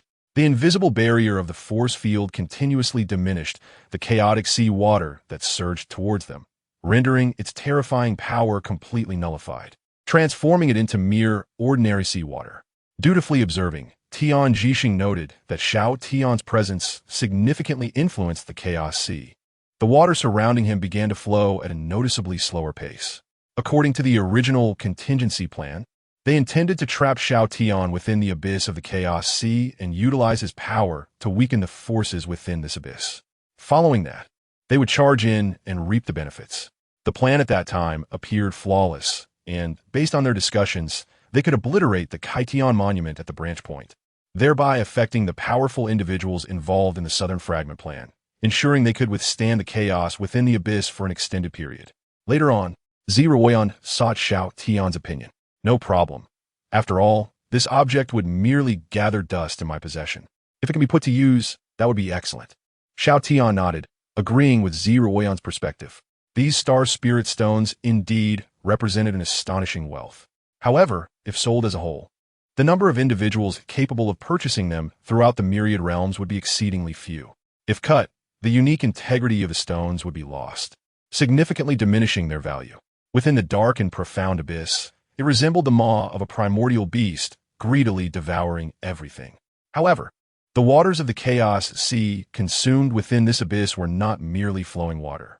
They also absorbed the residual potent spiritual energy that lingered within the waters of the Chaos Sea. Additionally, numerous star spirit stones trapped within the Chaos Sea were drawn in, plummeting towards the abyss. Thus, when Xiao Tian led them into the abyss, they witnessed the shimmering waters cascading down, sparkling with brilliance. Xiao Tian's eyes flickered with unusual light as he scanned his surroundings. Upon reflection, he could indeed perceive the distinctiveness of this world. It seemed to him that the pressure had increased slightly. If one had to describe it, it would be as if he had gained an additional hair. Compared to the Ling Chaos universe, the rules had only increased by around 6,000, and yet the disparity between them had grown to such colossal proportions. Curiosity arose within Xiao Tian as he followed the sound towards the source of the commotion. Upon closer inspection, he observed what appeared to be dazzling fireworks erupting in the distance. Multicolored lights radiated outward, illuminating the faces of those around him in a continuous glow. Good heavens! Someone is indeed setting off fireworks, and they are quite beautiful, he remarked, pointing toward the spectacle. Ziruan and the others turned to gaze, their expressions reflecting intrigue at the scene unfolding before them. Bai Wuhui, seemingly undeterred by fate, felt the surging aura within him once more, and a thunderous roar erupted from within. The power of the great Tao manifested as lines of vibrant colors intertwined in the air, conjuring an indistinct boundary that swirled behind Bai Wuhui. However, the moment this hazy boundary appeared, it was instantly suppressed by the forces of nature. Despite this, Bai Wuhui's combat prowess was still on display, erupting forth with formidable intensity. Suddenly, a colossal beast emerged. The chaos-devouring beast described by Bai Wuhui lunged towards Lan Shuangxiang. Terrified, Lan Shuangxiang felt his spirit flee as he attempted to unleash his spiritual energy to escape. Yet, as his energy surged forth, the gaping maw of the beast drew him in with an overwhelming force. It was as if he were ensnared in a distorted vortex, relentlessly pulling him closer. "Master, save me." Kai Lan Suang Sigang. Bai Wuhui, close at hand, was astounded by the scene before him. That was the chaos-devouring beast. And not only did it possess an eerie ability to consume life, but its sheer power was beyond what ordinary beings could contend with. Xiao Tian had just struck, effortlessly obliterating the chaos-devouring beast with a single slap, without even a hint of energy emanating from it. Just how immense was his true strength? Even so, resolving the chaos-devouring beast would not be a simple task. Bai Wuhui murmured aloud, continuing with Chapter 706, The Secret of the Chaos-Devouring Beast. The chaos-devouring beast hovered in the air, its slightly open mouth exhaling wisps of azure smoke. In its eyes, a profound confusion was evident. Why had its once omnipotent starry breath lost its efficacy? Oof. A cold snort suddenly echoed from the front. It turned its gaze forward and discovered a human man, who was patting the peculiar object that had just withstood its starry breath. The man's taunting gaze, coupled with his tone, ignited an uncontrollable fury within the beast. Chapter 707, The World Within the Furnace. The crowd's initial reaction was one of bewilderment. What was happening? Why was there a pill furnace within the body of the chaos-devouring beast? Inside the furnace there were even elixirs. Previously, when they had shattered the chaos-devouring beast, they had discovered an intricate formation within, contemplating its possible unraveling. Many possibilities danced within their minds. The most probable outcome after breaking the formation was the demise of the chaos-devouring beast. Beyond that, they pondered whether the formation concealed additional secrets, such as the essence of chaos. Chapter 708. Is this human speech? Xiao Tian gazed at the pill furnace, and after a moment of silence, he suddenly leapt forward. The instant he touched the opening of the furnace, his form was drawn inside. In the blink of an eye, Xiao Tian had vacated the previous small world. The pill furnace, which had been violently shaking, calmed the moment he entered, as if his presence alone silenced its turmoil. It was not that the furnace wished to resist, but rather Xiao Tian's existence was overwhelmingly heavy. Once inside the furnace, he took a moment to survey his surroundings. Chapter 709, Self-Praise. For them, the one who forged this pill furnace and crafted the chaos-devouring beast was a being of astonishing power beyond comprehension. They could scarcely fathom the true extent of this creator's strength. Yet, in Xiao Tian's eyes, the adversary appeared feeble. The crowd exchanged glances, as such a statement could only be confidently uttered by Xiao Tian. Just as they mulled over this, Xiao Tian's gaze shifted towards the direction of the verdant star. Chapter 710, Truly Unwilling to Close One's Eyes. The near-death by Wu Hui stared wide-eyed in disbelief. He wondered if Xiao Tian was merely jesting with him. Was the man truly teasing him even as he faced death? The ferocious manner in which Xiao Tian had battled the chaos-devouring beast hardly resembled that of an assassin. Yet, looking upon Xiao Tian's earnest expression, a fog of confusion enveloped him. The truth of the matter would remain beyond his grasp, as his existence was being devoured, and his vitality waned, leaving him frail and decayed. Chapter 711, Hidden Secrets. After resolving matters, Xiao Tian and the others exited the pill furnace into the outside world. Upon their arrival, Luo Yuang suddenly recalled something and turned to Xiao Tian. Brother Xiao, could the chaos universe within this pill furnace integrate into the imperial domain? She was curious about the terrifying heights her father's cultivation might reach, if that were possible. Her question prompted the others to glance at Xiao Tian in unison. Indeed, the internal space of the pill furnace was forged from a chaotic universe. Since Xiao Tian had. Chapter 712, Fragments of Past Memories. Xiao Tian and the others gathered, gazing upwards in awe. They felt an overwhelming sense of shock. Although Xiao Tian possessed formidable strength, encountering such bizarre phenomena was rare. The towering giant before them, devoid of life, its skin a pallid gray, was evidently an immense corpse. Moreover, the giant was adorned in elaborate attire, presenting a stark contrast to its lifelessness. At that moment, Xiao Tian and the others hovered in midair. Chapter 713, Awakening. Gazing at the overwhelming multitude of enemies, the group felt that their predicament was both unexpected and yet somehow inevitable. The chaos-devouring beasts were not solitary. They came in droves, resembling a tide sweeping towards the colossal giant. However, these beasts differed slightly from the one Xiao Tian had previously subdued. They were noticeably smaller, the starry essence upon their forms dimmer, their starlight faint. Furthermore, the undying nature of these chaos-devouring beasts had yet to manifest. Chapter 714, Now It Is Resolved. The suddenly awakened woman radiated a unique light from her soul, wielding a long sword aimed at Xiao Tian. Additionally, the horns atop her head shimmered with brilliance. Yet, the instant her sword met Xiao Tian, her expression shifted. "No!" she exclaimed, and in a surge of soul energy, her ethereal sword exploded, taking her spectral arm with it. Abruptly halting her assault on Xiao Tian, she staggered backward, ultimately kneeling upon the ground. Chapter 715, An Enigmatic Situation. Had she truly not misheard? Was Xiao Tian claiming to have fully recovered? In mere moments, he had seemingly restored what she had once believed irrevocably lost, a price she had deemed too great to pay, having long since relinquished hope.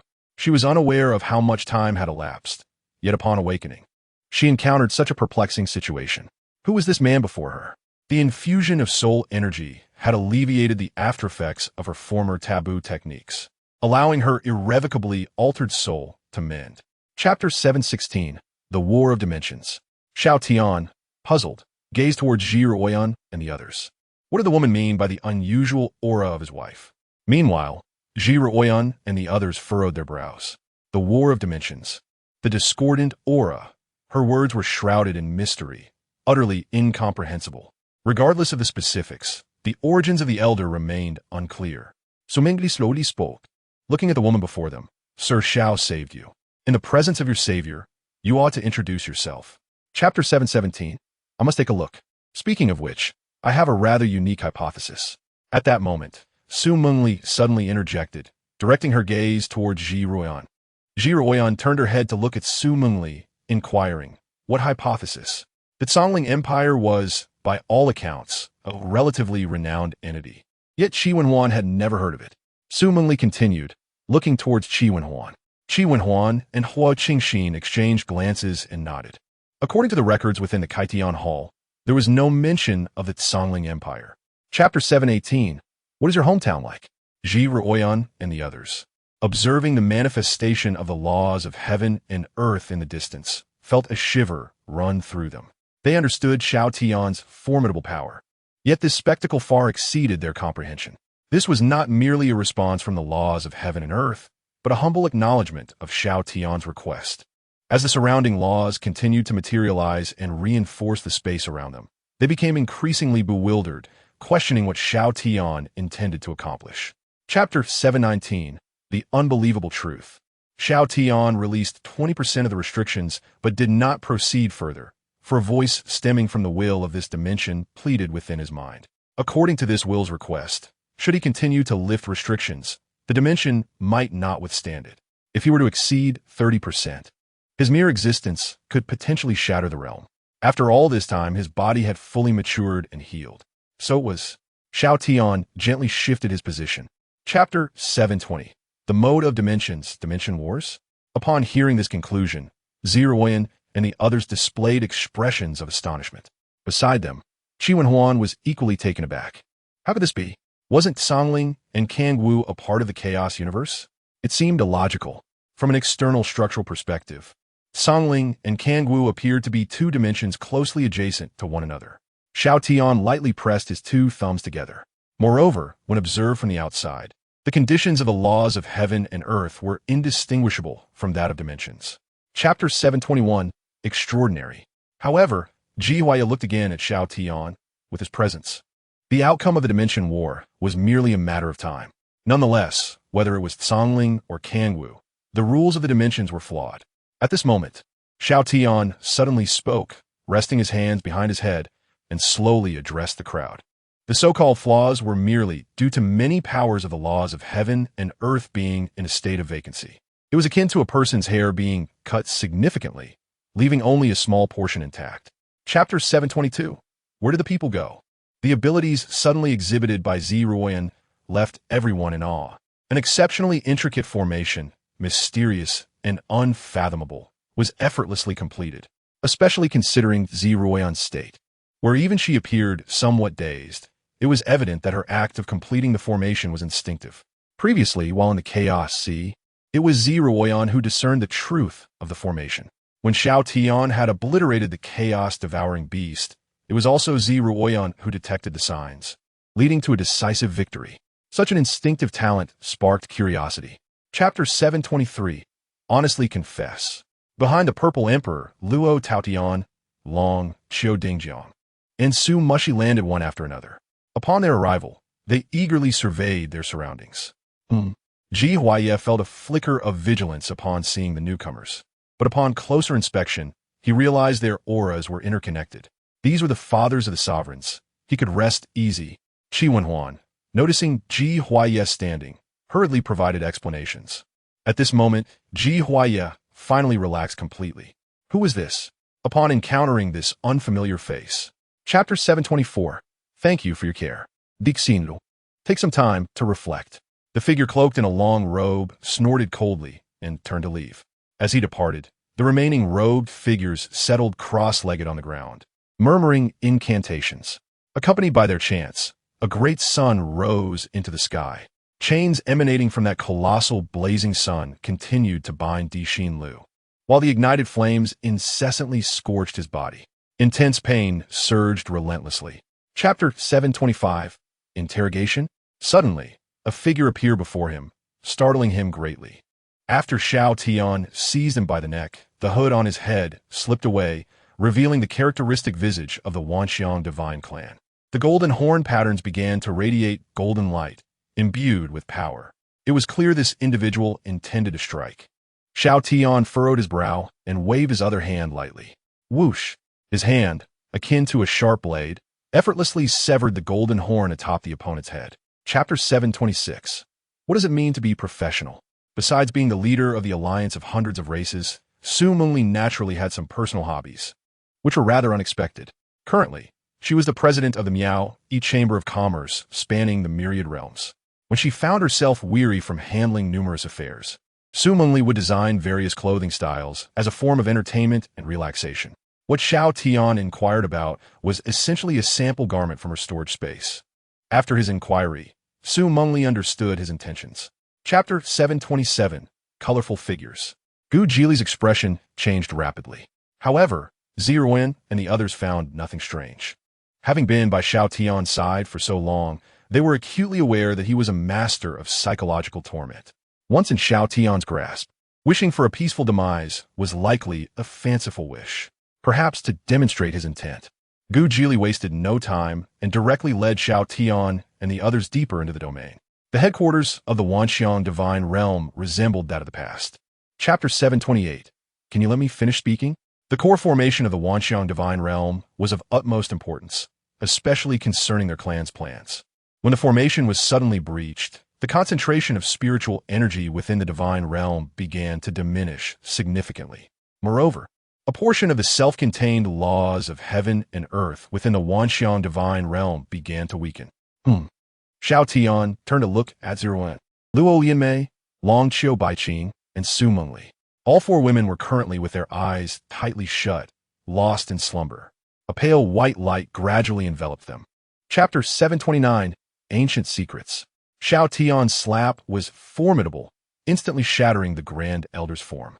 His furious voice reverberated throughout the surroundings.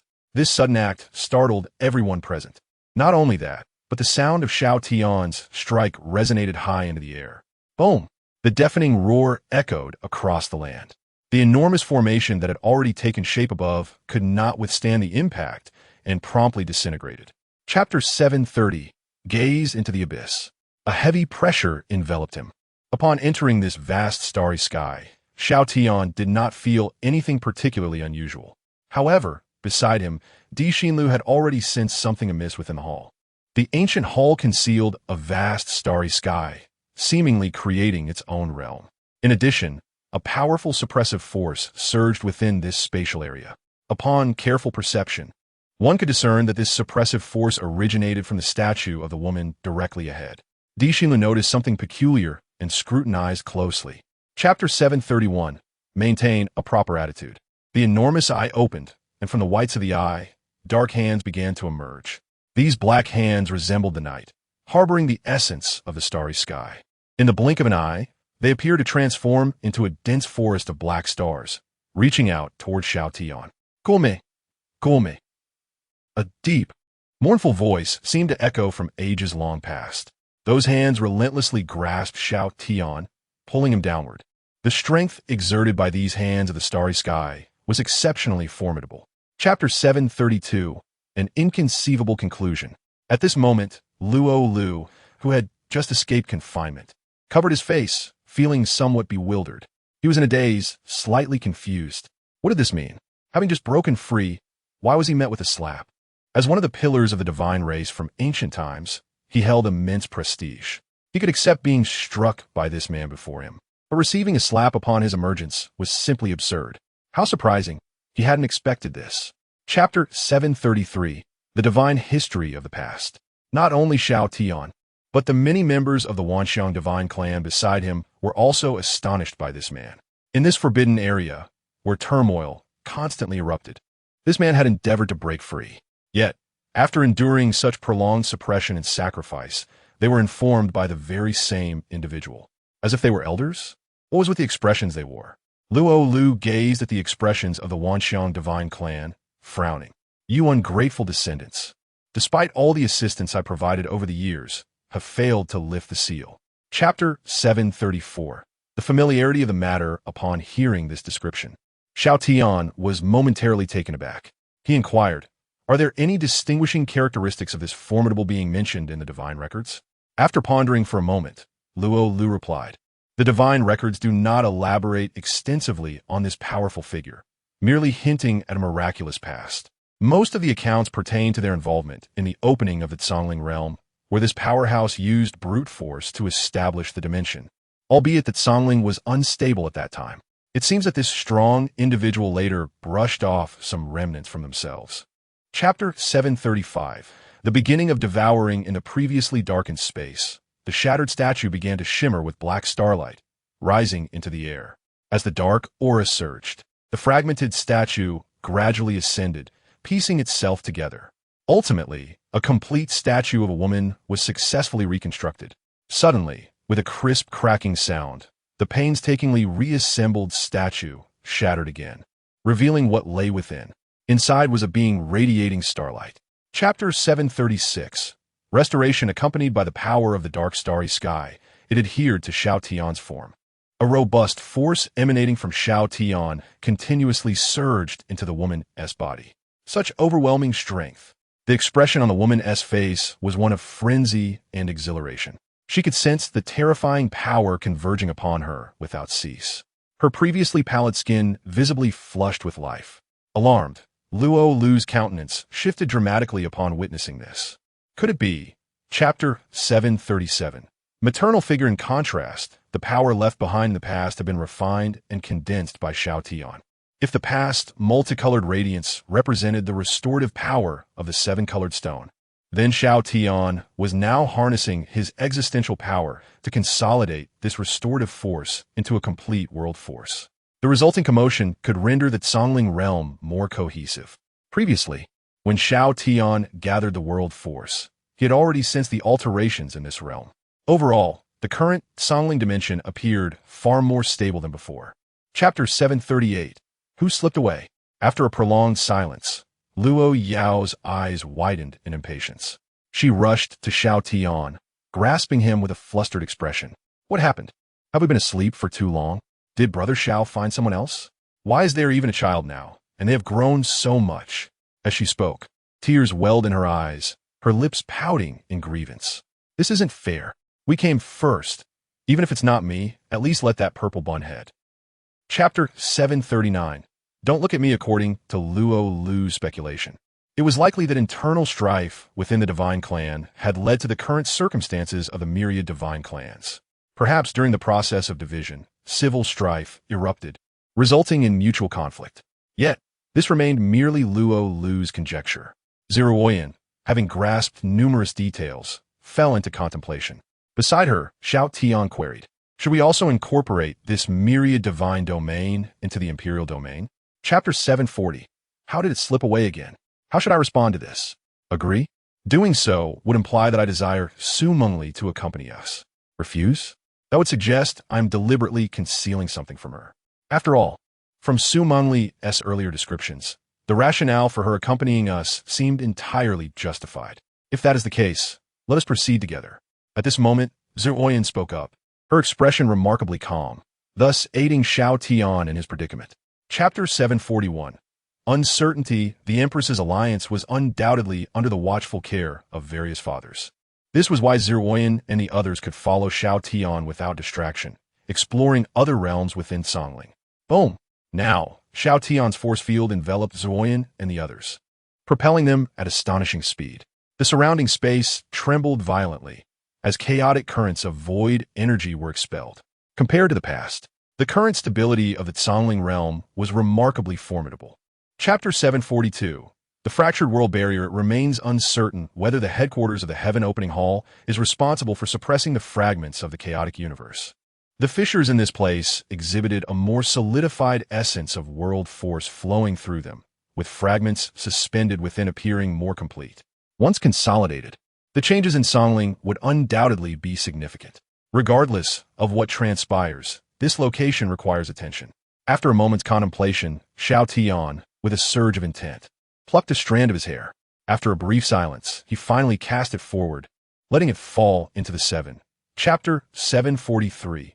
Redemption. The implications of Xiao Tian's words were nothing short of explosive, instantly igniting the emotions of those present. Is what you say true, young Master Xiao? Long Xiao Baiqing urgently inquired, gazing intently at Xiao Tian, his expression unusually transformed. It was unavoidable. This matter was of great significance. The current equilibrium between Songling and Kangwu existed solely due to the presence of a world barrier, which separated them. Furthermore, the vast void battlefield atop this grand barrier was indeed facilitated by such a battleground. Chapter 744. Thank you for understanding. Since Xiao Tian had made his decision, Ziruoyan naturally refrained from further objections. Moreover, given his strength, Kangwu would likely pose no challenge for him. Over these past days, as Xiao Tian continuously showcased his combat prowess, Zero Oyan gradually comprehended the extent of her husband's terrifying capabilities. The most alarming aspect was that Zero Oyan could not even fathom the true extent of her husband's strength. "Brother Xiao, may I accompany you?" Zero Oyan inquired earnestly. Chapter 745, Reality and Illusion Understanding. Xiao Tian mused softly to himself. "It is a profound honor that my master chose not to erase me during this period of slumber, patiently awaiting my return. Thus, I must express my heartfelt gratitude for my master's understanding." The system, Wankai, spoke with utmost reverence, its tone imbued with humility. Chapter 746, Confrontation between Reality and Illusion. Xiao Tian, patting his chest with pride, bore an expression of satisfaction that left Su Mengli in awe. She bit her lip, a smile gracing her face as she watched with keen interest, occasionally glancing at Zeroyan, especially when she noticed the glint of cold light in Zeroyan's eyes. Her own gaze curved into a crescent moon. Long Xiao Baiqing, though maintaining a stoic demeanor, had his silly hair standing upright. A significant event was on the horizon. It seemed that matters were about to spiral out of control. Chapter 747, What is your name? Luo Yao, seemingly oblivious to the concept of setbacks, relentlessly pursued the system Wankai. However, no matter how many times she attacked, her efforts merely passed through Wangsai's form as if it were an illusion, untouchable and profoundly enigmatic. Moreover, when they did collide, their forces would cancel each other out, as though they had never existed. Despite the initial clashes sparking with spiritual energy and the power of the Great Tao, they... Chapter 748, Origin. Upon hearing this name, the expressions of the women subtly shifted. Disbelief etched upon their faces. How could such a fine lady bear such a name? Your name, why would it be called Wankai? Here, Luo Yao couldn't help but voice her thoughts, gazing at the pink-haired woman before her, muttering in disbelief. This answer brought her immense shock, leaving her utterly perplexed. What kind of woman would bear such a name? It sounded utterly ludicrous. Luo Yao even suspected that the other party was attempting to deceive her with nonsensical words. In the end, the explanation provided by Xiao Tian regarding Wankai was that she was formed by the spiritual essence of the world upon his arrival in this realm.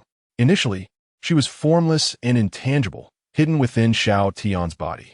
Only recently had she begun to take shape, and due to her origin from the heavens, she resonated with Ji, Ruoyan, and others, hence the various miraculous manifestations. However, Ji Ruoyan harbored a skeptical attitude toward Xiao Tian and the system's explanation regarding Wankai, yet she could not present any concrete evidence or conjecture to counter it. Luo Yao was in a state of exhilaration, especially upon hearing Xiao Tian's intent to take action, as she had been itching for a fight after being cooped up for so long. In the past, her style had always been to charge into battle, but now she felt stifled by her current circumstances. Finally, she had the opportunity to showcase her skills and demonstrate her capabilities. With the decision made, there was no reason to dawdle. In front of them, the spiritual model of the ancient ruins revealed a grand altar at its center. The architectural style of the altar was incredibly solemn and dignified. Could be enlarged a bit. Ji Ruoyan suddenly interjected, fixating on the altar's center. Ji Ruoyan's fury stemmed from a simple reason. Given the current circumstances, Luo Yao was still meddling about. It seemed that she truly had become restless during this time. Ji Ruoyan's expression darkened considerably as she clenched her fists. Meanwhile, Luo Yao remained hidden behind Xiao Tian, sticking out her tongue defiantly. "If you're not convinced, let us have a duel." Ji Ruoyan narrowed her eyes, recognizing the obvious provocation. Clearly, this eager Luo Yao was itching to engage in a confrontation.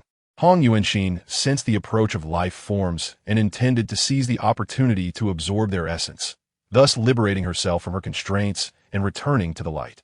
However, upon sensing the formidable strength of the newcomers, she refrained from acting hastily, opting to observe and search for an opportunity. Patience proved to be a virtue, as she soon found her chance. The several formidable women were embroiled in a fierce dispute over a man, engaging in a heated brawl. Observing the man's fair and handsome visage, she could comprehend their motivations.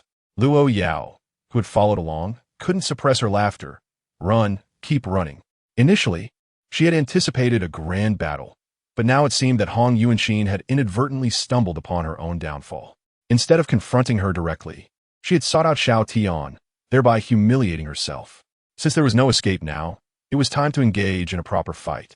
An excited smile appeared on Luo Yao's face as she brandished her massive scythe at Hong Yuanxin.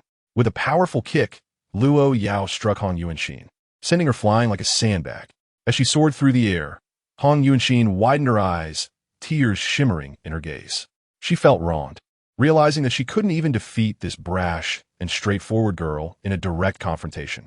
In her mind, she had envisioned utilizing her agile and versatile combat style, employing her skills to outmaneuver such a reckless opponent.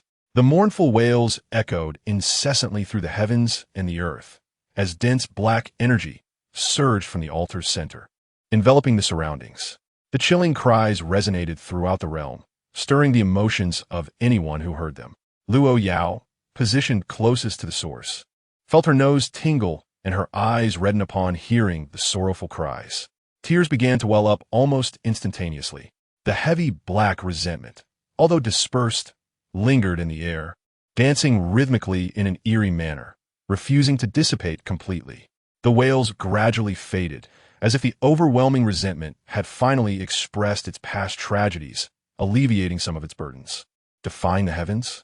Xiao Tian's expression turned peculiar as the voice of the system Wangkai echoed in his mind. In a certain sense, this so-called defiance was directed at his own wife. Observing the distant figures soaring through the air, he remained contemplative, not yet feeling the need to intervene. The overwhelming killing intent emanating from Xiao Tian surged forward, dispersing the black resentment and restoring clarity to the surroundings. Not far away, the blood-red barrier enveloping Ji Ruoyan and the others gradually dissipated, vanishing without a trace.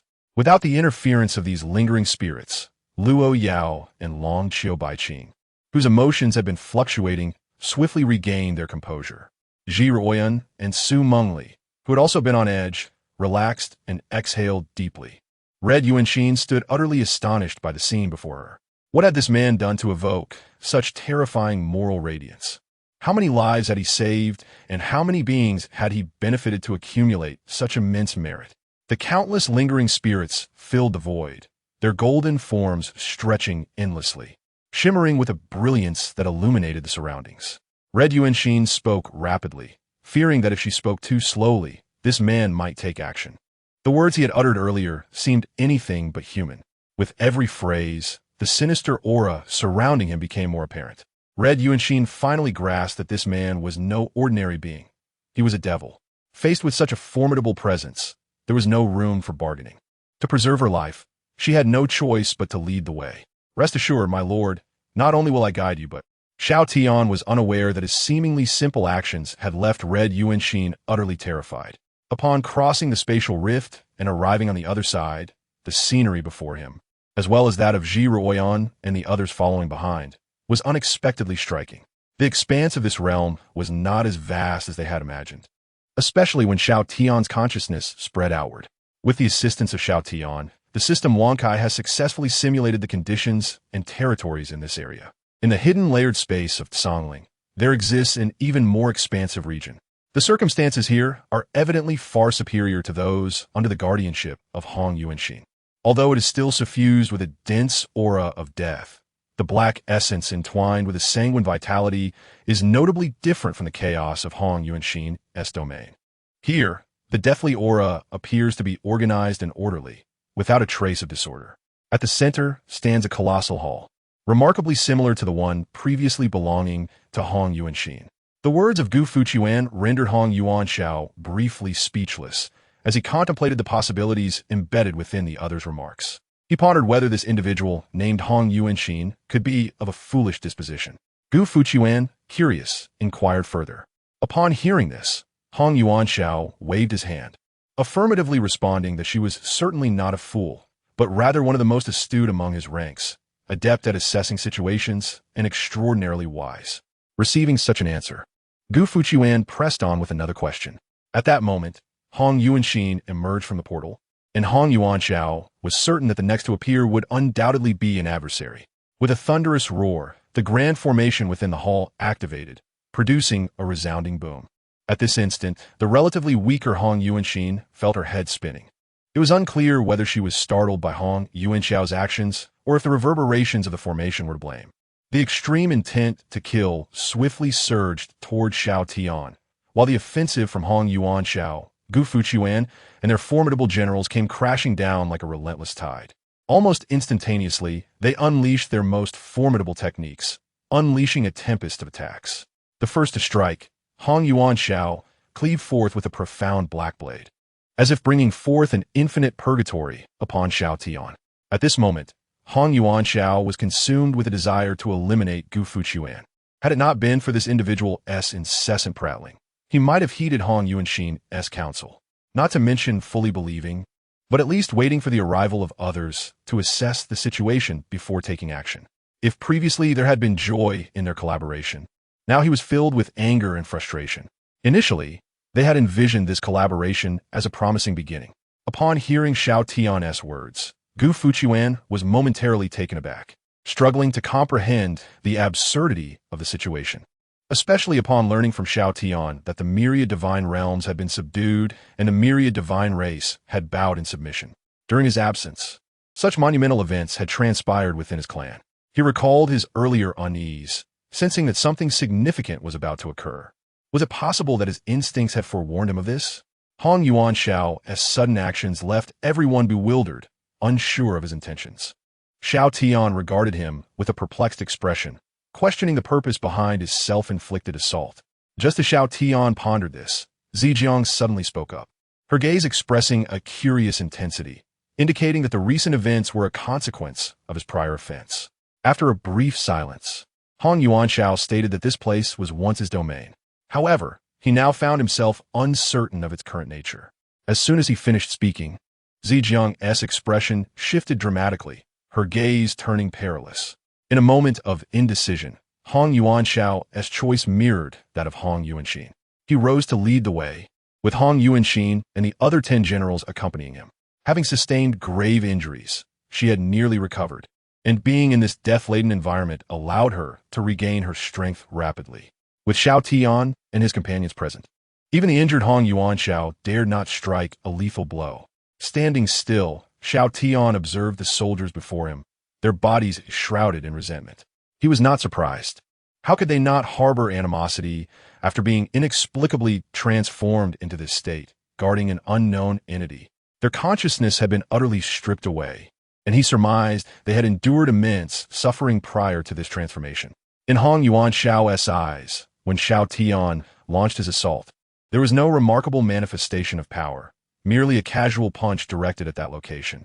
The radiant golden light and the burning black flames emitted no substantial energy fluctuations to him, appearing more like mere decoration, beautiful yet devoid of utility. The figure on the opposite side of the portal gazed in astonishment, unable to fathom the situation. Initially perplexed by the unfolding events, he had believed he had successfully closed the portal and executed countermeasures. The feedback from the opposing side indicated a total dissolution of his offensive, and the act of sealing the portal had been thwarted. As Hong Yuanxiao witnessed Xiao Tian's interaction with the blood-red hand, a sinister smile appeared on his face, quickly realizing the gravity of the situation, his expression betraying a hint of panic. He understood that he was now tethered to Xiao Tian, relying on his terrifying strength to maintain his position and seek the truth behind the unfolding events. The unforeseen circumstances left everyone unprepared, especially as they sensed the increasingly formidable blood-red aura emanating from Xiao Tian. Hong Yuanxiao found himself flustered, inwardly cursing the cunning nature of Zhou Xinheng, who had proven to be as troublesome as ever, devising strategies in such a short span of time, utilizing the formidable power of Xiao Tian himself. Chapter 777, I Am Too Powerful. The companions surrounding Xiao Tian were momentarily taken aback by his words, filled with astonishment. Was the essence of the concealed spirit truly divided into 9 layers? What had transpired in the past to cause such a transformation? Moreover, from Xiao Tian's perception, it was evident that the 9 layers were not a natural occurrence, but rather a result of human intervention. However, the traces of accumulation suggested that these layers were not constructed through sheer brute force, but rather guided by the inherent rules of this world, allowing the concealed spirit to fold upon itself. Chapter 778, A Good Disciple. As Zhou Xinheng set forth, the surroundings were completely enveloped by the blood-red patterns. He transformed into a crimson light, vanishing into the formation before him. The immense formation spread throughout this spatial interstice like blood vessels coursing through a body. The blood light that Zhou Xinheng embodied flowed swiftly, akin to blood traversing through these vessels. The chaos within the spatial interstice and the violent spatial turbulence seemed to have no bearing on him at this moment. Chapter 779, The Ambush Plan. Master, are you truly going to take action yourself? Zhou Xinheng's eyes sparkled with anticipation as he clenched his hands tightly. In a time long past, during his cultivation under his master, he had scarcely witnessed the elder's hand being forced. His knowledge of the master's prowess was gleaned from mere fragments of conversation and tales, revealing only glimpses of his might. The master's strength was further evidenced by his enduring presence in this formation, stabilizing the surroundings for countless years. In Zhou Xinheng's eyes, his master remained an unfathomable enigma. Chapter 780. Has it not arrived? Within the tumultuous space, the violent energy fluctuations escalated. Energy storms erupted, swirling in all directions, sending ripples through the disturbed space. Simultaneously, from the fissures in the heavens, a chilling sword intent surged forth continuously. This destructive sword intent flowed like fish through the vast expanse, lingering without dissipating. Additionally, the blood-red patterns of the formation rippled throughout the realm, though they exuded a bizarre aura, appearing elusive and intangible. Chapter 781. The Clear Fluctuation. Hong Yuanxiao furrowed his brow, carefully attuning himself to the direction Xiao Tian indicated, yet he sensed nothing. Before him lay an empty void, seemingly devoid of substance. All he could discern were the formation patterns suspended in the dark spatial interstice, along with the blood-red fluctuations. They remained indistinct, shrouded in mystery. Strangely, Hong Yuanxiao felt a connection emanating from the formation that resonated with his very being. Chapter 782. The Intrigue of Hearts. Yu Zhenxing keenly perceived the tremors of Xiao Tian's power, for the commotion caused by his reckless charge through the spatial interstice was monumental. In that instant, Xiao Tian resembled a sword cleaving through the heavens. The dark space, rife with chaotic turbulence, was utterly shattered in his wake, particularly in his path. The force of his impact was terrifying, obliterating countless currents of spatial chaos and sending shockwaves radiating outward. The formation's coverage was vast, encompassing the entirety of the dark, turbulent space. Chapter 783. The Sword Above. With Zhou Xinheng's disappearance, Yu Zhenxing could no longer sense his disciple's presence. Yet, he could distinctly perceive the surging violent forces surrounding him, along with the dissipating sword intent. Clearly, the order his disciple had shot into the sky bore significant consequences. Damn it, ungrateful disciple. Yu Zhenxing's heart roared in turmoil, his blood-red aura thrumming violently, yearning for liberation. However, as he struggled, he sensed his power waning. Chapter 784. Certain Death. In a vast expanse, the colossal sword blade emerged. The surrounding violent forces seemed to be cleaved asunder. Once severed, these turbulent energies swirled like tempestuous winds, encircling the massive sword above. The eerie interior of the space quaked as the giant sword descended from the rift above.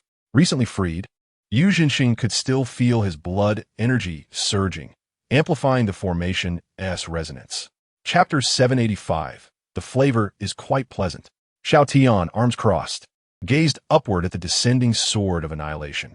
The immense blade descended with overwhelming pressure, beginning to crush downward. One could even perceive the sword's power slicing through the very fabric of this spatial realm. The sword tip aimed directly at Xiao Tian's head. At this critical juncture, another surge of energy erupted nearby. Yu Zhenxing's pupils constricted as he sensed his own blood energy spiraling out of control. Chapter 786. Direct inquiry of the party involved. Approaching Xiao Tian, Yu Zhenxing stood petrified. From initial shock to trembling with fear, his mind was a blank slate, his body quaking with trepidation. What was happening? Was everything he witnessed a genuine occurrence? Could it be that he had unwittingly fallen into an illusion, unaware of his own entrapment? Chapter 787. What is your intention? Besides Xiao Tian, Hong Yuanxiao expressed skepticism regarding Zhou Xinheng's circumstances. The elder Yu Zhenxing promptly interjected, Indeed, I harbor doubts about this ungrateful disciple.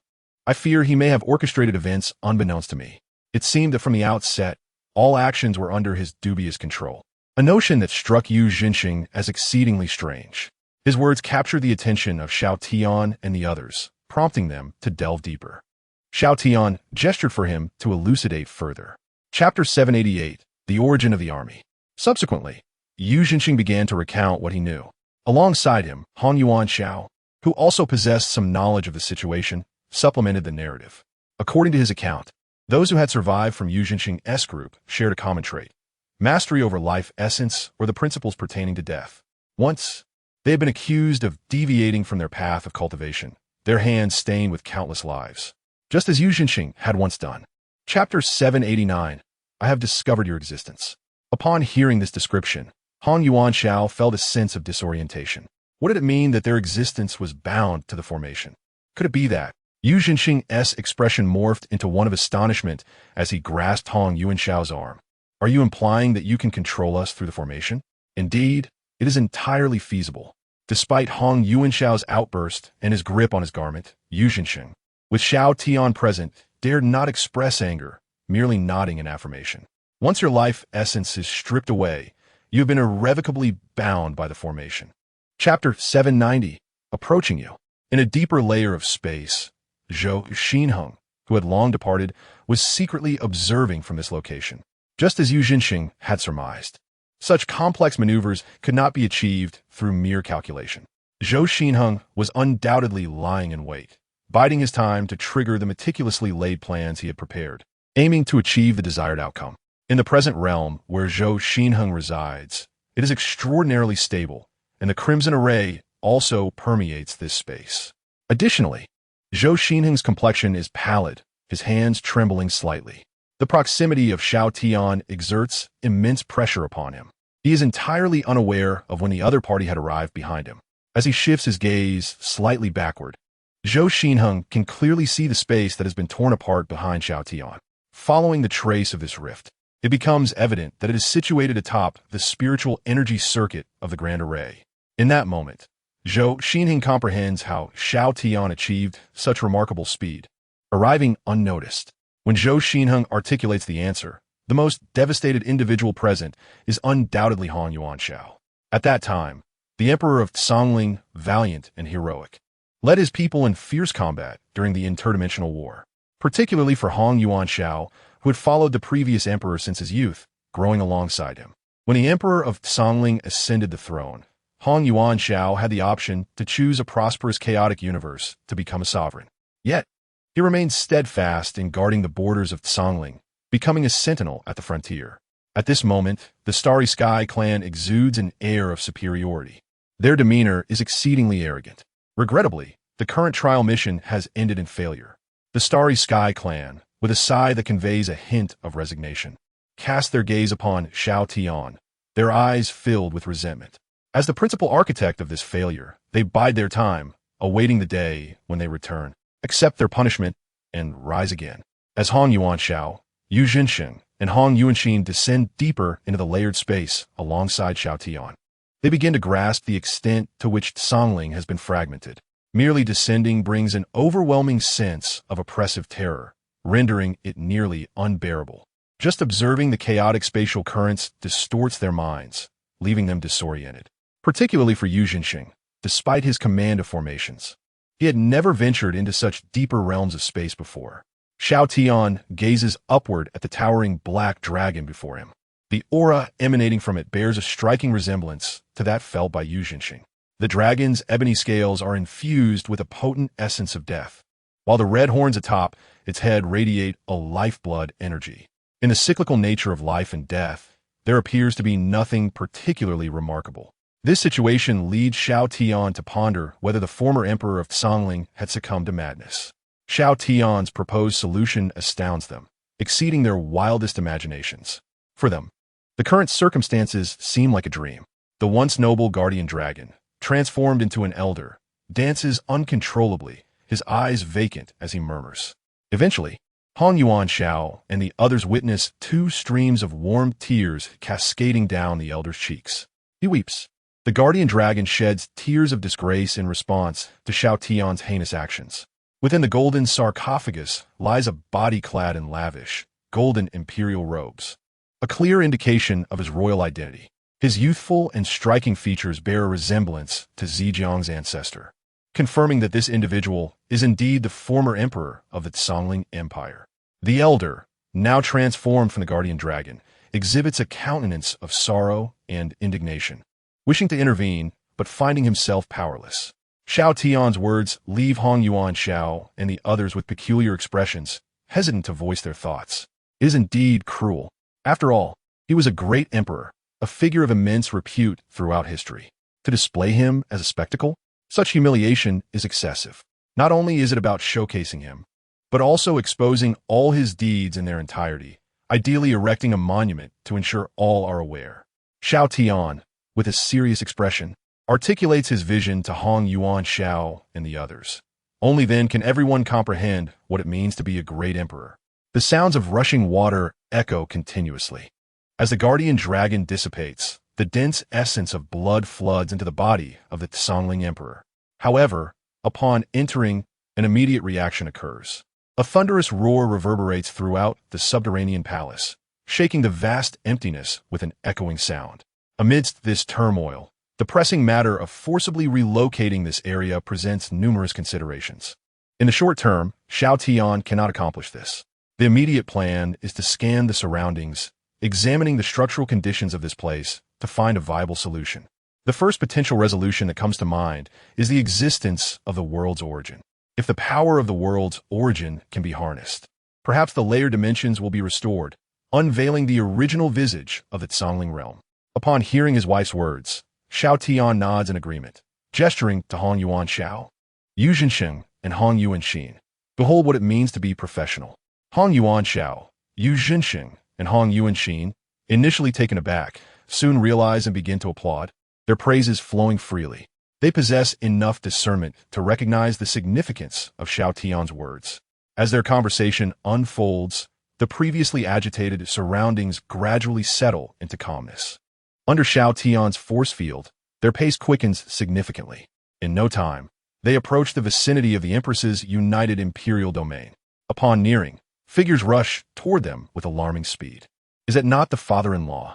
The rapid approach of the individual momentarily stuns Xiao Tian. The approaching figure is none other than his father-in-law, the Purple Emperor, accompanied by Luo. As Luo Xian speaks, all eyes are immediately drawn to him.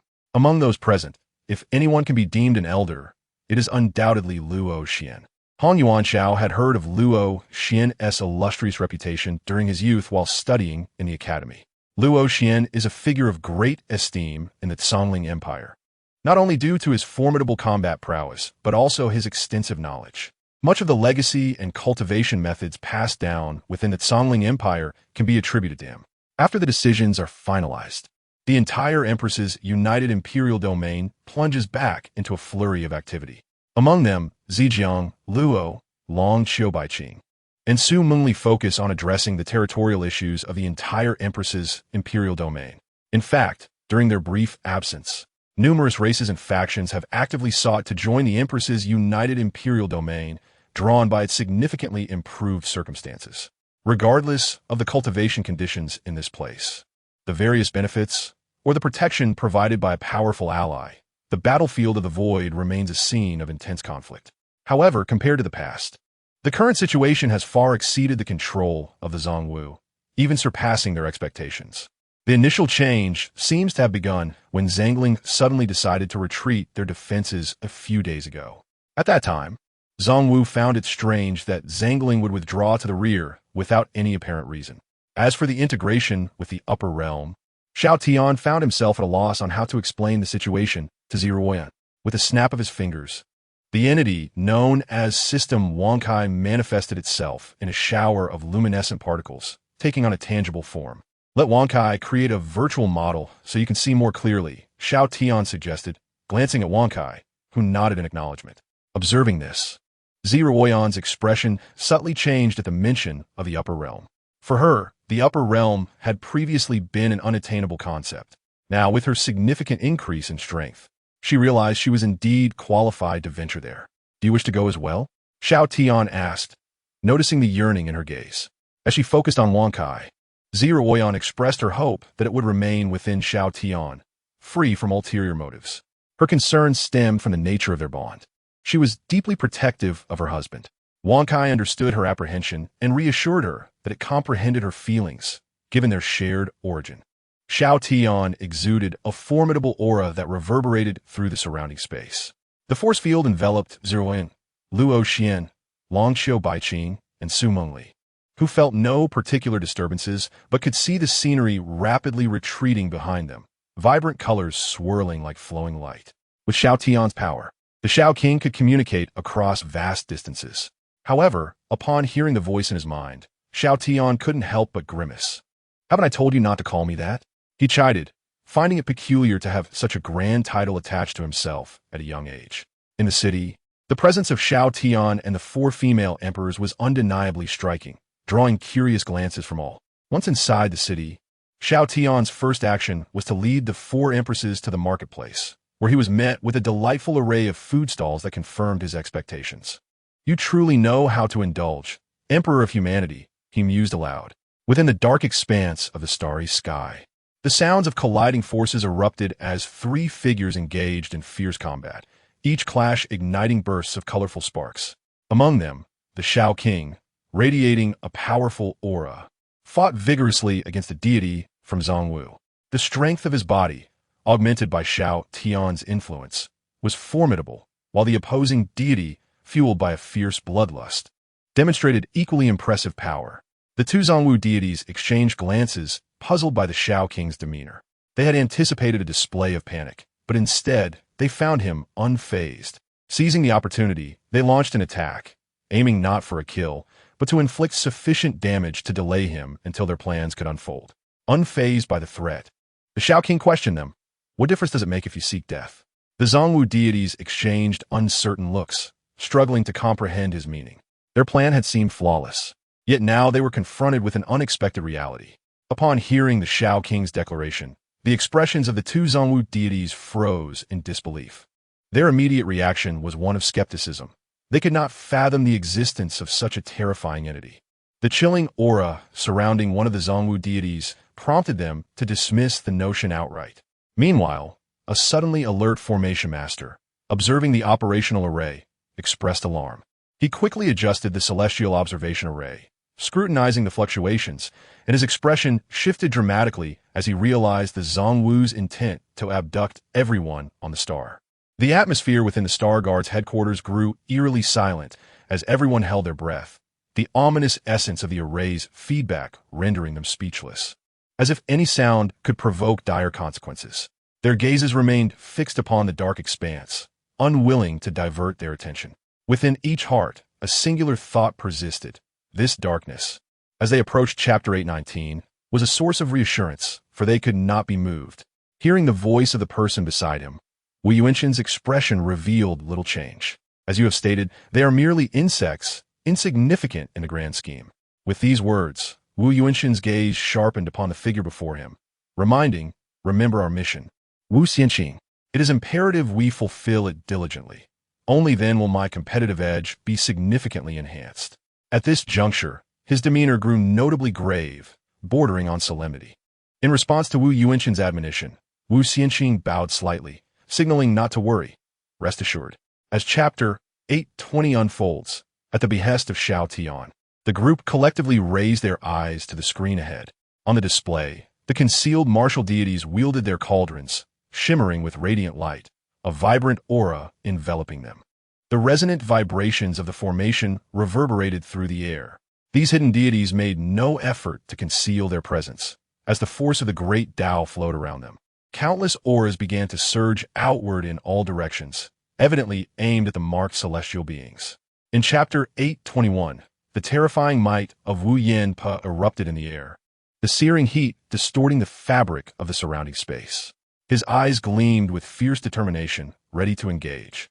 Thunderous roars echoed from his palms, imbued with an overwhelming power, akin to cataclysmic destruction.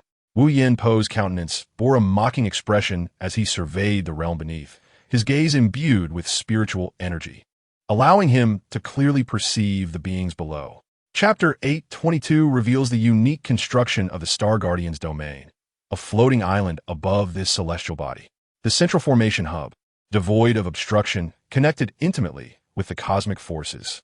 As the formation coalesced on the screen, Xiao Tian tossed something towards it, and they could distinctly see the renowned concealed martial deity, Wu Yin Pe, soaring towards them. In that moment, the individuals within the formation hub fell into a state of stupefaction, their hearts overwhelmed with astonishment, as if gazing upon a monstrous apparition. In Chapter 823, Zhao Wu and the others eagerly directed their attention to the screen, yearning to witness Wu Yuanshan's next move. The previous examples had alleviated the tension among those present. However, as they watched, Zhao Wu suddenly recalled something and turned to the side, addressing Ziruan. "Your Highness, could you relay the situation here?" Ordinarily, Zhao Wu could convey the message himself, as it was his duty. Nevertheless, Ziruan's status was exceptional. In Chapter 824, Luo Yuan leaned closer to Ziruan, whispering inquisitively, "What method ensures absolute safety? Why am I unaware?" Ziruan turned, puzzled. "How could you not know? The four of us should be informed."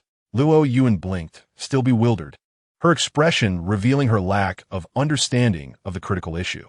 Observing her confusion, Ziruan shook her head in resignation. Currently, the Empress of the lower realm is in charge. Chapter 825 depicts Lei Zhengfa's emotional surge as he sensed the power of his divine thunder punishment. His eyes flickered with erratic lightning. However, upon sensing this aura, Lei Zhengfa refrained from hastily approaching the source. He understood that drawing closer would be futile. In the past, he had summoned his will to manifest a Tao avatar, engaging in combat with the power of time itself. He had clearly sensed the overwhelming might of his opponent. In Chapter 826, Lei Zhengfan's body lay in ruins, acutely aware of the life force within him waning. The injuries inflicted by Wu Yuanshan continued to dismantle his very structure, drawing him inexorably towards death. Earlier, as he collapsed, a profound despair enveloped him, not from the thought of his demise, but from his inability to thwart Wu Yuanshan's plans. The implications of allowing his adversary to escape were too dire to contemplate. In Chapter 827, Wu Yuanshan's countenance darkened, internally cursing the situation. What was Wu Yuanshan scheming? And why had their plan been unveiled? Though they were rivals, they were fundamentally united in service to the Zangling Empire and their father. A failure in their mission would invoke their father's wrath, a tempest not easily borne by sons. Yet, upon reflection, Wu Yuanshan sensed something amiss. The initial plan had been established under different circumstances. Chapter 828 resounds with a deafening roar that reverberates through the dark cosmos. Bathed in crimson thunder, Lei Zhengfa resembled an invincible thunder god, battling countless concealed martial deities. Another ferocious, thunderous fist struck, illuminating the darkness with a blood-red luminescence. An overwhelming pressure descended, as Lei Zhengfa's punch collided with a concealed deity once more. In Chapter 829, Wu Yuanshan's expression was one of bewilderment, struggling to comprehend the tumultuous activity within the heavens, which could only signify the demise of a concealed deity. In the past, such a disturbance had occurred when a concealed deity had desperately infiltrated Zhongwu for intelligence, ultimately perishing. The war between realms was not solely about survival. It was a contest of the great Tao itself. Historically, Zangling and Zhongwu had shared a common origin, yet they had now evolved into distinct realms, with their respective paths diverging. Chapter 830 reveals the joy radiating from Xiao Wang, delighted by Lei Zhengfa's elevation, a consequence of Xiao Tian's insight. In truth, Xiao Wang empathized with Lei Zhengfa's plight. No one had anticipated that his divine essence would also be taken. Previously, Xiao Wang had respected Lei Zhengfa, who had valiantly led from the front lines. Many of Zangling's past victories had been attributed to him. In Chapter 831, as Xiao Tian spoke, Ziruan was startled, her body trembling. She had become acutely aware of her husband's condition during this time. Perhaps in the past, he had endured profound psychological trauma, rendering him exceedingly sensitive. In light of this, he had maintained a skeptical perspective toward many matters, with even the slightest hint potentially provoking an extreme reaction. However, as time passed and she accompanied him, his condition had improved significantly, no longer plagued by paranoia.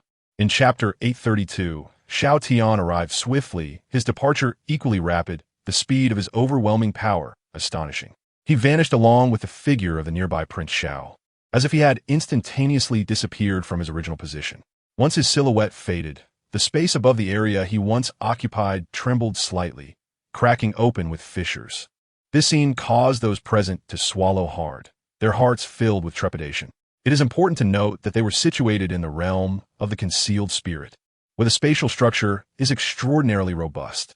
At this moment, Xiao Tian was engaged in an animated conversation with Lei Zhengfa and Prince Xiao, chatting incessantly. Meanwhile, Wu Yuanxiu, who had long sensed that something was amiss, seized the opportunity and prepared to strike. With a thunderous roar, the deafening sound erupted instantly. The tremors of the space between heaven and earth caused the entire realm to shake.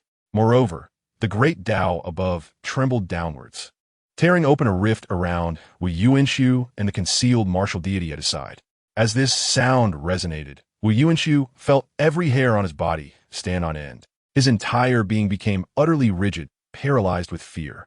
He turned his stiff neck to behold a smiling face mere inches away from him. It was none other than Xiao Tian. Wu Yuanxiu felt completely bewildered, unable to comprehend the unfolding events. He had brought his subordinates across the void, arriving directly in the heart of the concealed spirit.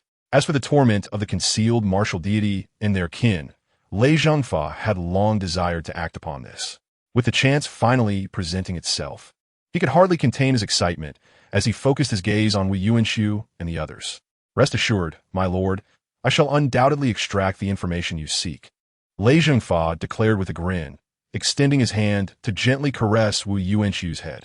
Within his palm, the blood-red lightning bestowed by Xiao Tian flickered ominously. The agonizing cries and whimpers echoed continuously within the spatial nexus of the Star Guardian's formation. Lei Zhengfa's methods of interrogation were not particularly extraordinary. He simply infused the blood-red lightning into his opponent's body.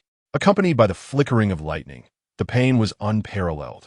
Wu Yuanxiu, Wu Yuanshan, and Wu Yinpa, being somewhat formidable among the concealed martial deities, managed to withstand the earlier torment of Xiao Tian's words and did not succumb to the unspeakable state of agony.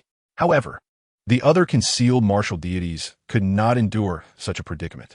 Considering various factors such as population and warfare, the territory held by the Supreme Imperial Court was considerably vast. If one were to divide the entire upper realm into 6 parts, the Supreme Imperial Court would control half of it. Additionally, the Divine Court would occupy 2/6, while the remaining 1/6 would belong to other races inhabiting the upper realm. Despite the dominance of the human and divine races, other races do exist, albeit in significantly fewer numbers and with lesser territorial claims. Is this information not fabricated? Huang Rongxing pondered in shock, covering his face as he fell into deep contemplation. The conveyed information was far too shocking, plunging him into a prolonged silence. He was uncertain about the situation in Lushan Mansion. The star there was unremarkable, and the locale hardly worth mentioning. Strangely, the concealed martial beings had indeed launched an attack on this star. Almost as soon as Huang Rongxing realized he was being watched, the concealed Dao techniques he had employed were forcibly undone. The once dreamlike concealment that enveloped the surrounding space vanished. Who dares to sneak around here? Do they not know this is the stronghold of the Star Guardian? A voice questioned from behind. Turning around, Huang Rongxing gripped his token tightly. Should he perish, the token would shatter, swiftly transmitting news of his demise from this place. As Huang Rongxing walked ahead, he instinctively glanced back at the situation involving Wu Yinpa, which had profoundly impacted him. After the initial shock, he turned to observe the concealed martial deities again, feeling an inexplicable sense of exhilaration. Upon closer inspection, he noticed characters inscribed on the backs of the cloaks worn by Wu Yinpa and his companions. If the earlier events had left Huang Rongxing in a state of shock, the scene that Zhao Wu presented to him now rendered him utterly speechless. At this moment, he stood in the core city of the Lushan Mansion, known as Lushan City. In the center of Lushan City lay a garden square with a monument bearing the names of those who had perished in battle on behalf of the Lushan Mansion. Serving as a memorial, Huang Rongxing, accompanied by Zhao Wu, stood at the edge of the garden square, gazing towards the central direction. Laughter echoed from the surrounding citizens, while 2 of the 3 renowned princes knelt before them. This sight appeared to Huang Rongxing as if it were a scene conjured from a dream. It was starkly real. Zhao Wu could not afford to appear overly conspicuous, while Huang Rongxing was still present. With a smile, he explained, "This is Lord Xiao, the esteemed prince, who serves as the husband of the princess in the lower realm. His strength is formidable, and he has safeguarded the princess through many dangers." Huang Rongxing considered this, taking a moment to appraise Xiao Tian. In his eyes, the aura that emanated from Xiao Tian seemed ordinary, possessing a strength of the 30th tier, an impressive feat within the upper realm. Zhao Wu even felt that the predicament faced by Wu Yuanxin and Wu Yuanxiu was somewhat cruel. As the saying goes, the mind is the greatest weapon. Lord Zhao's strategy was indeed exceptional. Forcing them to kneel in such a manner was a profound torment. As the second of the three princes of the concealed martial empire, and a being of divine rank, Wu Yuanxiu and Wu Yuanxin had likely never considered the common folk who now surrounded them. Impossible. Zhao Wu's immediate reaction upon hearing Xiao Tian share this small secret was one of disbelief. How could His Majesty, the human emperor, be so remarkably wise and powerful, have such peculiar tastes?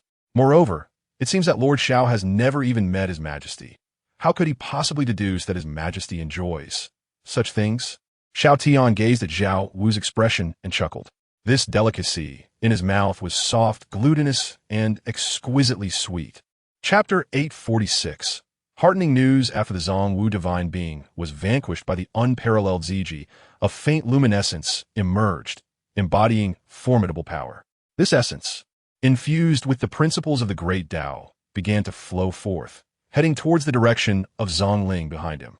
Upon the demise of the Zong Wu divine being, the power of the great Tao within him would return to the heavens and earth, nourishing the surrounding realms. Consequently, Zongling's overall environment will be enhanced and fortified to a certain extent. Such are the repercussions of the dimensional wars, a contest of doctrines, where the stakes are life and death. Chapter 847. Hall of Whispers. After Huang Rongxing recounted the information, he fell silent, observing the silhouette across from him. The man, upon hearing his words, could not help but widen his eyes in disbelief. Was it true? What had the other party truly witnessed? Could the contents of the intelligence be authentic? As he pondered, he felt as though he were ensnared in a dream. He had envisioned numerous possibilities, much like Huang Rongxing's concerns. Chapter 848. Are you not worried about unexpected events? What splendid news this was! Wenren Qianji could hardly contain his excitement, exclaiming in admiration. The three royal princes, Wu Yuanxiu and Wu Yuanxin, had been captured and were trapped in Lushan Prefecture. Had this been the case in the past, Wenren Qianji might have suspected a misunderstanding. Yet, given the exaggerated nature of the Crimson urgent message, he had come to believe in its veracity, especially after receiving intel from Wu Yuankuan, which he deemed to be at least 70% reliable. Chapter 849. Let the message be disseminated. Wenren Qianji was astonished that these two individuals would personally venture forth, and he wondered why their reaction time was so swift. Almost instantaneously upon the transmission of the message, they had sensed it and responded. Their decisiveness was remarkably rapid. As he waited silently, he anticipated that it would not be long before these two esteemed figures would arrive in person. Chapter 850. The terrifying young man. The image of that young man loomed in the mind of the great Emperor Xiao, stirring numerous conjectures within him. Such actions could potentially unleash chaos. Beside him, Wenren Qianji urged the great Emperor Xiao, his expression grave. Deep down, he struggled to comprehend why the emperor would allow him to expose vulnerabilities and intentionally disseminate information that could heighten the risks faced by the four empresses descending from the realm. Chapter 851. An audience after the great Emperor Xiao and the King Huang Dezun ascended. Wenren Qianji, watching their departure, commenced executing the predetermined plan as arranged by Xiao. Revealing vulnerabilities was quite simple public announcement. However, a methodical approach was essential. He could select a few key individuals to relay the urgent news, which on the surface appeared straightforward. To announce good tidings. Wu Yuankuan's actions had set the stage. Chapter 852. I must take a personal journey with a resounding roar. The majestic doors of the Divine Court Hall swung open, revealing figures within. Many from the divine clans entered the hall, standing in orderly rows to pay their respects. We have seen the majesty. In contrast, these divine beings were older, esteemed elders of their clans, while the Valkyrie Empress above was a youthful deity. Yet, none of the divine beings took advantage of their age or status. Chapter 853. Departure of Jining Wang. The divine clans were in a state of agitation. Given the current circumstances, Lushan Prefecture in the Taishang Imperial Court was a place of turmoil, the epicenter of unrest. The hidden maneuvers of Zhongwu, upon learning this news, would undoubtedly spare no effort to eliminate the four empresses, extinguishing any threats in their infancy. Their Majesty, the Valkyrie Empress Jining Wang, possessed such capabilities. Should she unite with the four empresses, it could provoke a seismic upheaval in Zhongwu, resulting in even more drastic measures. Chapter 847. Concealed Umbeknons Toye Nimkong. She had already departed from the core area of the Divine Court. Her approach was deceptively simple. She disguised herself as an ordinary citizen and joined a merchant caravan heading towards the territory of the Taishang Imperial Court. Seizing an opportune moment when few were around, she utilized her flying spiritual device to traverse the starlit expanse of the Taishang Imperial Court. Her actions were elusive, a principle she adhered to, ensuring her movements went undetected. Meanwhile, Jining Wang pondered the uncertainties of the journey ahead. Chapter 855. Intrigues amongst each other. Wenren Qianji, deep in slumber, remained oblivious to the extraction of his eyes. Still lost in dreams. Strangely, no blood flowed from his sockets. Upon closer inspection, one might discern a sinister aura swirling within, gradually eroding his essence. However, Wenren Qianji, possessing formidable strength, managed to resist this encroachment, safeguarding himself from severe harm. Meanwhile, the blood-red-eyed physician placed the extracted eyes nearby, suspended in the air. Chapter 856. The clearing. Did the physician harbor ulterior motives? Wenren Qianji had entertained such doubts, but, upon examining with divine insight, found no apparent issues. Nevertheless, this did not grant him the luxury of complacency. His ascent to the esteemed position of the Hall Master of the Hall of Whispers was inextricably linked to his enduring skepticism. He was acutely aware that, at his level, any possibility existed, especially concerning matters that could affect him. Vigilance was paramount. Chapter 857. Their initial encounter. In truth, the attendant entering the clearing was equally perplexed, his mind abuzz with questions. Why did the commander prefer to linger in such a foul-smelling place? At times, it terrified him to witness the commander take a deep breath, as if the scent were unforgettable and deeply alluring. Whenever he inquired out of curiosity, the commander would always provide a reasonable explanation. Our identities must remain concealed, and this place serves as a natural sanctuary where no one can discover us. Chapter 858. An odd reason. At this moment, Xiao Tian found the situation amusing. Who could have imagined that his grandfather, Xiao Tian, had transformed into a battle fanatic, managing the commerce with only a cursory effort before eagerly rushing to the void battlefield. Engaging in relentless combat, coupled with his exceptional talent, he thrived in life-and-death scenarios, rapidly ascending in combat prowess. The void battlefield was often graced by Xiao Tian's active presence. Here they come, the vendor called out, bringing over 2 bowls of noodles. Chapter 859. An outrageous demand. Xuan and Huang Daozuan, at this moment, found their thoughts to be quite straightforward.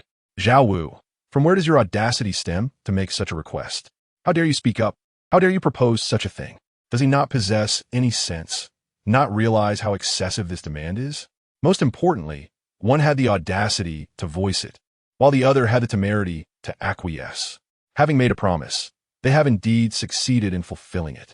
It is essential to recognize that this place is the upper realm of Songling, the 860th chapter of the Goddess Warrior Emperor's Peril.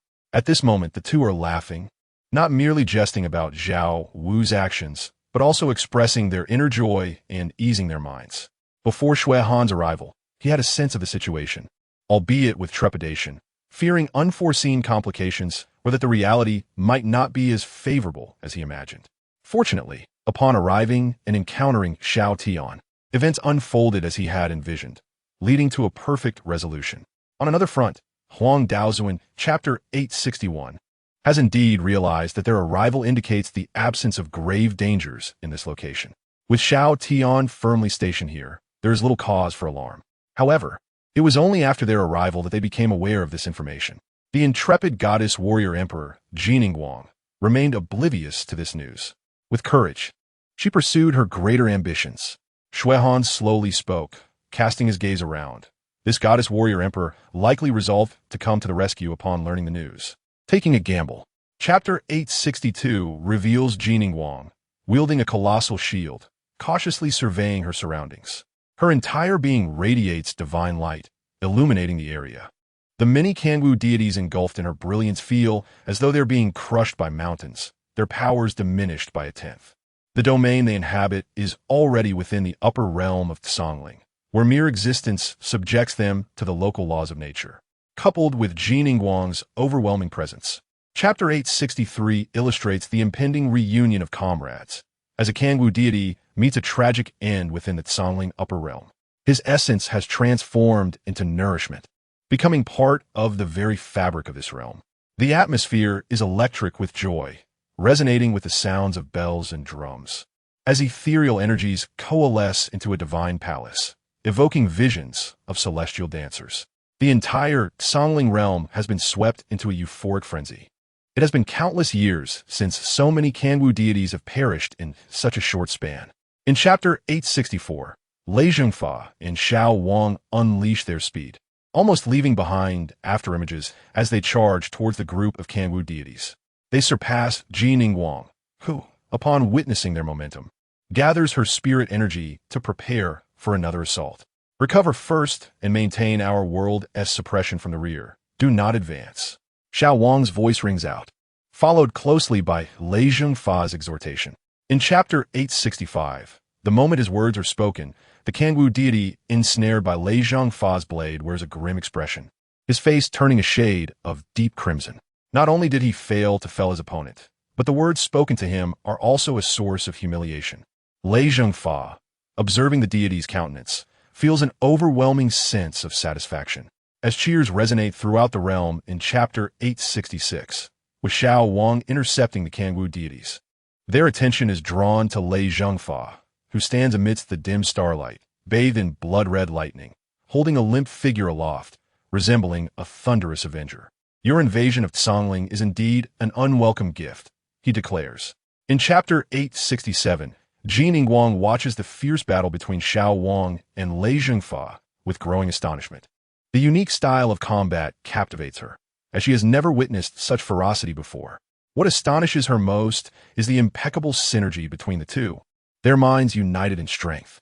Despite their collaboration, they face a daunting adversary of 16 Kangwu deities. In Chapter 868, the appearance of the blood tiger god Emperor stuns everyone, including the 16 accompanying Kangwu deities, who are incredulous at his presence in Tsongling. The implications of such a formidable figure amidst the ongoing dimensional conflict are immense. Chapter 869 reveals the blood tiger god Emperor's irritation at the audacity of the two young individuals before him, whispering and disregarding his formidable presence. Their lack of fear ignites his anger, as he expects them to tremble and bow before him, seeking mercy. In Chapter 870, as the forces of power manifest, a chilling frost spreads, threatening to freeze the surrounding space, including the blood-red blades that are halted mid-air. Chapter 871 depicts the blood tiger god Emperor's profound indignation at the casual demeanor of those in Tsongling towards him, a protector and sovereign of the Kangwu Empire, whose legacy has instilled fear for countless years. Their lack of respect incites his fury. In Chapter 872, the exclamation of "You dare" escapes from Ziji Wudi, a phrase learned during his time abroad, a polite expression that now serves to vent his complex emotions. The violet light emanating from the rift before him reveals the nature of the formidable force he faces. Chapter 873 captures the roaring declaration of the blood tiger god Emperor, as Xuehan and Huang Daozuan realize that the confrontation is about to escalate into a true battle. Despite appearing exceedingly tense on the surface, they were in fact remarkably relaxed. After all, they were acutely aware that not far away, Xiao Tian was stationed there, observing the surroundings. Bang, bang, bang. Chapter 874, when the moment arrives. What manner of character does the blood tiger sovereign possess? A proud individual. To put in simpler terms, this tiger enjoys putting on airs. When he had previously acted, he suppressed the two extraordinary beings before him, causing them to be overwhelmed and were expressions of frustration. The blood tiger sovereign felt exhilarated. as if clarity had dawned upon him, and the pressure he faced had significantly diminished with the assistance of the ordinary, concealed martial deities. Chapter 875. The situation deteriorates. The Blood Tiger Sovereign was enveloped in a radiant bloodlight. Initially, the rapid assault from King Xiao and Lei Zhengfa could have repelled him. Even if they could not inflict significant damage, they could still impose a form of suppression for sustained attack. Killing the enemy? The two did not harbor such hopes, for they understood that, despite some level of suppression, the Blood Tiger Sovereign's formidable prowess was undeniable. Chapter 876. Let us perish together. The concealed martial deities surrounding them laughed heartily. How the tides have turned. Previously, these deities had been firmly suppressed by the rules of this realm.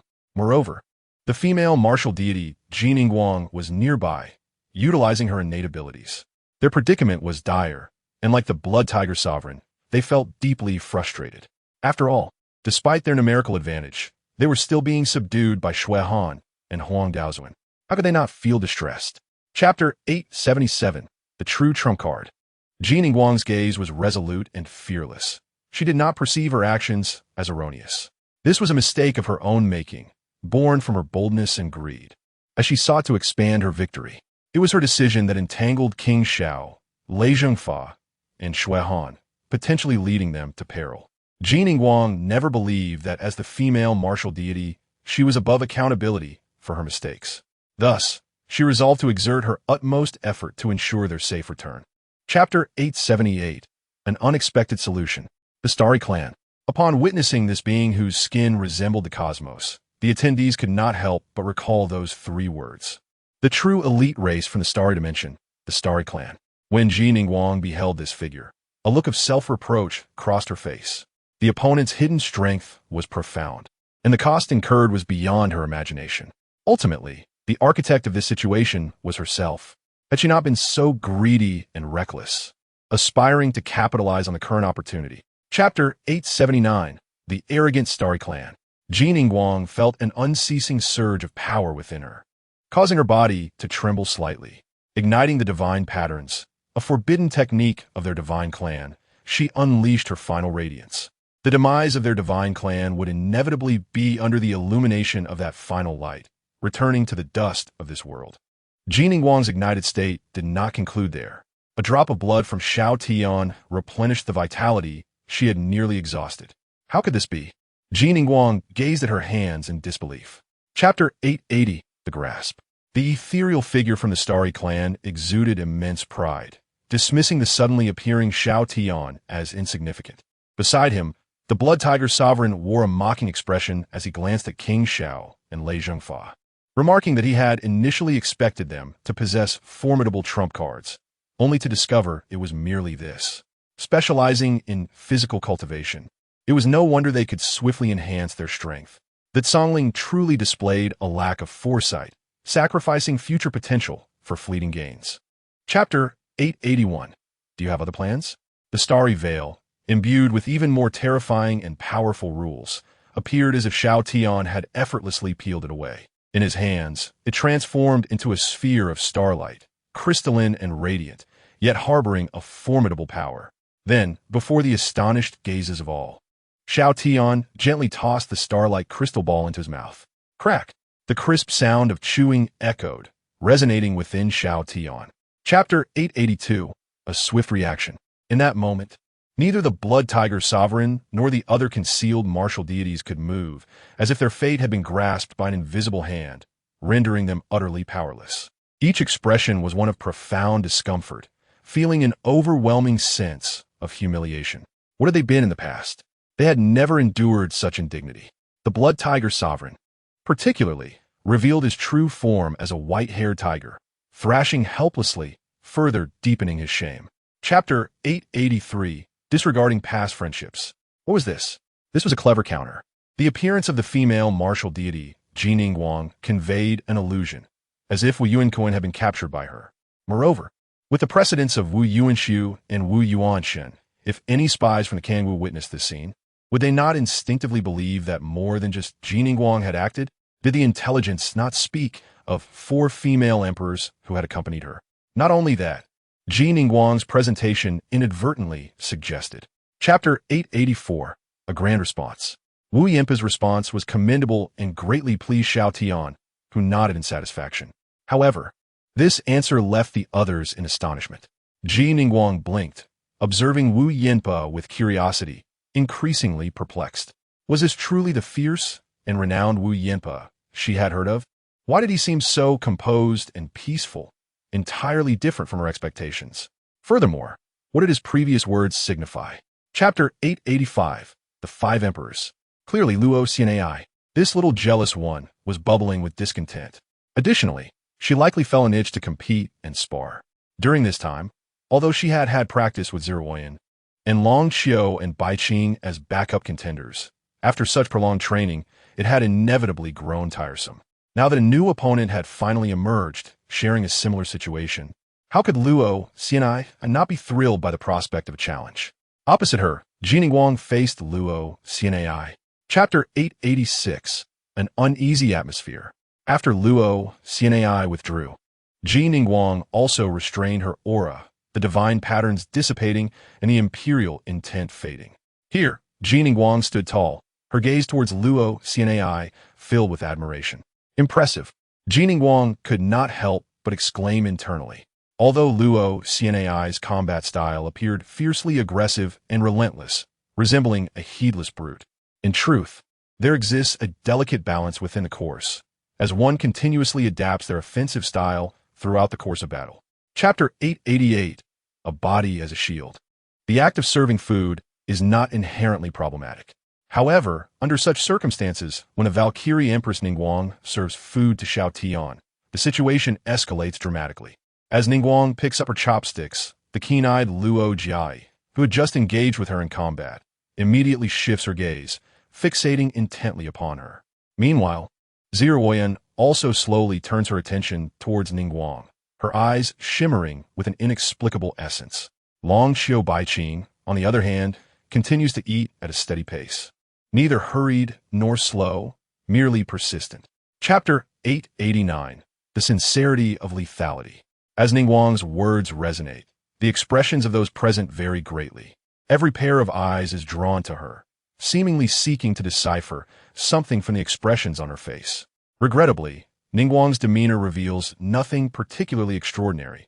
Instead, she appears quite solemn, her countenance serious, as though she were discussing a matter of public concern rather than a personal affair. It is indeed a surprisingly straightforward yet entirely reasonable response. Su Mengli continues to speak with a smile, turning her head towards Xiao Tian. Chapter 890, A Different Transformation. A peculiar atmosphere lingers around the table. Ziruoyan narrows her eyes, gazing silently at Ningguang across from her for an extended period. She comes to realize that this Valkyrie Empress Ningguang is quite troublesome, extremely troublesome. In such a brief time, based solely on her words and actions, it is evident that Ningguang's thoughts are remarkably clear and measured. Most importantly, her attitude is profoundly sincere to the point of being unabashed. Chapter 891, The Price Already Marked. The more one understands, the clearer it becomes that Ningguang, as the Valkyrie Empress of the Divine Clan, bears significant responsibilities and pressures. In comparison to her earlier role in the Great Yin, her current position as the head of the Divine Clan is far more taxing. After all, the territory occupied by the Divine Clan in the upper realms is vast, facing formidable adversaries. Ningguang's ability to withstand such pressure and establish the Divine Court in such a short span is remarkable. This, too, is a source of concern for Ziruoyan, knowing her husband is being targeted by such an individual.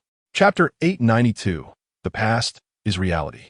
The series of explanations from the system Wonkai plunges the 5 female emperors into a prolonged silence. The influx of information is overwhelming. They had not anticipated the magnitude of their own significance. The embodiment of the Zhongling world divided into 5? So, this explains the extraordinary abilities they possess and their inexplicable closeness to one another. It is no wonder they exhibit such affinity toward Xiao Tian. It surely cannot be mere coincidence. Chapter 893, Even Less Playfulness. As Xiao Tian enjoys a warm moment with Ziruoyan and Luo Jiai, the remaining 3 female emperors each display differing reactions. Long Xiu Bai Qing continues to eat silently, occasionally glancing towards Xiao Tian. Su Mengli, meanwhile, seems lost in thought, pondering some matter, occasionally casting her gaze towards Ningguang. Ningguang's eyes, however, burn with intensity as she observes Xiao Tian and the others ahead. Chapter 894, Drawing the Tiger Away from its Mountain. For reasons unknown, the Blood Tiger Divine Emperor feels an immense sense of relaxation upon accepting Wu Yimpa's assertions. As Wu Yimpa articulates thoughts originating from Xiao Tian, the Blood Tiger begins to see the rationale behind his words. As the guardian divine beast of the Kangwu Empire, he contemplates the true significance of his existence over the years. Is it merely to protect the legacy of Kangwu? No, it has devolved into a habit, a penchant for wrongdoing. The Kangwu Empire itself originates from Songling. They are inherently one and the same. Chapter 895, The Delay Tactics. Presently, King Wu stirs restlessly. Amidst the impending storm, his presence serves as a stabilizing force. Should Kangwu contemplate significant actions against Songling or devise any schemes, his presence makes it exceedingly difficult for them to succeed.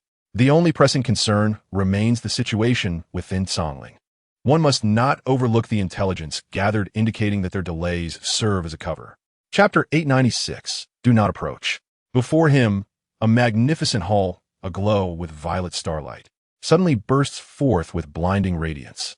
The starlight flickers as if it were breathing. Moreover, it harbors a terrifying energy far surpassing their comprehension. Many powerful figures from Kangwu turn their heads, drawn to the source of this commotion, their gazes deep and curious, as though witnessing something miraculous. It is perplexing. How could such a disturbance arise? Chapter 897, The Five Emperors Besiege Xiao Tian. A Kangwu individual strides forth with unwavering determination, his gaze resolute as he departs. Clenching his fists, he steels himself, urging himself onward. Everything will be fine. Do not look back, just deliver the message. Reflecting on the situation, the three princes await assistance. Hang in there, my lords. Aid is on the way. Chapter 898, I can help them. Luo Jiai's words elicit a myriad of expressions from the other four female emperors, as her statement sounds rather peculiar. Yet, they all lift their heads, directing their astonished gazes toward Xiao Tian.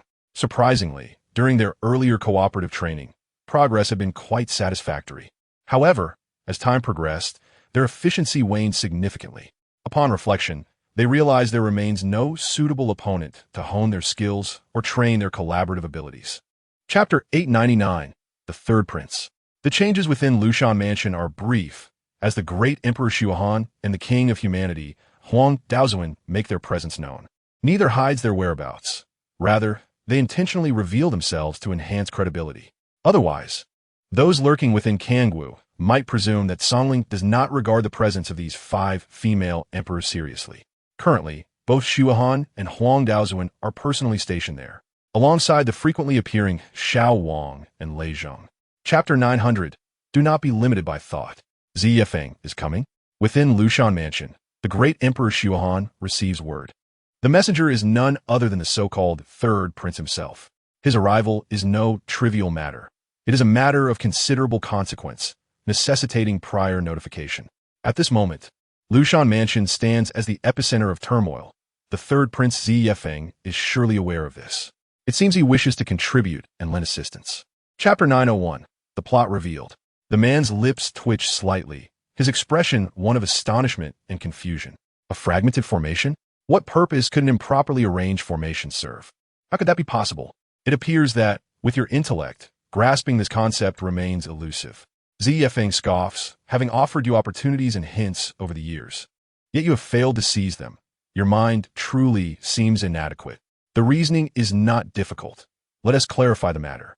After the arrangement of the formation, once someone transmits a message, the fluctuations, although not triggering a reaction, will cause the massive fleet to surge with an eerie speed toward the Stargate ahead. The formation distorts, maintaining a fragile state as if it could shatter at any moment. What is happening? How could the fleet advance in such a manner? Among the fleet, some captains of the starships displayed expressions of astonishment. He produced a jade token used for communication, infusing it with spiritual energy to send a message. Simultaneously, he sensed messages from other captains within the token. The contents of these messages varied. At this moment, the colossal fleet of Ziwe peeked past through a stargate, marking the boundary between states. Consequently, the enormous and majestic fleet traversed effortlessly. As the fleet entered the Stargate, spatial fluctuations emitted from the transmission continuously tore at and battered the formation barrier above, gradually wearing it down. Observing the scene, both Zhou Yuan and Yang Feihong nodded in satisfaction. Once the fleet completely passed through the Stargate, the protective formation would shatter entirely. This was, in fact, part of their plan. As Xiao Peak spoke, array symbols began to manifest among the ships of the fleet. These symbols glimmered with a brilliant azure light, dazzling to behold. With a thunderous roar, azure light pillars surged skyward from the ships, resembling colossal pillars that could support the heavens. A humming sound arose as the previously dormant energy vibrated. Simultaneously, as Xiao Peak spoke, Zhou Yuan, charging forward, underwent a transformation.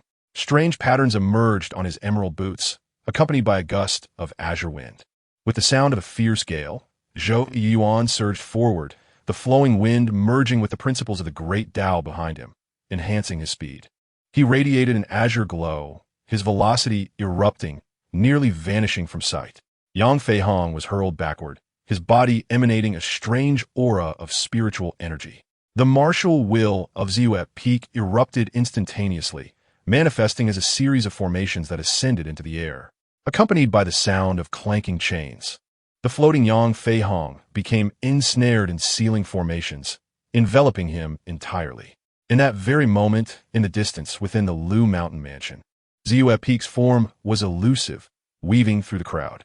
The assailants could not fathom his movements, often finding themselves attacking mere phantoms. It was both strange and miraculous. Some, aiming at Xiao Peak, discovered they had struck their own comrades instead. His form had transformed into an afterimage, fading into obscurity. Others, in the midst of their assault, found themselves disoriented, only to look up and realize they were surrounded by allies. After being designed and streamlined, the fleet, once scattered, now exhibited a certain degree of illusion. This was the precursor to activating the formation to depart from this perilous place. Xiao Peak's contingency was thus. The reasoning was simple: better to flee than to remain. Xiao Peak believed there were no flaws in his plan, confident it would succeed without opposition. Furthermore, he held immense faith in the efficacy of his formations. The array masters of the upper realm would struggle to disrupt it in a short span. Standing still, Xiao Peak felt dizzy, observing the surroundings as if everything were unfamiliar. Especially after the formation was broken, as other ships from the fleet approached, he felt as though he were dreaming. He could distinctly see several familiar faces, many of whom he could scarcely believe were agents of the hidden martial sect. Yet, when they reached him, the harsh reality unmistakably revealed their identities. Upon hearing Lu Yinxia's words, Xiao Peak could no longer contain his fury, exclaiming, "Enough! How dare you mention the children? Have you not considered how they would perceive your actions? How could they accept that their mother betrayed the hidden martial sect to align with the hidden spirit sect?" Lu Yinxia's expression bore a hint of anguish as she gently shook her head. "Feng Ge, I did not choose to betray the hidden spirit. I am, in essence, a member of the hidden martial sect." Xiao Peak squinted, turning to survey his surroundings. As he did so, the approaching assailants were repelled by a powerful blow, marked by array seals that immobilized them. Xiao Peak's attempts at resistance rendered the attackers somewhat helpless. The enigma of his presence was overwhelming. His movements were erratic, defying any predictable pattern.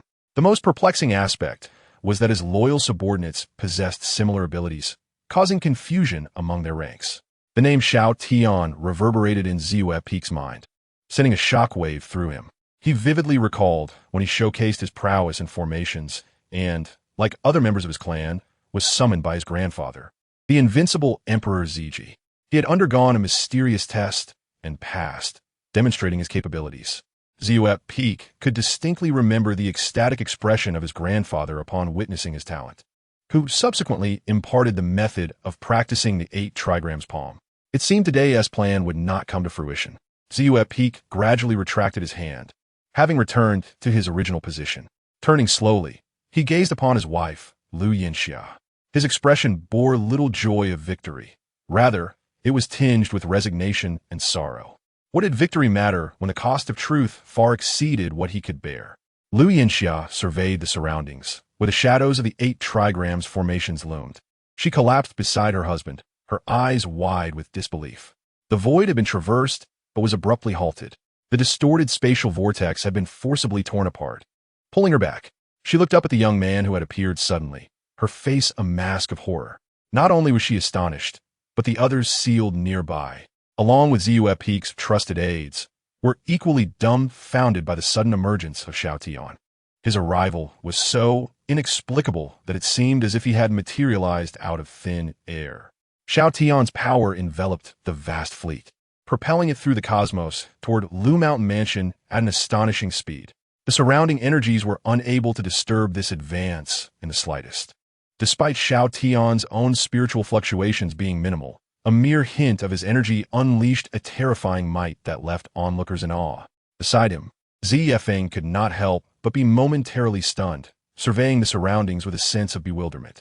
His expression reflected a hint of confusion, clearly unable to comprehend how such a feat was accomplished. How could one person effortlessly lead such a vast fleet forward? Chapter 916.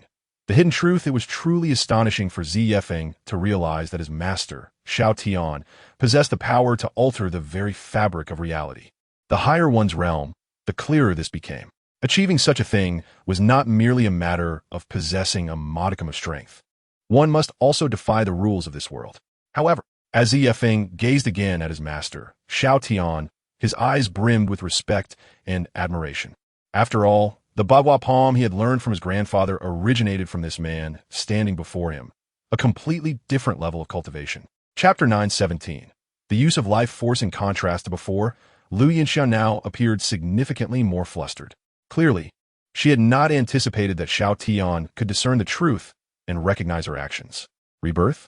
As Xiao Tian's words fell, the crowd turned to him in astonishment, simultaneously noting the expression on Lu Yinxia's face. This gave the impression that Xiao Tian had indeed struck a nerve, which rendered Lu Yinxia's demeanor rather unpleasant. Snap! At that moment, Xiao Tian snapped his fingers and with a flicker of intent. Chapter 918. Observing the array in Xiao Tian's mind.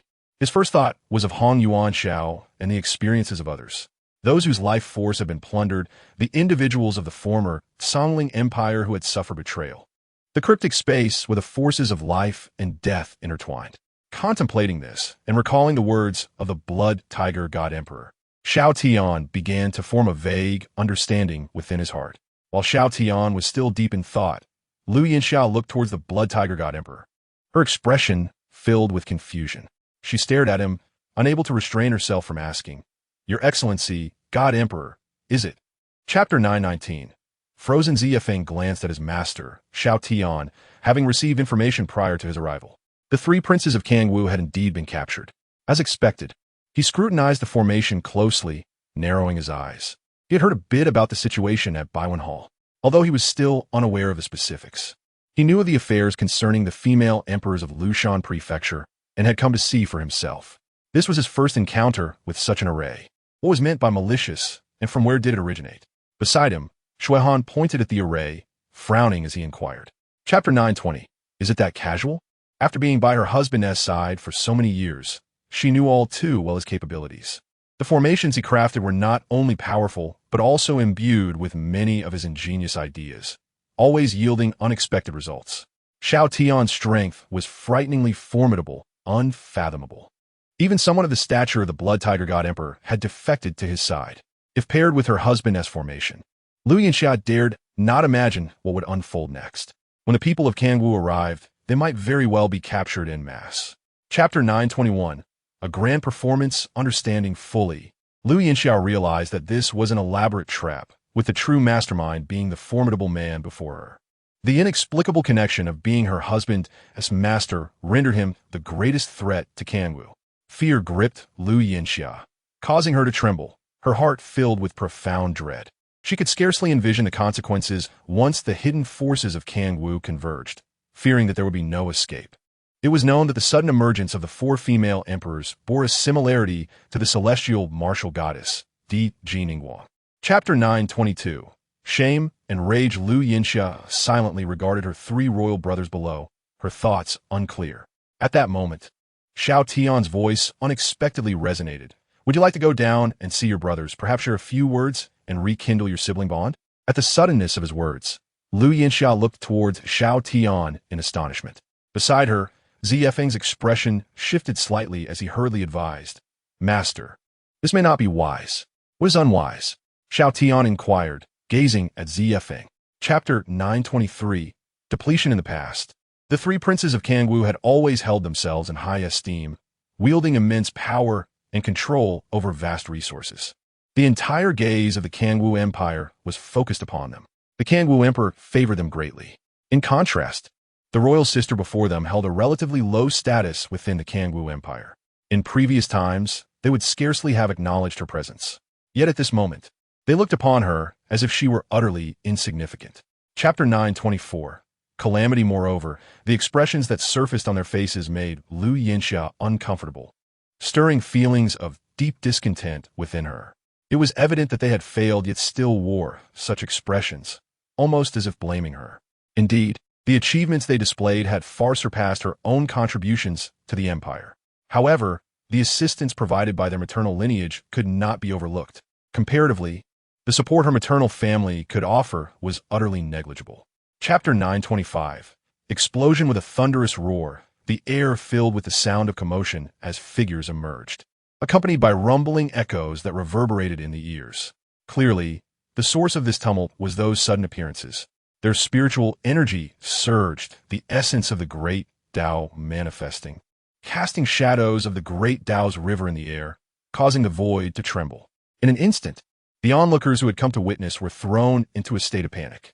Compared to the explosive sounds that erupted from above, their presence felt overwhelmingly feeble, merely caught in the aftermath.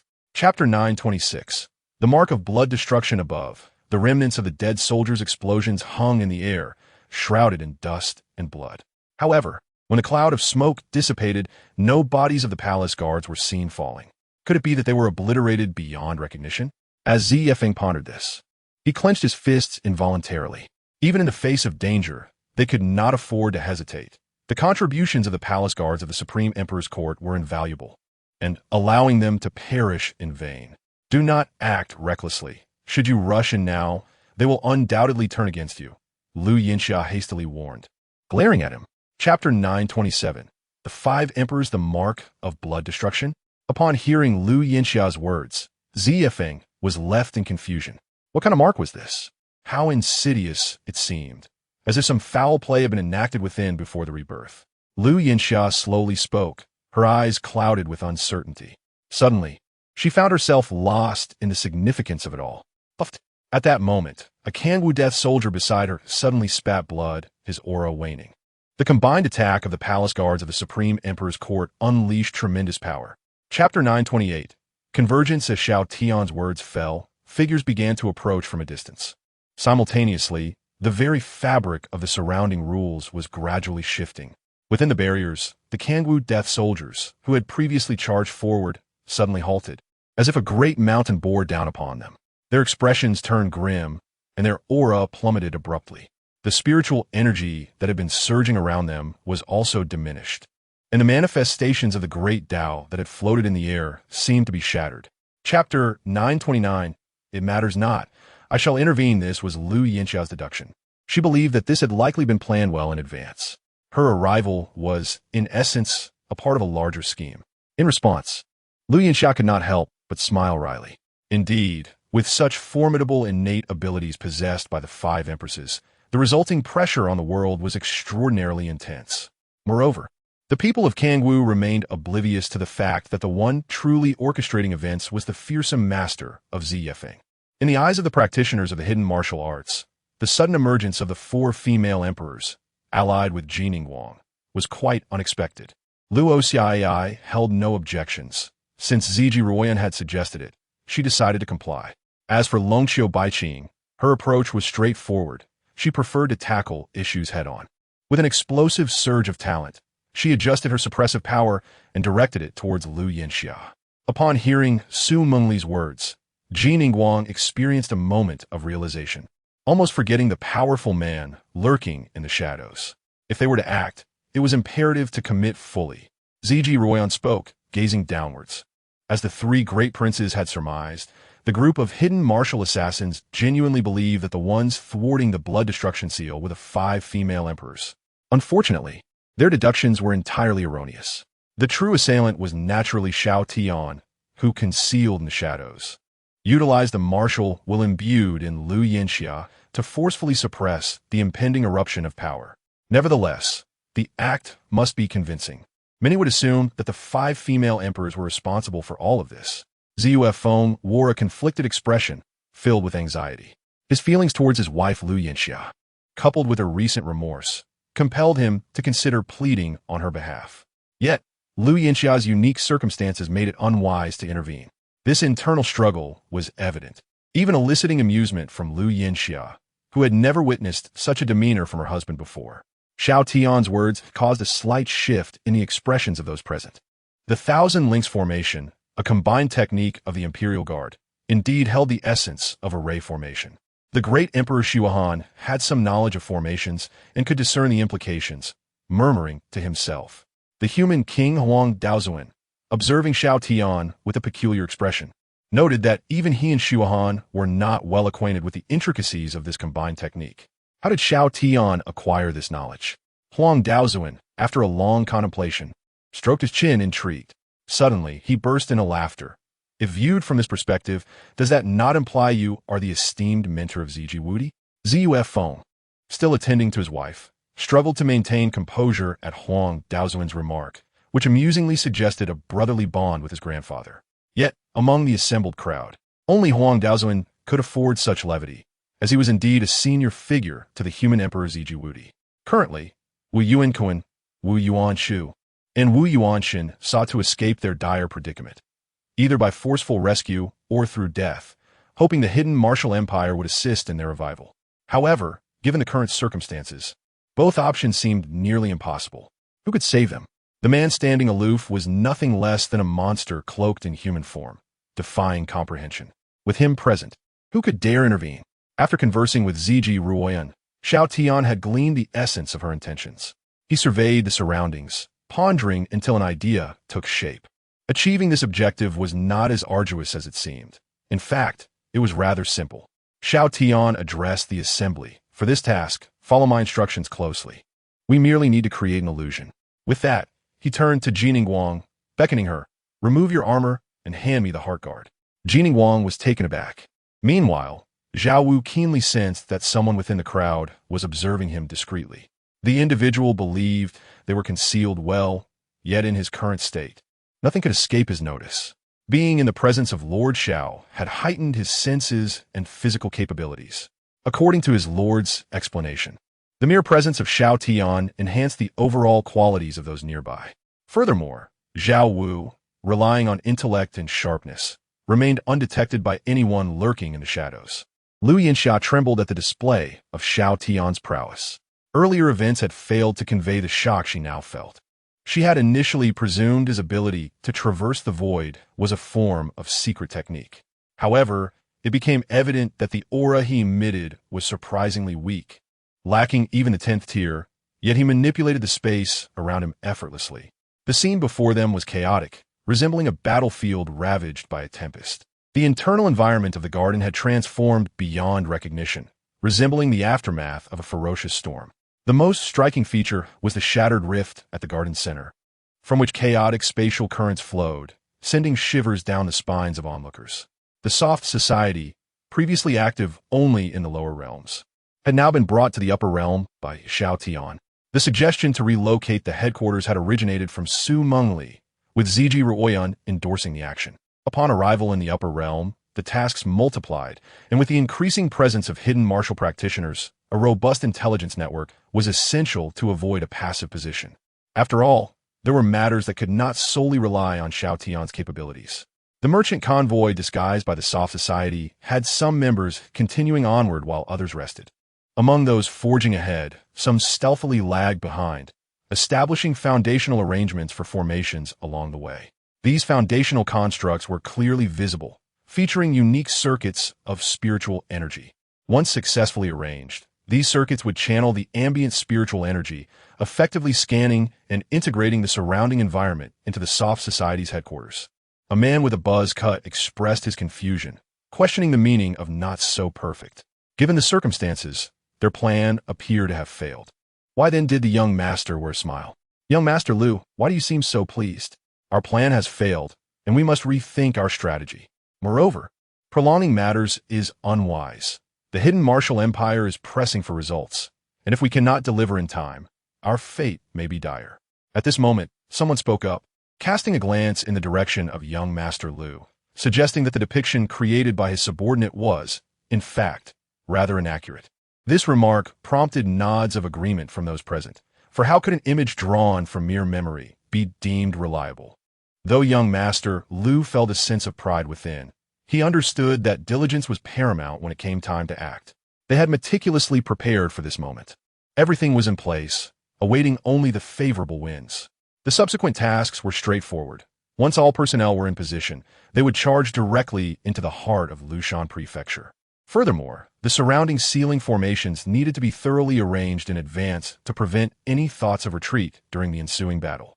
While issuing orders, young Master Lu appeared to recall something, advising that as the Star Guardian of Lushan Prefecture, it was crucial to rely on trustworthy individuals. Xiao Tian had brought some wine along from the headquarters of the Ruan Association, and many matters were directly coordinated with Zhao Wu for assistance. After all, it was unnecessary to burden Xiao Tian with every detail, for the tasks at hand could be managed by his subordinates. Otherwise, complications could arise beyond their expectations. Huang Daozuan cast a sidelong glance at Shui Han, narrowing his eyes. The hidden matters of the Kangwu were surprisingly entangled with the four great emperors. This situation was far more intricate than Lu Yanhua had anticipated. As news from the Ruan Association headquarters continued to flow in, many concealed individuals within Songling had begun to emerge, revealing their identities. Among the collective identities that surfaced were members of the state militaries and various merchant organizations from different regions, as well as unexpected high-ranking officials from the Supreme Empress Court. Additionally, some were renowned figures within the upper realms of Songling, creating a remarkable surprise for the gathered crowd.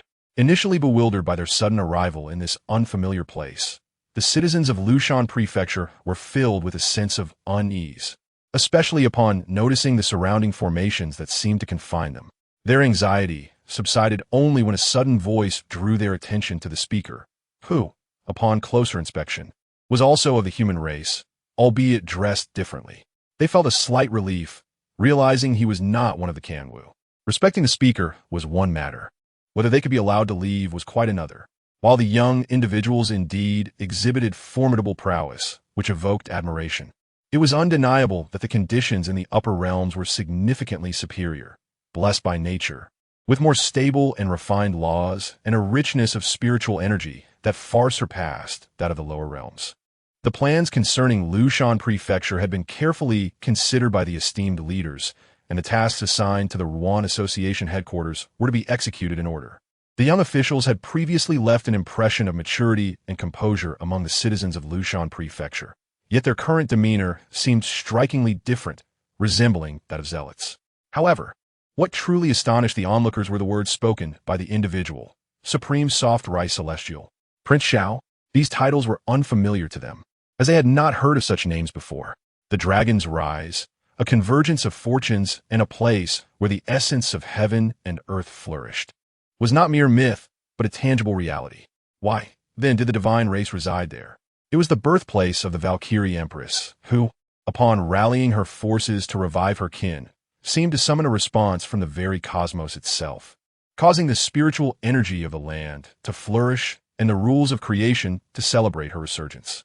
In this critical moment, the youthful citizens of Lushan Prefecture found themselves unwilling to remain idle. Despite the fervent, almost fanatical admiration shown by the members of the so-called Empress Alliance towards the Supreme Soft Rice Celestial, they had not witnessed his prowess firsthand, thus lacking a true understanding of his capabilities. On the city walls of the inner city, the great Emperor Shui Han stood, hands behind his back, gazing into the distance, accompanied by the King of Men, Huang Daozuan, who wore a smile. The scene was grand, with many familiar faces among the crowd, prompting Huang Daozuan to remark about his son-in-law as numerous adversaries, revealing that old grievances still simmered beneath the surface. As Huang Daozuan observed the man from the inner city walls, his frustration grew, especially upon hearing the man's words, and he could not contain his anger. What teacher? I have no such student as you. After all my guidance, this is how you choose to repay me? The Supreme Emperor's court has treated you well, and this is your response? His emotions escalated, and he struck the inner city wall, emphasizing his indignation. Listening to Lian Hao's words atop the city wall, Huang Daozuan laughed bitterly, lamenting his past naivety. Suddenly, a series of thunderous sounds erupted, resonating through the formation barrier as the state military of Yuzhou assembled, forming a battle array. The convergence of spiritual energy manifested in the air as they united in action, creating a spear of light. The unexpected assault on the formation caught Zai Yufeng off guard. Although surprised, he swiftly regained his composure, channeling his spiritual energy and invoking the principles of the 8 trigrams to reinforce the formation. The defensive barrier of the inner city shimmered with the patterns of the 8 trigrams, redirecting the tumultuous energies of the assault to another location. Upon seeing Lu Chanfeng, Zai Yufeng's expression darkened considerably, anger simmering beneath the surface as he recognized the son of the great Dushuan emperor. Not only has he failed to uphold the honor bestowed by his father, but his current actions have also brought shame upon himself. Long Qiu Dao turned his head slightly, peering at the projection revealed by the formation, his brow furrowing slightly. In the past, he had shared the same era as the great Emperor Dashuan. Despite his belief that during that time, Lu Wushuang was always engrossed in his own pursuits, he found himself puzzled by the situation. Lian Hao observed the inner city walls with confusion. His teacher, Huang Daozuan, was visibly furious yet chose not to take action. Deep down, Lian Hao understood the gravity of the situation and anticipated that Huang Daozuan would soon retaliate against him. Consequently, numerous powerful individuals lay in wait nearby, ready to spring into action. These lurking experts were integral to the plan, having prepared long in advance. Lian Hao felt an overwhelming sense of bewilderment, unable to fathom the rationale behind the opponent's actions. In fact, Lu Chanfeng shared this confusion, sitting atop a golden chariot, surveying the inner city below while frowning at the formation's shimmering blue barrier. In his palm floated a cerulean orb, swirling with azure winds and emanating an enigmatic energy that seemed to struggle to break free.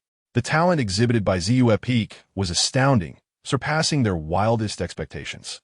The primary objective of this defensive formation was data collection, yet Ziyue Peak had astonished them by making significant improvements during the testing phase. They recalled that Xiao Tian had previously mentioned Ziyue Peak, noting that anyone capable of mastering the 8 trigrams martial will possess remarkable talent. Not only was Lu Chanfeng dazed, but the entire army surrounding the inner city exchanged bewildered glances. They were all astonished, staring at the formation screen, their minds in disarray. Logically, with Lu Chanfeng's intervention and their combined assault, the formation's defense should have weakened. Yet, as time passed, its strength only seemed to increase. Outside the city, Lian Hao furrowed his brow in similar perplexity. Huang Daozuan followed the direction indicated by Shui Han and discovered unfamiliar figures emerging from the shadows. Approaching Lu Chanfeng, upon reaching him, they nodded slightly before unleashing their formidable powers. The atmosphere reverberated with the resonance of the great Tao, as the unique aura of the hidden martial arts surged forth. Once they unleashed their full strength, their disguises dissipated, revealing their true forms, a race absent from the realm of hidden spirits. Across the realm, the air was filled with jubilant cheers. Their mission had proceeded remarkably well, overcoming every obstacle with ease, save for the inner city's formation barrier, which had posed a significant challenge. Initially, upon Lu Chanfeng's attack, it seemed the barrier would be breached, allowing entry into the inner city. However, Ziyue Peak's timely intervention had substantially bolstered the barrier's defenses, halting their advance. Those initially charging towards the inner city were filled with doubt, questioning their own perceptions. Some used spiritual energy to invigorate themselves, while others rubbed their eyes, hoping this was merely an illusion. Regrettably, what lay before them was all too real. The hidden martial arts stood resolutely in their path. Though few in number, each was an elite being of divine rank. As Lian Hao swallowed the elixir, his internal energy surged dramatically. Observing closely, Huang Daozuan and Shui Han could see Lian Hao's veins expand as if a mighty dragon coiled within him, his form swelling significantly. The manifestation of the great Tao's power hovered above him, radiating an overwhelming aura of dominance. What manner of pill was this that elevated him to divine status? The soldiers attacking the inner city seemed invigorated, their spirits aflame as they charged forward with renewed vigor. Lian Hao's newfound abilities not only enhanced his own power, but also bolstered the morale of the battlefield. Huang Daozuan and Shui Han, watching from the city walls, furrowed their brows, astonished and unsettled by the unfolding events. Huang Daozuan and Shui Han were increasingly concerned that Lian Hao was not the sole individual with access to such a transformative elixir. Others among the attacking forces also possessed similar pills, capable of instantly elevating their power to that of divine beings, posing an unprecedented threat. The implications of this were far-reaching. If only Lian Hao had such a pill, it would signify a rare trump card. Outside the inner city, onlookers were primarily focused on the battle. What had initially seemed like a certain victory for Lian Hao had taken an unexpected turn, leaving many bewildered. They exchanged glances, struggling to comprehend how the tide had shifted so dramatically. Just moments ago, Lian Hao appeared poised for victory. Now, the question loomed. What had allowed the enemy to turn the tables? At that moment, Shui Han was startled, quickly scanning his surroundings. Fortunately, he felt a wave of relief wash over him, realizing that the world had not suffered catastrophic damage as he had feared. It appeared that Xiao Tian's actions had not been as dire as he had imagined. Having spent a brief time with Xiao Tian, Shui Han had come to understand his unpredictable nature, often undertaking actions of monumental consequence. The divine beings accompanying Lu Chan Feng gazed ahead, their eyes wide with astonishment. Although the hidden martial arts had a considerable number of warriors, they were mostly familiar faces. Given their stature, even a brief encounter would leave a lasting impression. Many of their opponents were well-known figures, and after years of hiding in the shadows, encountering them as foes was a profound experience. Meanwhile, Xiao Tian remained comfortably reclined, relishing the impact of the world's rules upon him, though he lamented that the force of this cosmic massage was insufficient for his liking. The experience of watching the play remains exhilarating, particularly when witnessing the incredulous expressions of those around. It brings a unique delight. In stark contrast, the situation on the other battlefield is far more intense, especially among the ranks of the deities under the command of Xiao Tian. The reformed and introspective Zhongwu, liberated from the constraints of heaven and earth, demonstrates formidable power. This leaves both Shui Han and Huang Daozuan utterly bewildered. What is more astonishing is the potency of a single pill, which, once consumed, grants the power of a deity. This is already breathtaking and unfathomable. Even upon encountering someone as powerful as Xiao Tian, the surprise remains palpable. This illustrates just how rapid the power of the pill truly is. Moreover, the strength imbued within the pill is exceptionally fierce, manifesting even more prominently in the current context. The underlying principles of this phenomenon remain a mystery. Upon catching sight of the figure from afar, Lian Hao almost finds his breath stilled, as if confronted by a specter. How could the blood tiger god emperor be present in such a place? As the guardian beast of Zhongwu, an ancient and potent entity, he is certainly familiar with it. For officials of the Supreme Royal Court, understanding the intricacies of Zhongwu is essential. Therefore, the distinct appearance and features of the renowned blood tiger god emperor are already well known. Lian Hao stares in disbelief at the Zhongwu deity before him, momentarily feeling a disorienting sense of identity reversal between himself, a Zhongling, and the Zhongwu deity. "Come at me," roars the Zhongwu deity, unleashing a surge of energy that draws the attention of many nearby. The presence of this great deity is undeniable. The Zhongwu deity, engaged in combat with Lian Hao, immediately senses the situation and comprehends its foundation. In this chaotic battlefield, where spiritual energies collide and the great Tao reverberates, clarity emerges only upon close engagement. Meanwhile, atop the inner city walls, Xiao Tian sips tea, intrigued by the dynamics of power. Can one's status truly be usurped? The disbelief of Lu Chan Feng's companion, a Zhongwu deity, is palpable as he clutches his head, unwilling to accept the unfolding reality. The blood tiger god emperor, a pillar of the Zhongwu Empire, is a spiritual totem to them. The betrayal of such a figure is inconceivable. The circumstances before them starkly contrast the intelligence they possess. The might of the five emperors looms large, and the oppressive force of their world is palpable. Lu Chan Feng feels the weight of suppression. astonished by the sheer terror of the Empress's power. Even their own Zhongling cannot break free from this grip.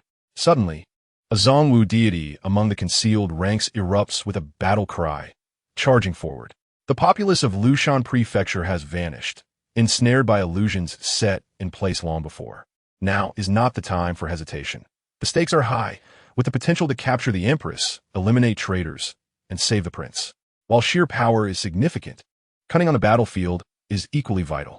The ferocity of the blood tiger god Emperor and the colliding deities generates immense turbulence, prompting many to stealthily infiltrate the inner city. Their primary objective remains the 5 empresses, with Lu Chanfeng's faction, inherently Zhongling, collaborating in this intricate scheme. As the deities, injured yet determined, attempt to escape the dense forest, they encounter a sudden onslaught of violet flames, holy demon flame, engulfing them in an instant. The sensation of the flames is overwhelming and immediate. Liang Hao's swift approach to Xiao Tian is marked by a slight restraint of his power, ensuring he does not inadvertently harm this vulnerable being. He warns the others against rash actions, asserting that even a slight release of spiritual energy could prove fatal. Xiao Tian's modesty elicits exchanged glances among former Zhongwu deities. "Master, you are too humble," one deity remarks, acknowledging Xiao Tian's prowess. He brushes off their admiration, explaining that his attention was elsewhere, leading to an oversight of Liang Hao's approach.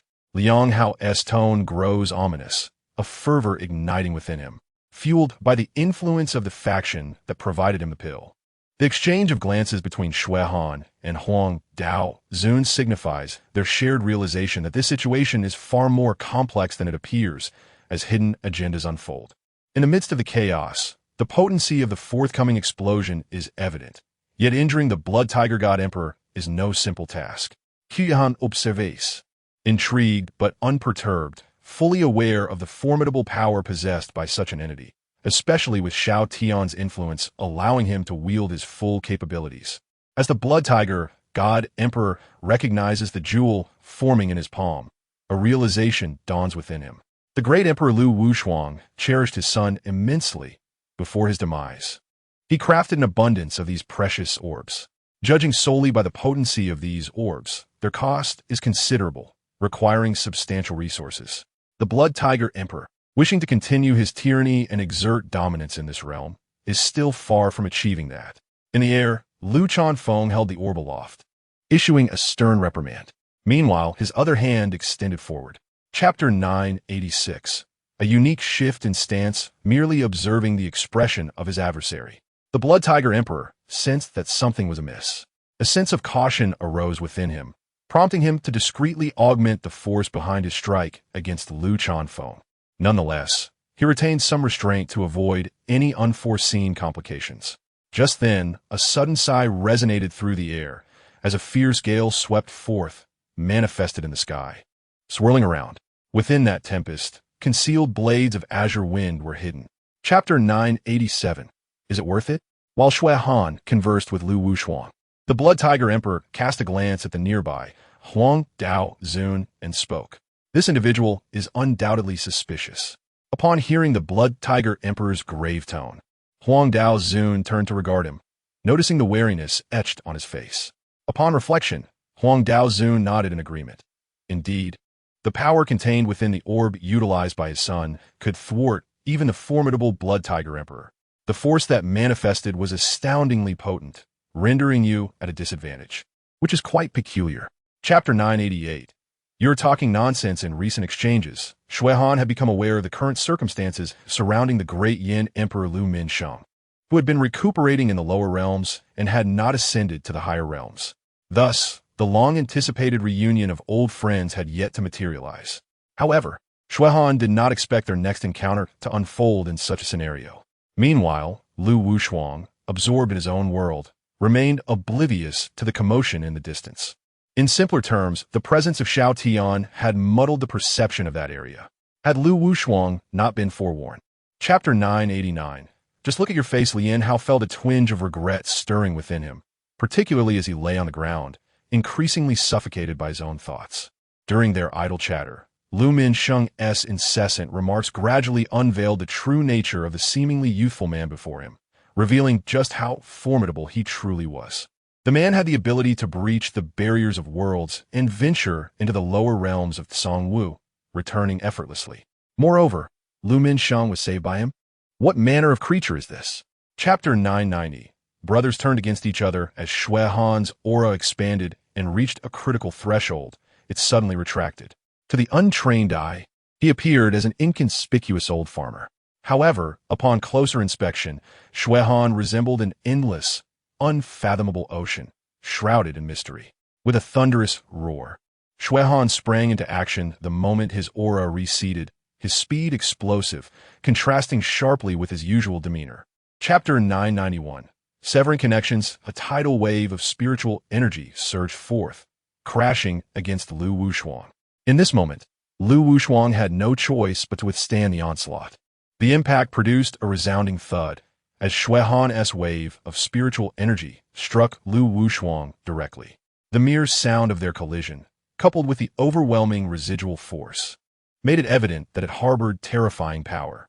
Surely, this blow could inflict severe injury upon Lu Wushuang, could it not? Chapter 992. Combat. Shui Han's innate talents were remarkably unique. Initially, he had not even realized that this was his own divine ability. In a distant past, he was merely an ordinary farmer in a rural village, yet he possessed an uncanny aptitude for agriculture, seemingly born to cultivate crops flourishingly. His reputation grew, attracting individuals who sought his expertise in planting spiritual herbs and teaching him methods of cultivation. Shui Han complied, recognizing the lucrative potential of this endeavor. Chapter 993. How many years has it been? Brother, at this moment, both Shui Han and the Blood Tiger Emperor launched a merciless assault against Lu Wushuang, unleashing their full might. In the face of their siege, Lu Wushuang exhibited no signs of panic. Instead, he sighed. It appeared they were utterly unaware of what true disparity entailed. As his words fell, a look of pity crossed Lu Wushuang's face, and he extended his hand. Chapter 994. Who are you? As the chilling green winds drew nearer, the fluctuations of Shui Han's spiritual energy began to spiral into chaos, as if an invisible hand were plucking the strings of his senses. Gazing at the approaching chilling green winds, he could distinctly perceive the terrifying power concealed within. He was almost certain that should he confront it head-on, his life would be forfeit. Even if he survived, he would be gravely wounded and incapable of continuing the fight. Moreover, the onslaught from Lu Wushuang would further compound his plight. Chapter 995. You're also qualified?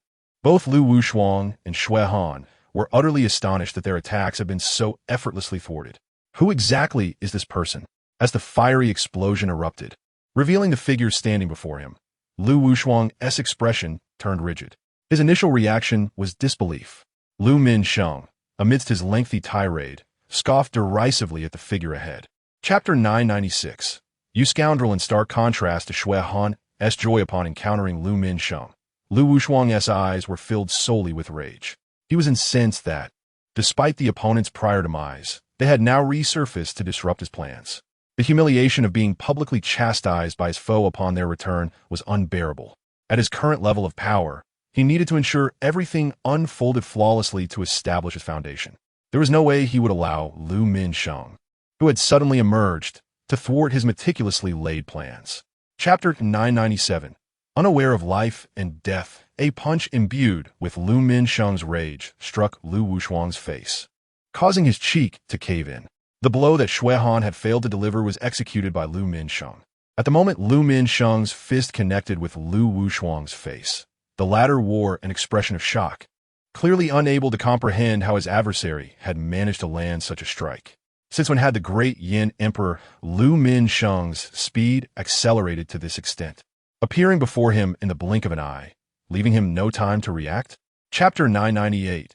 Blood boiling amidst the exploding fiery inferno. Both Lu Minsheng and Lu Wushuang found themselves enveloped. The searing flames relentlessly scorched their bodies, while the mingling chilling green winds caused the already raging flames to swell and burn even more ferociously.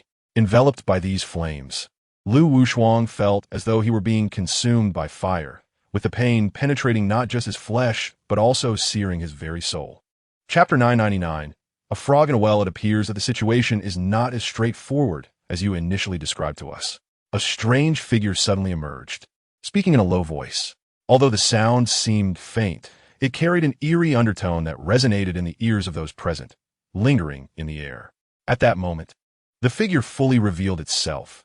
Its skin glowed an ominous green, and its pitch-black eyes appeared quite bizarre, especially with the unsettling aura that surrounded it, causing the very atmosphere to quiver.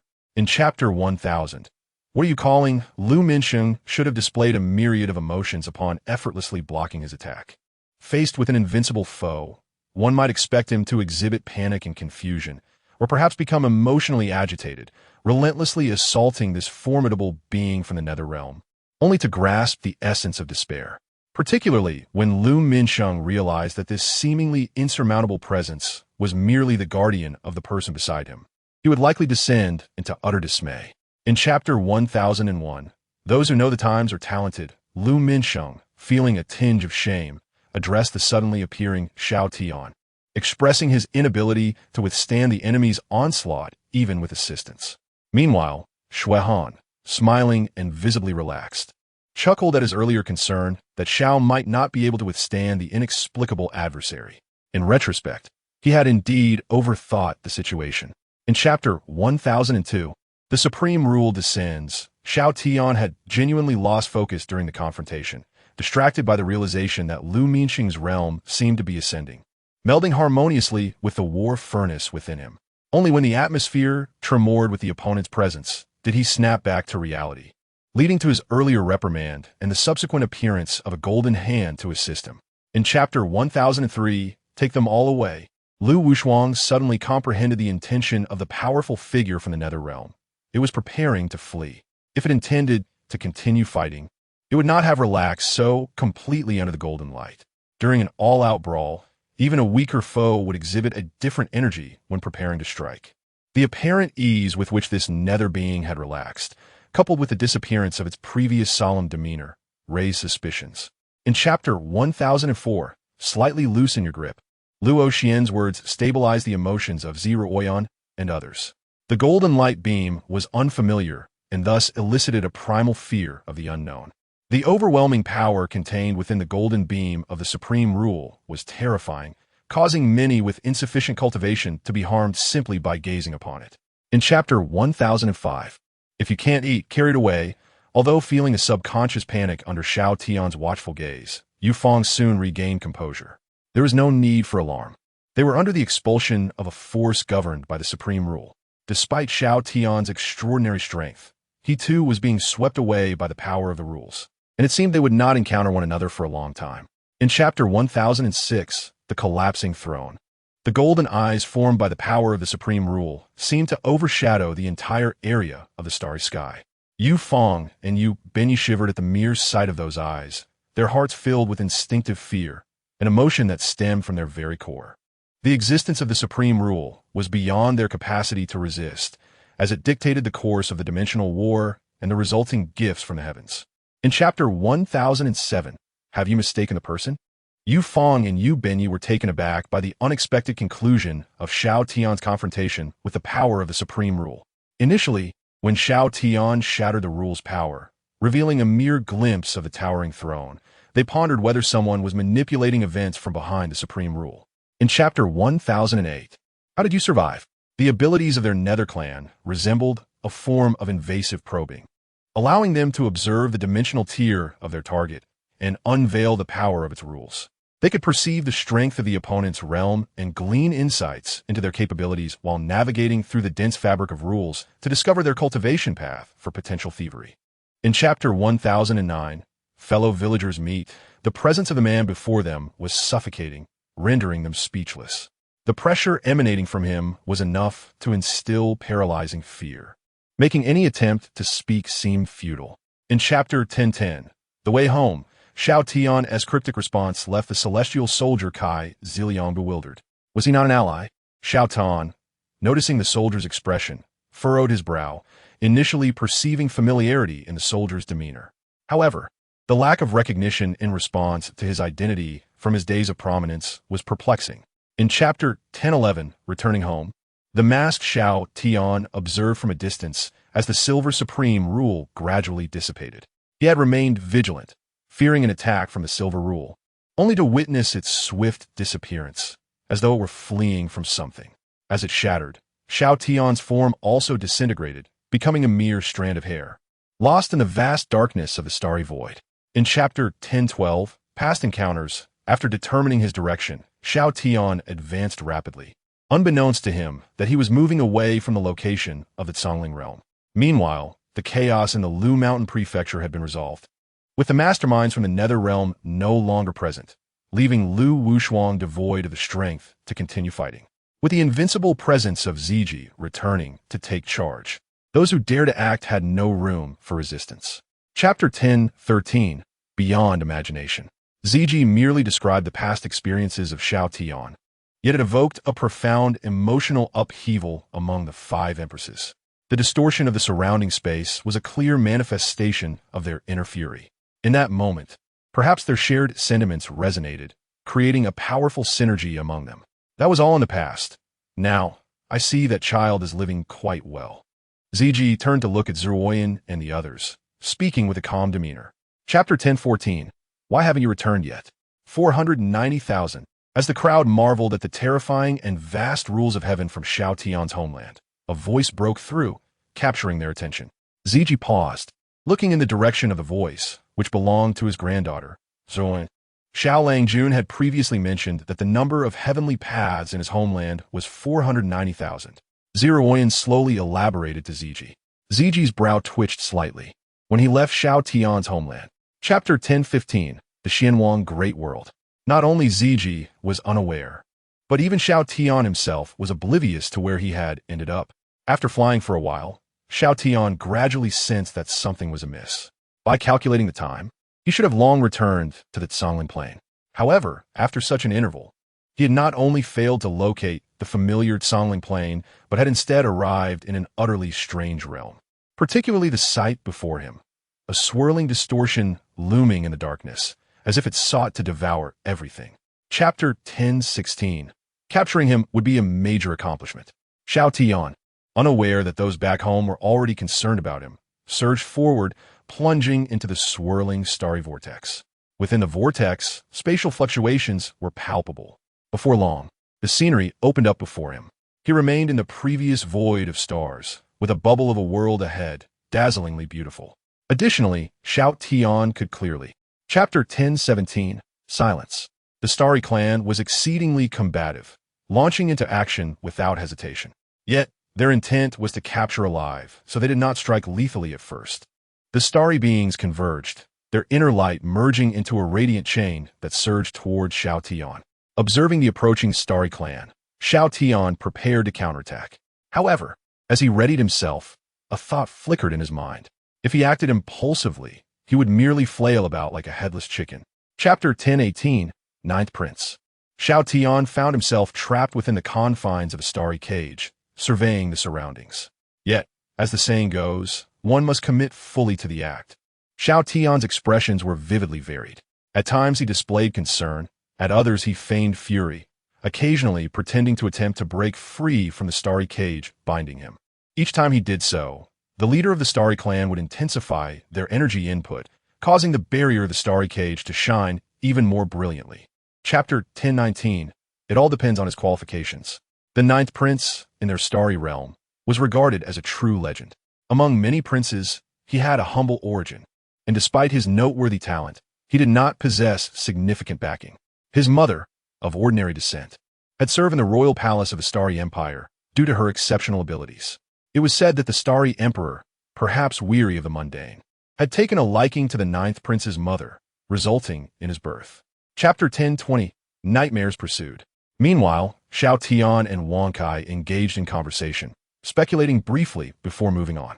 His primary focus now was to gaze upward at the starry array, scrutinizing its details. While he could not arrange the formation himself, he found that memorizing it was within his capacity. The greatest gain from entering the starry realm was the realization that the formations of the Starry Clan appeared incredibly formidable and effective. Observing how the chaotic energy was filtered through this starry array. Chapter 1021. Please forgive me. For reasons unknown, the image of Xiao Tian surfaced in the mind of the Ninth Prince, Xingyu, causing him to tremble involuntarily. He was certain that the arrival of this individual was driven by ill intentions, perhaps harboring ulterior motives. The manner in which this fool executed their actions was telling.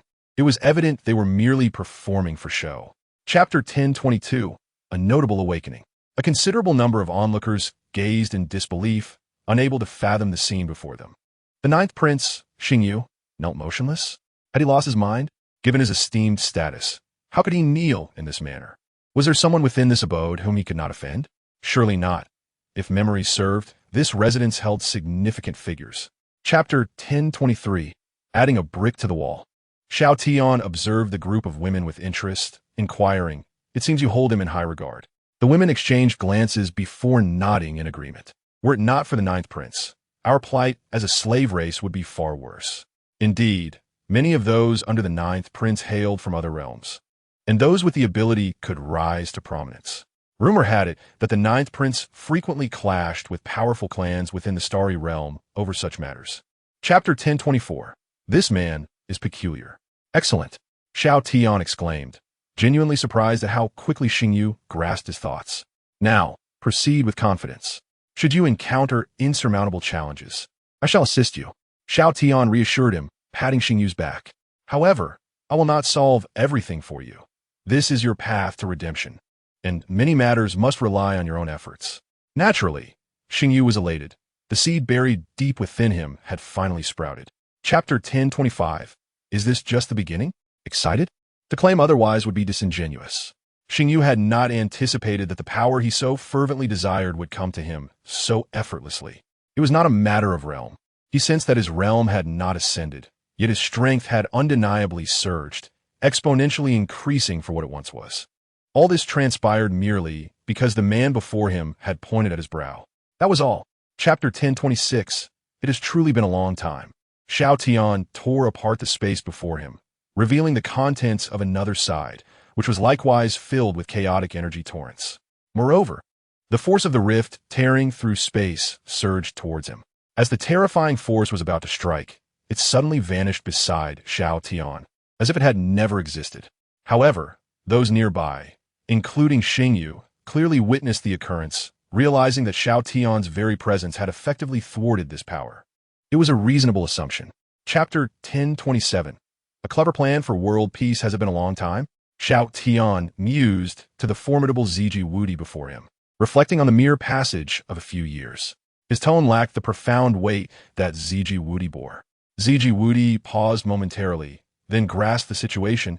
Evidently, the flow of time differed greatly for both parties. This disparity in temporal perception allowed Xiao Tian to appear youthful, much to Ziji Wudi's delight. He approached, clapping Xiao Tian on the shoulder, and gestured inward. Chapter 1028. Dark history. This tactic could be termed luring the snake from its lair, Xiao Tian remarked, contemplating the forthcoming strategy in his mind. After agreeing with Ziji Wudi's plan, he patted his shoulder, unable to suppress his admiration. As the saying goes, the older one gets, the more cunning one becomes. Ziji Wudi, slightly huffing at Xiao Tian's remark, set down his utensils. Naturally, do you think these many years have been spent in vain? While Xiao Tian and Ziji Wudi engaged in lively conversation, a stir arose nearby, prompting them both to turn.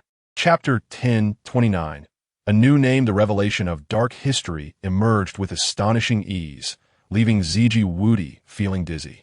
Xiao Tian, this audacious young man, had carelessly disclosed past events without hesitation, compromising Ziji Wudi's dignity before his old comrade. To make matters worse, his granddaughter was listening intently, not to mention the formidable Valkyrie, Jining Wang, who was hearing every word. Wasn't this utterly ruinous for his reputation? Chapter 1030. The beginning of integration. As Ziji Wudi's voice faded, a hush fell over the surroundings, followed by a chorus of nods. Heavenly Court? This name sounded quite appealing. Upon hearing it, Xiao Tian turned to Ziji Wudi with surprise. While those around him, including Zi Ruoyan, remained puzzled by its significance, Xiao Tian understood its implications. However, was this truly the right choice? Let be this name, Zi Ruoyan said, acknowledging the need to unify the power of its songling. Chapter 1031. Within the divine court, moreover, it wasn't just Lu Wushuang. Many figures within the Supreme Emperor's court had deviated from songling, harboring ulterior motives. Numerous prominent individuals were, in fact, hidden agents of Kangwu, exhibiting despicable traits. Additionally, another matter discussed at this grand assembly of the Supreme Emperor's court sent ripples throughout the upper realms. The Emperor of Humanity, Ziji Wudi, decided to merge the Supreme Emperor's court with the Divine Court and the lower realms, forming a new force aptly named the Heavenly Court. Chapter 1032. Overthinking the cooperation between the Divine Clan and the establishment of the Heavenly Court quickly gained momentum. Many members of the Divine Clan naturally questioned their Valkyrie's decision, expressing doubts. Some individuals within the Divine Court, harboring nefarious intentions, prepared to use force once more to undermine Jining Wang's position. As they proclaimed their intentions, it appeared quite formidable, igniting internal strife within the Divine Clan. The establishment of the Heavenly Court merely served as a catalyst for their long-held ambitions. Chapter 1033. The possibility of misunderstanding. Seeing Xiao Tian willing to lend his gaze, Jining Wang felt elated. She smiled and said, "Such trivial matters with so many helpers. If we still cannot manage, it would be an underestimation of my capabilities." Xiao Tian nodded, glancing at the various elders and high-ranking members of the Divine Clan. By the way, the lower realm also has many ancient divine clans, comparable to yours. Perhaps we should meet to strengthen our bonds? Chapter 1034. What on earth is happening? No one could articulate the feelings of the elder from the divine clan trapped within the cage. Outside, many divine elders and high-ranking members already understood that the man before them was an invaluable ally. By securing his support, their future would be assured. After all, his very presence signified an absence of impending troubles. His actions at this moment were exceedingly provocative. The supreme power of the rules was so casually manipulated in his hands, devoured and savored with ease. Chapter 1035. Early retirement for the entire Songling realm. Today marked a momentous occasion. The Heavenly Court had been established, with Xiao Tian at its core, uniting the lower realm's Empress with various clans, the upper realm Supreme Emperor's Court, the Divine Court, and other scattered races into a cohesive entity. Furthermore, the Heavenly Court featured a unique entity known as the Soft Association, which directly reported to Xiao Tian, overseeing the entire Heavenly Court to prevent any malicious undertakings. Presently, Xiao Tian was focused on the integration of the upper and lower realms. Chapter 1036. The future of the starry sky. Xiao Tian was moving swiftly, while on the other side, figures like the Purple Emperor had been eagerly awaiting the moment to take action. Especially the Purple Emperor, upon arriving, could not help but glance towards Ziji Wudi. This father, whom he had long heard of but never met, filled him with trepidation. Previously, his son-in-law Xiao Tian had inquired whether he should bring him to the upper realm to meet Ziji Wudi. Initially, the Purple Emperor had declined. Chapter 1037. Interrupting the spell. By the time the Starry Sky Empire realized what was unfolding, it was already too late. The forces led by the 9th Prince Xing Yu transformed the entire environment of the Starry Sky realm. Particularly, the numerous hidden dangers left from past wars erupted violently, as various races, aided by Xing Yu, amassed considerable strength, ready to act. Coupled with Xing Yu's earlier ploy that lulled the Starry Sky Empire into complacency, this eruption resembled a colossal tidal wave, unstoppable in its approach. Chapter 1038. Exposure. Although he was unaware of his father's intentions, the commotion was undeniably extraordinary. Watching the situation deteriorate was certainly not Xing Yu's style. With a thunderous roar, as Xing Yu made his move, a nebulous void materialized behind him, with starlight shimmering brilliantly, cascading forward. As he waved his hand, the radiant starlight from the misty void seemed to be hurled toward the Starry Sky Emperor, who stood before him. Chapter 1039. Livestock. Xing Yu's expression soured as he noticed the strange movements of the Starry Sky Emperor before him. Something was amiss. However, he never anticipated that the situation was even more peculiar than he had imagined. As the starlight faded, an unfamiliar entity emerged. Yet, the demeanor and tone of this presence mirrored that of the Starry Sky Emperor, the father he found so irksome. The predicament appeared to be far more complicated than he had anticipated. Xing Yu squinted slightly, gazing once more at the suddenly appearing Jin Yuanqing in Chapter 1040, Failure. With a disdainful smile, Jin Yuanqing abruptly struck Xing Yu across the face. The resounding slap echoed sharply, and in an instant, Xing Yu's cheek was severely deformed and twisted. Within moments, It had swollen to an alarming size, resembling a large bun. Subsequently, he spun around like a top. Jin Yuanqing lifted his foot again, grinning as he queried, "Did you enjoy the hit?" In chapter 1041, should be achievable, he remarked, "You truly are quite a nuisance." Originally, according to his plan, it was too early for reaping. The harvest season had not yet arrived, and premature gathering yielded far less delightful rewards. Had he adhered to his intended course, the Starry Empire would have engaged in battles across several planes, allowing these key individuals to participate in more interplanar wars, letting the seeds he planted within them fully blossom and bear fruit. Such bountiful harvests would subsequently enhance their combat prowess, a truly formidable prospect. In chapter 1042, who are you messing with? After the terrifying power erupted, Jin Yuanqing's blade was already before Xiao Tian. The speed was remarkable. Even Xing Yu could not keep pace with the strike. By the time he regained his senses, the blade, imbued with lethal force, was already poised at the gentleman's neck. The might of Jin Yuanqing's strike was so overwhelming that the ensuing spatial rift unleashed waves of force, cascading toward Xiao Tian as if drenched in water. A yawn broke the air, and Jin Yuanqing looked up, reacting to an individual who was not the one he had just struck. In chapter 1043, the arena, the notion of merging planes left the many members of the Starry clan exchanging incredulous glances. They recalled the time they received the Supreme Rule's reward, granting them the secret method to draw other planes closer. This intricate arrangement allowed their Starry plane to take on a unique configuration.